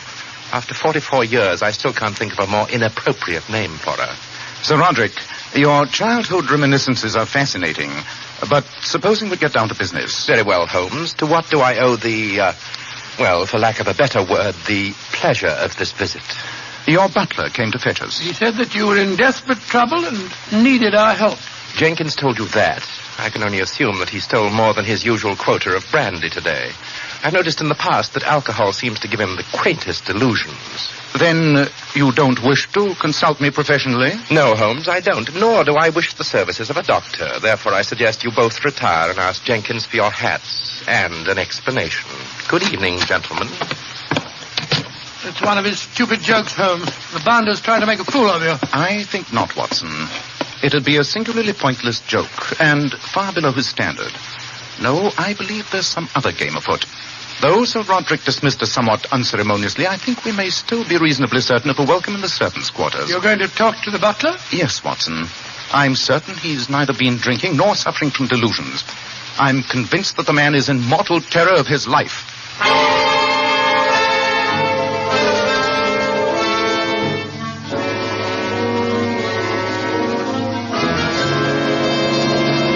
Oh, thank heavens you came to see me, Mr. Holmes. How could we resist it when Sir Roderick told us that your entire story was a lie? Oh, you must forgive me, gentlemen. I was desperate with fear, and I had to attract your attention. But why? You've accomplished your purpose now. You've thoroughly roused my curiosity. But I repeat, why? Because I'm in terror of my life, sir. Someone's trying to murder me, sir. Oh, what reason have you for saying that, Jenkins? Last night an attempt was made to kill me. Oh? Please describe the circumstances. Well, sir, I was carrying a keg of wine down into the cellar. It slipped from my arms and hit the stairs, and then the stairs collapsed. When I examined them, I found that they'd been sawed almost through. I assume that you're the only member of the household who ever visits the wine cellar? Yes, sir. Yes, sir. That was a deliberate trap to break my neck. Oh, if I'd stepped down, it would have been the end of me. Oh, Mr. Holmes, I'm only a servant. I couldn't pay you much. Now, my dear Jenkins, I assure you that Mr. Holmes is as interested in preventing the murder of a servant as he is in saving the life of a prime minister. Jenkins, have you any idea who might want to kill you? There's only one person on earth with a motive for killing me, sir, and that's my master. Sir Roderick Martin. Oh, come, my dear man. You're surely mistaken. What reason do you have for suspecting him? Oh, it's this way, Mr. Holmes. A year ago, a certain lady killed herself when Sir Roderick jilted her. Good gracious. Well, the affair was all hushed up, and nobody knew Sir Roderick was even involved. But her brother swore to avenge her death. That brother is a very close friend of Sir Roderick's, but has never suspected him. Complicated situation, eh, Holmes? Yes, Watson. I take it, Jenkins, you are the only person who knows that your master was guilty? Yes, sir. Yes, sir. And if I were dead, his secret would be safe. Oh, Mr. Holmes, please, what can I do? I know he's planning my death. You've got to save me, sir. Jenkins, my advice is this. Write a full statement of the circumstances in this case. Sign and seal it and hand it over to me for safekeeping. Inform your master that if anything happens to you, I shall make public the contents of the statement. That's a very good idea, Holmes. I'll do that, sir. I'll do that. I'll bring it to you in the morning. Splendid. Come on, Watson. Oh, by the way, Jenkins, what's the name of your doctor? Doctor, sir. I never said... You never said what? Oh, yes, doctor. Yes, sir. Yes, sir. Dr. David Stanley in Wimpole Street. Dr. David Stanley. I see. Well, good night, Jenkins. We shall expect you in the morning.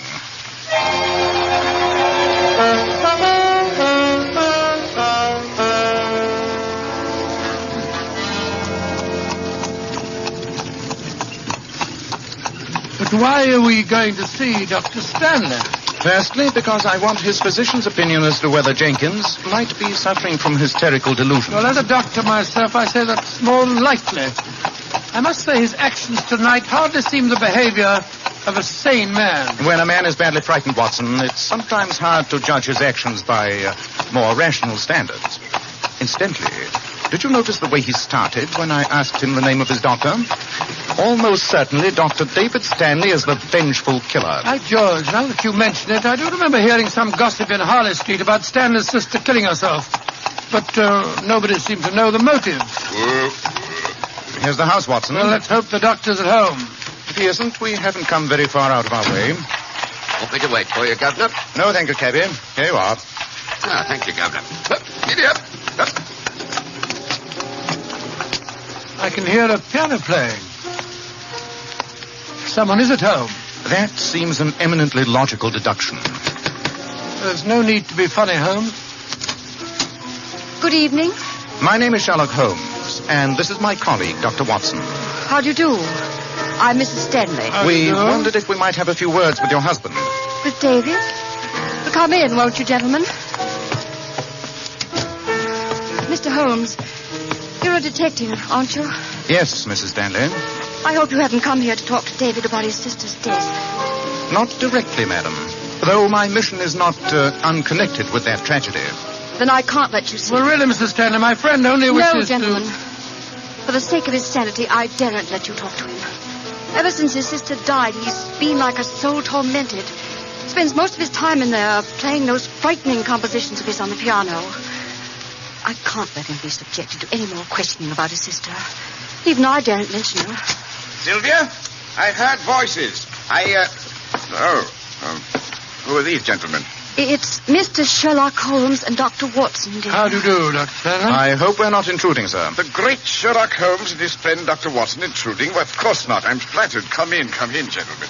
Please don't say anything about his sister's death. Don't worry, Mrs. Stanley. We won't. No, of course not.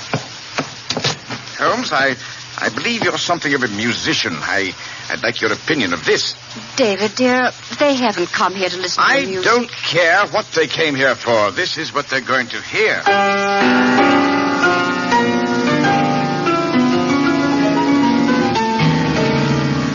Well, how'd you like it?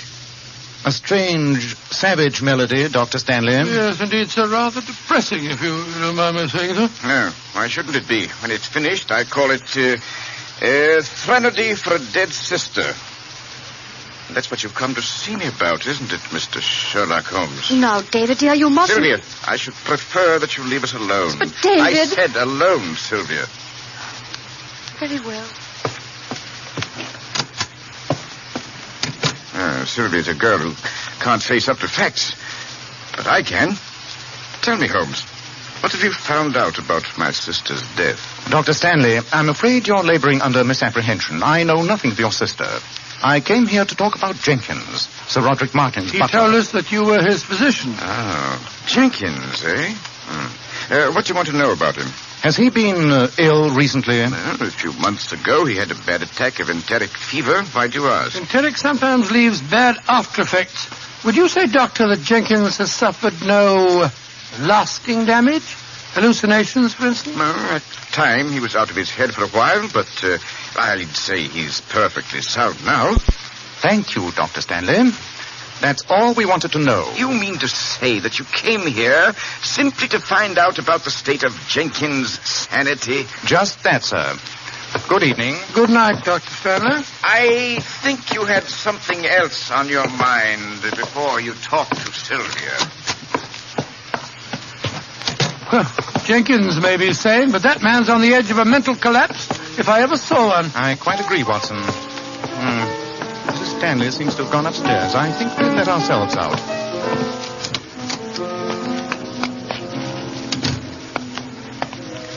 Well, Holmes, that was rather a fruitless trip. We didn't learn much there, except that Jenkins is compos mentis. I disagree, old chap. We learned a great deal more than that. Tomorrow morning I shall lose no time in calling on Sir Roderick again. That horrible fellow? For heaven's sake, why? Because he's the focal point in a grim tragedy. Inevitably, either he will kill Jenkins, or Dr. Stanley will kill him.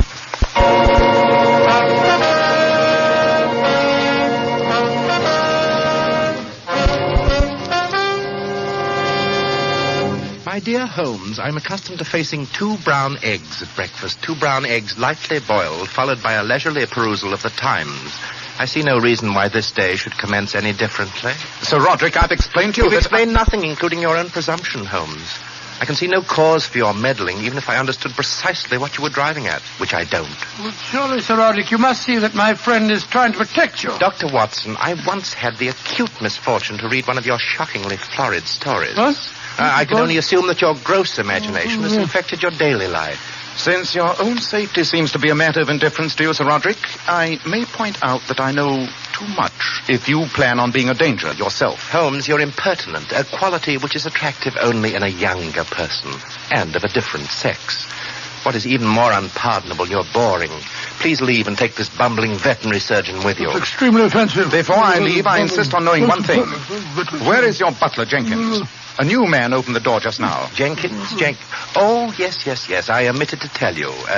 Jenkins has left my service. You discharged him, I suppose? Not exactly, though it is my invariable rule to discharge any servant found guilty of a crime. A crime? And what was Jenkins' crime? He committed suicide.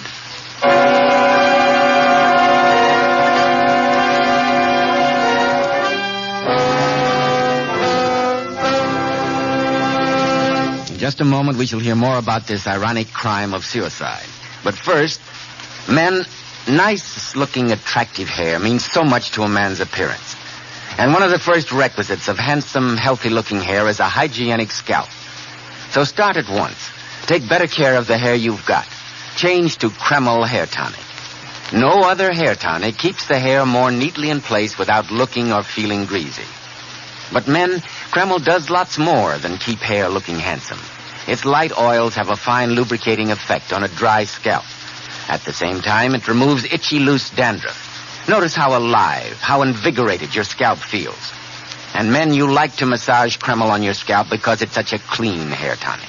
Never feels greasy or sticky. And if your hair is so dry that it breaks and falls when you comb it, Kreml actually helps condition the hair in that it makes it feel softer, more pliable, and look as if it had some body to it. So men, for handsome groomed hair and a more hygienic scalp, use Kreml daily.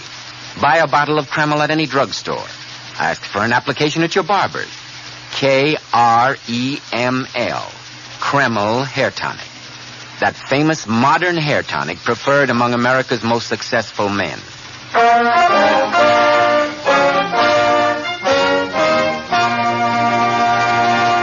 Well, Dr. Watson, this story really has me on the edge of my chair. So the butler Jenkins had committed suicide? Oh, that's what Sir Roderick told us, Mr. Bell, although we had great difficulty in persuading him to let us examine the dead man's room. Finally, after Sherlock Holmes had pointed out that if we couldn't handle the case, then Scotland Yard certainly would, we were allowed to visit that room of death. The evidence of suicide was apparent. After a brief examination, Holmes turned to me and said, "What do you make of it, Watson?" "Obvious signs of strychnine poisoning, Holmes. And quite clearly a suicide." "Yes. The other servants told us that they had to break the door down to get in. It was locked and bolted from the inside." And your examination proved that there was no sign of the lock having been tampered with. "Precisely. And he drank the poison from this glass here by the bed. Yes, I'd say that there's been nothing in this glass but strychnine and water. Hello. What's this on the carpet?" "Looks like a piece of clay." "It is. And it bears the imprint of a heel." "From a man's boot. Look at the size." "And observe the color of the clay, Watson. This particular specimen is quite rare. I shall take it back to Baker Street and examine it." "I can't see any logic in this case, Holmes. After all, people terrified of murder don't go committing suicide." "Patience, old fellow. I'm convinced that this is one case where an hour in the laboratory may aid the solution more than all the logic in the world."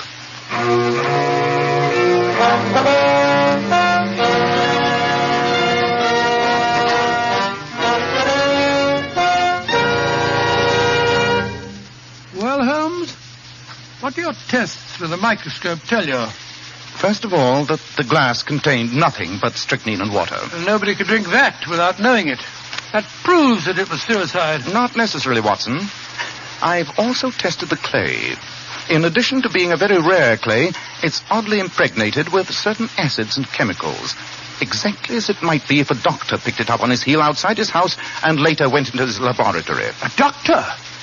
That would explain the poison. Exactly. Jenkins was under his doctor's care. Supposing the physician prescribed a draught to be taken on retiring, why question its peculiarly bitter taste? Jenkins was a frightened man. Undoubtedly, he bolted and locked his door last night and then, trustingly, drank the fatal poison. All of which points to Dr. Stanley. Quite. But I don't understand it. He had a motive for murdering Sir Roderick, and Sir Roderick had a motive for murdering Jenkins. But all the evidence points to the fact that Dr. Stanley murdered Jenkins. It doesn't make any sense. But it does, Watson.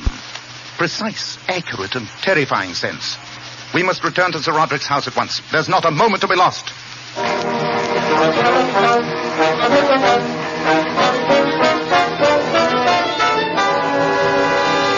Holmes, you and your friend here are positively pachydermatous.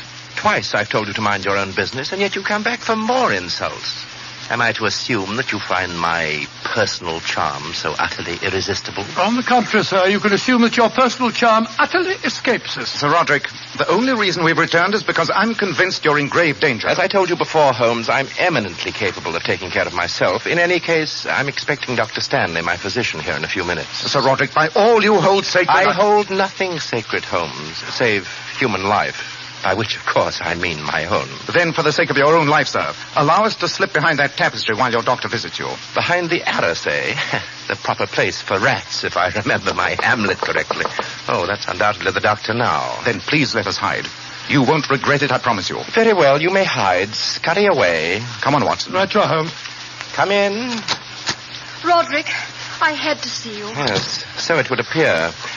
Sylvia, if you have to come making dramatic entrances in my house at an hour that virtually represents the crack of dawn, I do wish you'd take a little more pains with your ensemble. Roderick, Your dress is only suitable for tea and crumpets with the vicar's wife at Tooting Bec. Oh, Roderick, stop trying to be facetious. I came here because I had to talk to you before David got here. Well, I'm expecting him at any moment. Yes, I know that. You're his closest friend, Roderick. You've got to do something for him. He's ill. He's mentally unbalanced. All he thinks about and talks about and dreams about is Angela. He's even composed a horrible piece of music that he calls... Sylvia! David! What are you doing here? Everyone's being extraordinarily melodramatic this morning. It's a pity, David, but you have not caught your wife and me in a compromising situation. Chiefly, I admit, because I find her somewhat colorless. Roderick, how dare you? I suggest that you leave us, my dear. You... I believe the word you're groping for is beast. You beast! Roderick, you put up a convincing caricature of being the inhuman man of the world. But if people only knew how you'd stood by me during the past year... No, David, this has been a most emotional morning. For heaven's sake, don't you become lachrymose. I'm not. I'm just saying that if you hadn't stood by me since Angela's death, I don't know what I'd have done. You'd probably been back on your feet long before this, but you came here this morning in your professional capacity, David. Yes, I know, Roderick. How are you feeling? I don't like your color. I don't like my symptoms. I can't sleep. My nerves have been more than usually on edge for the past 3 weeks, David. You promised me some medicine, you know. I brought it with me. It's in my bag here. You have a glass and some water? Yes, on the sideboard there. Good. Well, this will steady you up quite a bit. Now, I'll add a little water. So, here you are, Roderick. Drink this. I wouldn't, Sir Roderick. It won't do much good to the only thing you hold sacred. Sherlock Holmes, what are you doing here? Your opening conversation begins to become somewhat monotonous, Dr. Stanley. I'm here because I don't like to see murder committed, even Sir Roderick. You mean that Dr. Stanley just tried to poison him? Certainly. Just as he poisoned the butler, Jenkins. Mr. Holmes, he has no motive. I tried to protect Jenkins against Sir Roderick. I was stupid enough not to see the other motive at first. Riddles are fascinating, Holmes, but not when they become personal. What are you talking about? It's a simple equation, Sir Roderick. Dr. Stanley attended Jenkins during his bout of enteric. He told us himself that the butler was delirious. It was then that he must have learned Jenkins' secret, that Jenkins was the only human being who knew that Sir Roderick was responsible for Angela's suicide. Logically, he had to die first. But I still don't see that... Dr. Stanley does, despite his silence. Jenkins was the only human being who knew that Dr. Stanley had a motive for killing Sir Roderick. This is very melodramatic, Holmes, but I haven't the faintest idea what you're talking about. Nor have I, except that you seem to be laboring under the delusion that I killed Jenkins. Of course you did. You had to, before you could kill Sir Roderick. Had Jenkins lived, he would have been suspicious of his master's death. But if he were out of the way, no one would have connected Sir Roderick's close friend and physician with his murder. The cellar stairs attempt failed. But last night's poison did not. And now he's trying to repeat the pattern. The glass over there contains strychnine and water. Of course it does. I assure you, this medicine is perfectly harmless. To prove it, I shall drink it myself. Stop him, Watson. Put that down. Put it down, I say. It's too late. That was meant for you, Roderick. It was too good for you. Considering the way you treated my sister, Angela.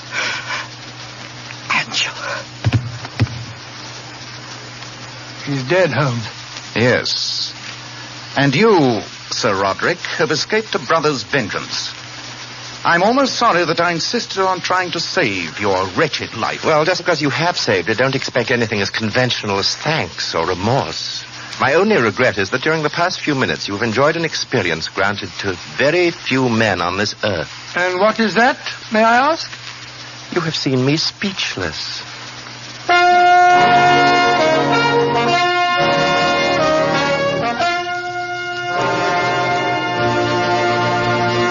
In just a moment, Dr. Watson will be back to tell us about next week's story. Ladies, here's some very important beauty advice from some of the world's most divinely beautiful women, Powers models. Girls who are famous for their shining, bright, lustrous hair. Powers models wash their hair with Kreml shampoo. This amazingly beautifying shampoo has been especially developed to actually glamour bathe each tiny strand of hair so that it fairly radiates natural, dazzling highlights. Kreml shampoo leaves the hair simply abundant with natural glossy luster. And what's more, your hair stays this way for days. And doesn't Kreml shampoo do a wonderful cleaning job on your scalp? Removes all loose dandruff as well as the dirt. Yes, and it's wonderful to soften dry, brittle ends. Kreml shampoo leaves your hair so much softer, silkier, with a satin smoothness. Your hair holds a wave better, too. So, ladies, buy a bottle of glamorizing Kreml shampoo at any drug counter and see how easy it is to glamour bathe your hair to a vision of beauty. How easy it is now to have naturally lustrous, glossy hair. Kreml, Kreml shampoo. And now, Dr. Watson, what about next week? Well, now, let me see. Next week, I think I'll tell you about the greatest shock that Sherlock Holmes ever gave me. Well, that must have been quite a shock, Dr. Watson. It was, Mr. Bell. I call it The Adventure of the Dying Detective. Tonight's new Sherlock Holmes adventure was written by Dennis Green and Anthony Boucher and was suggested by an incident in Sir Arthur Conan Doyle's story, The Bruce Partington Plan. The music was composed and conducted by Alex Steinert. Nigel Bruce appeared by permission of California Pictures, Tom Conway through the courtesy of Eagle Lion Pictures. This is Joseph Bell speaking for Kreml Hair Tonic and Kreml Shampoo, inviting you to be with us next week at this same time when Dr. Watson will tell us about the dying detective.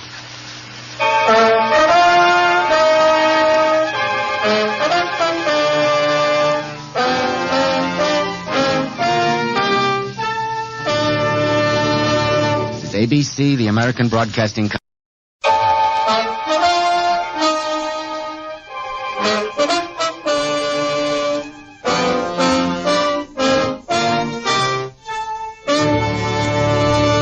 Kreml Hair Tonic and Kreml Shampoo present the new adventures of Sherlock Holmes, starring Nigel Bruce as Dr. Watson and Tom Conway as Sherlock Holmes.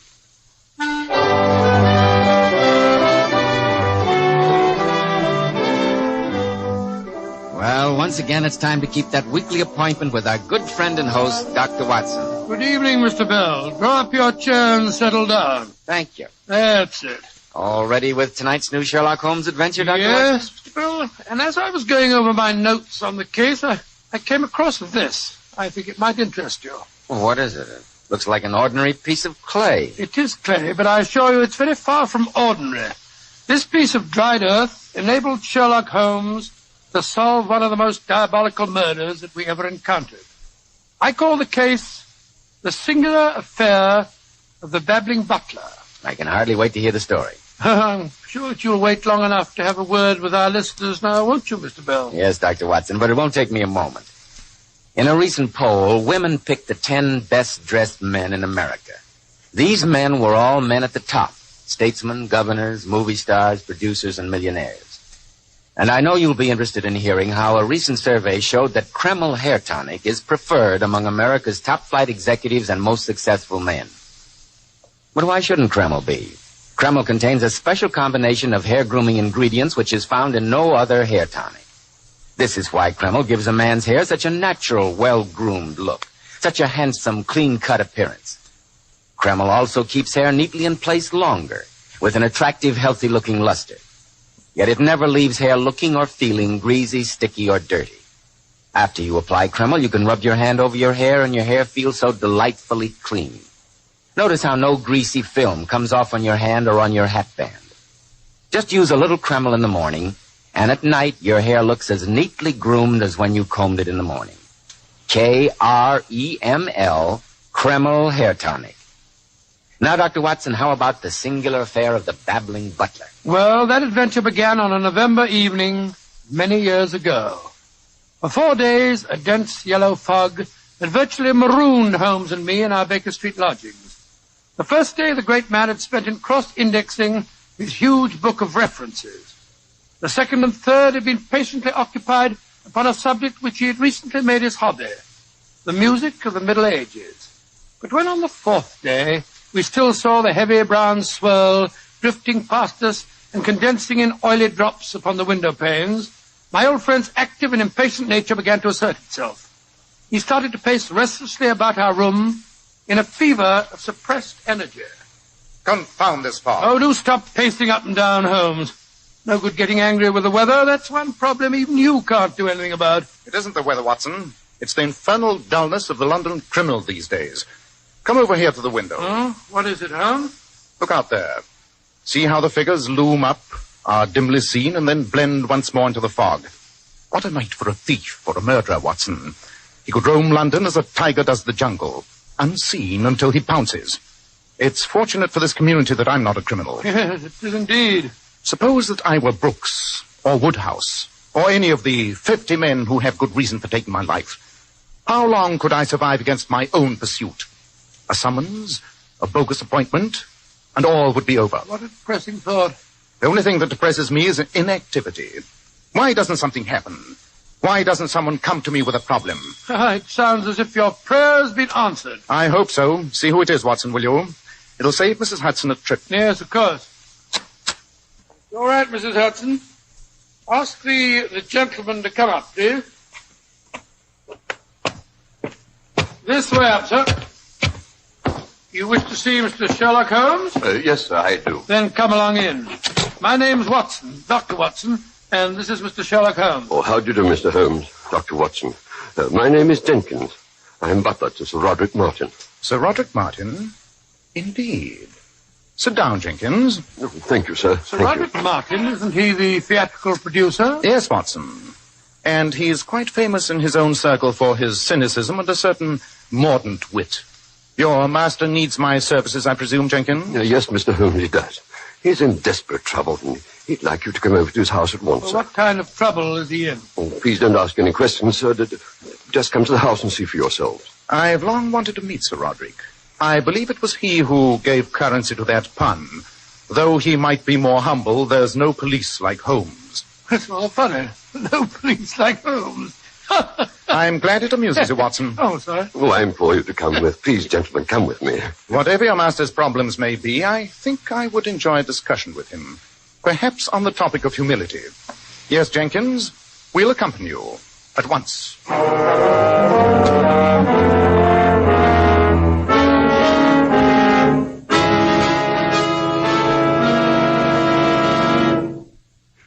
This is Mr. Sherlock Holmes and Dr. Watson, sir. How do you do, Sir Roderick? How do you do? Jenkins? Oh, how very odd. Now, why should Jenkins make such a meteoric exit? I presume, Sir Roderick, he wished to leave us alone. Indeed, what a singularly depressing thought. Well, so now that he's gone, you can talk quite freely. My dear Dr. Watson, I've been in the habit of talking freely ever since I had the pleasure of insulting my nurse at the age of 4. She was a peculiarly revolting female by the name of Pearl. After 44 years, I still can't think of a more inappropriate name for her. Sir Roderick, your childhood reminiscences are fascinating. But supposing we get down to business. Very well, Holmes. To what do I owe well, for lack of a better word, the pleasure of this visit? Your butler came to fetch us. He said that you were in desperate trouble and needed our help. Jenkins told you that. I can only assume that he stole more than his usual quota of brandy today. I've noticed in the past that alcohol seems to give him the quaintest delusions. Then you don't wish to consult me professionally? No, Holmes, I don't, nor do I wish the services of a doctor. Therefore, I suggest you both retire and ask Jenkins for your hats and an explanation. Good evening, gentlemen. It's one of his stupid jokes, Holmes. The bounder's trying to make a fool of you. I think not, Watson. It'd be a singularly pointless joke, and far below his standard. No, I believe there's some other game afoot. Though Sir Roderick dismissed us somewhat unceremoniously, I think we may still be reasonably certain of a welcome in the servants' quarters. You're going to talk to the butler? Yes, Watson. I'm certain he's neither been drinking nor suffering from delusions. I'm convinced that the man is in mortal terror of his life.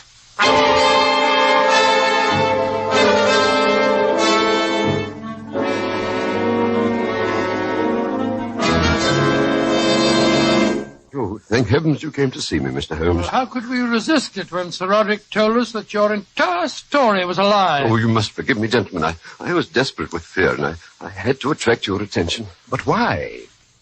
You've accomplished your purpose now. You've thoroughly roused my curiosity. But I repeat, why? Because I'm in terror of my life, sir. Someone's trying to murder me. Well, what reason have you for saying that, Jenkins? Last night an attempt was made to kill me. Oh? Please describe the circumstances. Well, sir, I was carrying a keg of wine down into the cellar. It slipped from my arms and hit the stairs, and then the stairs collapsed. When I examined them, I found that they'd been sawed almost through.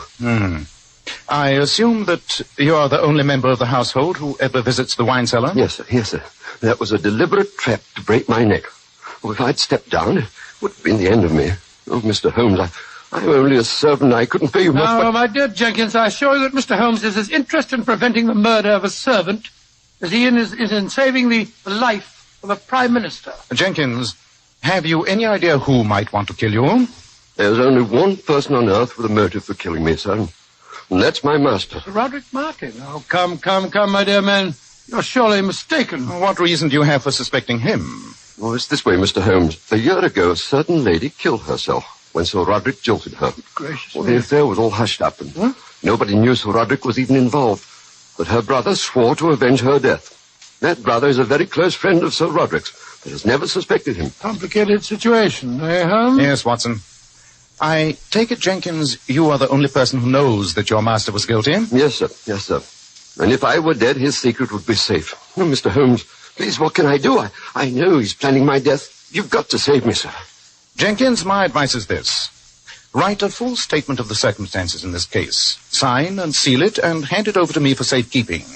Inform your master that if anything happens to you, I shall make public the contents of the statement. That's a very good idea, Holmes. I'll do that, sir. I'll do that. I'll bring it to you in the morning. Splendid. Come on, Watson. Oh, by the way, Jenkins, what's the name of your doctor? My doctor, sir? I never said... You never said what? Oh, yeah, doctor, yes, sir, yes, sir. Dr. David Stanley in Wimpole Street. Dr. David Stanley. I see. Well, good night, Jenkins. We shall expect you in the morning.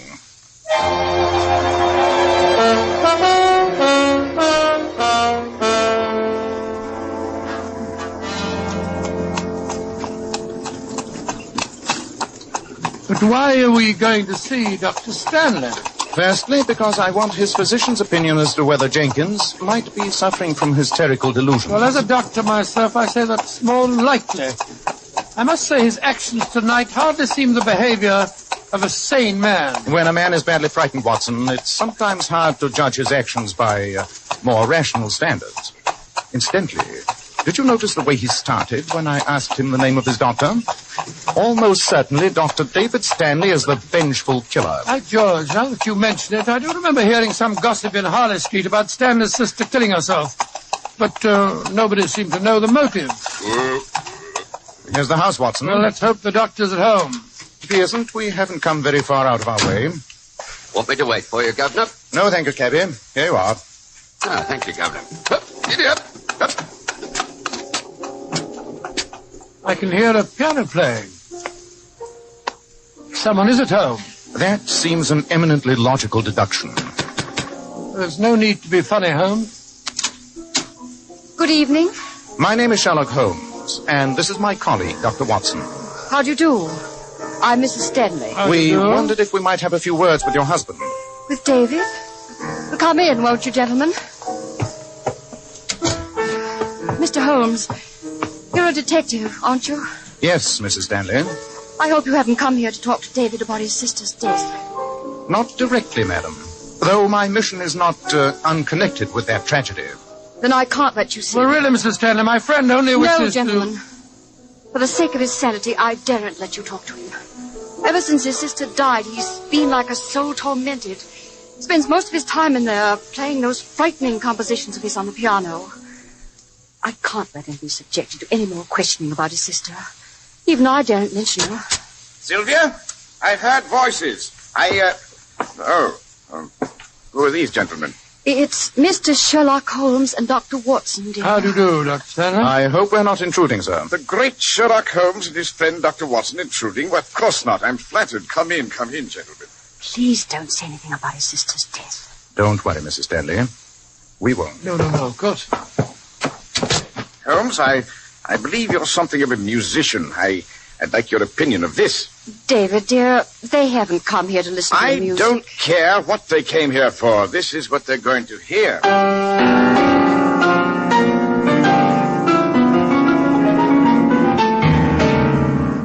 Well, how'd you like it?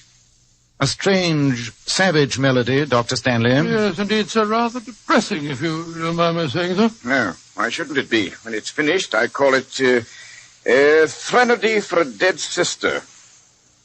That's what you've come to see me about, isn't it, Mr. Sherlock Holmes? Now, David, dear, you mustn't... Sylvia, I should prefer that you leave us alone. But, David... I said alone, Sylvia.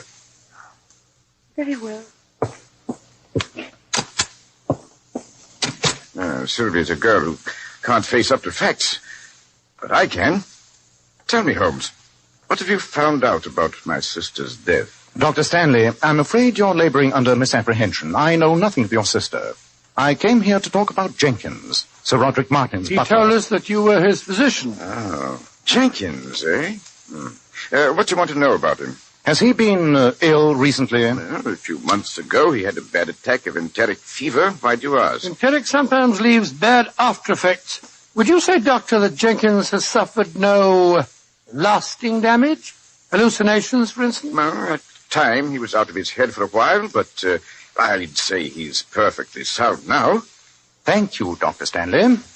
That's all we wanted to know. You mean to say that you came here simply to find out about the state of Jenkins' sanity? Just that, sir. Good evening. Good night, Dr. Stanley. I think you had something else on your mind before you talked to Sylvia. Well, Jenkins may be sane, but that man's on the edge of a mental collapse, if I ever saw one. I quite agree, Watson. Mrs. Stanley seems to have gone upstairs. I think we've let ourselves out.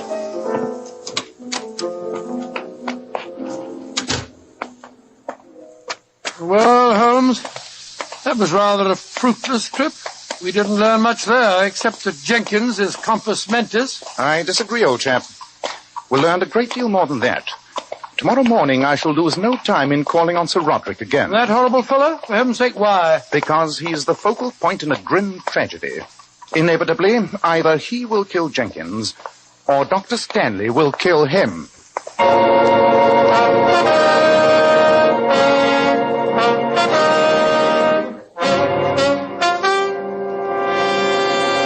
My dear Holmes, I'm accustomed to facing 2 brown eggs at breakfast, 2 brown eggs lightly boiled, followed by a leisurely perusal of the Times. I see no reason why this day should commence any differently. Sir Roderick, I've explained to you You've that... explained nothing, including your own presumption, Holmes. I can see no cause for your meddling, even if I understood precisely what you were driving at, which I don't. Well, surely, Sir Roderick, you must see that my friend is trying to protect you. Dr. Watson, I once had the acute misfortune to read one of your shockingly florid stories. What? I can only assume that your gross imagination has infected your daily life. Since your own safety seems to be a matter of indifference to you, Sir Roderick, I may point out that I know too much if you plan on being a danger yourself. Holmes, you're impertinent, a quality which is attractive only in a younger person, and of a different sex. What is even more unpardonable, you're boring.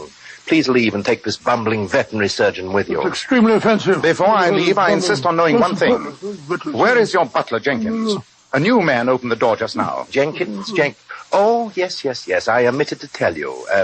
Jenkins has left my service. You discharged him, I suppose? Not exactly, though it is my invariable rule to discharge any servant found guilty of a crime. A crime? And what was Jenkins' crime? He committed suicide.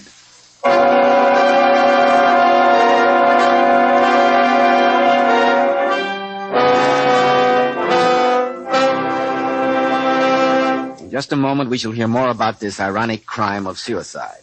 But first, men, nice-looking, attractive hair means so much to a man's appearance. And one of the first requisites of handsome, healthy-looking hair is a hygienic scalp. So start at once. Take better care of the hair you've got. Change to Kreml hair tonic. No other hair tonic keeps the hair more neatly in place without looking or feeling greasy. But men, Kreml does lots more than keep hair looking handsome. Its light oils have a fine lubricating effect on a dry scalp. At the same time, it removes itchy, loose dandruff. Notice how alive, how invigorated your scalp feels. And men, you like to massage Kreml on your scalp because it's such a clean hair tonic. Never feels greasy or sticky. And if your hair is so dry that it breaks and falls when you comb it, Kreml actually helps condition the hair, in that it makes it feel softer, more pliable, and look as if it had some body to it. So men, for handsome groomed hair and a more hygienic scalp, use Kreml daily. Buy a bottle of Kreml at any drugstore. Ask for an application at your barber's. Kreml. Kreml hair tonic. That famous modern hair tonic preferred among America's most successful men.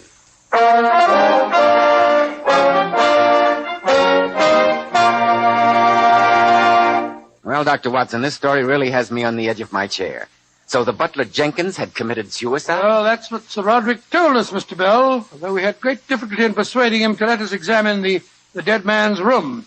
Finally, after Sherlock Holmes had pointed out that if we couldn't handle the case, then Scotland Yard certainly would, we were allowed to visit that room of death. The evidence of suicide was apparent. After a brief examination, Holmes turned to me and said, "What do you make of it, Watson?" "Obvious signs of strychnine poisoning, Holmes. Quite clearly a suicide." "Yes. The other servants told us that they had to break the door down to get in. It was locked and bolted from the inside." And your examination proved that there was no sign of the lock having been tampered with. "Precisely. And he drank the poison from this glass here by the bed.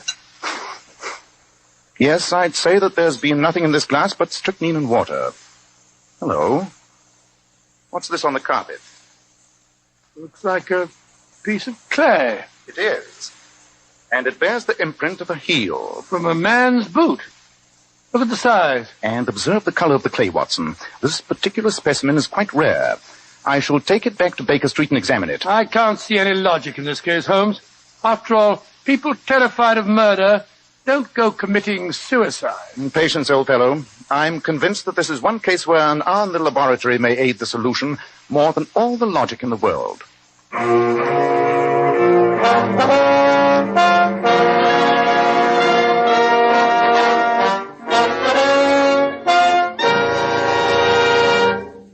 Well, Holmes, what do your tests with the microscope tell you?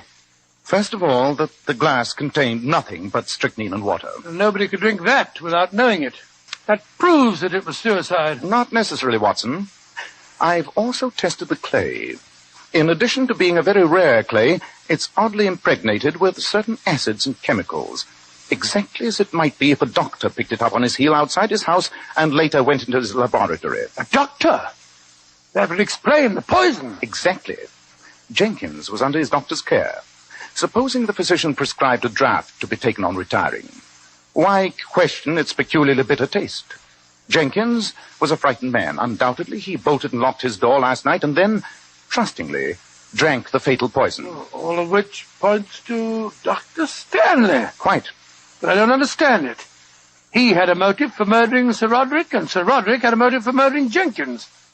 But all the evidence points to the fact that Dr. Stanley murdered Jenkins. It doesn't make any sense. But it does, Watson. Precise, accurate, and terrifying sense. We must return to Sir Roderick's house at once. There's not a moment to be lost.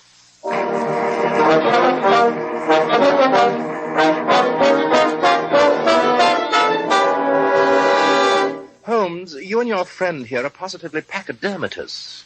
Twice I've told you to mind your own business, and yet you come back for more insults. Am I to assume that you find my personal charm so utterly irresistible? On the contrary, sir, you can assume that your personal charm utterly escapes us. Sir Roderick, the only reason we've returned is because I'm convinced you're in grave danger. As I told you before, Holmes, I'm eminently capable of taking care of myself. In any case, I'm expecting Dr. Stanley, my physician, here in a few minutes. Sir Roderick, by all you hold sacred... I hold nothing sacred, Holmes, save human life. By which, of course, I mean my own. Then, for the sake of your own life, sir, allow us to slip behind that tapestry while your doctor visits you. Behind the arras, eh? The proper place for rats, if I remember my Hamlet correctly. Oh, that's undoubtedly the doctor now. Then please let us hide. You won't regret it, I promise you. Very well, you may hide. Scurry away. Come on, Watson. Right, you're home. Come in. Roderick, I had to see you. Yes, so it would appear. Sylvia, if you have to come making dramatic entrances in my house at an hour that virtually represents the crack of dawn, I do wish you'd take a little more pains with your ensemble. Roderick, Your dress is only suitable for tea and crumpets with the vicar's wife at Tooting Beck. Oh, Roderick, stop trying to be facetious. I came here because I had to talk to you before David got here. Well, I'm expecting him at any moment. Yes, I know that. You're his closest friend, Roderick. You've got to do something for him. He's ill. He's mentally unbalanced. All he thinks about and talks about and dreams about is Angela. He's even composed a horrible piece of music that he calls... Sylvia! David! What are you doing here? Everyone's being extraordinarily melodramatic this morning. It's a pity, David, but you have not caught your wife and me in a compromising situation. Chiefly, I admit, because I find her somewhat colorless. Roderick, how dare you? I suggest that you leave us, my dear. You... I believe the word you're groping for is beast. You beast! Roderick, you put up a convincing caricature of being the inhuman man of the world.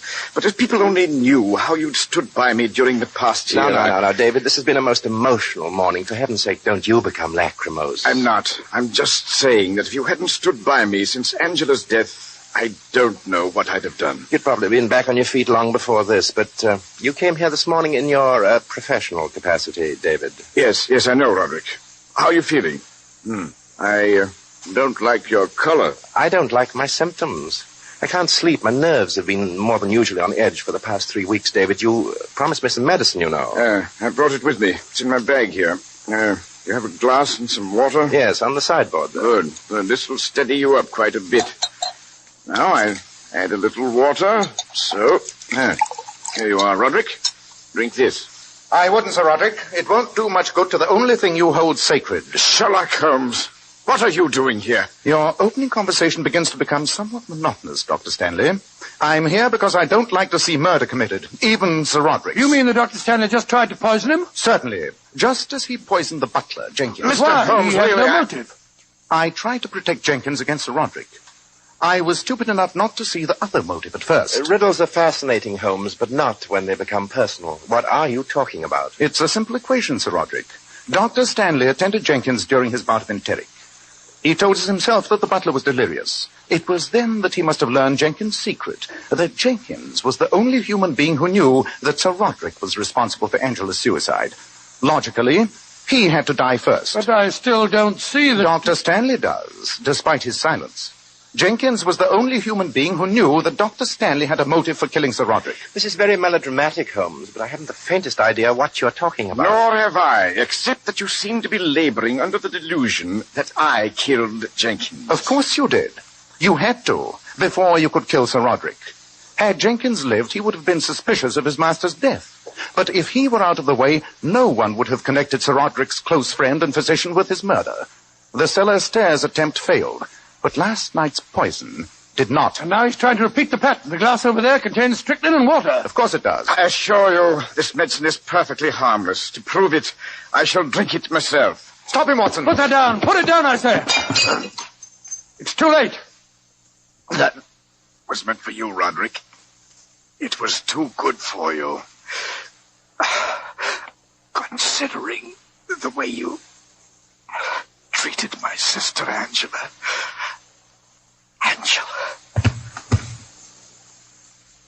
He's dead, Holmes. Yes. And you, Sir Roderick, have escaped a brother's vengeance. I'm almost sorry that I insisted on trying to save your wretched life. Well, just because you have saved it, don't expect anything as conventional as thanks or remorse.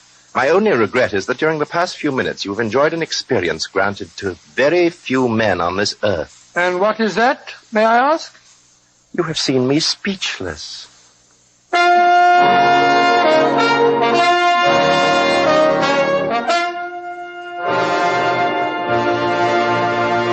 In just a moment, Dr. Watson will be back to tell us about next week's story. Ladies, here's some very important beauty advice from some of the world's most divinely beautiful women, Powers models. Girls who are famous for their shining, bright, lustrous hair. Powers models wash their hair with Kreml shampoo. This amazingly beautifying shampoo has been especially developed to actually glamour bathe each tiny strand of hair so that it fairly radiates natural, dazzling highlights. Kreml shampoo leaves the hair simply abundant with natural glossy luster. And what's more, your hair stays this way for days. And doesn't Kreml shampoo do a wonderful cleaning job on your scalp? Removes all loose dandruff as well as the dirt. Yes, and it's wonderful to soften dry, brittle ends. Kreml shampoo leaves your hair so much softer, silkier, with a satin smoothness. Your hair holds a wave better, too. So, ladies, buy a bottle of glamorizing Kreml shampoo at any drug counter and see how easy it is to glamour bathe your hair to a vision of beauty. how easy it is now to have naturally lustrous, glossy hair. Kreml, Kreml shampoo. And now, Dr. Watson, what about next week? Well, now, let me see. Next week, I think I'll tell you about the greatest shock that Sherlock Holmes ever gave me. Well, that must have been quite a shock, Dr. Watson. It was, Mr. Bell. I call it The Adventure of the Dying Detective. Tonight's new Sherlock Holmes adventure was written by Dennis Green and Anthony Boucher and was suggested by an incident in Sir Arthur Conan Doyle's story, The Bruce Partington Plans. The music was composed and conducted by Alex Steinert. Nigel Bruce appeared by permission of California Pictures, Tom Conway through the courtesy of Eagle Lion Pictures. This is Joseph Bell speaking for Kreml Hair Tonic and Kreml Shampoo, and inviting you to be with us next week at this same time, when Dr. Watson will tell us about the dying detective.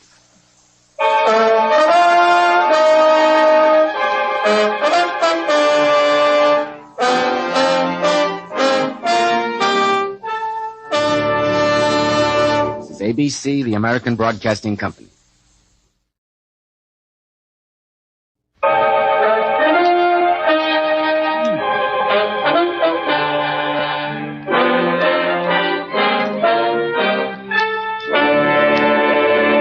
Kreml Hair Tonic and Kreml Shampoo present the new adventures of Sherlock Holmes, starring Nigel Bruce as Dr. Watson and Tom Conway as Sherlock Holmes.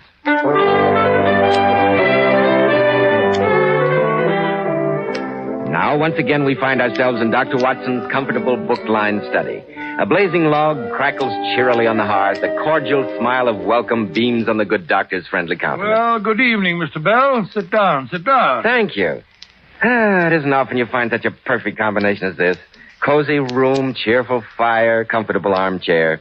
Not to mention an expert storyteller. Thank you, Mr. Bell. You're very kind. A setup like this takes your mind off your worries and troubles. So don't be surprised if I just sit back and relax and let you carry on. Well, that's what I'm here for. I've always said there's nothing like a good detective story for mental recreation. Most of our great men of affairs have been addicted to them, you know. Presidents, prime ministers, scientists, and businessmen. And the Sherlock Holmes adventures still head the list of all detective stories. What's it going to be tonight? Well, tonight, as I said last week, I'm going to tell you about the greatest shock that Sherlock Holmes ever gave me. The greatest shock? It must have been some voltage. You'll find that out, Mr. Bell, as soon as you had your little talk with our listeners. Good. Men, well-groomed hair helps so much in giving a man that prosperous, clean-cut appearance. And I'm sure you'll be interested to hear why Kreml Hair Tonic is preferred among America's top-flight executives by men at the top. Kreml never plasters the hair down with sticky goo, which makes your hair and scalp feel so dirty. It never gives hair that old-fashioned, greasy, patent leather look. You see, film comes off on your hand or your hatband. Yet Kreml keeps hair in perfect order from morning till night, looking so healthy and handsome. Now, Dr. Watson, how about the greatest shock Sherlock Holmes ever gave you? Well, it was in the second year of my married life. I hadn't seen Holmes for almost a month due to having successfully resumed my medical practice. When one day I received an urgent note from Mrs. Hudson. Mrs. Hudson, she was Holmes' landlady in Baker Street. She certainly was, and a long-suffering woman she was, too. Why she stood for Holmes, I never could fathom. His habits were calculated to try the patience of a saint. Yes, he was easily the worst tenant in London, and yet Mrs. Hudson adored him. A case of the king can do no wrong. Exactly, and yet she stood in the deepest awe of him and never dared interfere, however dangerous his proceedings might seem. So you can imagine my feelings when our note said that Mr. Holmes was in a dreadful state, and she considered it serious enough to disobey his commands and to send for me. Well, I snatched my hat and medical case and set out for Baker Street post-haste. A terrified Mrs. Hudson greeted me on the doorstep, her face stained with tears. Oh, Dr. Watson, thank God you got my note. Come in, sir, come in. Well, Mrs. Hudson, what's up? What's happened to Mr. Holmes? Oh, Dr. Watson, it's terrible. Just to see him lying there like that. I can't stand it any longer. He's breaking my heart. No, Mrs. Hudson, this won't do. You know, pull yourself together. What's the matter with Mr. Holmes? Oh, he's dying. What? Yes, sir. For 3 days he's been sinking. Hasn't taken a mouthful of food. I doubt if he'll last the day out. Well, why didn't you send for me before? He wouldn't let me. Oh, you know what he's like, Dr. Watson, when he's got his mind set against anything. Yes, indeed I do. But this morning, when I went in and saw him there, his bones sticking out of his face, his great eyes all bright with fever, and his lips with that awful crust on them, and his hands twitching and twitching, I couldn't stand it any longer. I couldn't stand by and watch him die, could I? I thought to myself, orders or no, I'm sending for you. Yes, I should hope so. So I said to him, but Mr. Holmes, this is an extremity. He didn't say anything. I don't think he even heard me, Doctor. He's out of his head most of the time, croaking and moaning to himself. Oh, Dr. Watson, it's a pitiful sight. Poor Mr. Holmes. No. Perhaps it's not as bad as you think. I pray heaven it's not. Well, I'll go up and see what's to be done. Oh, yes, sir. But I'm afraid he's not long for this world. Poor Mr. No, Holmes. Mrs. Hudson, you pull yourself together. He mustn't know how you feel about him. It'd upset him. He hates to be pitied. I'd better go in alone. Yes, sir. Holmes? I say, Holmes. I doubt if he can hear you, sir. You better go right in. Very well. Good heavens. He is sick. Oh, Dr. Watson, you must save him. Mrs. Hudson, you stay outside. Running round and round in a circle. Faster, he's catching up to us. Holmes, old fellow, it's me. Eh? Holmes, it's me, Watson. Don't you know me? Watson? Oh, yes. I seem to remember. Watson, of course. So she sent for you after all. I wondered how long she could hold out. Holmes. My poor fellow. Yes, did you? Oh, I pallbearer at your funeral, and now look at me. It's all right, old chap. We'll fix you up. Have you about again in no time. Just let me take your pulse. Stand back, Watson, stand back. If you're really alive, don't touch me. Don't touch me. But why? Because I wish it. Isn't that enough? Well, I only wanted to help. Then do as I say. I know what's wrong with me. I'm the only man in London who does it. It's a terrible disease and contagious. That's it, Watson. Contagious. By touch. So keep your distance or you'll catch it, too. Great heavens, Holmes, do you suppose that matters to me at a time like this? It wouldn't affect me in the case of a stranger. Do you imagine it prevent me from doing my duty to my best friend? Stand back, Watson. It's out of your power. You can do nothing. You stand where you are. I'll talk. You mustn't excite me. It might be fatal. Very well. I must, but what is this sickness? A colic disease from Sumatra. Only a few men understand it. I contracted it down along the docks from the Oriental sailors. I've been doing some recent research down there. It had a medico-criminal aspect. Very interesting, Watson. Very interesting. Asiatic diseases, Asiatic cruelty, strange pathological possibilities. But water doesn't run uphill. It's a funny day, Watson. Water, you can't write in water. I've tried, but you can't. Holmes, you're not yourself. A sick man is like a child. You could be master elsewhere, but when it comes to the sick room, it's time for me to take charge. I'm going to examine your symptoms and treat you. Stop it. If I'm going to have a doctor, at least get me one I can trust. Holmes, don't you trust me? As a friend, certainly, but facts are facts. You're just a general practitioner, not very much knowledge or experience, and very often muddled. Yes, decidedly muddled. Holmes, that remark is unworthy of you. It shows the state of your nerves. Very well. What do you know about Tapanuli fever? Or the Black Formosa corruption? Well, I've never heard of either of them. You see? Very well, let me call in Dr. Ainstree. He's the greatest living authority on tropical diseases, and he happens to be in London now. I can get him here inside half an hour, if you'll just... No, I won't have him. I won't have him. I'm the one who's sick. I'll be cured my way or not at all. There's only one man who can save me. Oh, dear, I'm exhausted. I wonder how a battery feels when it pours electricity into a non-conductor. Holmes, you're wandering again. Let me at least pour you a glass of water. What a mess this table is in. Don't want water. Give me the moon. Hello? What's this curious little ivory box? I've never seen that before. Don't touch it, Watson. Don't touch it. But Holmes... It's mine. I won't have it touched. Give it to me. Handle it with tongs, like this. That's better. It's mine. Yeah. Mine. Holmes, get back into bed this instant. And give me that box. No, you can't have it. It's mine. I'm going to take it to bed with me. It's mine. My own little ivory box. Nobody shall take it from me. Very well. Now, keep covered up. That's better. You'll kill yourself if you aren't careful. Watson. I say, Watson. Yes? Have you any change in your pocket? Yes? Any silver? A good deal. How many half-crowns? Half-crowns, let me see. 1, 2, 3, 5. Not enough, Watson, not enough. However, they'll have to do. Place them in your watch pocket, Watson. Very well. Now, put the rest of your money in your left-hand trousers pocket. Thank you. Yes, but why? It will balance you so much better that way. Holmes, this is the end. You're wondering. You're delirious. I'm going to get Ainstill or the man you mentioned. I don't care which. Very well. If you must, let it be Mr. Calverton Smith. Calverton Smith? I never heard of him. Possibly not, Watson. It may surprise you to know that the only man on earth who understands this disease isn't a medical man. He's a planter. A planter? Yes, millionaire rubber planter. An outbreak of this malady on his plantation in Sumatra caused him to study the disease. He's now in London. Good. What's his address? 13 Lower Burke Street.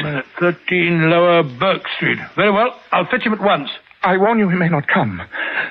There's no good feeling between us. His nephew died, you see, Watson. I had suspicions of foul play. I told his uncle so. The boy died horribly. You must soften him, Watson. Describe my condition. Beg him. Pray him. Get him here by any means. He's the only one who can save me. You will bring him to me, Watson. Don't worry, old fella. I'll bring him here. Have to knock him unconscious to do it. No, you must persuade him to come. But be sure to return ahead of him. Not with him, Watson. Ahead of him, you understand? Very well. It's vital, Watson, vital. One thing more. Yes? I'm worried about oysters, Watson. What? Why oysters? They're so prolific. Pretty soon the world will be overrun by oysters. Oh, Holmes, you're off again. Where was I? Strange how the brain controls the brain. You still here, Watson? I thought you'd gone long ago. Well, I'm going at once. I'll be back in no time. If you want anything, ring for Mrs. Hudson. First, the ocean will be overrun with them. Millions of them, millions of oysters. Oh, Dr. Watson, how is he? Here's Mr. Lestrade of Scotland Yard. He dropped in to inquire about Mr. Holmes. Hello, Dr. Watson. How do things stand? How's the old boy? He's a very sick man, I'm afraid, Lestrade. Yes, I heard some rumor to that effect. Lestrade, you're a cold-blooded fish. Possibly. But I think I'll stay around until you return. How about a dish of tea in the back parlor? Hey, Mrs. Hudson. Oh, you. Speaking of tea at a time like this, I'm ashamed of you. With Mr. Holmes lying upstairs, practically on his deathbed. All right, I'll bring you a cup. But I hope it chokes you, that I do.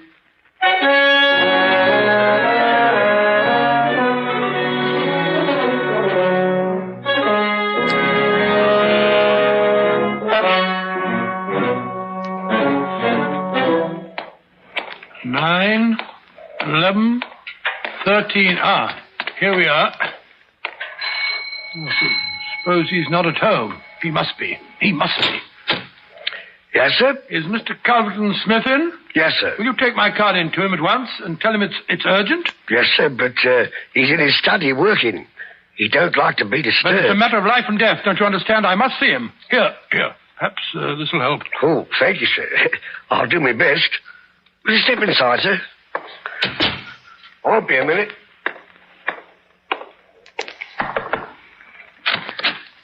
A gentleman to see you, Mr. Smith, sir. Says it's urgent. Who is he? What does he want? Here's his card, sir. Watson? Dr. Watson? I don't know him. How often have I told you, Staples, I'm not to be disturbed when I'm working in my study? But he says he must see you. It's a matter of life and death, he says. Tell him to go to blazes. I'm not at home. I won't see him. Tomorrow morning. Oh, but you must, sir. It can't wait. I won't leave until I've told you the whole... What's this? What's the meaning of this intrusion? I said tomorrow, didn't I? I'm sorry, Mr. Smith, but I must see you now. It's about Sherlock Holmes. Sherlock Holmes? Sherlock Holmes, did you say? Yes, I've just come from him. Well, what about Holmes? He's desperately ill, dying. That's why I've come to you. Holmes dying? Oh, dear. I'm sorry to hear it. I only know him through some business dealings, of course, but I have a great respect for his talents and his character. You see, he is an amateur of crime, as I am of disease. For him, the villain. For me, the microbe.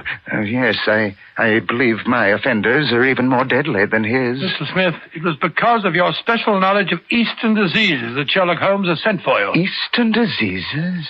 Eastern diseases, dear me. Don't tell me that he's contracted some Oriental disease. Yes, Mr. Smith. He's been making some professional inquiries on the docks, working among the Oriental sailors. Oh, so that's it. Oh, dear. I trust the matter is not as grave as you suppose. How long has he been ill? About 3 days. Delirious? Yes, from time to time. Oh, dear me, this does sound serious. Yes, it would be inhuman not to go to his aid, wouldn't it? The case is certainly exceptional. I'll come with you at once, Dr. Watson. With me? Well, you see that... I'm afraid I can't return with you, sir. I have some other appointments, patients that I must see. I'll see you later. Oh, yes, I quite understand. I'll go alone. Oh, yes, that would be better. In any case, we must avoid too much excitement, too many people. Yes, Dr. Watson, you can rely on my being with Mr. Holmes within half an hour.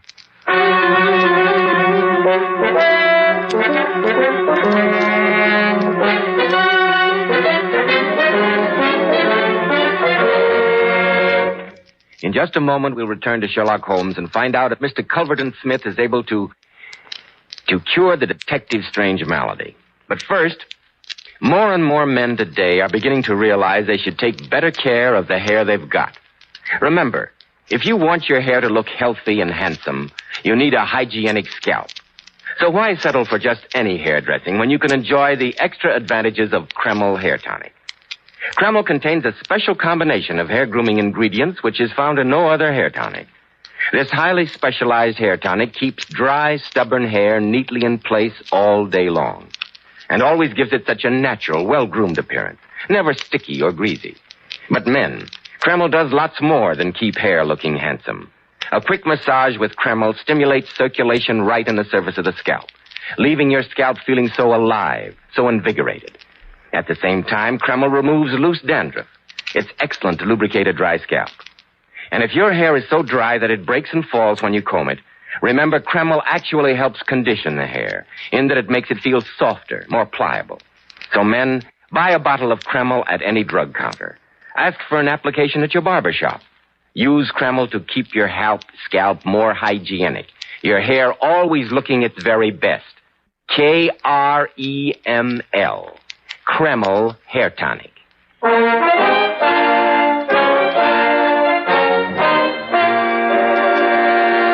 Well, Dr. Watson, I see what you meant by the greatest shock Sherlock Holmes ever gave you. And I can hardly wait to hear the rest of the story. What happened after you'd seen Mr. Culverton? Well, I hurried back to Baker Street as fast as I could, just as Holmes had instructed me to. Mrs. Hudson met me at the door. Any change, Mrs. Hudson? Has anything happened while I was gone? No, Dr. Watson. He called me in to light the gas a few minutes ago. He won't have it up full. He says it hurts his eyes. How did he look? Oh, a little better, I should say. He's awful weak, but he's not delirious anymore. Good. Where's Lestrade? Oh, he's about somewhere. Down in the kitchen, annoying the cook, most likely. I never did see such a man for eating. Heartless brute. Well, I'll go up to Mr. Holmes.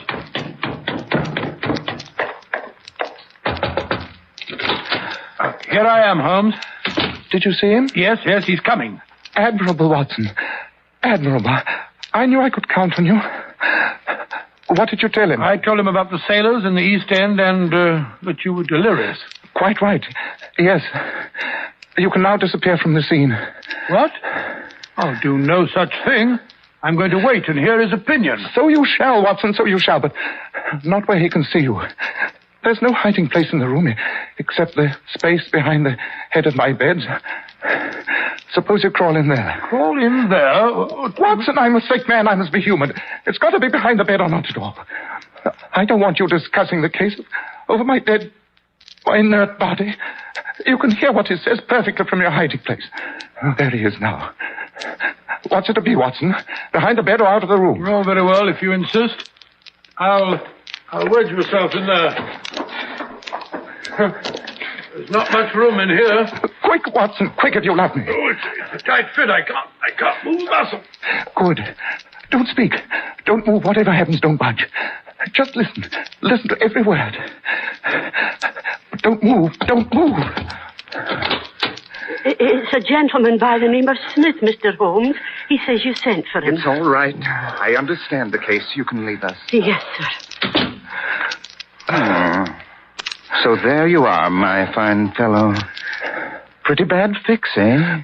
Holmes. Holmes, can you hear me? It's me, Smith. You? I hardly dared hope you'd come. I should think not. But here I am. Coals of fire, Holmes, huh? Coals of fire. Very good. Very noble of you. You're the only man who can save me. You realize that, eh? Do you know what is the matter with you? The same thing that killed your nephew. Yes, dear Victor. He was dead on the 4th day. Strong, hearty fellow he was, too. Surprising that you should both contract such a strange, out-of-the-way disease in the heart of London. A disease, too, of which I had made a special study. Very smart of you to notice that in Victor's case, but rather uncharitable to suggest that it was cause and effect. Oh, I knew that you did it. Oh, you did you? Well, you can't prove it. You've got a fine nerve, spreading reports like that about me, and then crawling to me for help when you're in trouble. Don't hold it against me. Let bygones be bygones. I'll put it out of my head. Only cure me and I'll forget it. Forget what? About Victor Savage's death. You've as good as admitted it, but I'll forget it. I swear I will. It'll make little difference whether you forget or remember. You'll never see the inside of a witness box. Oh, no, quite another shaped box, my dear Holmes, I assure you. I'm not interested in my nephew anymore. It's you I'm after. So, you think you contracted this disease among the sailors, eh? That's the only way I can account for it. And you think you have brains. Consider yourself smart, don't you? Well, I'm smarter than you are, Mr. Holmes. Think back. Think back. Can't you remember any other way you could have got this thing? I can't think. My mind's gone. For heaven's sake, help me. Yes, I'm going to help you. I want you to understand how this happened to you. I want you to know before you die. It's terrible. Give me something to stop the pain. So now it's painful, eh? Yes, the natives used to do some squealing toward the end. Now listen. Can't you remember any unusual incident in your life just before your symptoms began? No, nothing. Something came by post. Remember that? I'm too sick to remember. Then I'll help you. You hear me? You shall hear me. Yes, the pain, it's killing me. You remember a box? A little ivory box. It came by post on Wednesday. Do you remember? Yes, it had a spring inside. I cut myself. It drew blood. It was a joke. That was no joke, you fool. That spring was covered with the germs of this disease. Who asked you to cross my path? You've got what was coming to you. I sent that box, and it has killed you. I remember. The box, the little ivory box. There it is on the table. So it is. Yes, by George, the very one. Well, it may as well leave the room in my pocket. Here, Mr. Sherlock Holmes. Here goes your last shred of evidence. You can have it, only save me. Save me. Now at last you know the truth. You know I've killed you. You knew so much about the fate of Victor Savage that I've sent you to share it. Now what you're going to do? Do, Mr. Sherlock Holmes? Why, now I shall sit here and watch you die. I can hardly see the light. Turn up the gas. The shadows begin to fall, do they? Very well. I'll turn it up so that I may see you better. There. Uh-huh. And now, is there any other little service I can do for you, my friend? Yes, you can give me a match and a cigarette. What's the meaning of this? You're not sick? You've been malingering. You're not sick at all. Not sick, just weak. Yes, the best way to act a part is to be it. I give you my word that for 3 days I haven't touched food, drink, nor tobacco. It has been rather irksome. Ah, yes. Here are the cigarettes. Ah, that's better. Very much better. I hope it chokes you. I've a mind to do it myself. Not so vindictive, my dear Mr. Smith. I fancy I hear Lestrade's step on the stair. When you turned up the light, that was his signal to come and get you. Where you... Come in, Lestrade, come in. Oh, you've trapped him, Mr. Holmes. Yes, here's your man. You can arrest him. On what charge, may I ask? The murder of one Victor Savage. And the attempted murder of one Sherlock Holmes. Take him away, Lestrade. Take him away. Oh, no, you don't. I'll knock your head in. Look out, Lestrade. It's all right, Mr. Holmes. I've got the handcuffs on him. A nice trap this is, Mr. Sherlock Holmes. It'll bring you to the dock, not me. You asked me to come here to cure you. I was sorry for you, so I came, and now you make charges against me. Insane charges for which you have no proof. My word is as good as yours, Holmes. Remember that? Good heavens, I'd totally forgotten. My dear Watson, 1,000 apologies. You can come out now. About time, too. I'm just about numb, crouching behind there all this time. Mr. Smith, allow me to present my witness, Dr. Watson. I'm sure he found your conversation most enlightening. Well, that settles that. Come on, you. Keep moving. Well, now you're pulling my leg. The spring didn't really prick you, did it, Holmes? No. Well, you see, my dear Watson, a thing you have to understand is that neither you nor Mrs. Hudson are particularly convincing when it comes to acting. So it was necessary to impress you with the reality of my condition in order to obtain results. And then, you may believe that I pooh-poohed your professional ability, but you can put that down as a part of the delirium. I have the highest regard for your talents, both as a doctor and as an historian. Oh, now you're pulling my leg. Look here.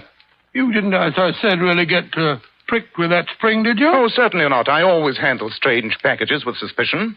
Well, what I want to know is how you managed to assume that ghastly appearance.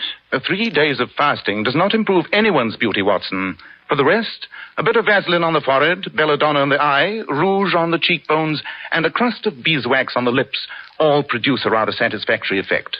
Only, I couldn't afford to let you get too good a look at it. I'll take your pulse and temperature. Quite.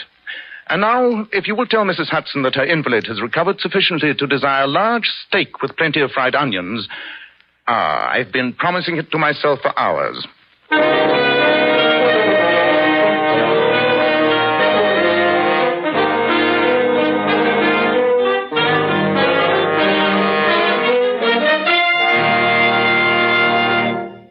Ladies and gentlemen, Dr. Watson will be back in just a moment to tell us about next week's story. But first, girls, many of those beautiful Powers models come out here to Hollywood to become movie stars.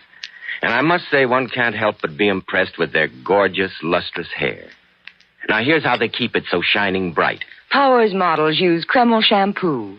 This amazingly beautifying shampoo has been especially developed to actually glamour bathe each tiny strand of hair, revealing all its natural glossy luster and highlight. Yes, and remember, Kreml shampoo is wonderful for washing children's hair, too. Most emphatically, yes, because there are no harsh caustics or chemicals in Kreml shampoo, and its luxurious active foam thoroughly cleanses the scalp and hair of all loose dandruff, as well as the dirt. Girls, if you could only see how beautiful Powers model's hair radiates natural glossy highlights, I'm sure you'd want to try Kreml shampoo right away. Remember, no other shampoo leaves the hair more shining bright and sparkling clean. Get a bottle at any drug counter. Kreml, Kreml shampoo. Now, Dr. Watson, what about next week? Well, now, next week I think I'll tell you about the strange case of the persecuted millionaire. Persecuted millionaire? It sounds intriguing, Dr. Watson. It was, Mr. Bell. In fact, I don't believe that Sherlock Holmes and I ever encountered a problem with such a bizarre and such a fantastic solution.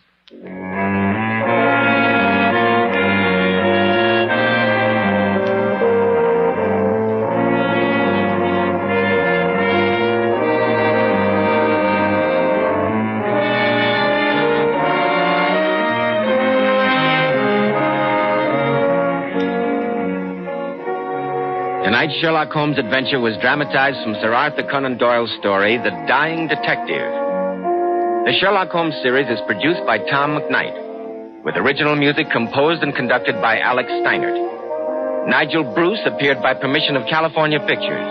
Tom Conway through the courtesy of Eagle Lion Pictures. This is Joseph Bell speaking for Kreml Hair Tonic and Kreml Shampoo, and inviting you to be with us next week at this same time when Dr. Watson will tell us about the strange case of the persecuted millionaire.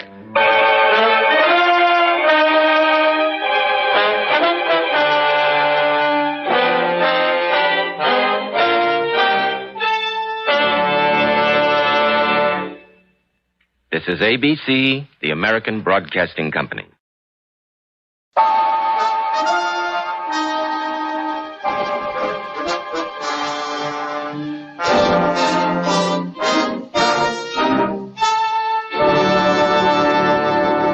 Kreml Hair Tonic and Kreml Shampoo present the new adventures of Sherlock Holmes, starring Nigel Bruce as Dr. Watson and Tom Conway as Sherlock Holmes.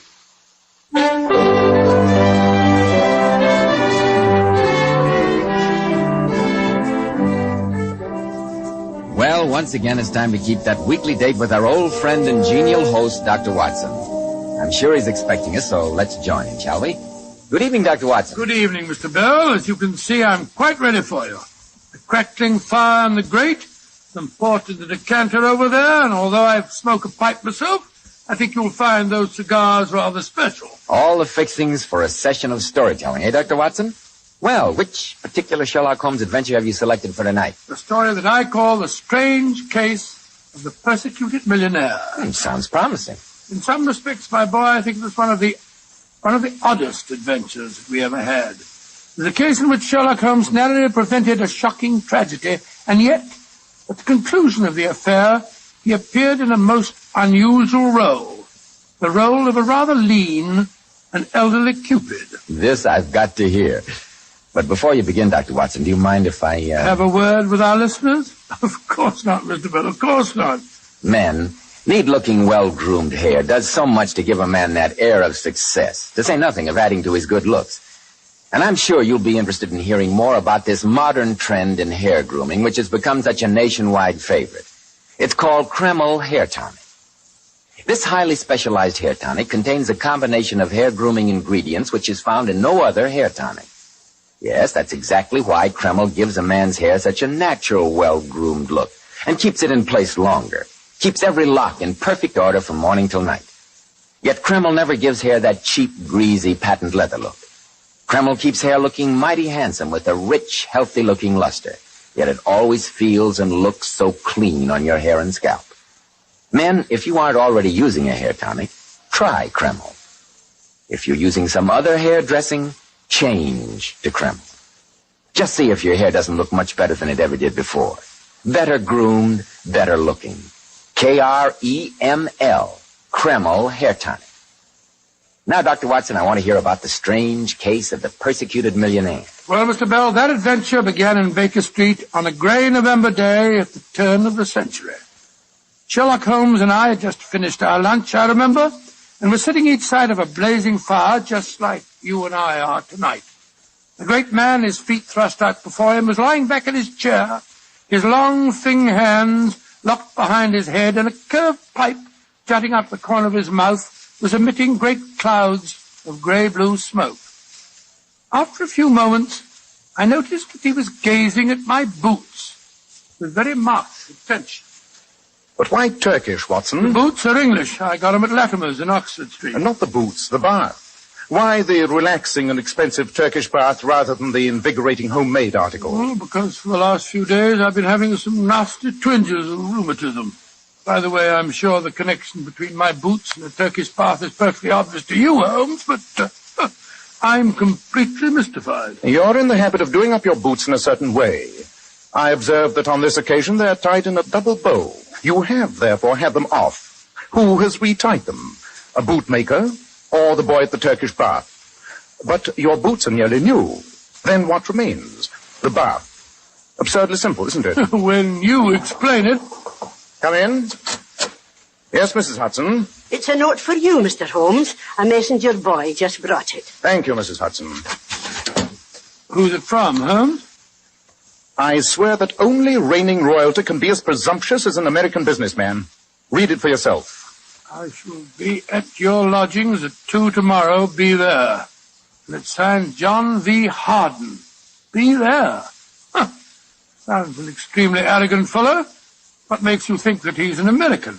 The use of the initial for the middle name is peculiar to that country. Oh. By Joe, it's nearly 2 o'clock now, Holmes. Yes. Let's see what we can find out about the gentleman. Where's that Encyclopedia of American Biography? Ah, here it is. H.A. Hanley, Hanson, Harden. Here's our man, Watson. John Vincent Harden. What does it say about him? Born in Chicago, 45 years old, unmarried. Chiefly noted for his tremendous tobacco interests and his addiction to fishing. It's an odd combination. And this is odder. He made his professional debut as a violinist 30 years ago. A millionaire musician. Ah, that must be him now. Yes, there's a most impressive broom and pair outside. Then, since my client is a violinist, I think I'll welcome him appropriately. Hand me my instrument, will you, old chap? Holmes? Funny way to start a business interview, I must say. Mr. Harden sounds like an aggressive man. And music hath charms to soothe.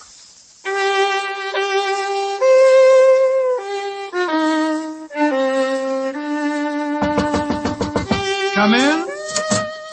Mr. Harden to see you, sir. Thank you, Mrs. Hudson. Come in, Mr. Harden. I'm Sherlock Holmes, and this is my friend and colleague, Dr. Watson. How do you do, sir? How do you do? If we're to do business, Mr. Holmes, for heaven's sake, put that violin away. I heard you scraping away as I came up the stairs. So you don't care for my friend's playing, sir? I don't care for anyone's playing. I loathe the fiddle. Curious. I was under the impression... Listen, Mr. Holmes, I haven't come here to discuss your musical impressions. I've come here to talk about my personal safety and my sanity. Then pray talk about it, Mr. Harden.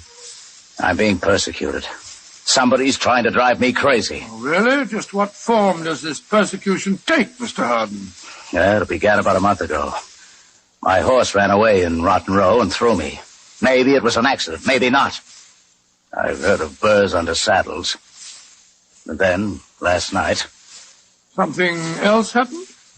Someone destroyed Methuselah. Methuselah? An old retainer of yours, Mr. Harden? Or a pet? No. Methuselah was the finest, largest, oldest tarpon ever caught. A stuffed fish? You asked Sherlock Holmes? Quiet, Watson. I'm sure that a great deal more lies behind this. Please continue, Mr. Harden. Everything was going fine, Mr. Holmes, until these persecutions started. Early this year, I bought a fine old house in Cavendish Place.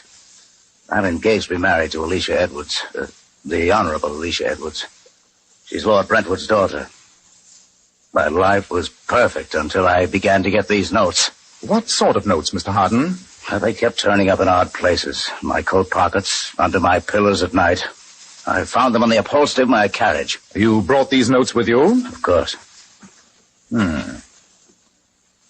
All in the same handwriting, and all the messages seem to have the same theme. Oh, what do they say, Holmes? The first one says, "You thought he had no one to avenge him, didn't you?" And this one says, "You murdered him, you will pay for it." And this is curious.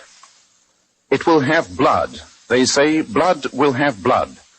That quotation is from Macbeth. Oh, then that means the note was written by an Englishman. Not necessarily, Watson. It's possible that they've heard of Shakespeare in America, you know. Oh, yes, I suppose they might have. Mr. Harden, all these messages threaten your death. Can you think of anyone who might wish to kill you? No, I can't. I've never hurt anyone, much less killed a person. The notes don't make any sense. Do you recognize the handwriting? I've never seen it before in my life. You mentioned that your prize tarpon was mutilated. What members of your household might have had the opportunity of performing that act of vandalism? 3 people. My secretary, Margaret Bates, Stephen, my brother, and my fiancée. They were all at the house last night. There seems to be a clear pattern to this case, Mr. Harden. I suggest that you return to your home and obtain for me samples of the handwriting of the 3 people you've mentioned. When I've examined those, I shall be in a better position to advise you in this matter.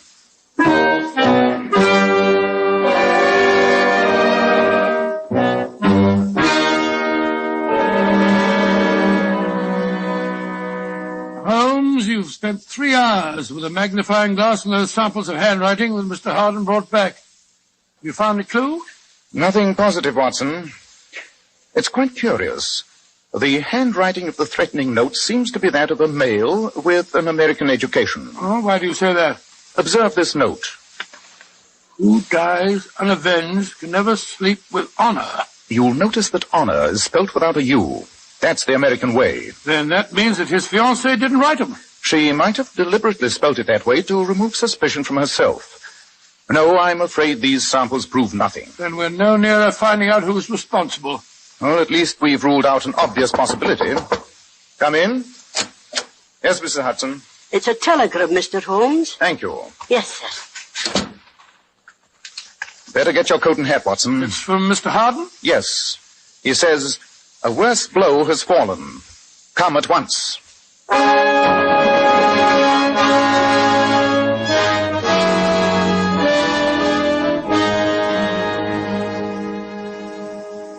I'm Margaret Bates, Mr. Harden's secretary. How do you How do you do? What happened, Miss Bates? We left as soon as we received his wire. I don't know what happened, Mr. Holmes, but I'm terribly worried. He rushed out here, dictated that telegram, and then went back and locked himself in the study. He says he'll see no one but you. Hello, Margaret. Oh, Stephen, you startled me. What's the matter? Do you think I was listening at the keyhole? Oh. Introduce me to our visitors, won't you? This is Stephen, Mr. Harden's brother, Mr. Sherlock Holmes, and Dr. Watson. How do you do? Sherlock Holmes and his friend, huh? I've heard about you. Don't tell me Brother John has fallen foul of the law. No, sir. He needs its protection, I fear. Don't be too sure. I'm thinking of taking him to court myself on a charge of woman stealing. Your brother a kidnapper? Great Scott. No, Dr. Watson. It's perfectly legal. It's just that I saw Alicia Edwards first, but then, of course, I don't control the Harden millions. Let's go to the study, shall we, Mr. Holmes? An excellent idea. Perhaps we'll see you later, sir. Perhaps. And don't take John too seriously. Oh, he's hateful. Always making fun of John, his brother. And yet Stephen's never done a day's work in his life. This is the door to the study. Who is it? Mr. Holmes and Dr. Watson are here. Good. Come in. Thank you, Margaret. I'll see you gentlemen later. What form did the new attack take, Mr. Harden? This time it's theft. My safe was rifled last night. What was stolen, sir? An extremely valuable document. It was the key to my agreement with the British Tobacco Trust. The loss of the paper will represent $1 million to me. But that isn't what upsets me most. Money I can afford to lose, but my sanity is more valuable. In the safe, I found another note, Holmes. May I see it, please? Here. The coffin is made, the funeral parlor is ready, the time is ripe. The croaking raven doth bellow for revenge. Good Lord, what a frightening message. And once again observe the odd combination of Shakespeare and American idiom. Funeral parlor is what we refer to as an undertaker's, and the croaking raven comes from Hamlet. Holmes, I'm not a weak man, but I'm frightened. You've got to protect me. I shall do my best, Mr. Harden. Who was here last night? My secretary, Margaret Bates, my fiancée. She went back to London this morning. I met your brother, Stephen, just now. I noticed that he was carrying a valise. Was he leaving the house or returning to it? Returning. He went out of town last night. Oh, then that rules him out. Not until we investigate his alibi, Watson. Mr. Harden, I'm a constant and thorough reader of the Times. The engagement of a peer's daughter to a prominent American would be striking news. And yet I've read nothing about it. We're announcing it formally tomorrow. I'm giving a party at Claridge's to celebrate the event. Then I think it would be a wise precaution if Dr. Watson and I attended that party. I was about to suggest the same thing, Holmes. I need to have men about me I can trust. I think this is a deliberate plot to drive me mad.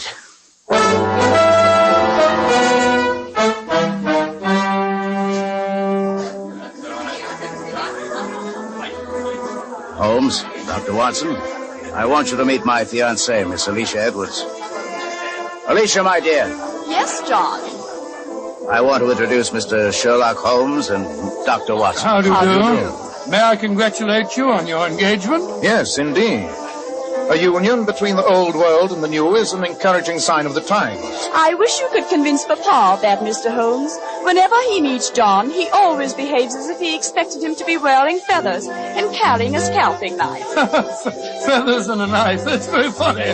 I don't find it so. Oh, I'm sorry, sir. Excuse me. I want to talk to the officer. Dear me, now I've upset John again. He's ridiculously sensitive. Americans are really rather touchy. And yet you're going to marry one? Papa's estates have eaten up a lot of money, and that's a commodity with which John seems well endowed. I think you understand me, Mr. Holmes. I'm sure I do.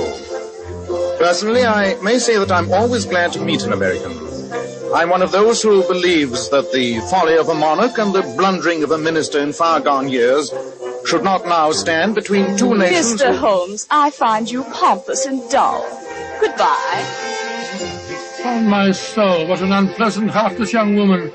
She's obviously marrying Harden for his money. Obviously. Though I don't think she has an aversion to all Americans. Oh? Why do you say that? She has been dancing with Mr. Harden's brother, Stephen, most of the evening. At this moment, he joined her at the door, and they're leaving together. Scott, you think that That's terrible. I don't understand for this. Hello. It's ridiculous. What's happening up there on the orchestra John platform? Harden, he's arguing with one of the violinists. A musician. I won't take any more of it. Look. He snatched the instrument out of his hand. Go on, get out of here. You're not fit to fiddle at an Irish wake. Out with you. The rest of you, go on, play. Holmes, he's behaving like a madman. He's rushing after the musician and brandishing the violin as if he's going to brain him with it. Yes, Watson. But that quarrel with the violinist was not a totally sane act. If the anonymous correspondent's motive is to undermine Harden's reason, he may be succeeding. But who has a motive? Might be the brother, Stephen. He's obviously jealous of the girl, and he probably is next in line for the Harden millions. But I checked his alibi for last night. He was out of town. Stop the music. Stop playing. What the devil's wrong now? Holmes, where are you? Here I am, Mr. Harden. Well, come with me at once. What's wrong, sir? It's Alicia. I found her in the corridor. She's been strangled.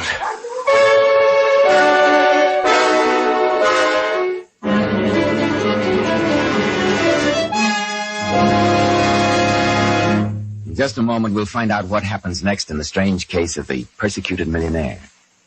Hair specialists constantly advise us to take better care of the hair we've got. And men, don't forget that if you want your hair handsome and healthy looking, one of the first requirements is a hygienic scalp. So why settle for just any hairdressing when you can enjoy the extra advantages of this highly specialized Kreml hair tonic? Kreml contains a unique combination of hair grooming ingredients which is found in no other hair preparation. It keeps hair attractively groomed at all times, looking so neat and orderly. But Kreml does lots more than keep hair looking handsome. A Kreml massage stimulates circulation right in the surface of your scalp and leaves your scalp feeling so alive and invigorated, as fresh as a daisy. At the same time, Kreml removes dandruff flakes. It's excellent to lubricate a dry scalp. And if your hair is so dry that it breaks and falls when you comb it, Kreml actually helps condition the hair in that it makes it feel softer, more pliable. So men, take better care of the hair you've got. Buy a bottle of Kreml at any drug counter. Ask for an application at your barber shop. Use Kreml daily for better groomed hair, for a more hygienic scalp. Kreml, Kreml Hair Tonic.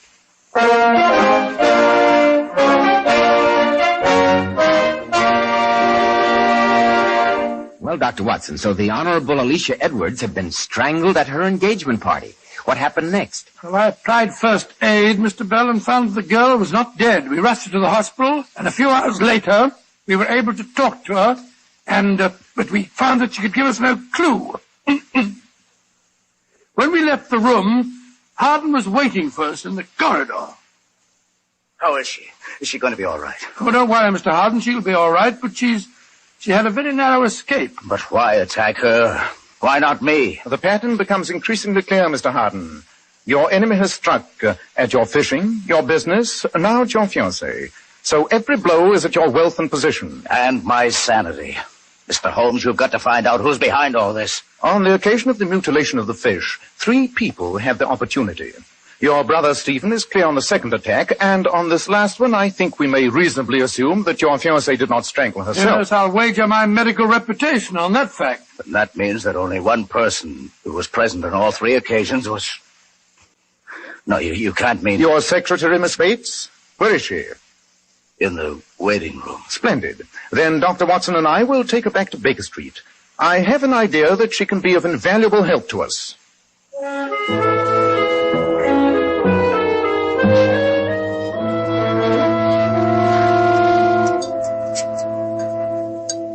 A little more tea, Miss Bates? No, thank you, Dr. Watson. Then please go on with your story. As I was saying, Mr. Holmes, I've known John, Mr. Harden, all my life. My father was the Harden coachman. And as I grew up, I thought John Vincent Harden was the most wonderful man in the world. Well, I imagine that he was quite different then, my dear. Very different. He was young and romantic, and he loved music. He took violin lessons, and it turned out that he was a prodigy. I understand that he made his professional debut at the age of 13. Yes, Mr. Holmes. I was only a little girl then. But he used to tell me that he wasn't John Vincent Harden, the heir to the tobacco millions. He was Giovanni Vincenti, the great violinist. Giovanni Vincenti? Odd. Pray continue, Miss Bates. For 5 years, it seemed that he would be a great musician. Then, on his 18th birthday, his father gave him a lecture on his family obligations, told him that it was his duty to go into the business. John broke his violin across his knee, Mr. Holmes, and he's never played since. Miss Bates, I don't need to be a detective to deduce that you love him. Of course I do. Or at least, I love Giovanni Vincenti. And maybe he's still there. Somehow. Somewhere. Of course. I've been an idiot. A numbskull. What do you mean, Holmes? The case is solved. Come, Miss Bates. We must return to Mr. Harden as fast as we can. I only hope we're not too late.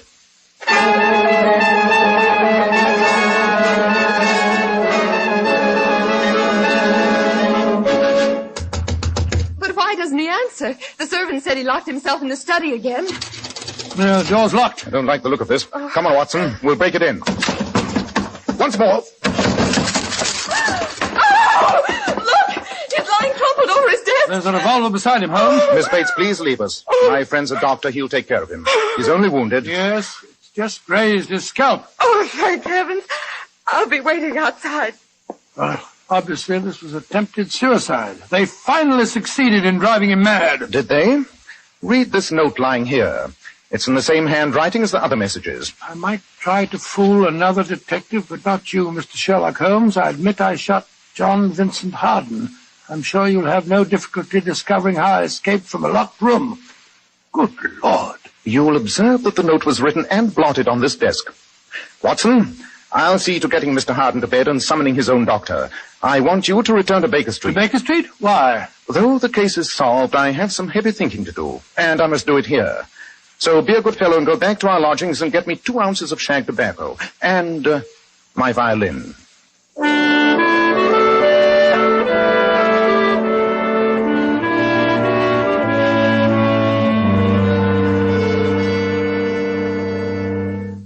How are you feeling now, Mr. Harden? Weak, Holmes. But I'm all right. You still can't remember anything, sir? No, I felt half out of my mind since that attack was made on Alicia. They told me she'd be all right. I do faintly remember coming home from the hospital and locking myself in the study. Oh, the rest is a blank. What did happen, Mr. Holmes? I'll give you the complete answer very shortly, Mr. Harden. Come on, Watson. Very well. Try and rest, Mr. Harden. You've been through quite an ordeal. I'll try, Doctor. I'll try.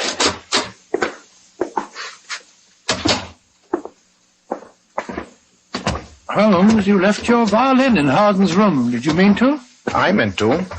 And in the meanwhile, we must talk more seriously to Miss Bates. Well, she's down here in the sitting room. Yes. Yes, I have. And Brother Stevens Wanted you with to be her. the first to know the good news, Margaret. And may we inquire what the good news is, sir? Oh, didn't see you fellas coming down the stairs. Well, there's no reason why you shouldn't hear it, too. I've just come from the hospital. Alicia's broken off her engagement to John. She's going to marry me. Indeed. My congratulations. Yes, sir, but I suggest you don't tell your brother the news. He's a very sick man. Oh, I won't. Now, if you'll excuse me, I'm going to celebrate. From the sparkle in your eye, Miss Bates, I can see that you're just as excited as Stevens is. Of course I am. But tell me, Mr. Holmes, have you found out who attacked John? Yes, Miss Bates. At last I know the name of Mr. John Vincent Harden's enemy. On the incident of the mutilated fish, you or Stephen or Alicia might have been guilty. On the stolen document, you or Alicia. And on the attack on that lady, you or Stephen, which seemed to leave only you. But I was having tea with both of you in Baker Street when John was shot. Precisely.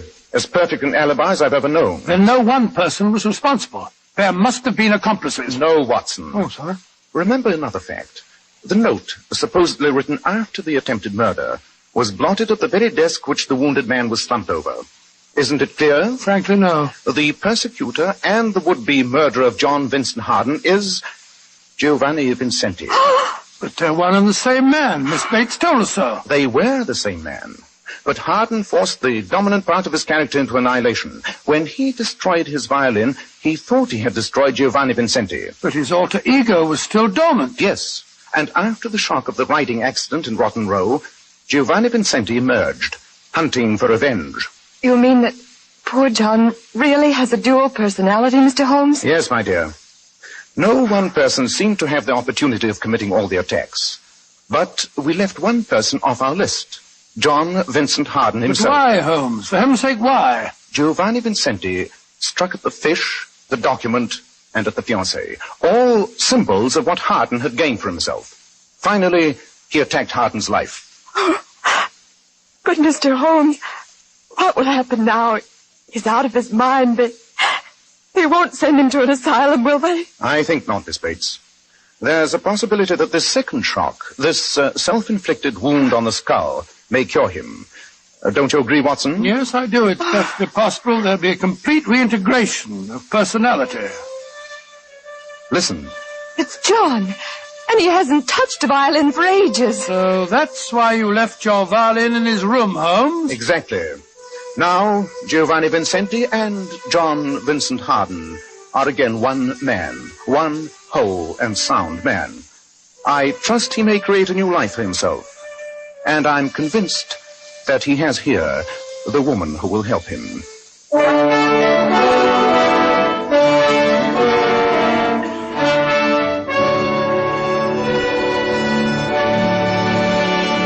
Ladies, you certainly must notice how men are attracted by bright, shimmering highlights in a woman's hair. Then why not follow this beauty tip from the famous $1 Million Powers models, girls noted for their glossy, bright hair? Powers models wash their hair with Kreml shampoo.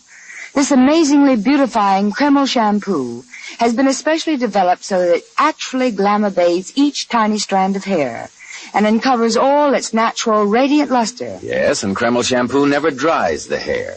In fact, it has a beneficial oil base which helps keep the hair from becoming dry or brittle. Its luxurious active foam thoroughly cleanses the hair and scalp and removes all loose dandruff as well as the dirt. So, ladies, buy a bottle of Kreml shampoo at any drug counter. See how easy it is to glamour bathe your hair to a vision of tantalizing loveliness, hair shimmering with natural brilliant luster. Kreml, Kreml shampoo. Now, Dr. Watson, what about next week? Well, now, let me see. Next week, I'll tell you about one of the most exciting adventures that Holmes and I ever had. I call it The Adventure of the Haunted Bagpipes. Haunted bagpipes, huh? Where did you hear them? In Edinburgh, Mr. Bell. In the same room with 3 naked corpses.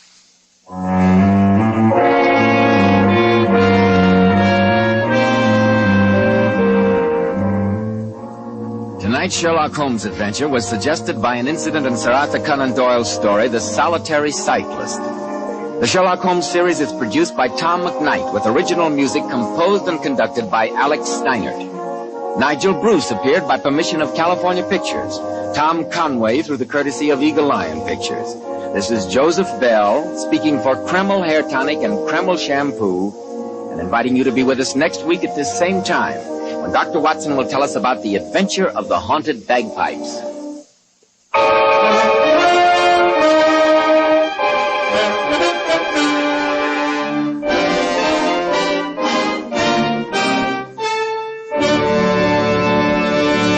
This is Boy Scout Week. Let's all back our scouts and their themes. Scouts of the world, building for tomorrow.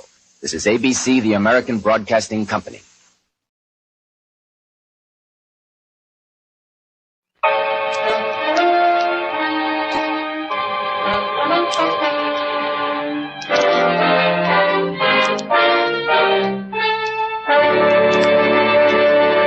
Kreml Hair Tonic and Kreml Shampoo present the new adventures of Sherlock Holmes, starring Nigel Bruce as Dr. Watson and Tom Conway as Sherlock Holmes.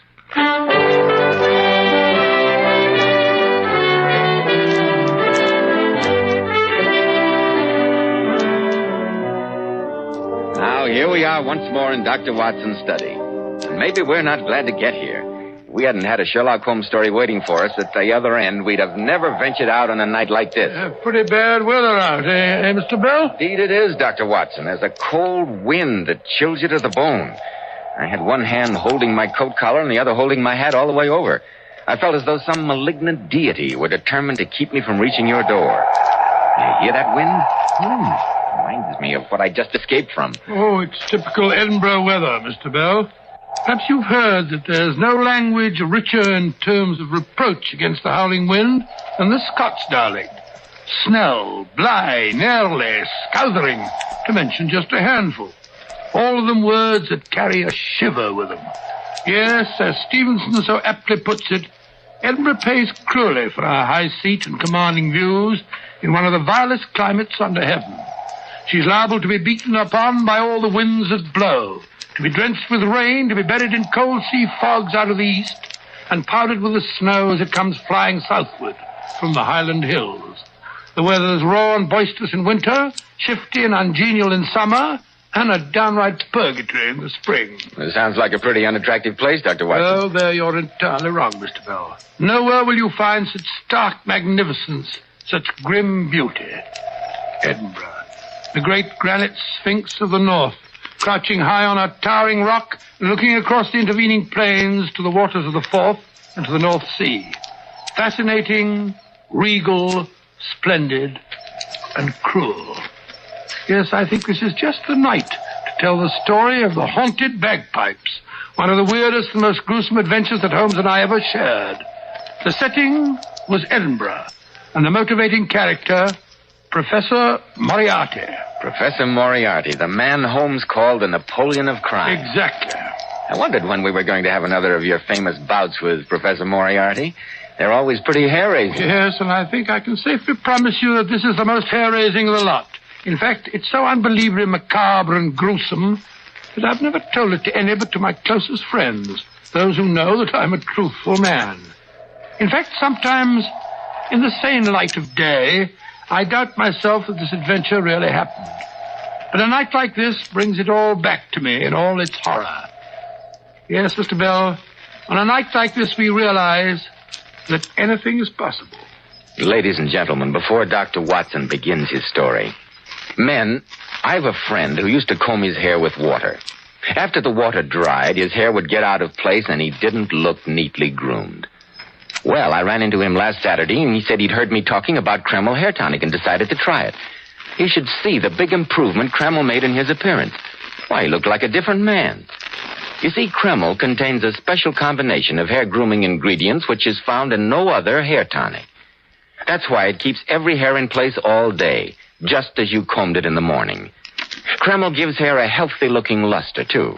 Yet it never leaves hair feeling greasy or dirty like some of those sticky preparations you want to wash right out. Kreml always feels and looks so clean on your hair and scalp. It always gives hair such a clean-cut, prosperous appearance. Why not try it? Spelled Kreml, Kreml Hair Tonic. Now, Dr. Watson, won't you please go on with the story? The shivers run up and down my spine in anticipation. Well, I certainly will. As I look back on that particular visit to Edinburgh, it seems that a cold fear settled into the very marrow of my bones from the moment we got off the train late one winter afternoon and caught our first glimpse of Edinburgh Castle rising bleak and menacing out of a cloud of fog and rain. There it is, Watson, in all its austere majesty, Edinburgh Castle. Nice, impressive pile of stone. Nice and grim. No grimmer than its history, Watson. Part castle, part fortress, part prison. Wars have been plotted there. Dancing has lasted deep into the night. Murder has been done in its chambers. Oh, well, this is no time to stand here chatting. Let's get out in this confounded rain. Rain, Watson? You are getting soft. This isn't rain, it's just a good Scotch mist. Mist, my grandmother. I'm soaked to the skin and my teeth are chattering like castanets. Thank heaven the town has a few modern hotels. A nice hot toddy at the Royal, eh? I'm sorry to disappoint you, Watson, but this is not a pleasure trip. We must forego the luxuries of Princess Street and take up our quarters in the Old Town. The Old Town? Holmes, you mean that we're going to live in one of those crumbling grey stone houses all huddled together on the slope leading up to the castle? Exactly. Why, they're nothing but tenements. Those lands, as they're called, once housed the flower of the Scottish nobility. In the old days, this was a walled city, and space was at a premium. That is why those crazy buildings tower 8 and 10 stories into the air. Yes, but the days of the nobility are over. Those tenements are full of goodness knows what. True. What more suitable dwelling place could one imagine for our friend, Professor Moriarty? Professor Moriarty? Quite. You may have noticed, Watson, that London has been singularly free from crime during the last few months. And for a very good reason. Professor Moriarty was not in residence. Oh, you mean that you think we've succeeded in driving him out? No, Watson. Let us not underrate the professor. He is not in London because he has business elsewhere. But where? I confess I was in complete ignorance until the day before yesterday morning, when I received a telegram informing me that one of Moriarty's chief assistants had been seen prowling through the graves at Greyfriars. Then I remembered that Professor Moriarty has a particular reason for hating Edinburgh. He's not a man to forget his grudges, Watson. The question is, shall we be in time to prevent his revenge? But here, get into this cab before you catch pneumonia. Professor Moriarty in Edinburgh. Huh. I thought the place looked even more forbidding than usual. Oh, cabby, let us out in front of St. Giles. Aye.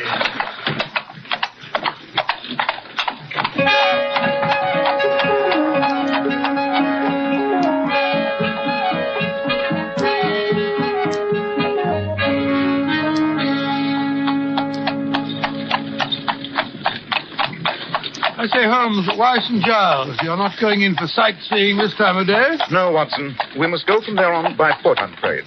By foot in this weather? The gutters are fairly running with muddy water. No one asked you to walk in the gutters, Watson. Here you be. St. Giles. So it is. Come along, Watson. Good gracious me, in this rain. I say, cabby, where's Hangman's Lane from here? Lash, you'll no be going there. Why not? It's where we hope to spend the night. 'Tis an unchancy spot, gentlemen. You'll no find me going up Hangman's Lane after dark. As bad as that, huh? I'll no stand here haggling with you. It's the first land back of the kirk, if you must go. Thanks. Here, drink to our health. Achone. There you stand, two fine, upstanding gentlemen, hale and hearty, with a black shadow of death looking over your shoulder. What? Hello, death. Ah, well, didn't say I didn't warn you. Come along, Beatrice.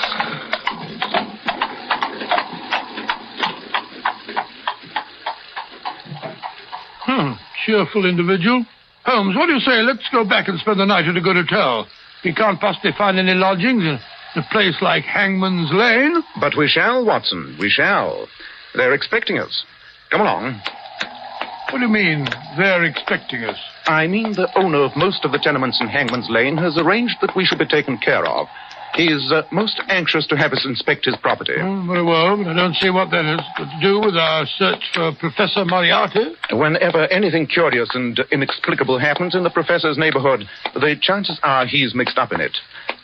Ah, here's Hangman's Lane. Narrow, steep little byway, eh, Watson? I don't like it, Holmes. No lights in any of the windows. Usually these tall houses are overrun with inhabitants. Several families to a floor. Look, the buildings in this street look positively deserted. They are deserted, Watson. That's the most interesting part of it. Oh, really? One particular house hasn't been open for several hundred years. But during the last month, the rest of the tenements have been vacated, too. Their inhabitants have fled from them like rats from a sinking ship. The rents have been lowered to the vanishing point, and still there are no takers. The people hereabouts seem to think the whole street is haunted. Couldn't we come up here and look the place over in the daytime, Holmes? Look, already the light's beginning to fade. Unfortunately, Watson, the phenomena we're going to investigate occur only at night. Oh, dear. Ah, here's the house we're to stay in. There should be a bell somewhere. Yes. Well, perhaps there isn't anyone to let us in. I think there will be, Watson. Yes, I hear footsteps. Obey us. Mr. Holmes and Dr. Watson. Oh, the Lord be thanked. One moment, gentlemen, I'll unbar the door.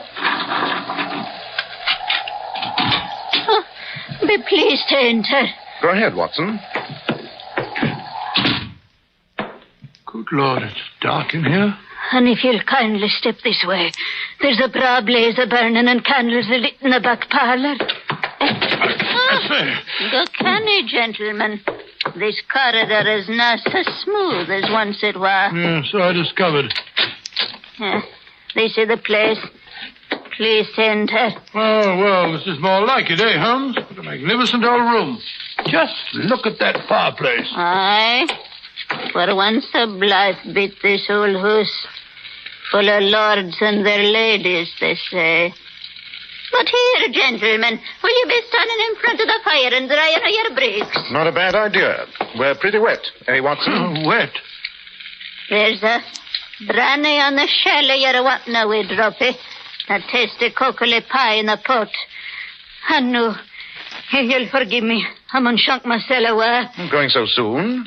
But we've just arrived. Oh, Mr. Holmes, I dare not stay after sundown. I'm late to let you alone, but I dare not stay. But dinna fash yourself. I'll return them on early. But what is there to be afraid of? The neighbours. Neighbours? Aye, the neighbours in the old Hurley house t'other side of this wall. But no one has lived in that house next door for years. Not humans, no.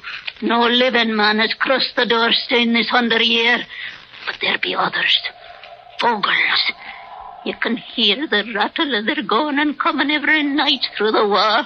Have you ever heard these ghosts, or bogles, as you call them? No, I certainly have not. I will not stay after sundown.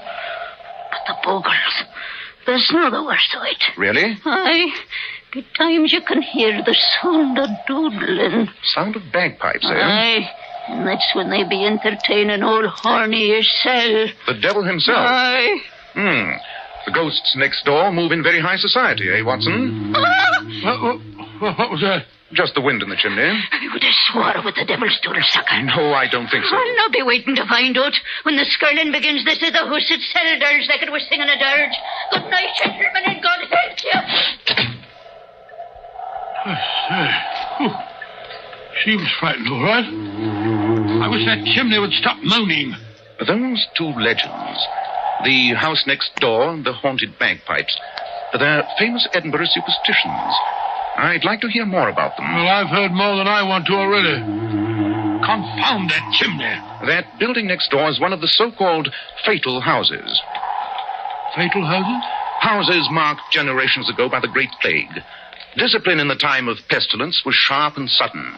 The houses having the disease were marked by a large cross. No one dared enter or leave. Furniture was destroyed and houses sealed up. In those houses, of which one or two still remain, the plague is supposed to lie ambushed like a basilisk, ready to escape and spread sickness and death through the city once the doors are open. Oh, but that's ridiculous, Holmes, ridiculous. Germs can't sustain themselves like that. At least we've no medical evidence that they can. Wish we'd gone to an hotel. The other legend is not quite so gruesome. Oh, I'm delighted to hear. It's about a secret passage that is supposed to have existed in the time of Mary, Queen of Scots, between Edinburgh Castle and Holyrood Palace, which lies at the other end of town. About a century and a half ago, a piper made a bet that he could walk the length of it. He started at the castle, piping merrily. The crowds were able to follow him through the streets above by the sound of the skirling. Everything was going smoothly. They followed the sound down from the castle along the top of the hill. Just about here, the piping stopped suddenly in the middle of a note. And that was the last that was ever heard of the piper. Noxious gas, most probably. Some say the devil was so captivated by his playing that he carried him off to hell. Well, what of it? As long as he stays there and doesn't go about waking up the neighbors. But that's just what he has been doing for the last month or so. Oh, nonsense. It's just a noisy chimney like this one. Why should a ghost who's kept quiet for over 100 years suddenly decide to return and annoy people? That, my dear Watson, is what I'm anxious to find out. Holmes. Holmes. Do you hear that? By Jove. Then it's more than just a superstition. Holmes, it's a piper. The devil's bagpiper. He's playing in the house next door. Splendid. Well, what are we going to do? Want me to inform the authorities? And have them put the devil in jail? No, Watson, I have a better plan. I suggest we go over and call on the old gentleman himself.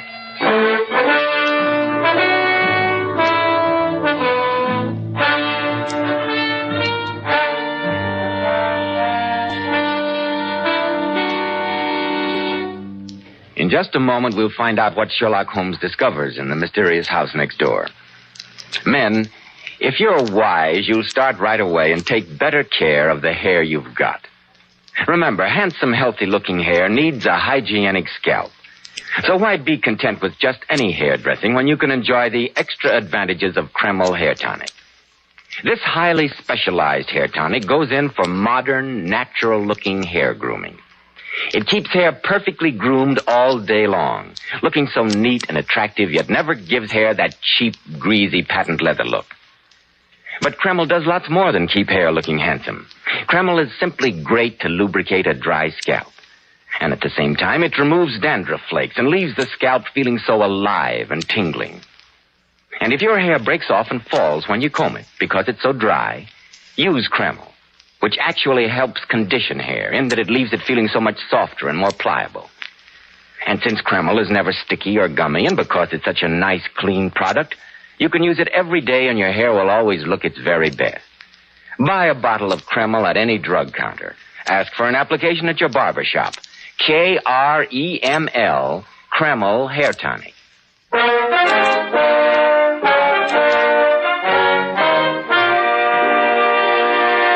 Now, Dr. Watson, what about the ghostly bagpiper? Did Holmes ever No, not so fast, Mr. Bell. Holmes insisted that we investigate the house next door at once. And I must admit that it was with some misgivings I followed him into the street. Come along, Watson. Oh, another little bit of local superstition I forgot to mention. They say that the corpses of people who died here of the plague sometimes come to life and wander about the house. Holmes, I wish you wouldn't talk like that. Oh, this sleet cutting into my face like a knife. Here's the doorway. Now find out if the key still works. Yes, it looks more like a crowbar than a key. I only hope the lock isn't too rusty. Won't budge. Thank heaven. Let's go back. Oh, give me that oil can. Perhaps a few drops of oil. There you are. Confound this lock. No good trying to break the door in. It's as solid as Gibraltar. A good deal more solid than the house itself, judging by that long crack over the archway up there. Yes, that is a crack. The building is settling, Watson. That crack... Hello, I've turned the key. Lock's decided to work. The door sticks now. Hinges rusty. Come on, Watson, get your back into it. It's moving, Holmes. Yes, so is that crack. Hurry, help me close the door before the archway falls on us. Isn't it quiet? Can't even hear the wind. Smells like a tomb. Yes, but there's something else. Something unhealthy. Like a disease I smelt once in the tropics. Holmes, you don't think it's true that the plague is still... Nonsense. You yourself said it wasn't possible. Better light that dark lantern we brought along. Yes, indeed. I hate bumping about in the dark. I can't say that it's much more cheerful in the light. Look at those great dirty cobwebs. That old tapestry hanging in shreds. Yes, nothing has been moved since the plague first touched the house. Look there in that room. That old oak table set for a meal. One of the goblets overturned. Gives me the creeps up and down my spine. Nothing else of interest here. Let's get on to the next room. How hollow our footsteps sound. Yes. This must have been the living room of the house. Ashes of a bygone fire still on the hearth. Holmes. Look. There's some people seated in those chairs over there. Nonsense. Give me the lantern. By Jove, I think you're right. That smells stronger in here. We'll soon find out. Watson, hold the lantern. Holmes. It's a body. A naked body. A corpse, Watson. A cadaver. Holmes, don't touch it. For the love of heaven, don't touch it. Why, Watson? Can't you see? The swollen eyes, the froth of the mouth, The flesh turned black. I've never seen it before, but those are the symptoms, Holmes. That's the Black Plague. What? That's not possible. That's crazy. Here, look. Let me look at the other chairs. Yes, here an old man and here a woman. All victims of the Black Death. Holmes, these are the bodies of people who died in this house centuries ago of the plague. But they're not decayed. It's not possible. We must be going mad. Tell me quick, Watson. Did women do their hair with fringes at the time of the last plague? Fringes? Now I know that we're crazy. Quiet, Watson. Do you hear that? It's the devil coming with his piper. He's going to make him dance. The old woman was right. The house does vibrate to the sound of those pipes. He's coming, Holmes. He's coming.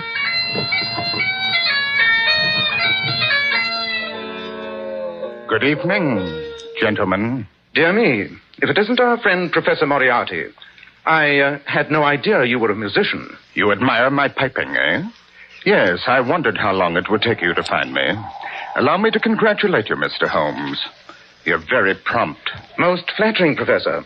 But I assure you it was simplicity itself. You didn't think I'd overlook anything as obvious as a sealed house and the haunted bagpiper who so conveniently came back to life in the past month? Yes, I might have known my little ruse to get rid of my superstitious neighbors wouldn't keep Sherlock Holmes away. Perhaps it's just as well. You've been getting in my way quite a bit lately, Mr. Holmes. I shall have to continue my experiments begun on these three poor devils. On yourself and Dr. Watson. You mean the plague? You're going to give us the Black Plague? I really must try my serum on two healthy specimens before I pronounce it perfect. After all, these three, an old beggar, a thief dying of starvation, and a woman of ill repute, they could hardly be expected to resist the disease. That's very interesting. I was just assuring Dr. Watson that these corpses were quite recent because I was sure that women didn't wear fringes during the last pestilence. And Dr. Watson was afraid they might be victims of the original plague. But in a sense, he's right. The victims are recent, but they were killed by the germs of the original Black Death. Most amusing, isn't it? Fascinating. Tell me, how did you discover those germs? They were in this house. I found a nice little culture of them in a glass of calf's foot jelly, which was on the table in the front room. How they ever survived as long as this, I can't imagine. But here, gentlemen, come into my laboratory. I want to show you what I've done with them. Holmes, what shall we do? The Black Plague. It's a terrible thing. The man's mad. Humane, Watson, humane. Oh, yes, Priscilla. Here we are, gentlemen. Quite a nice modern little outlay for such an ancient house. Yes, it is an ancient house, Professor. But here, this little test tube. It contains enough of the Black Plague to wipe out the entire city of Edinburgh. Yes, I rather thought that was your purpose. You've never forgotten how they drove you out at the time of the Burke and Hare scandal. You know about that? Quite. Your name wasn't Moriarty then, huh? What of it? You were Dr. Knox's young assistant at the time. Together, you were carrying on some exciting experiments. Yes, Mr. Holmes. Experiments that might have saved the world a great deal of suffering. But you were short of cadavers. It wasn't you, by any chance, who suggested to Burke and Hare, those two body snatchers, that a body did not have to be legally dead to be acceptable? Well, what if I did? They only killed the refuse of the city. Beggars, scum. Quite. But they met the hangman nonetheless. Aye, the fools. What price the death of a few when we might have discovered a cure that would have saved all humanity? Humanity. Bah, I hate it. Ever since then, I'd sworn I'd get revenge on humanity, and the law-abiding citizens of Edinburgh in particular. And now, the time has come. Tomorrow, the contents of this test tube will spread destruction throughout the city. But in the meantime, you, Mr. Holmes, and you, Dr. Watson, you know too much.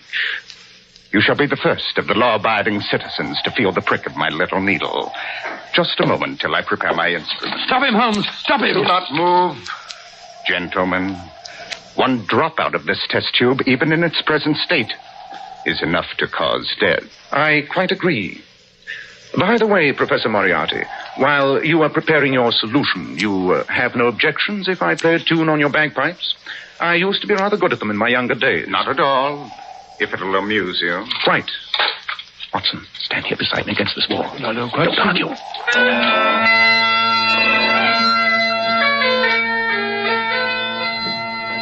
Holmes, the house. It's vibrating. I can feel the wall quiver. That's the note that does it. Hold on there. You're shaking the house. The foundations. I can hear them cracking. Look out, man. You'll bring the house down. Well, that's what we intend to do. The walls. I've got to get out of here. We can't. The front door's blocked. The secret passage in the basement. If I can reach it in time. Holmes, he's dropped the test tube. It's spreading across the floor. Watson, step back into the fireplace. Hurry.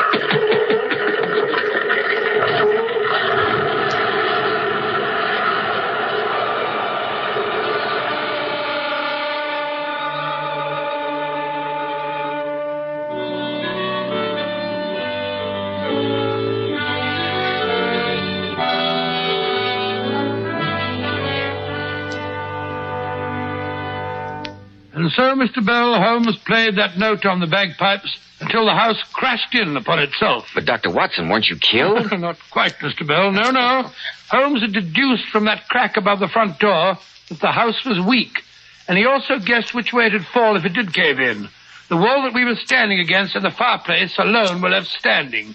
If you've seen any ruined castles, Mr. Bell, you'll notice how frequently that seems to happen. And Professor Moriarty, did he escape? Unfortunately, he did, Mr. Bell, through the secret passage in the basement which he had mentioned. But the Black Plague and those corpses, what did you do about that? We left them where they were. No use informing the authorities. They wouldn't have believed us, and besides, it would have been too dangerous to go poking about in the ruins. No, Holmes simply poured the spirits from our lantern on the old rafters and started a fire. The wood was as dry as tinder, and there was quite a blaze. And fire, Mr. Bell, is a great purifier. And so you prevented an outbreak of the Black Death. That's a gruesome story. Ladies and gentlemen, Dr. Watson will return in just a moment to tell us something about the thrilling Sherlock Holmes mystery he has for us next Monday night. Ladies, those beautiful Powers models whose photographs you see in magazines always have to keep their hair shining bright with dazzling highlights. Now, here's how they do it. Powers models were among the very first to discover how Kreml shampoo brings out all the natural sparkling luster of each tiny strand of hair. How it keeps hair simply radiant for days. Yes, and those lovely Powers models told me that no other shampoo gives their hair more natural, glossy luster. It never dries the hair or makes it brittle. Well, that's because Kreml shampoo has such a beneficial oil base. It actually helps hair, and it keeps the hair from becoming dry. Then, ladies, why not take a tip from beauty-wise Powers models? See how easy it is to glamour bathe your hair to a vision of tantalizing beauty. Buy a bottle of Kreml shampoo at any drug counter. Kreml, Kreml shampoo. Now, Dr. Watson, what about next week? Well, now, let me see. I wonder. Next week, I think I'll tell you the story of an experience that Sherlock Holmes and I had with something I was convinced was an invention of the devil. I call it the adventure of the horseless carriage. Horseless carriage? You mean one of the early automobiles? One of the very earliest, Mr. Bell. Holmes was called in to protect the inventor and, in the end, had to solve the mystery of his murder.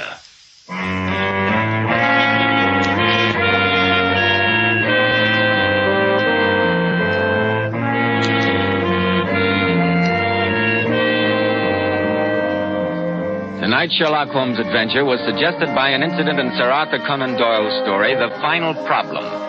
Nigel Bruce appeared by permission of California Pictures. Tom Conway through the courtesy of Eagle Lion Pictures. The Sherlock Holmes series is produced by Tom McKnight, with original music composed and conducted by Alex Steinert. This is Joseph Bell, speaking for Kreml Hair Tonic and Kreml Shampoo, inviting you to be with us next week at this same time, when Dr. Watson will tell us about the adventure of the horseless carriage.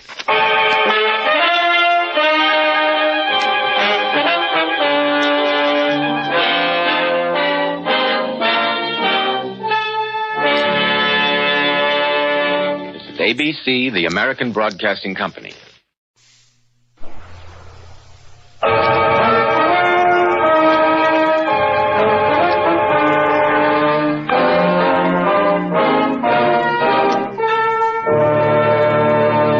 Kreml Kreml Hair Tonic and Kreml Shampoo present the new adventures of Sherlock Holmes, starring Nigel Bruce as Dr. Watson and Tom Conway as Sherlock Holmes.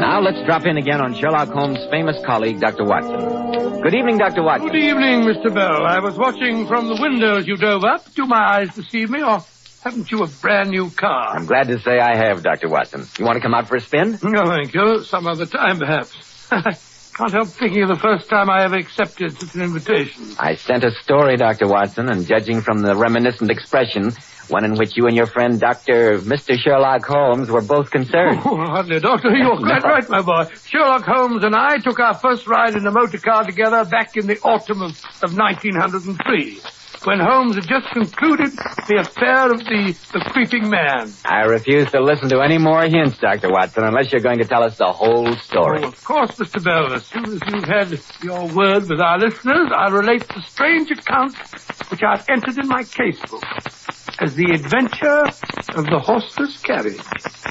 Men, if you want to be a success in life, remember that well-groomed hair means a lot to a man's appearance. I've heard so many men complain lately that the hairdressing they use is too greasy or too highly perfumed. That's why I urge you to try Kreml Hair Tonic. This highly specialized hair tonic has just enough light oil to keep hair handsomely groomed, every lock in place, with a rich, healthy-looking luster. Yet Kreml never leaves the hair looking or feeling greasy or sticky. This is because Kreml contains a special combination of hair grooming ingredients which is found in no other hair tonic. After you apply Kreml, just run your hand over your hair. Notice how delightfully clean your hair feels. So tempting for the ladies to touch. Notice how no greasy film comes off on your hand or hatband.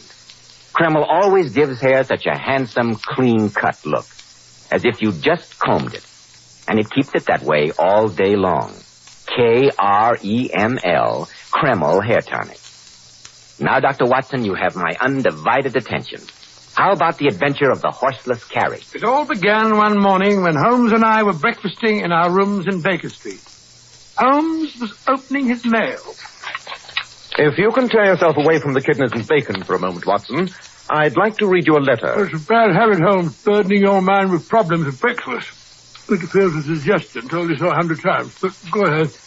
My dear Mr. Holmes, my friend Mr. Alexander Holder of the banking firm of Holder and Stevenson of Threadneedle Street informs me that you recently were of great assistance to him in a highly confidential matter. Oh, wonderful. I'm therefore taking the liberty of calling upon you at 10 o'clock tomorrow morning, Tuesday, in the hope of obtaining your assistance and advice. Yours faithfully, Austin Grierson. Austin Grierson. Seems to me I've heard or read about that name somewhere later. That's more to you. Thank you, no. Take a look at his letter and see if you can form any conclusion from it, while I have a glance at what our reference book can offer on Mr. Grierson. Mailed yesterday. Postmarked Southampton. Mr. Grierson is presumably well-to-do. The note paper is of expensive quality. Capital, Watson. What else? Nothing else, I can see. My dear Watson, nothing else but you observe, you mean. Mr. Grierson has evidently written under the stress of strong emotion. Notice how the pen nib has dug into the paper at several points. He is evidently a man who is used to having his own way. The manner in which he appoints the hour which he will call upon us today indicates that. He is obviously mechanically minded, and despite his wealth, still interests himself in machinery. Oh, now, Holmes, how can you tell that? There are faint traces of 2 fingerprints of the writer's left hand, where he held the paper with fingers that were a trifle oily. And your nostrils should enable you to identify the very faint odor of machine oil. No, not my nostrils. The light is better over here near the window. Let's see what our reference book says. Well? Austin Grierson, Chairman, Board of Directors, Southampton Machine Works, patentee of Grierson's internal combustion engine for motor cars. Ah, that's where I saw his name in a newspaper account concerning a race of some of these idiotic new horseless carriages. Quite so. And furthermore, Watson, I can tell you that Mr. Grierson is fond of animals, and especially a large Airedale. Now, Holmes, I absolutely refuse to believe that you can deduce that from the fellow's letter. I never said I could. But it's precisely 10 o'clock, and Mr. Grierson, complete with Airedale, has just been ushered in our front door by Mrs. Hudson. Amazing deduction, I must say. You saw it out of the blasted window. Come in. Good morning, Mr. Grayson. Morning, gentlemen. I'm Sherlock Holmes, and this is my colleague, Dr. Watson. How do you do? How do you do, sir? How do you do, sir? Mr. Holmes, Dr. Watson, I'm glad to meet you. Quiet, Jeff, quiet there. This is my colleague, and a very good guardian, too. Sit down, Mr. Grayson, and tell me why you feel the need of a watchdog.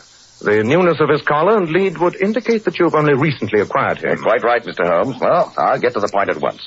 I made all my money in machinery.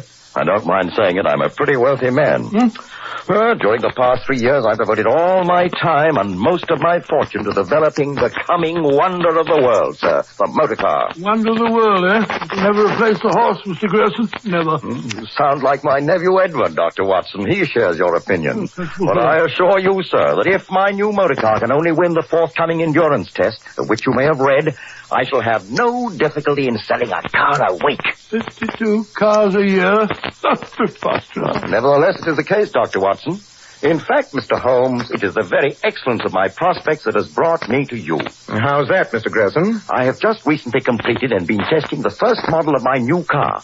2 cylinders instead of the old-fashioned 1. Tremendous power, Mr. Holmes. The endurance test is to be held tomorrow over a course from Southampton to Alton and back. A distance of over 40 miles. 40 miles? And I feel certain that my new car will win. And as you can easily imagine, gentlemen, the ensuing publicity will be invaluable. In fact, Mr. Holmes, I have no hesitation in saying that I must win. I see.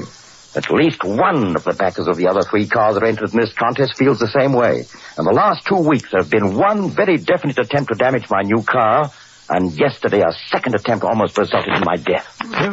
Evidently, some people do take these horseless carriages seriously. Yes, Dr. Watson. Unlike you and my nephew Edward, who feels that I'm dissipating the family fortunes in a mad scheme, some people do. Only the fortunate fact that I was driving slowly at the moment saved me from death when the testing apparatus broke. It could not have been an accident, Mr. Grayson? Did the mechanism show definite signs of being tampered with? Beyond any doubt, Mr. Holmes. There were file marks on the steering yoke. And you're certain that these attempts are being made by outside sources, not by members of your own family or persons associated with your venture? My family and fellow workers are above suspicion, Mr. Holmes. So I hope that you will undertake to guard both the car and myself during the next 24 hours until the race is over. Under one condition, Mr. Grayson. Name it, sir. I'm always anxious to experience a new sensation. My condition is that you take Dr. Watson and myself for a drive in your racer as soon as we can get to Southampton. What? Done, Mr. Holmes. Not I. You'll never get me to risk my life in one of those wretched things.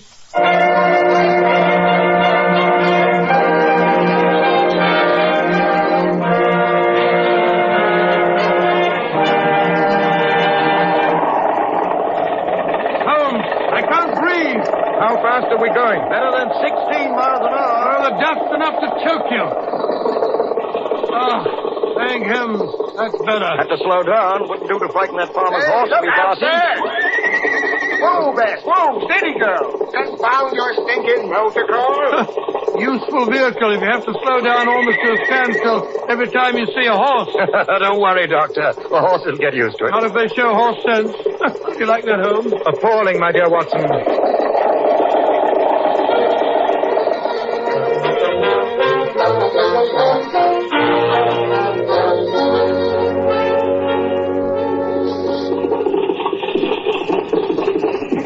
Well, gentlemen, here we are, safely home again. Most interesting experience, Mr. Grayson. Oh, phew. I'll feel better when I've washed off some of this dust. I got to the house in a moment, Dr. Watson. I'm so sorry there's no place to wash up down here in the barn. I've been keeping the car here for the past couple of weeks instead of down at the machine works. At least this old barn is near the house. I wonder where that fellow Simmons can be. Just a moment, gentlemen. I'll hang up your dusters in this cupboard. Here, now, get away from that car, you two. If you don't, your skulls will be bashed in with this fenner. Just a moment, my good man. There's no need for you to be offensive. I know who you are. You're someone of those sneaky people. Simmons, hold on. These gentlemen are friends of mine. This is Mr. Sherlock Holmes and Dr. Watson. This is Joe Simmons, gentlemen. Hi, Good morning, Simmons. the foreman of my machine works and the best motor car mechanic in the world. You'll understand my suspicions, Mr. Grayson, when I tell you that Mrs. Charles saw some bloke hanging about here while you were up in London. What, did you catch him? No, I'm sorry to say I didn't, sir. We chased him, but the blighter got away. Hello, Uncle Austin. How did she run? Perfectly, Charles, perfectly. You and Joe have a tune to a hair. Gentlemen, my nephew Charles Gresson, who helped me design my car. Charles, Mr. Holmes, Dr. Watson. How do you do? How do you do? She's a beauty, isn't she, gentlemen? Come, let's go up to the house for some tea. Simmons, you will be here on guard tonight? You bet I will, Mr. Grayson. And keep Jeff with you. Stay here, Jeff. Good dog.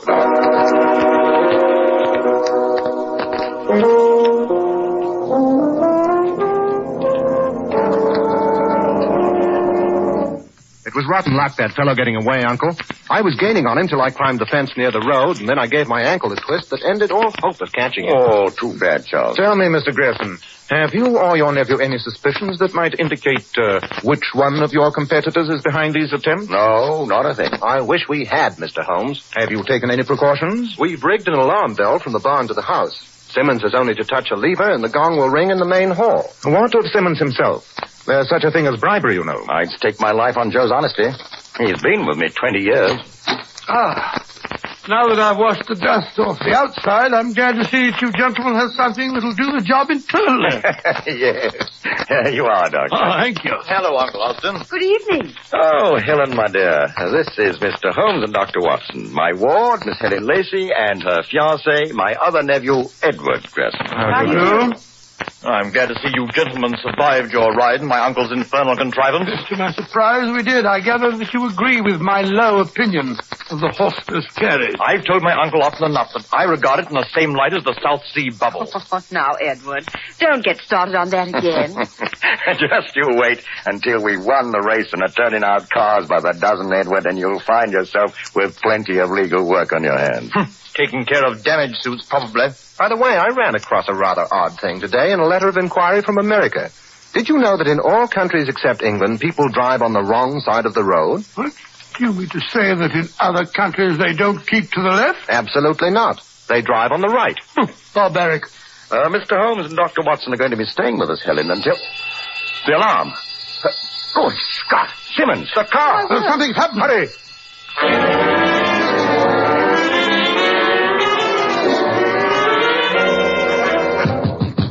Simmons! Let us in. You all right? I'm all right. Why did you ring the alarm? Well, look at that, Mr. Holmes. Jeff! Right. It's the dog. He's dead. Of all the rotten things. And from the rigor of the limbs, I have no doubt he was poisoned. No question of it, Holmes. The scoundrel must have been frightened off by the alarm bell before he could tackle Simmons. What do you think, Mr. Holmes? I think, Mr. Grayson, that Dr. Watson and I will stand guard over the car until race time tomorrow. I wouldn't like to see Jeff's fate visited upon a human being.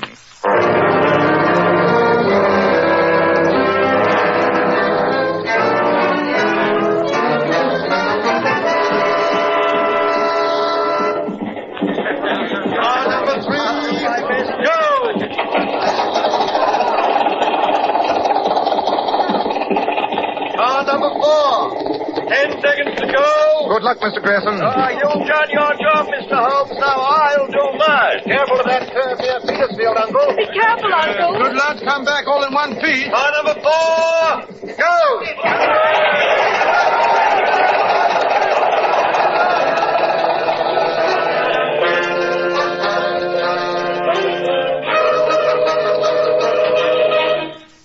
I tell you, son. What's the time, Helen? 1 hour and 46 minutes. With luck, the first car should be finishing soon, shouldn't it? You're overlooking the time necessary for changing tires, Mr. Holmes. After all, covering better than 40 miles at top speed, they have to make 2 or 3 changes. Yes, I never heard of having to change a horse's shoes 2 or 3 times in 40 miles, did you? Oh, quiet, Watson.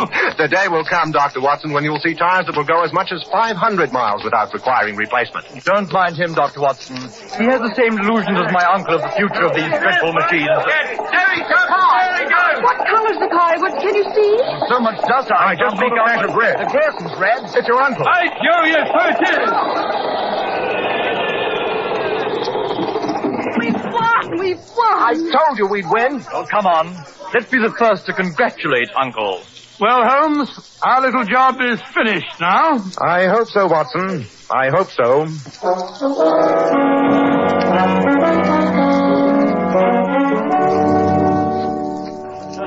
Well, I'll admit the way Mr. Grierson took the bridge outside Alton, my heart was in my mouth. But it was a great race. Hello, everybody. Hello, Charles. Hello, Charles. Where's Mr. Grierson, Charles? Oh, I left him down in the barn. He's crooning over the car like a mother. You don't think, Mr. Holmes, that the twisters who've been causing this trouble would try any tricks now that the race is over, do you, sir? I hardly think anyone will make any attempts on the car. Oh, here's a telegram for you, Mr. Holmes. It just arrived. Thank you. Is Uncle Austin still down at the barn? Just passed by there. Thought I heard a motor running. Uncle's promised to let me drive the next race. I'm glad it's you and not Edward who likes motors. I say, Holmes, where are you going? Down to the barn. You don't think that there's anything wrong, do you? I told you, Watson, I was no longer concerned about the car.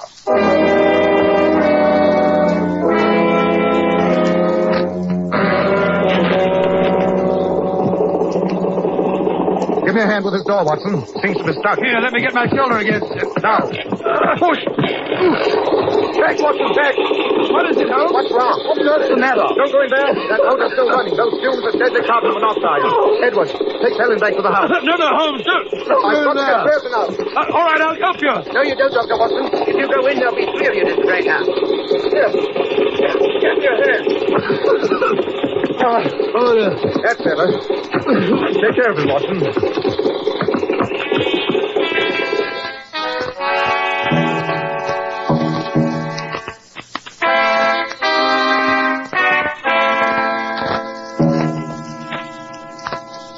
It's no use going on with that artificial respiration, Charles. I'm afraid there's nothing further that we can do for your uncle. Will you get in touch with the police, Charles? I'll send someone to town right away. I'd best get down to the factory and tell them what's happened. There'll be no party over the victory tonight. There's another devilish thing that you can charge up to the motor car, Holmes. Grierson evidently stayed in the closed barn with the motor running, was overcome by the deadly fumes, fell, and died of suffocation. And how do you account for that deep wound at the back of his head? Well, obviously when he fell, he struck his head against the metal bonnet of the car. You saw the blood on the edge of the bonnet, didn't you? Quite so. And I also noticed that Grierson's face is extremely pale. Did you notice that, Watson? Yes, of course. What of it? Simply that carbon monoxide victims invariably show a cherry-red discoloration of the face. What do you mean, Holmes? This is no accident, Watson. This is murder.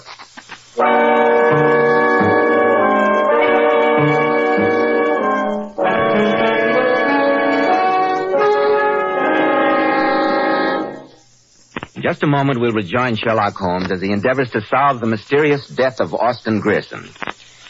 Every man who takes pride in his appearance should know that handsome, healthy-looking hair needs a hygienic scalp. That's why when you buy a hair tonic, be sure to get your money's worth. Don't just settle for any hairdressing when you can enjoy the extra advantages of Kreml hair tonic. This highly specialized hair tonic contains an amazing combination of hair grooming ingredients which is found in no other hair tonic. Kreml keeps dry, stubborn hair neatly in place all day and always gives hair such a natural, well-groomed appearance, never sticky or greasy.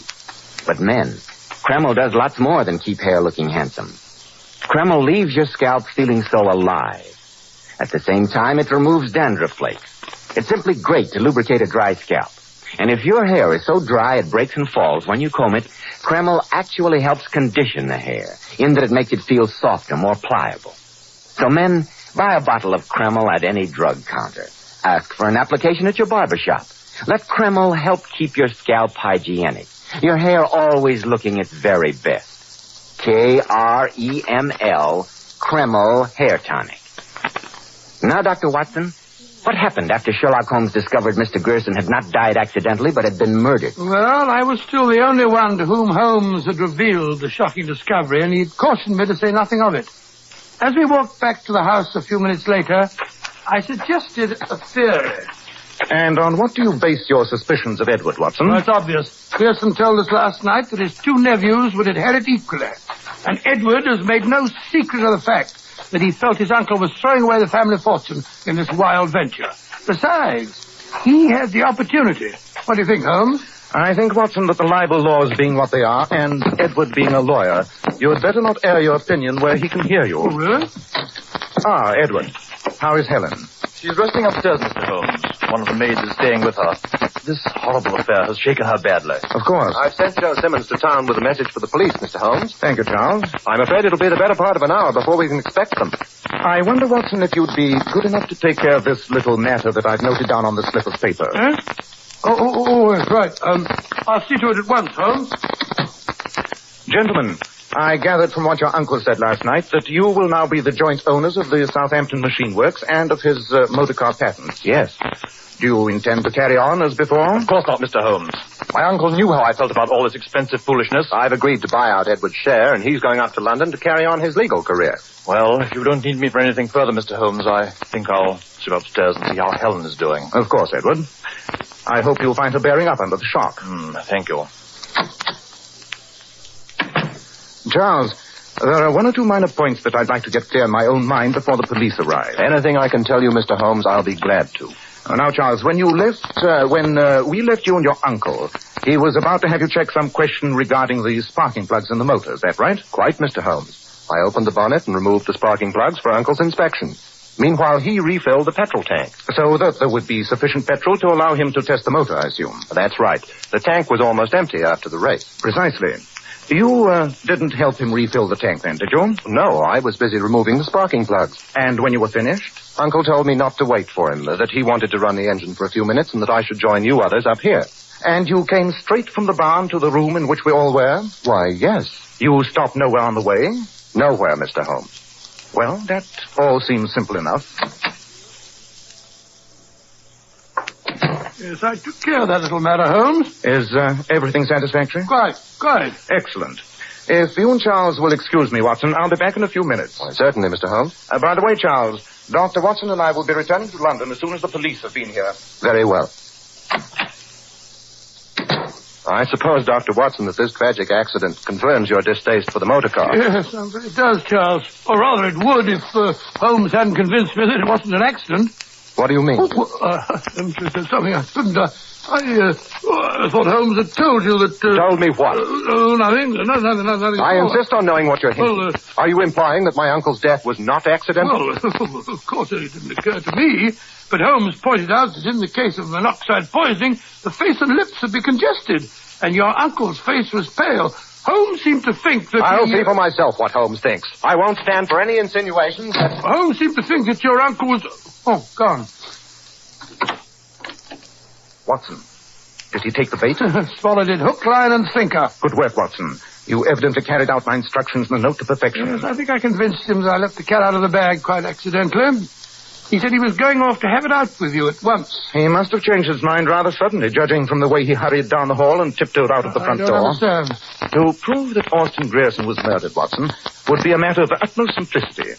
But my certainty that it was Charles who murdered him rests upon so slender a bit of evidence that I'm sure no jury in the world would convict him. It was necessary to make Charles betray himself, and he fell into our trap. His very flight is a confession of guilt. Ah, listen. That's why you told me to remove those things, sparking plugs, you call them, from the car. Quite. So that Charles would be forced to make his escape on one of the horses, once he'd discovered that the car would not start. But Holmes, undoubtedly, he was taking the fastest horse. How on earth are we going to catch up with him? In the motor car, of course. The motor car, but Simmons isn't here. Who on earth's going to drive the infernal thing? I observed Mr. Grierson's actions rather closely yesterday. I feel quite certain that I'm competent to operate the machine. Oh, this is the end. Come on, Watson. Show me where you hid those sparking plugs.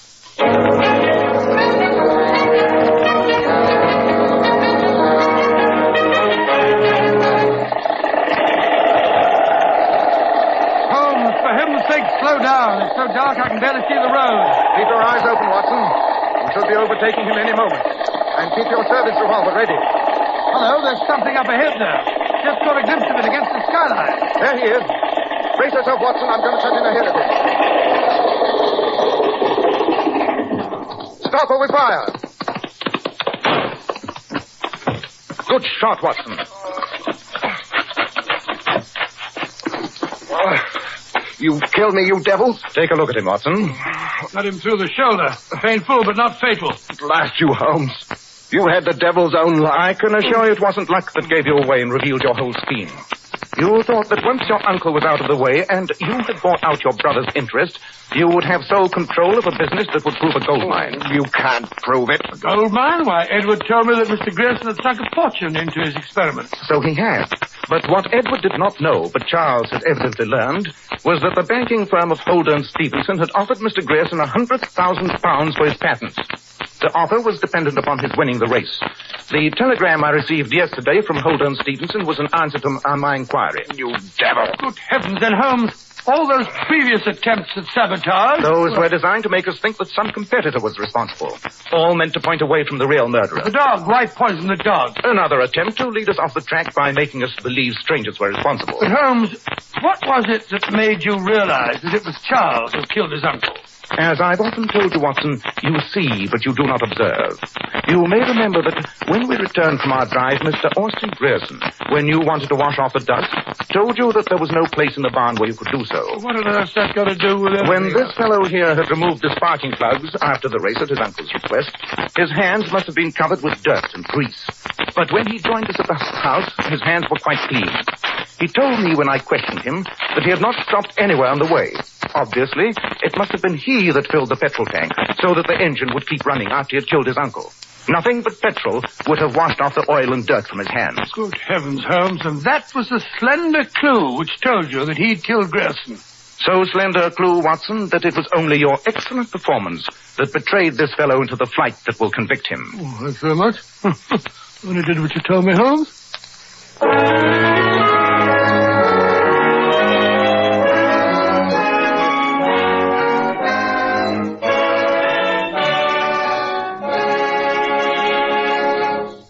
In just a moment, Dr. Watson will be back to tell us about next week's story.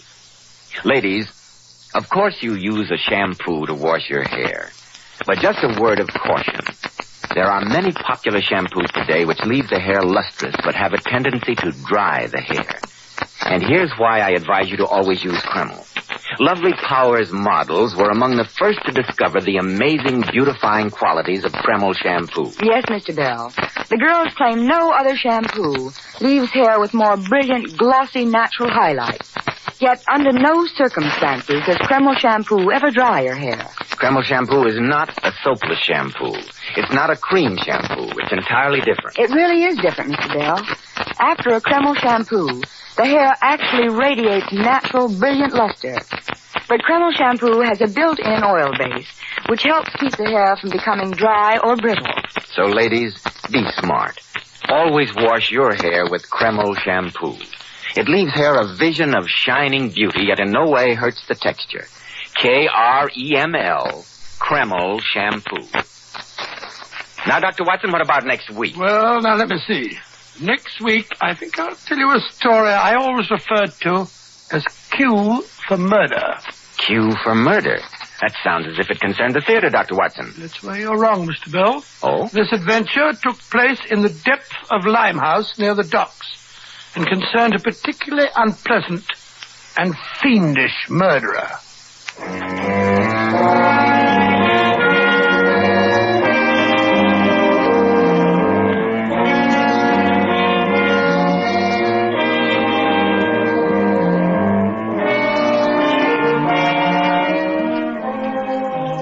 Tonight's Sherlock Holmes adventure was suggested by an incident in Sir Arthur Conan Doyle's story, The Beryl Coronet. Nigel Bruce appeared by permission of California Pictures. Tom Conway through the courtesy of Eagle Lion Pictures. The Sherlock Holmes series is produced by Tom McKnight, with original music composed and conducted by Alex Steinert. This is Joseph Bell speaking for Kreml Hair Tonic and Kreml Shampoo, and inviting you to be with us next week at this same time, when Dr. Watson will tell us about Q for murder.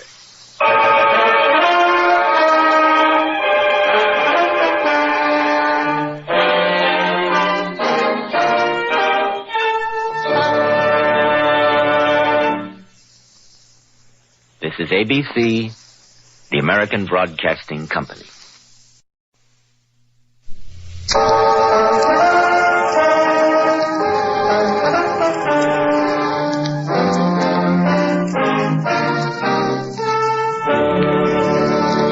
Kreml Hair Tonic and Kreml Shampoo present the new adventures of Sherlock Holmes, starring Nigel Bruce as Dr. Watson and Tom Conway as Sherlock Holmes.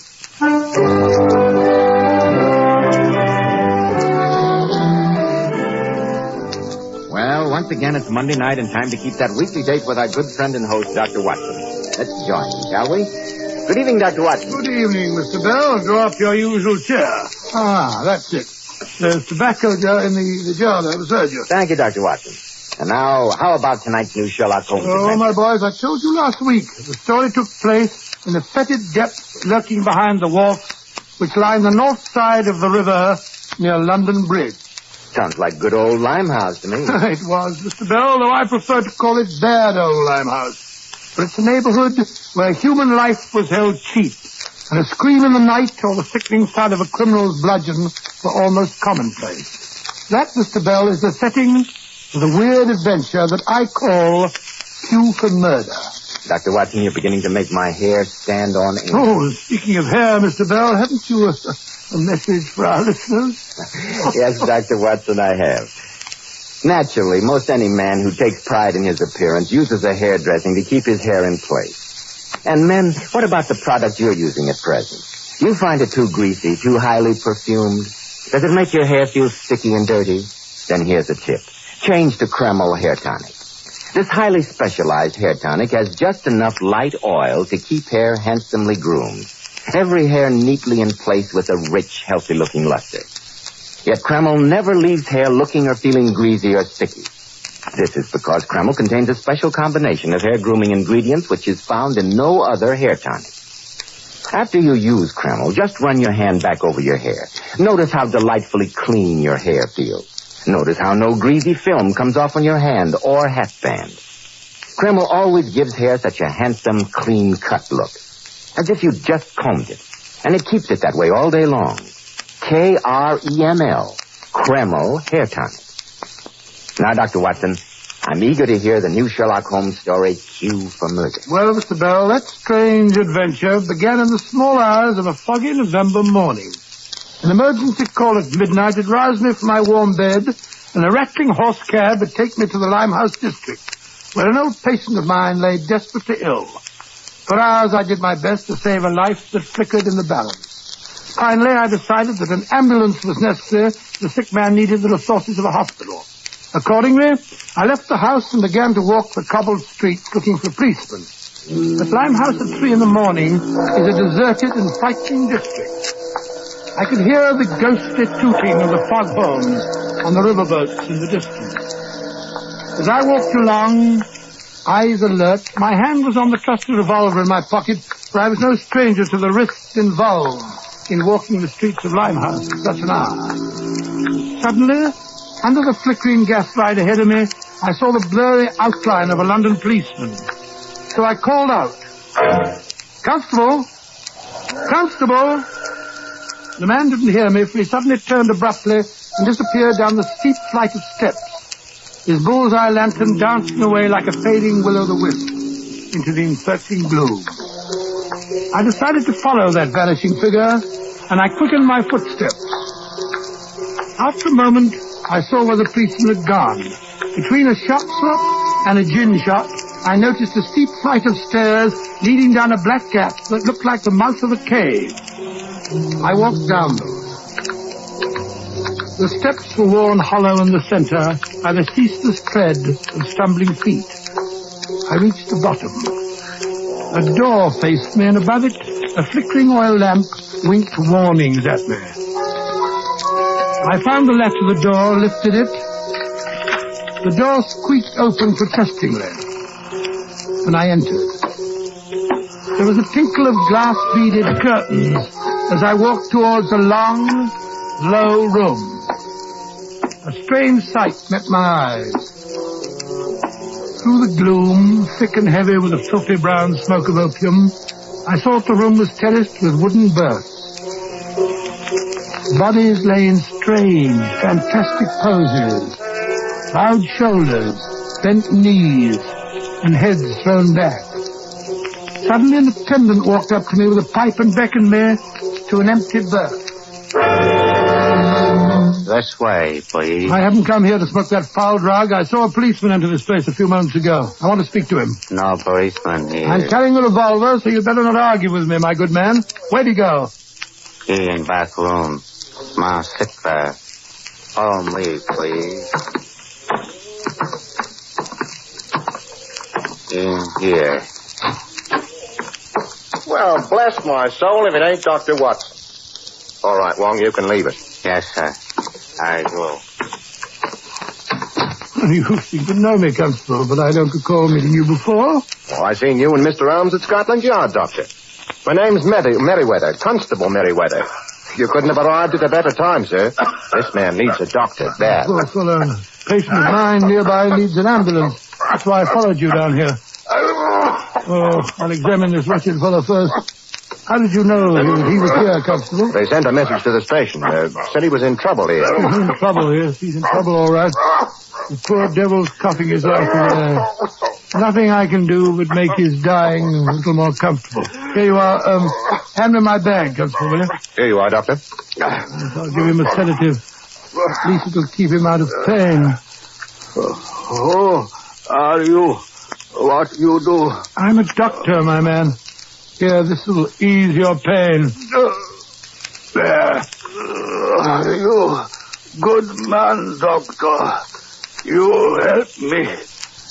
Now you help me kill devil who brings opium to my people. Brings opium? What are you talking about? You good man. You find Dr. Sturgeon. He bad man. He bring opium. Sturgeon? I've heard of a Dr. Sturgeon. What's his address? He's asleep, Doctor. Yes. This poor devil's hours are numbered, I'm afraid. You know, Dr. Watson, this is a great honor for me. I read every story you've written. To me, Sherlock Holmes is almost like a god, you might say. Oh, thanks very much. One of these days, I hope to be a detective myself. Indeed, and I think if you study me, you might learn a few pointers. I shall lose no time in investigating this matter. I may be able to expose a shocking scandal. Hadn't you better leave that to Mr. Sherlock Holmes, sir? That's more in his line, isn't it? Oh, rubbish, my good man. This is one case that I'm more than capable of handling myself. I shall call on Dr. Sturgeon as soon as his office opens in the morning.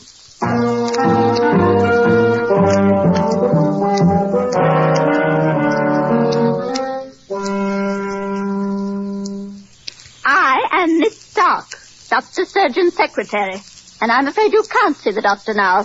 His first patient is due at any moment, and you haven't got an appointment. But I'm a doctor myself. My name is Watson. Nevertheless, you'll have to make an appointment. Now, look here, my good woman. I am not your good woman, and you cannot see Dr. Sturgeon. But Sturgeon and I were friends at medical school together. Sturgeon the surgeon, we used to call him. That's funny, don't you think, Miss Stark? Not at all. And what medical college did you attend, Dr. Watson? The University of London. Odd that you should have met Dr. Sturgeon. He studied at the University of Glasgow. Oh, well, I was at Glasgow, too, for a while, now that you mention it. You've wasted enough of my time. I don't know what you're after, but I think you'd better leave. Good heavens. What was that? Came from the doctor's office. Come along.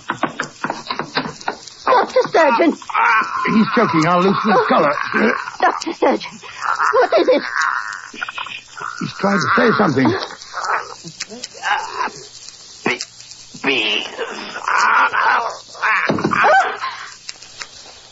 But he's dead. Look at the marks on his throat. Great heavens, he's been strangled, Miss Stark. Stay here and guard the body. I'm going to fetch Sherlock Holmes at once.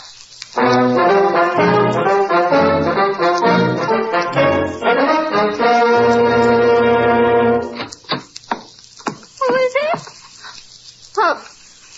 Oh, you're back again. Yes, Miss Stark, this is Mr. Sherlock Holmes. How do you do? How do you do? No one's been here since I left? No.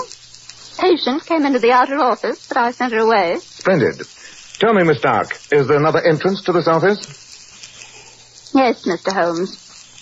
The doctor had a private door from the outside leading into the laboratory in there.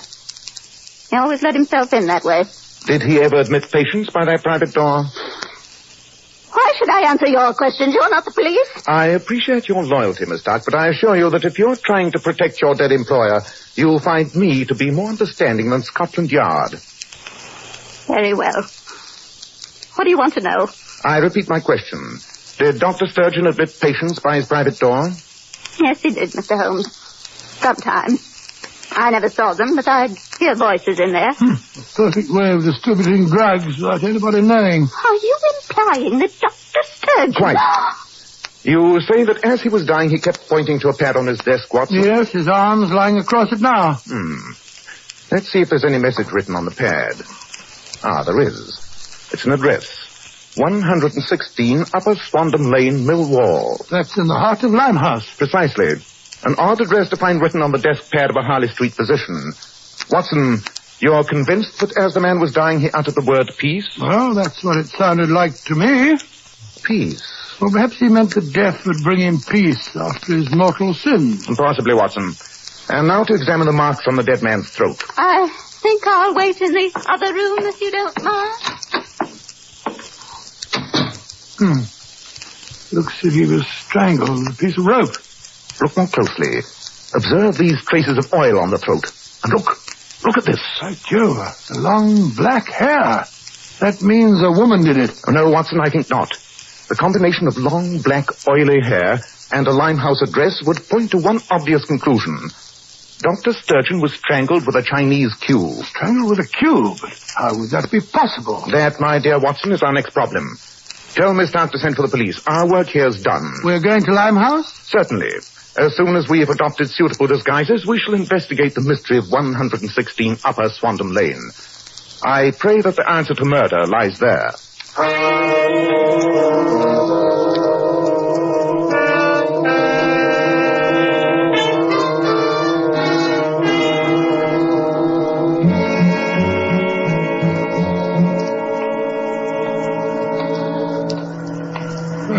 Upon my soul, Holmes, you make the most convincing-looking dockhand. Thank you, Watson. Now, let me see. 116. It's the next house. There's a policeman standing just outside it. It's Constable Merriweather, the one I met last night. Hello, Constable. Something happened? Never you mind. Just keep moving Oh, along. we ain't doing now, mate. We now we're just going down in a pig and whistle for partner mill mile bidder. Ain't that right, Alfie? Of course it is, Bertie. Then off you go, both of you. Oh, can't a bloke stop and pass the time of day? Ain't you been a bit narky, chum? Hey, here, what's happened here? Murder. That's what's happened. Now move along there. Murder. And at the address on Dr. Sturgeon's pad. Here, who are you? Oh, it's all right, Merriweather. It's Mr. Sherlock Holmes. Well, blow me down. I'd never have recognized you, gentlemen. But what brought you to this address? I'll explain that later, Constable. Who has been murdered? A Chinese gentleman got himself done in. Was he strangled?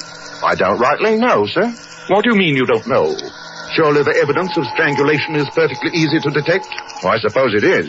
But you see, in this case, Mr. Holmes, the corpse ain't got no head.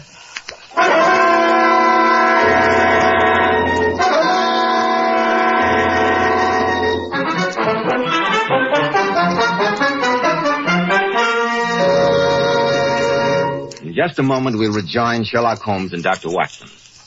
Leading hair specialists in this country constantly advise us to take better care of the hair we've got. And men, don't forget, one of the first requisites of handsome, healthy-looking hair is a hygienic scalp. So why buy just any hair dressing when you can enjoy the extra benefits of this highly specialized Kreml hair tonic? Kreml contains a special combination of hair grooming ingredients which has never been duplicated in any other hair tonic. That's why Kreml keeps hair in place longer, always looking neat and orderly. But Kreml does lots more than keep hair looking handsome. Kreml is simply great to lubricate a dry scalp.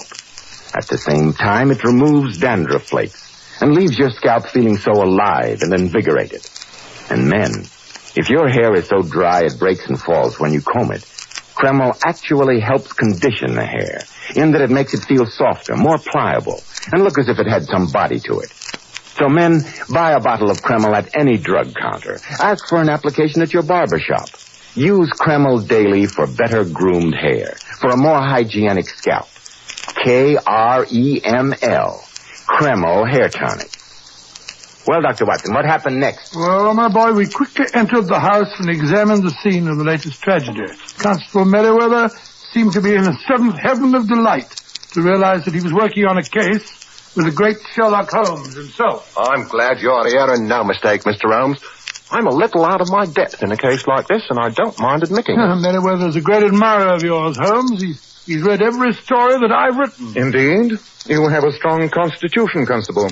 Though I will admit that this case presents as bizarre a problem as my friend has ever included in his rather sensational accounts. What I can't understand, sir, is why they took the head. For that matter, how was it stolen? Before we theorize, let us assemble the facts. Has the body been identified, Constable? Yes, sir. You see, he had a missing finger on one hand. Then obviously the head was not stolen in order to make identification of the corpse difficult. Who is the victim? A Chinese merchant by the name of Li Ming. Ran a shop downstairs in the basement. Please describe the circumstances under which you discovered the crime. Well, gentlemen, I was on my beat and I saw the dead man walk up the stairs from the basement and go into the house. That passed the time of day with me, he did. 2 houses down, I stopped to talk to the fishmonger outside his shop. I must have talked to him for 15 minutes or more. What time was this, Merriweather? Just after 10 o'clock, sir. I see. Please continue. Well, sir, all the time I was watching this house. Suddenly there was an O-ring and a yelling, and I runs back to find the man lying in here with his head gone. You were watching the house all the time, you say, Merriweather? Yes, sir, just idle-like. But I'll swear no one went in or out. Which means that somebody inside the house must be the killer. That's what I think, Doctor. Who are the other tenants? Well, Mr. Holmes, on this floor there's an old Chinese lady, a servant to the dead man she was. But she's half crippled with rheumatism, and I swear she couldn't have done it. But upstairs, there's a Chinese gentleman, Prince Fu Sen. A prince? In these surroundings? He's got quite a place, too. Then you've already interviewed him? Oh, yes, sir. He and his nephew are up there. Swore they didn't have nothing to do about it, but the young fella acted mighty suspicious-like. Perhaps you'd like to go up there, sir. I know you'd handle these foreigners better than me. Very well, Constable. Let us visit Prince Fu Sen at once.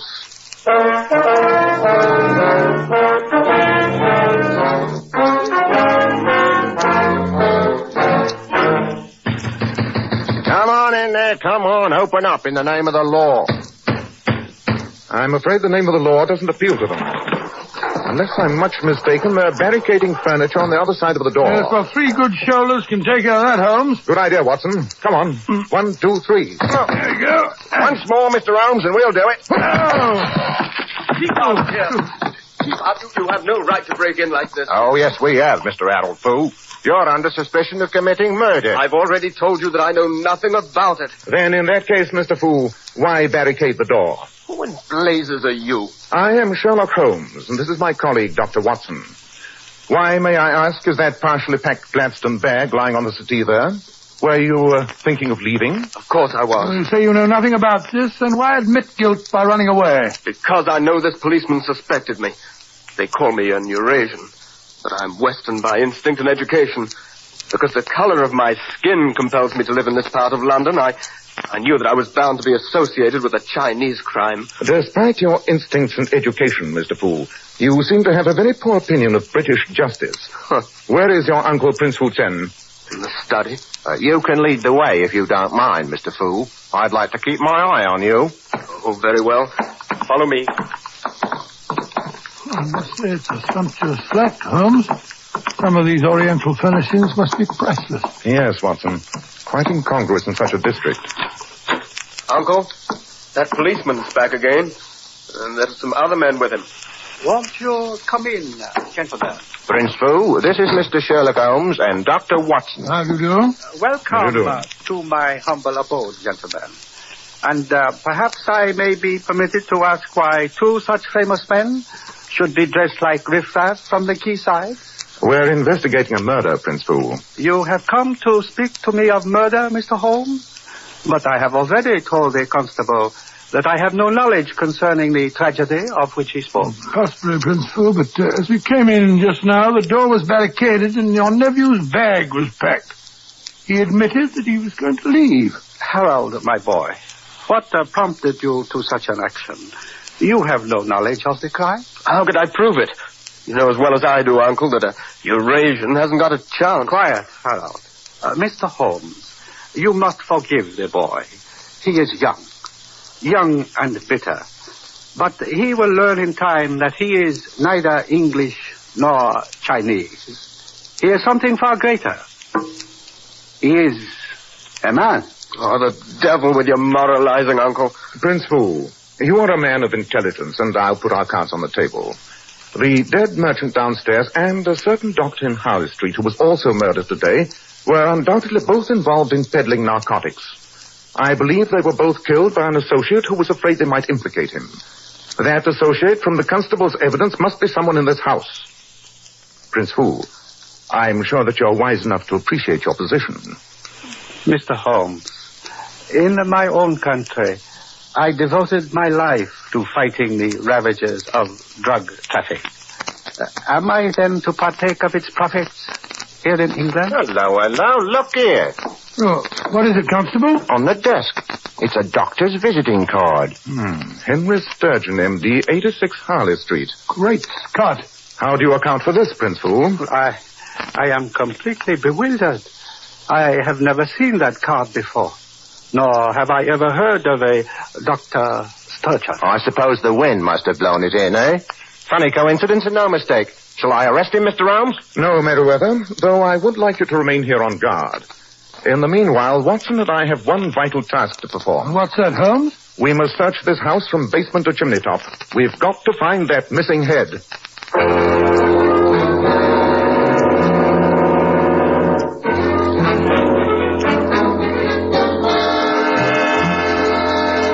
Holmes, I've searched the house with a fine tooth comb. I'll swear the missing head isn't here. So will I, old chap. That's why I gave you the job of searching for it. And why the blazes waste my time while you go careering all somewhere else? Oh, don't be angry with me, Watson. I needed you to create a diversion to cloak my real activities. Oh? Where you been? I've been having a most illuminating talk with a certain tradesman by the name of Albert Bloggs. Now I know who our double murderer is. Good Lord. Who? I suggest that we return to Prince Fu Tsen's flat upstairs. There I shall make the matter clear to you.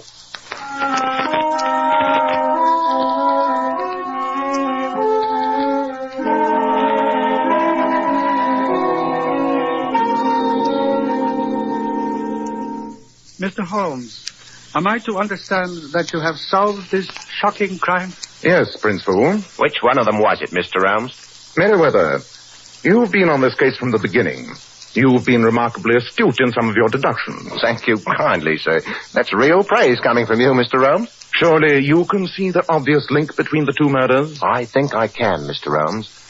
Dr. Sturgeon got himself strangled with a Chinese cue. Now, we know one of these two men did it. But Mr. Harold Fu wears his hair short like an Englishman. Only the prince has a cue. It must have been him. It seems logical to me, Holmes. And singularly lacking in logic to me, my friend. I quite agree, Prince Fu. You see, Watson, you and Constable Meriwether overlooking the stolen head. Why was it stolen?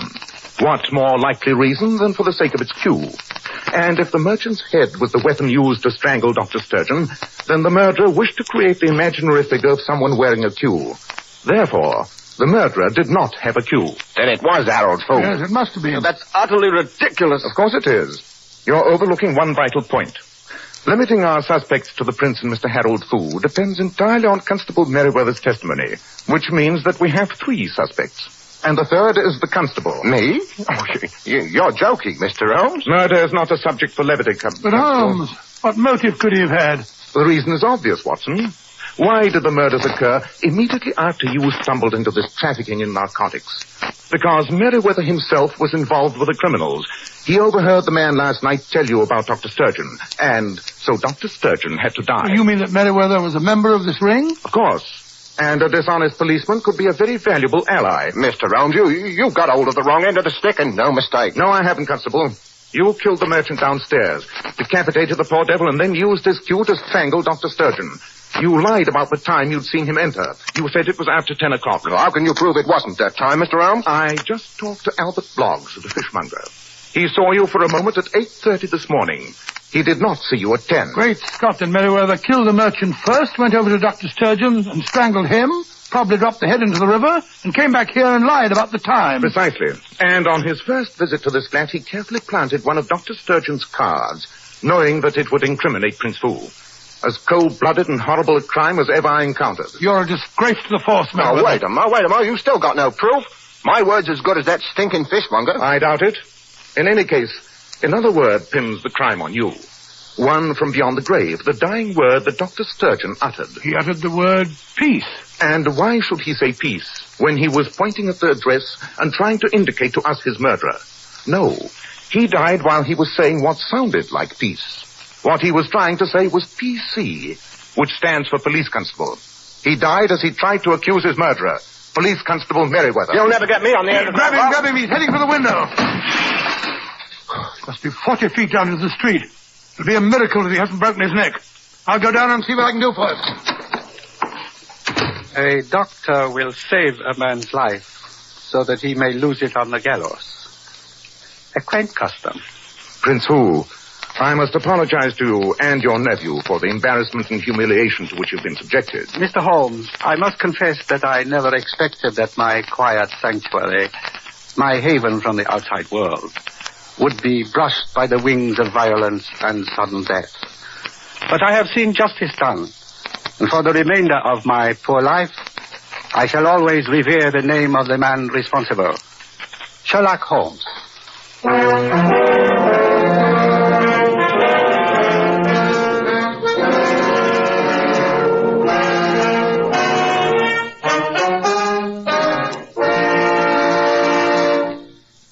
Ladies, one of the greatest beauty authorities in this country is John Robert Powers. And the first beauty advice Mr. Powers gives his lovely Powers models is to use only Kreml shampoo to wash their hair. And isn't he wise, Mr. Bell? Because Kreml shampoo, all lifeless-looking hair, actually radiates all its natural glossy luster. And Kreml shampoo has a built-in oil base, which helps keep the hair from becoming dry or brittle.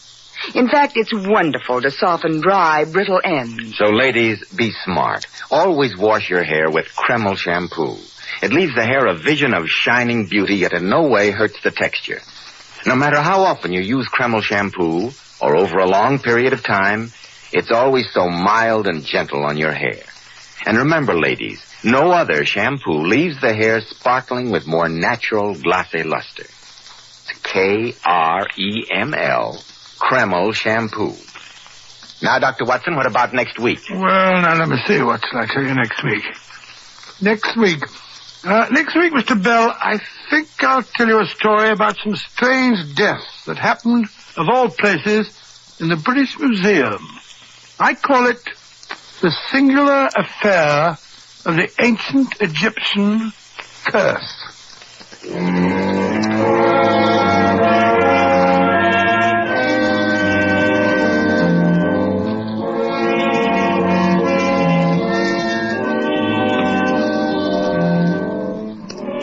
Tonight's new Sherlock Holmes adventure was suggested by an incident in Sir Arthur Conan Doyle's story, The Man with the Twisted Lip. Nigel Bruce appeared by permission of California Pictures. Tom Conway through the courtesy of Eagle Lion Pictures. The Sherlock Holmes series is produced by Tom McKnight, with original music composed and conducted by Alex Stangert. This is Joseph Bell speaking for Kreml Hair Tonic and Kreml Shampoo, inviting you to be with us next week at this same time, when Dr. Watson will tell us about the singular affair of the ancient Egyptian curse.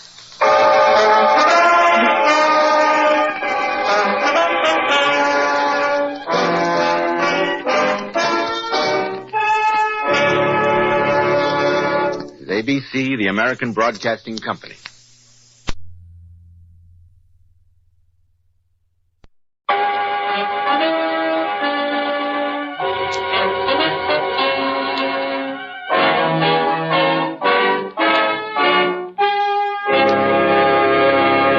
Kreml Hair Tonic and Kreml Shampoo present the new adventures of Sherlock Holmes, starring Nigel Bruce as Dr. Watson and Tom Conway as Sherlock Holmes. Tonight, owing to Mr. Conway's illness, the part of Sherlock Holmes will be played by Mr. Ben Wright.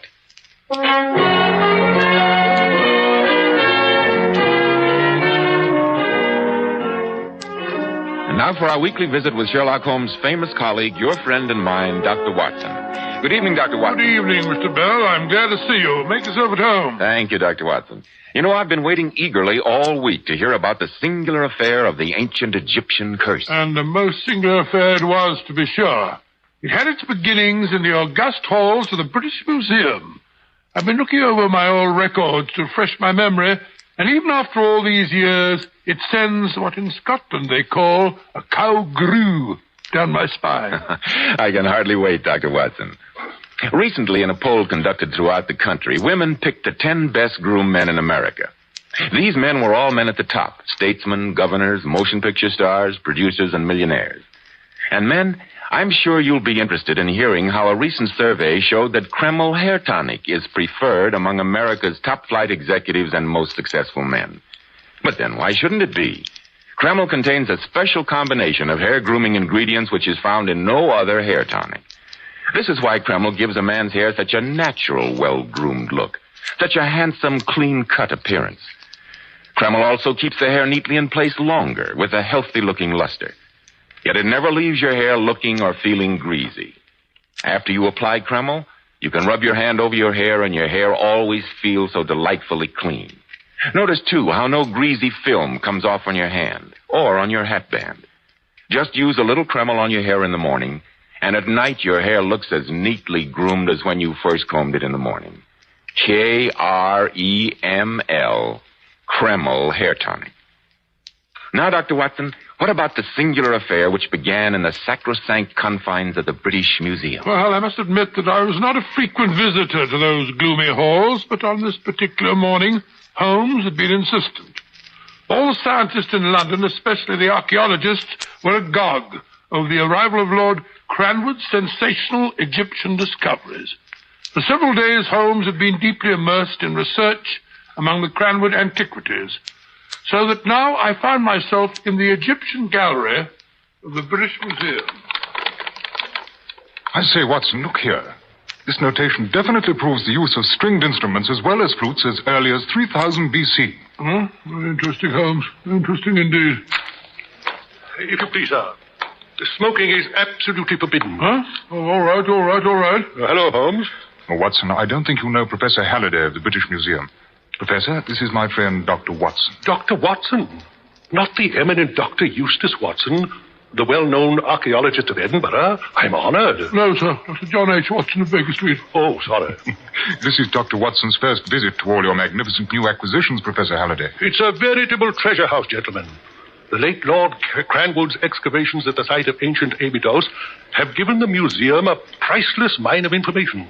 And yet the price in human lives has not been inconsiderable. First Lord Cranwood himself, only a few days after the shrine of Har-Shafit was opened. A man of almost 80, Mr. Holmes. The strain and excitement of the discovery were too much for him. No doubt. And then a month later, Dr. Duma, disappearing mysteriously from camp, only to be found hopelessly insane and babbling madly before he died. And young Wilson vanished into thin air and assumed to have been lost overboard from the ship that was bringing the expedition back to England. Oh, it was a calm, moonlit night. Don't tell me that you, of all people, believe this newspaper talk of Har-Shafit's curse, Mr. Holmes. I believe nothing that is not susceptible of proof, Professor. Evidently, the new Lord Cranwood is quite undisturbed by any threats of a curse upon his family. I've seen him working here every day this week. Oh, is that Lord Cranwood? Yes, the heavy-set, middle-aged man over there, just beyond that fifth sarcophagus. Fifth which? The chap with the rather florid face, just packing those notes into his briefcase. Oh, looks fit enough, I must say. Judging from his appearance, I should think the curse of what's-his-name wouldn't have much luck with him. You'll excuse me, gentlemen. I want a word with Lord Cranwood before he leaves. Sir Holmes, supposing I run along, I'll meet you at the club for lunch and... Lord Cranwood, what's the matter? Why, he's collapsed. Quick, Watson. I don't understand. He just seemed to keel over. Let me take a look at him. You were standing right beside him, Professor. Just what happened? I was speaking to him. He clutched his throat, tried to say something, and collapsed. Holmes. Yes, Watson? The man's dead. Impossible. Cause of death, Watson? Well, I should have said heart, but... the curious rigidity of the muscles of his hands and throat aren't consistent with that diagnosis. Is that it, Watson? Quite correct, Holmes. You would better notify Scotland Yard at once, Professor Halliday. Scotland Yard? Mr. Holmes, are you suggesting... I suggest nothing, Professor Halliday. But Lord Cranwood has died extremely suddenly. In view of the 3 previous deaths which have occurred among the members of the expedition, I feel that this is definitely a matter for the police. I'll send for them at once. I'm certain, Watson, that a second look at Lord Cranwood's body will suggest to your mind a cause of death with which you cannot be unfamiliar after your army career in India. The congested eyeballs, the rigid neck muscles. You mean snake bite? Precisely. The bite of some venomous and highly poisonous snake is the only cause consistent with these appearances. But there are no snakes here in the British Museum. That, Watson, is why I sent for Scotland Yard.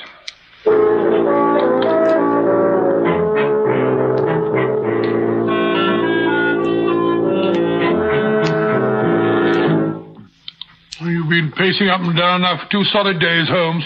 Would it be too much to ask you to be seated for at least 5 minutes? I'm sorry, Watson. The lack of any satisfactory solution to the problem of Lord Cranwood's death has driven me almost out of my mind. You find the problem insoluble, then? So far. Come in.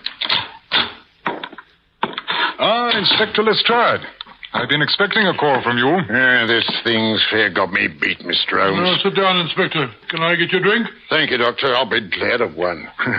Well, we've got the coroner's verdict, Mr. Holmes, and much good it does us. Death by misadventure from unknown causes. Well, you could hardly expect a coroner's jury to say more.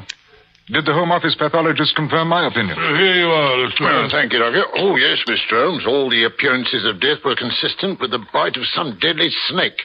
But did we find any snakes running around? Were there any snake bites on the deceased body? No. While you yourself within a few yards of the man, Mr. Holmes, and you know as well as I do that if a man gets bitten by a snake, he's going to let out a yell. I know exactly how you feel, Lestrade. And have you seen the papers? Scotland Yard baffled by 5,000-year-old curse. Death strikes again from Egyptian tomb. You can't blame the journalist, Lestrade. It's a newspaper editor's dream. And Scotland Yard's nightmare. Well, I must be off. The commissioner wants to see me this afternoon. You can be thankful this isn't one of your cases, Mr. Holmes. I think this one would be too much even for you. Phew. I've never seen Lestrade quite so worked up before. And I can't say that I blame him, Watson. Well, come along. Since the late Lord Cranwood's funeral is to take place at 2 o'clock, we might well stroll over to Hanover Square. Perhaps a brisk walk may serve to blow the cobwebs from our brains.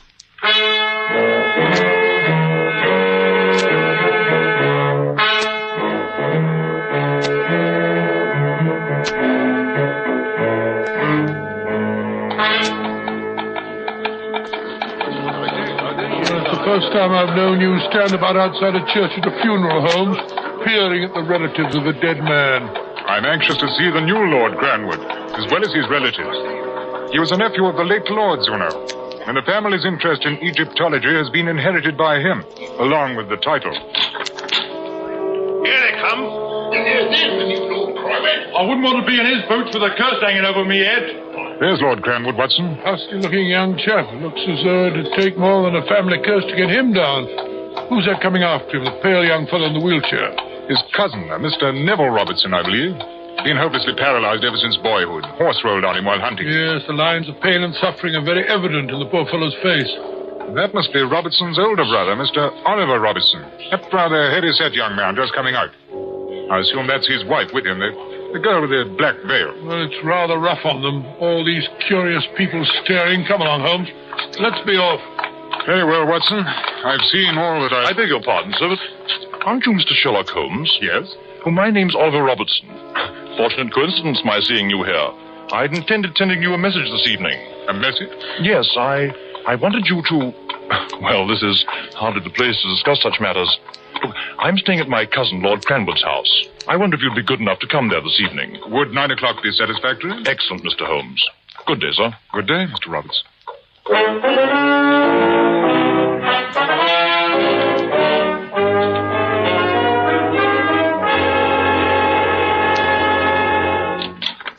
Oh, come in, gentlemen, come in. I don't think you know my wife. Dear, may I introduce Mr. Sherlock Holmes? How do you do? And this is my colleague, Dr. Watson. How do you do? I'm very happy to see you here, Mr. Holmes. And you too, Dr. Watson. Mr. Holmes, my wife and I, well, to put it frankly, have asked you to come here because we're afraid. And not for ourselves, but for my cousin, the new Lord Cranwood. Mr. Holmes, neither Oliver nor myself is of a nervous temperament. If you've read the accounts of the Cranwood expedition, you must appreciate my feeling that we're contending against more than mere ill fate. 4 members of the same small group, dying mysteriously or by violence within a few weeks of each other. So you don't put any stock in all this talk about an ancient Egyptian curse? I don't really know. Tell me, Mr. Robertson, Does the new Lord Cranwood share your fears? I regret to say he does not. He laughed when I told him I'd asked you here. Am I interrupting a council of war, or may I be permitted to be present? Oh, come in by all means, Neville. Here, let me give you a hand with your wheelchair. I can manage. My brother Neville, gentlemen. Mr. Sherlock Holmes and Dr. Watson. How do you do? I assume that the presence of the celebrated sleuth of Baker Street is not unconnected with the curse of the Cranwood. Please, Neville, don't make fun of us for being frightened. After all, it's Derek we're worrying about, not ourselves. Time enough for you to worry, Oliver, when the curse catches up with Derek. Then you'll be Lord Cranwood yourself, and it'll be my turn to start worrying. I gather, Mr. Robertson, that you are somewhat skeptical regarding the efficacy of Harshafit's 5,000-year-old curse. My granduncle died of heart failure after the excitement of discovering the tomb. Dr. Dumas' death was certainly not the first case of sunstroke that's ever been heard of in Egypt. And Wilson, who fell overboard from the ship, was notoriously fond of the bottle. Does that answer your question? Ingenious, Mr. Robertson, but it leaves out of account your uncle's death in the British Museum the other day. I could offer you a dozen theories to account for that, but I doubt if they'd be sensational enough to please you. Mr. Holmes, regardless of what my cousin may say, and I know he'll agree with my brother, I wish to engage you to prevent any repetition of the tragedies which have already struck this family. Do say you will, Mr. Holmes. I will do my best, Mr. Robertson, to keep Lord Cranwood safe from harm, but without his cooperation, I greatly fear that Stimson said he wanted to see me, Oliver. Oh, I beg your pardon. I didn't know you had guests. I very much want to see you, Derek. This is Mr. Sherlock Holmes and Dr. Watson. My cousin, Lord Cranwood, gentlemen. How do you do? I'm sorry, gentlemen. I have no sympathy with my brother's fears, nor do I see any necessity for dragging detectives into this matter. I trust you'll excuse me. Good night. Well, you see, Mr. Holmes, it's just as I told you. But I do hope you'll do your best anyway, Mr. Holmes. I promise you I shall. Your task won't be made any easier, Mr. Holmes, by my cousin's stubborn determination to continue working at the museum. He's arranged with Professor Halliday to work there at night in the future, beginning tomorrow. He wishes to avoid the stares of the curious. It's interesting. Great Scott, my watch must have stopped. 9:30, and I haven't as yet fed my snakes. Snakes? Did you say snakes? Why, yes, Doctor. Since my affliction debars me from digging in Egyptian tombs and similar active pastimes, I amuse myself with a small herpetarium. Would you care to see my collection? Good heavens, no. Or some other time, perhaps, Mr. Robertson. Dr. Watson and I must be off. Good. Snakes.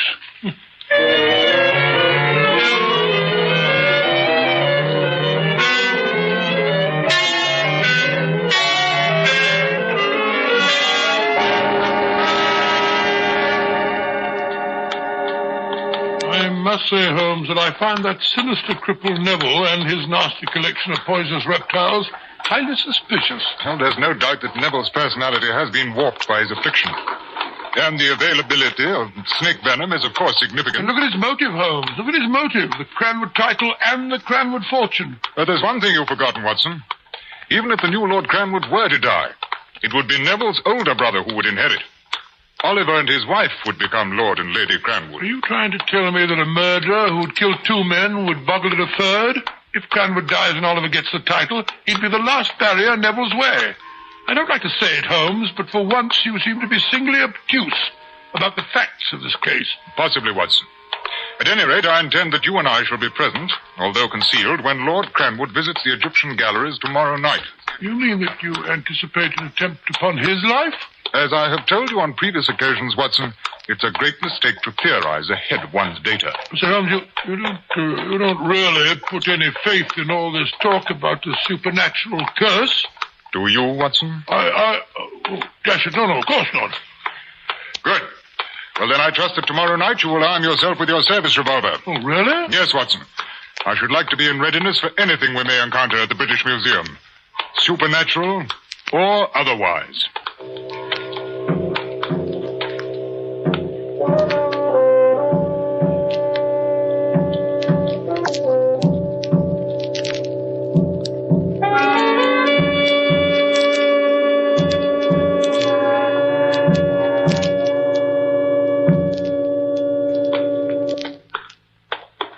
Empty place at night, isn't it? Of humanity? Yes. What do you mean? Merely that the relics of the past are all about us. Oh, yes, of course, yeah. On this way, through the northern vestibule. I say, Holmes, what's that thing? Looks like a coffin. That's what it is. Oh, good Scott. Here we are. He'll no doubt work at that long table. It has the only decent light in the room.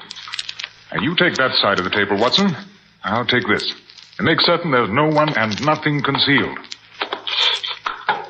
You're not expecting to find a snake anywhere, are you, Holmes? I don't expect to find anything. I merely wish to make certain that there is nothing to find. Now, careful, Watson. Don't knock over that little figure. What the devil is it? And the Egyptians call those little statues the answerers. They were buried in the cedar coffins within the sarcophagi to accompany the dead and to obey their orders. A pleasant idea, I must say. Well, there's nothing hidden on this side of the table. Nor here. Now, there's an excellent spot to conceal ourselves. Over here, Watson. Great. God, what a horrible sight.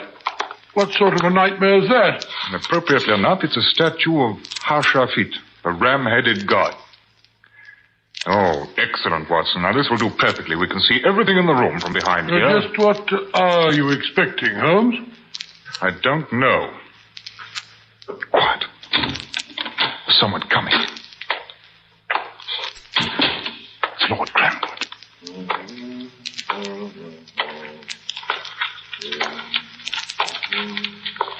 Yes, he's taking his papers out of his briefcase.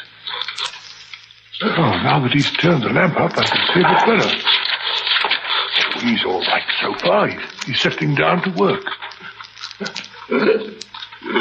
What? Something's wrong. Quick! He must have fainted. Here's the antitoxin. Give him the injection. Hurry! It's too late, Holmes. He's dead.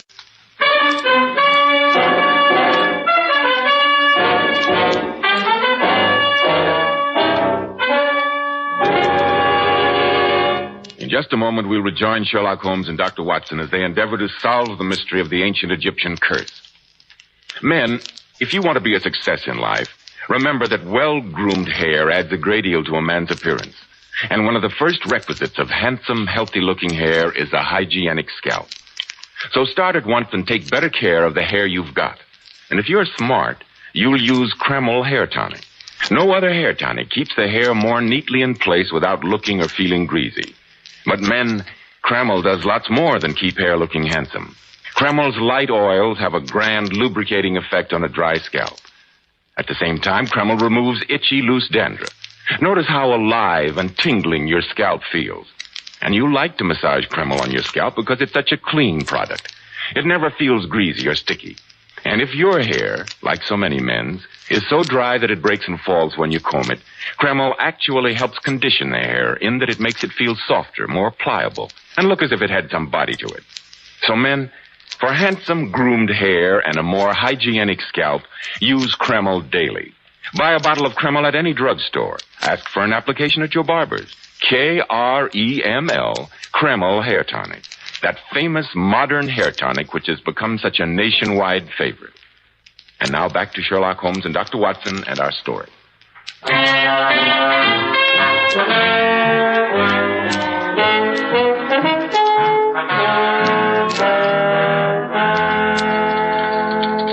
I say, Holmes, if you won't have any lunch, do at least take a cup of tea. No, thank you, Watson. I'm not hungry. You've been saying that ever since that poor fellow Derrick was killed the night before last. You simply must eat, Holmes. My appetite will return when I have a solution for this case, Watson, and not before. Well, I've hesitated to say it, Holmes, but if that man had died by any natural means in front of our very eyes, I'm perfectly certain that you would have solved the riddle.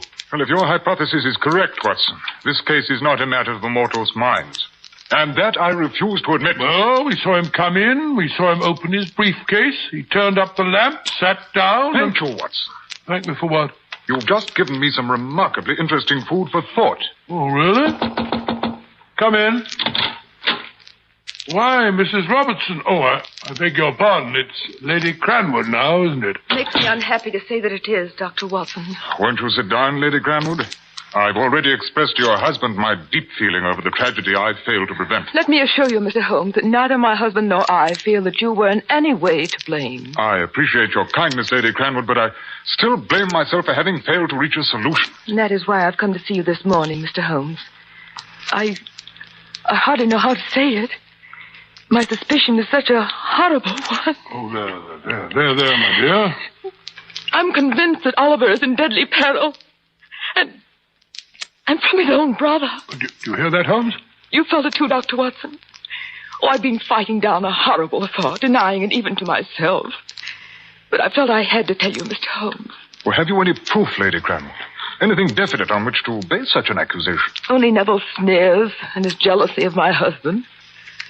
And those horrible snakes of his. Perhaps you may be able to assist me in confirming or disproving your suspicions of Neville, Lady Cranwood. Anything I can do, Mr. Holmes. Anything. I imagine that the entire family, and the servants as well, will all be attending the funeral this afternoon. Yes, of course. Then, if you will be good enough to leave me your key to the house, I shall take advantage of everyone's absence to go there and investigate one or two possibilities that have occurred to me. Of course, Mr. Holmes. Here is the key. Thank you. And one other thing. I should appreciate it if you would ask your husband to meet Watson and myself at the museum tonight, about 9 o'clock. At the museum? Yes. I feel that a reenactment of the late Lord Cranwood's death may bring us to a solution. If you think it's necessary, Mr. Holmes. I think it is vitally necessary. Very well. I will ask my husband to meet you at the museum at 9. I must go now. Goodbye. Goodbye, Dr. Watson. Goodbye. Poor woman, no wonder she's overwrought. Come, Watson. Your hat and stick. We have work to do. Cranwood's house, you mean? Well, I shall go there this afternoon. But meanwhile, I want you to take a note to Lestrade at Scotland Yard and personally see to it that he gets it. And then? Meet me at 9 o'clock tonight at the British Museum.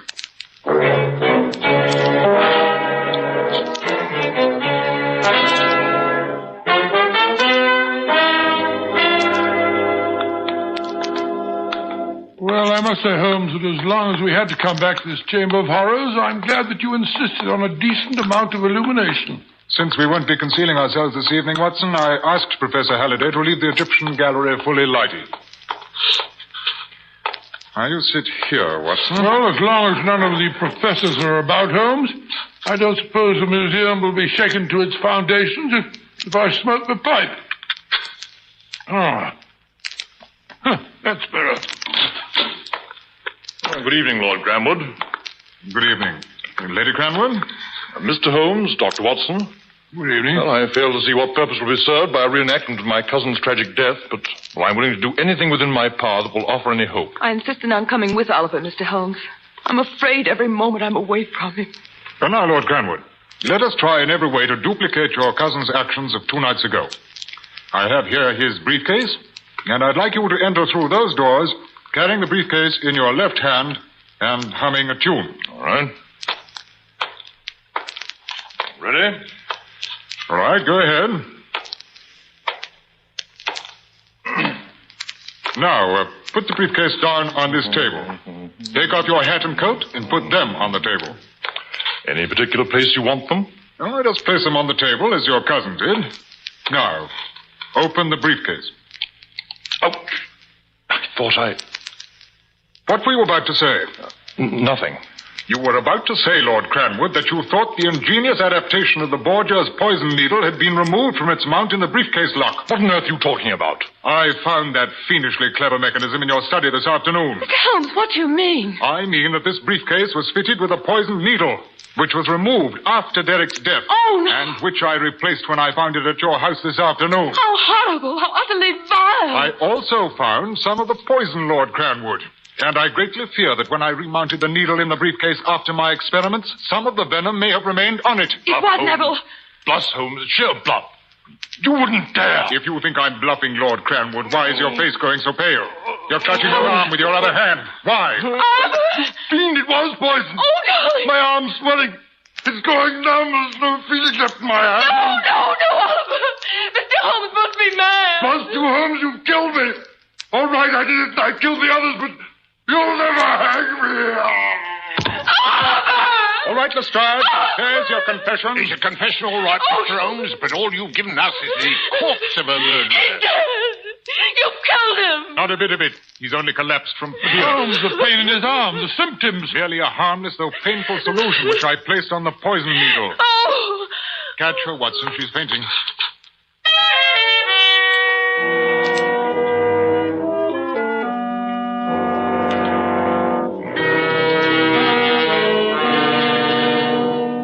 That Oliver's a fiend, Holmes, an absolute fiend. Oh, unquestionably. But you must admit that his hiring us was an ingenious attempt at a novel method of removing all possible suspicion from himself. And now he'll pay the penalty for murdering at least 2 men. A good thing, too, although I'm sure I don't know how you ever found out about the briefcase. Why, you gave me the clue, Watson. You yourself. I did? Back in Baker Street when you were talking about the second death. You mentioned that we had seen Lord Cranwood enter the room. Open his briefcase. Well, we did. Exactly. But until you mentioned it, the significant fact had escaped me that the only object common to both deaths and handled by both men was the briefcase. Good gracious me. Well, that solves the mystery of the ancient Egyptian curse. Does it, Watson? Have you forgotten the 3 who died previously under such strange circumstances after they had opened Harshafit's temple? You don't mean that you really believe in that stupid curse? Those 3 deaths have still not been explained, and I doubt that they ever will be. There are powers, Watson, higher powers, of which we poor humans still know nothing.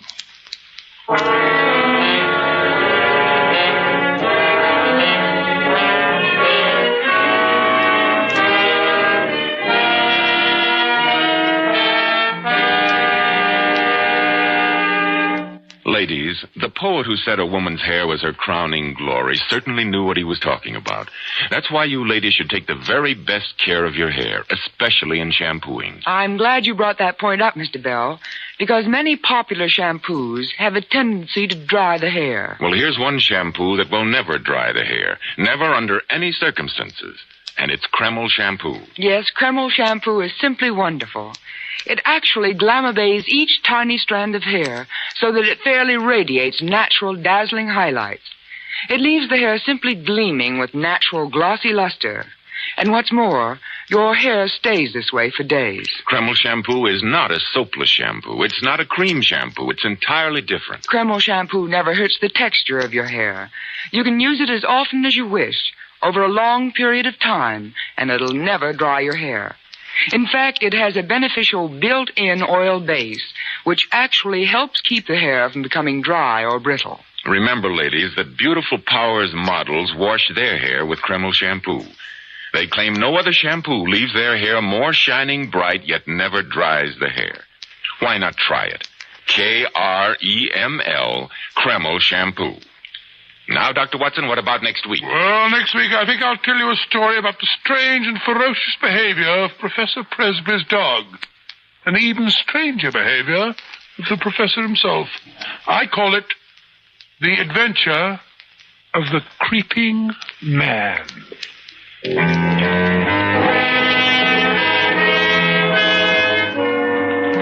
Tonight's new Sherlock Holmes adventure was suggested by an incident in Sir Arthur Conan Doyle's story, A Study in Scarlet. Nigel Bruce appeared by permission of California Pictures. Tonight, the part of Sherlock Holmes was played by Mr. Ben Wright. The Sherlock Holmes series is produced by Tom McKnight, with original music composed and conducted by Alex Steinert. This is Joseph Bell speaking for Kreml Hair Tonic and Kreml Shampoo, and inviting you to be with us next week at this same time, when Dr. Watson will tell us about the adventure of the creeping man.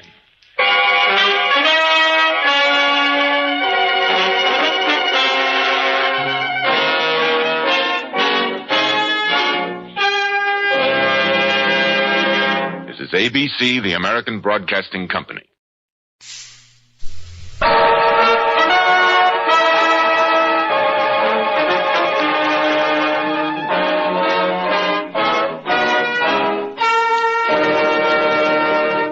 Kreml Hair Tonic and Kreml Shampoo present the new adventures of Sherlock Holmes, starring Nigel Bruce as Dr. Watson and Tom Conway as Sherlock Holmes.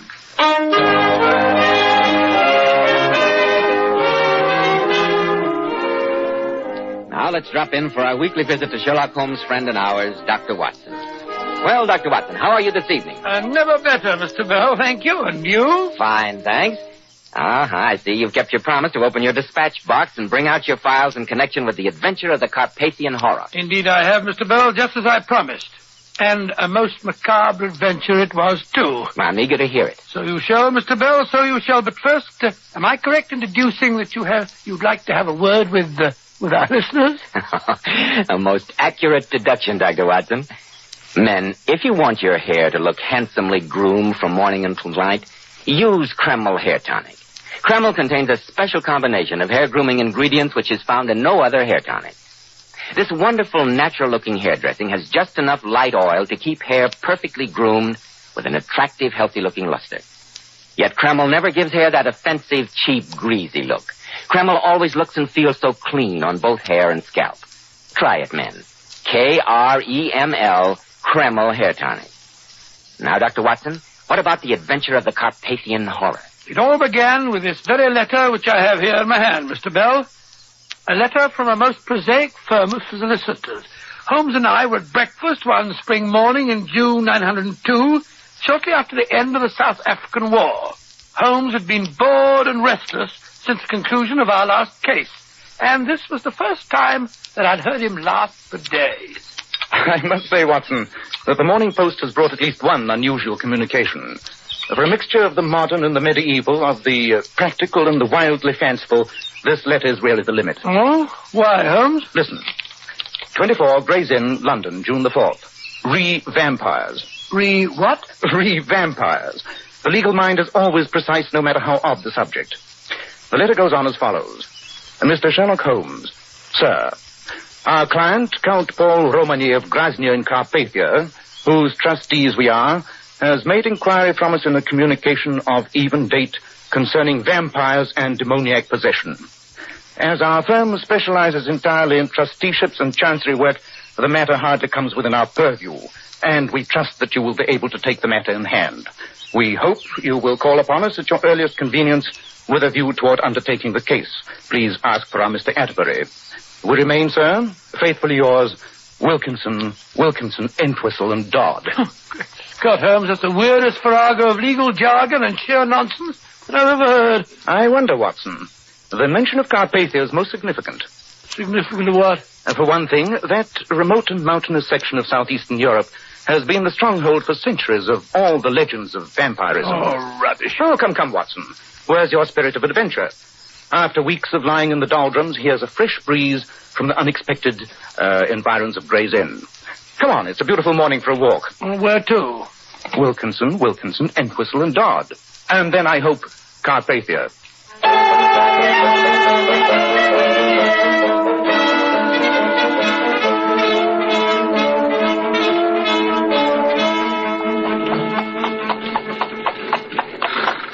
Really, Holmes, of all the forsaken spots that I've ever seen, this is the worst. Not a light in sight, not a sign of human habitation. And you've dragged me 2/3 of the way across Europe on what will unquestionably prove a wild goose chase. At least we have our fishing rods with us, my dear fellow, and we can always console ourselves with the promise of some of the best trout streams to be found anywhere. And you must admit that this mountainous Carpathian country offers some superb scenery. I might admit it if I could see it, as it's black as the ace of spades, to coin a phrase. Ah, there we are. Here, look out of the window on this side. There are the lights of the castle. Cheerful-looking place, I must say. When did that fellow Atterbury say that it had been built? The first Count Romany built it in 1410. 1410? That's given it almost 500 years in which to disintegrate. Gloomy pile of stone, if ever I saw one. Look at all those turrets and battlements. Probably damper inside than out. Well, we'll soon see. Aye, careful with that luggage, driver, careful. Here you are, my man. Well, follow that driver. You'd think the devil was after him the way he drove off. He shut up the moment he heard our destination. Evidently the Count's local reputation is not an enviable one. I can't say that we're getting a very warm reception. They must have heard us, driver. Well, here's the door, but I can't see any sign of a bell. They seem a trifle short of modern conveniences. Let's try the knocker. Oh, I really think this is perfectly outrageous, Holmes. Why the devil does... It's the name. What'd you say? It's the name. Oh, foreigner, Holmes. Do you speak English? What you want? Nobody can come in. Count Romany at sea, nobody. Count Romany is expecting us. Mr. Sherlock Holmes and Dr. Watson. You got letter? Yes, here. Come. What did I tell you, Holmes? Look at these walls, simply oozing dampness. You, wait here. There, Watson. That's better, isn't it? That fire will take the chill out of your bones. I need something to counteract the effect of all those family portraits. Rum-looking lot, aren't they? Remarkably interesting collection. Curious how the family likeness remains unmistakable through so many generations. Well, judging from the looks of that fellow in the wig, cirrhosis of the liver must have been another of the family's inheritances. Hard-drinking crew, probably. Careful, Mr. Holmes. I'm Count Romany. I can't tell you how glad I am to see you. Thank you, Count Romany. This is my colleague, Dr. Watson. How do you do? Dr. Watson, it was good of you to come so far. Something to drink, gentlemen? A little something go very well, thank you. Good. I don't know just how much my solicitors in London may have told you, Mr. Holmes. Very little, Count Romany. So little, in fact, that I must confess my surprise at your perfect command of our language. Oh, well, my father had me educated in England. Very sound, sir. Couldn't do better. Sit down, gentlemen, sit down. I hardly know where to begin my story. The whole thing so horrible. Perhaps it'll make it a bit easier for you if I tell you that Mr. Atterbury showed me your letters to him. Then you know that I believe I'm going mad. Or worse. Oh, Dr. Watson will bear me out, Count Romany, when I tell you that people who really are on the verge of insanity never think it of themselves. Oh, no, it's quite so, quite so. I wish I could share that belief. But you see these portraits of my family. There have been strange legends coming down through the years of occasional weird and nameless horrors that have taken possession of each fourth generation. The fourth Romany died mad. The eighth lived out his life in a locked and guarded tower of the castle. And I am the 12th Romany. All old families have legends. That's hardly a basis for any fear. I quite agree with you. But some months ago, my father died, and I became the 12th Count. A few weeks later, I retired to bed one evening after reading quietly here in the library, only to undergo a dream of such vividness that I shall never forget it. I dreamt of brightly colored corridors, their length stretching endlessly into the distance, their walls echoing with strange, unworldly music. In my dream, I hurried from empty room to empty room, through floods of brilliant, varicolored light. I saw no people, no living thing, only the rooms of ruby and gold and jet and sapphire and emerald. At times, the music seemed to be far away, thin and cold, as though coming from the depths of interstellar space. And then again, it would seem so near that I was certain I would find its source in the next room that I entered, in my endless search for I knew not what. At last, after eons of time, I awoke to find myself in my own bedroom. Oh, but my dear fellow, a vivid dream's nothing unusual. It wasn't a dream, Doctor. It was what I saw upon awaking in my room. My door was still locked, but the rug bore the imprint of wet and naked feet. And across the foot of my bed there lay, still dripping, some strands of weed from the moat of the castle. Surely there's a natural explanation for that. Yes, my boy. Are you by any chance subject to walking in your sleep? No, Dr. Watson. And even if I were, I could not have walked through a locked and bolted door. And the windows? The windows of my room give on a wall of the castle that drops sheer for 60 feet. Nothing but a fly could go up or down. Well, Mr. Holmes, the next morning, a dog belonging to one of the local woodcutters was found dead in the castle moat, and with no blood left in his body. And the next time, Count Romany, I'm certain there must have been repetitions to bring you to your present fear. The next dream came a few weeks later. Again, I saw the brilliantly colored rooms. Again, I heard the unearthly music. And when you awoke? I was in my bed. And for a moment, I thought that nothing was wrong. Then, when I turned up the lamp, I saw streaks of gray across my bedspread and grayish footprints upon the rug. Dust? Dust, Mr. Holmes. And a moment later, I received horrible confirmation of its source. For lying beside me on the pillow was the heavy, ancient, wrought-iron key which unlocks the burial vaults of the Romany. Extraordinary thing. Since your action in sending for me shows that you don't lack for moral courage, Count Romany, I'm certain that you paid an immediate visit to your family vault. Quite right, Mr. Holmes, quite right. In the company of my cousin Peter and several of the servants, and with torches to light our way, we visited the subterranean vault which is cut into the mountainside under the castle. And you found?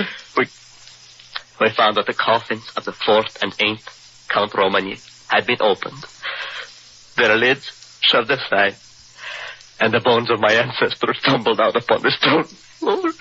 Here, my boy. Here. Drink this. You'll feel better. Thank you, Doctor. Well, now you understand, Mr. Holmes, why I sent for you. I do indeed. I consulted doctors. They gave me pills to make me sleep when sleep was the one thing I dreaded. The local priest spoke learnedly of exorcism and possession by the devils, but it could not put an end to my dreams. The servants have run away in superstitious fear, all except old Anton, who admitted you. The peasants flee at the sight of me. Only my cousin Peter Hallish, who has stayed bravely and loyally at my side, still remains with me. Mr. Holmes, am I mad? Tell me, am I mad, or am I cursed by some fearful family taint? All that I can tell you at the moment, Count Romagny, is that the priest was not mistaken when he said the devil has been at work here.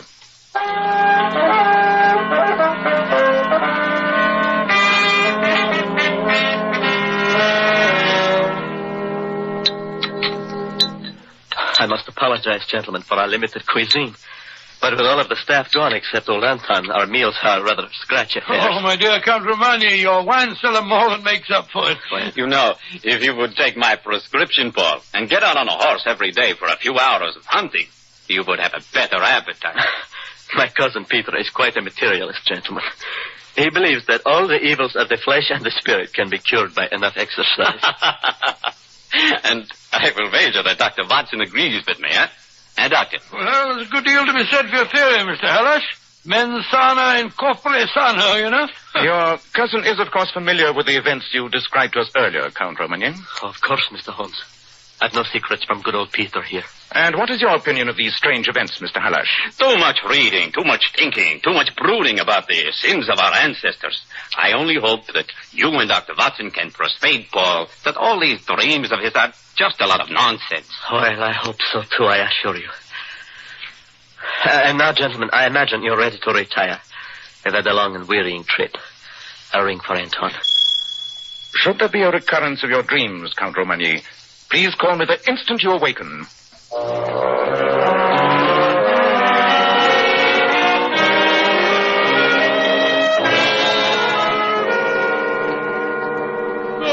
Well, damp walls or no damp walls, I shall have no trouble sleeping tonight. I'm afraid you will, Watson. Huh? I intend that one of us shall keep the Count's door under observation all night. For heaven's sake, why? There's no doubt in your mind the poor chap is definitely unbalanced, is there? Is that your opinion? Well, certainly. Curious cake of delusions I overheard. Poor chap's absolutely certifiable. Nevertheless, Watson, we shall keep watch. I'll take the first, and I shall call you at midnight.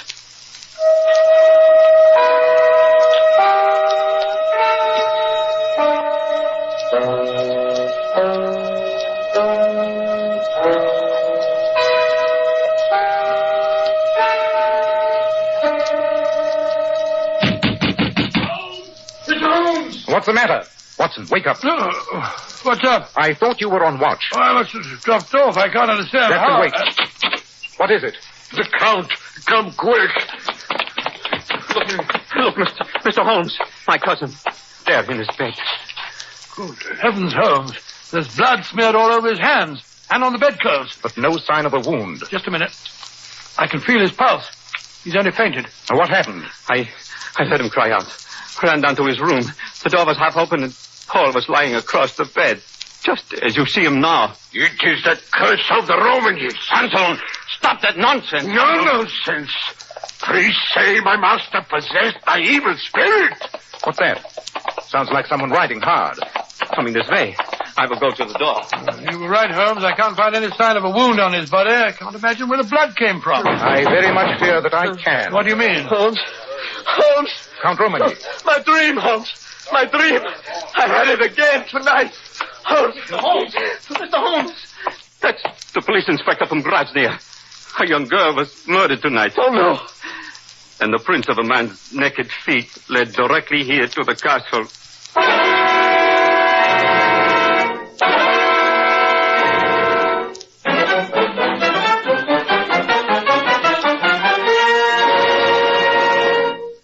just a moment, we'll find out what happens next in the strange case of Count Romagny. Men, when you buy a hair tonic, get your money's worth. Enjoy the extra advantages of Kreml hair tonic. No other hair tonic keeps the hair more neatly groomed and attractive looking. But Kreml does lots more than keep hair looking handsome. You simply can't beat Kreml to lubricate a dry scalp. At the same time, it removes itchy loose dandruff and leaves the scalp feeling so alive and invigorated. No wonder Kreml is preferred among America's most successful men. Buy a bottle of Kreml at any drug counter. Ask for an application at your barber shop. Use Kreml daily for better groomed hair, a more hygienic scalp. Kreml, Kreml Hair Tonic. Now, Dr. Watson, what happened after Count Romagny's third and most terrible dream? Well, Romagny was in such a state of profound shock over the horror that had taken place that I thought it best to administer a strong sedative. Leaving Anton to watch over his master, Holmes and I, with Mr. Peter Hallish to act as interpreter, drove down with the police inspector to the home of the murdered girl. Ask the inspector to bring that lamp a little nearer, will you, Mr. Hallish? Jose Deo Lempat. Shocking, Holmes. Simply shocking. Her injuries look as though they'd been done by a wild animal. You're quite right, Watson. My poor cousin. No court could hold him legally responsible. He'd have to be put away, of course. Hello, what's all that shouting outside? It's the peasants. The news must have spread. They're shouting, "Diwicha fellow Koshte, burn the castle. Polalo vampira, death to the vampire. Hakasuk sel. Hang him." Well, Holmes, we'd better drive back to the castle immediately. That mob's in an angry temper. They mustn't be allowed to wreak their vengeance on that poor mad boy. Quite right, Watson. I've seen all I wish to hear. Come, Mr. Hallish, we'd better be getting back to the castle just as fast as we can.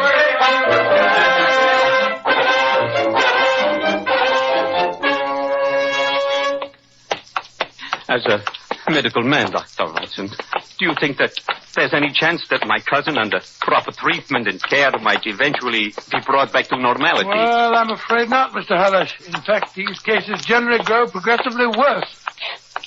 Well, here's the poor fellow's room. He's probably still asleep from the effects of the sedative that I gave him. Ah, Anton. Is the Count still asleep? Well, speak up, man. The bed, it's empty. He's gone. Gone? Gone? He gone where you never find him. My master no wait for you to lock him up like animals. What shall we do? Where has he gone? Those peasants will be here in an hour. Holmes, what are you looking for? For something that should be here on the desk. Something the Count showed us last night. The key to the Romagny burial vault. But why should he take that, Mr. Holmes? Gone right enough. Bring that lamp, Watson. We may yet be in time to avert the final disaster.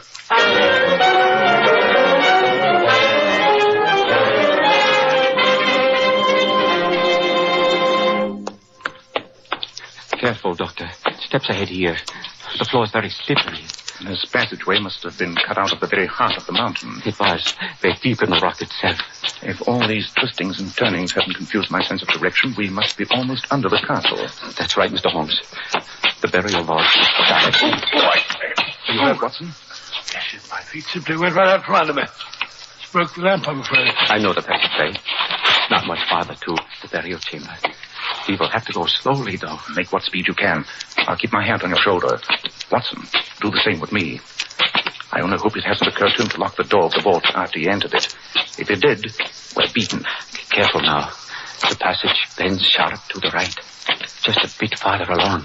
Oh, wouldn't it be more merciful, Holmes, to let the poor fellow take his own way out? After all, the best we can save him for is a living death in a madhouse. Ah, there's a glimmer of light just ahead. The door to the vault. It's ajar. He must have a lamp inside. Let me go first. Light's so faint, I can't see much. What are all those big, bulky shapes?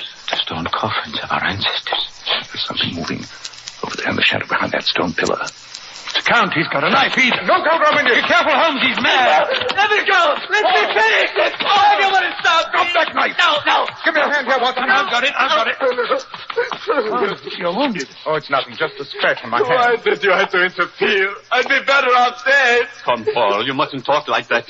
Take the lamp, Mr. Hallish, and lead the way. I want to get your cousin back up to the castle at once.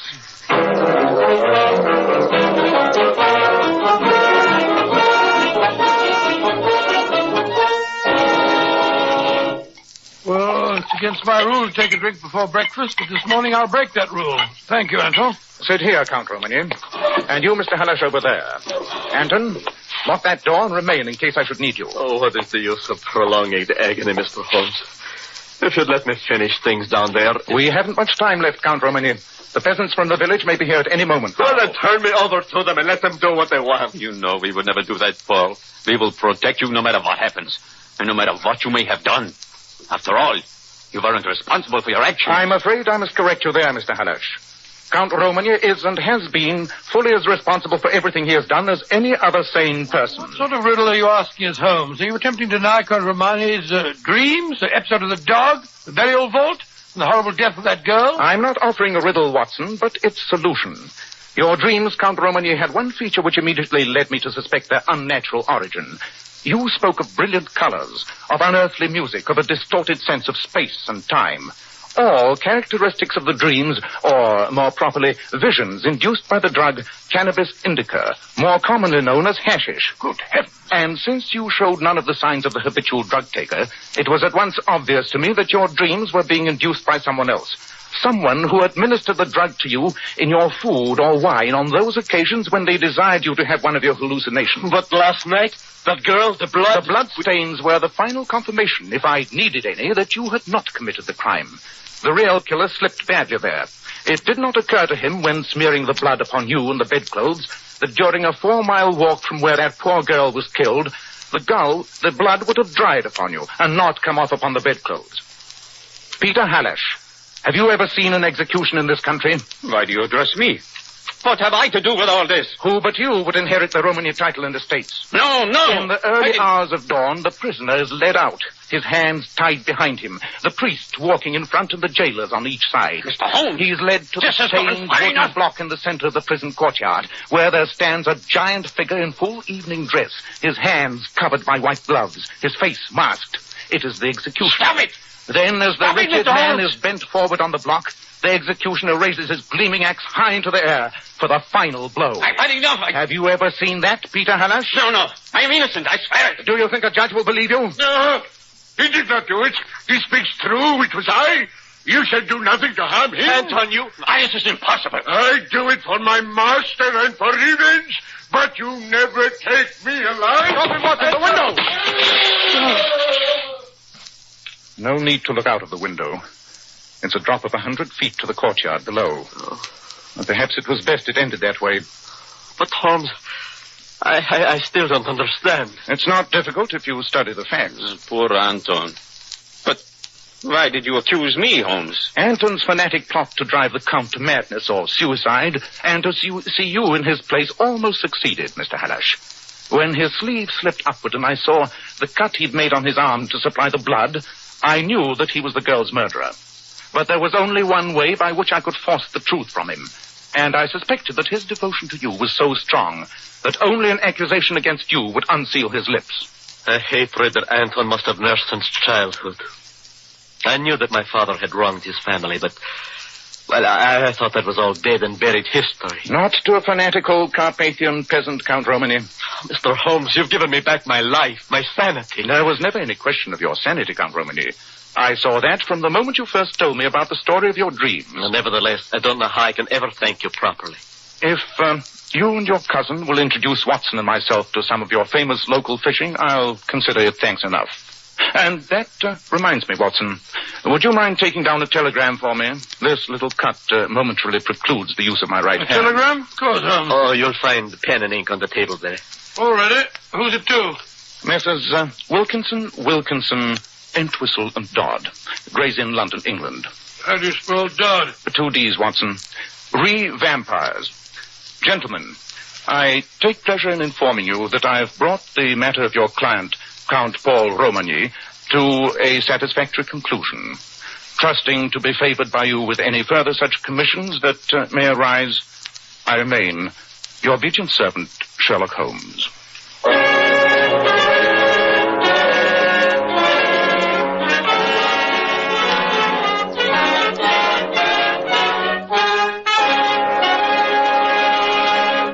Now, friends, here is specially transcribed for you as a famous celebrity, that great authority on feminine beauty, the king of glamour, John Robert Powers himself. Mr. Powers. Thank you, Joe. Well, that was quite a send-off. I thought it might be of interest to our audience tonight if I brought along one of my Powers girls. As you know, these lovely Powers girls appear on magazine covers. They star in exclusive fashion shows and very appropriately are called long-stemmed American beauties. So tonight I'd like you to meet Miss Maria Morton. Good evening, ladies and gentlemen. That's a very attractive spring hat you're wearing, Maria. Like it? Yes, very much. But how about removing it so we can see those lovely shining locks? Why, of course. I'd love to. Maria, your hair certainly looks like $1 million. Thanks to you, Mr. Powers. To me? Yes. The first advice you gave me when I became a Powers model was to always wash my hair with Kreml shampoo. And I must say, never in my life have I used any shampoo that left my hair more radiant. Yes, I'm completely sold on Kreml shampoo.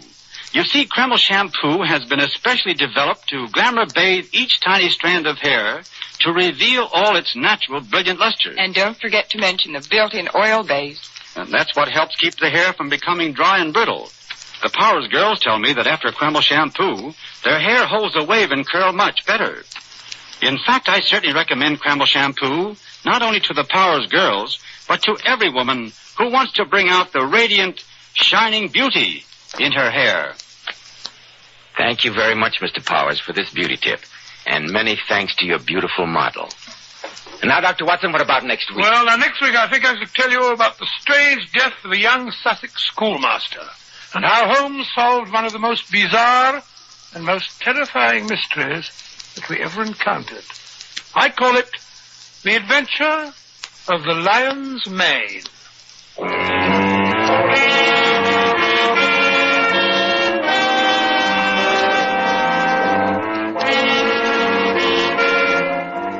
Tonight's adventure was suggested by an incident in Sir Arthur Conan Doyle's story, The Sussex Vampire. Nigel Bruce appeared by permission of California Pictures. Tom Conway through the courtesy of Eagle Lion Pictures. The Sherlock Holmes series is produced by Tom McKnight, with original music composed and conducted by Alex Stangert. This is Joseph Bell, speaking for Kreml Hair Tonic and Kreml Shampoo, and inviting you to be with us next week at this same time, when Dr. Watson will tell us about the adventure of the Lion's Mane.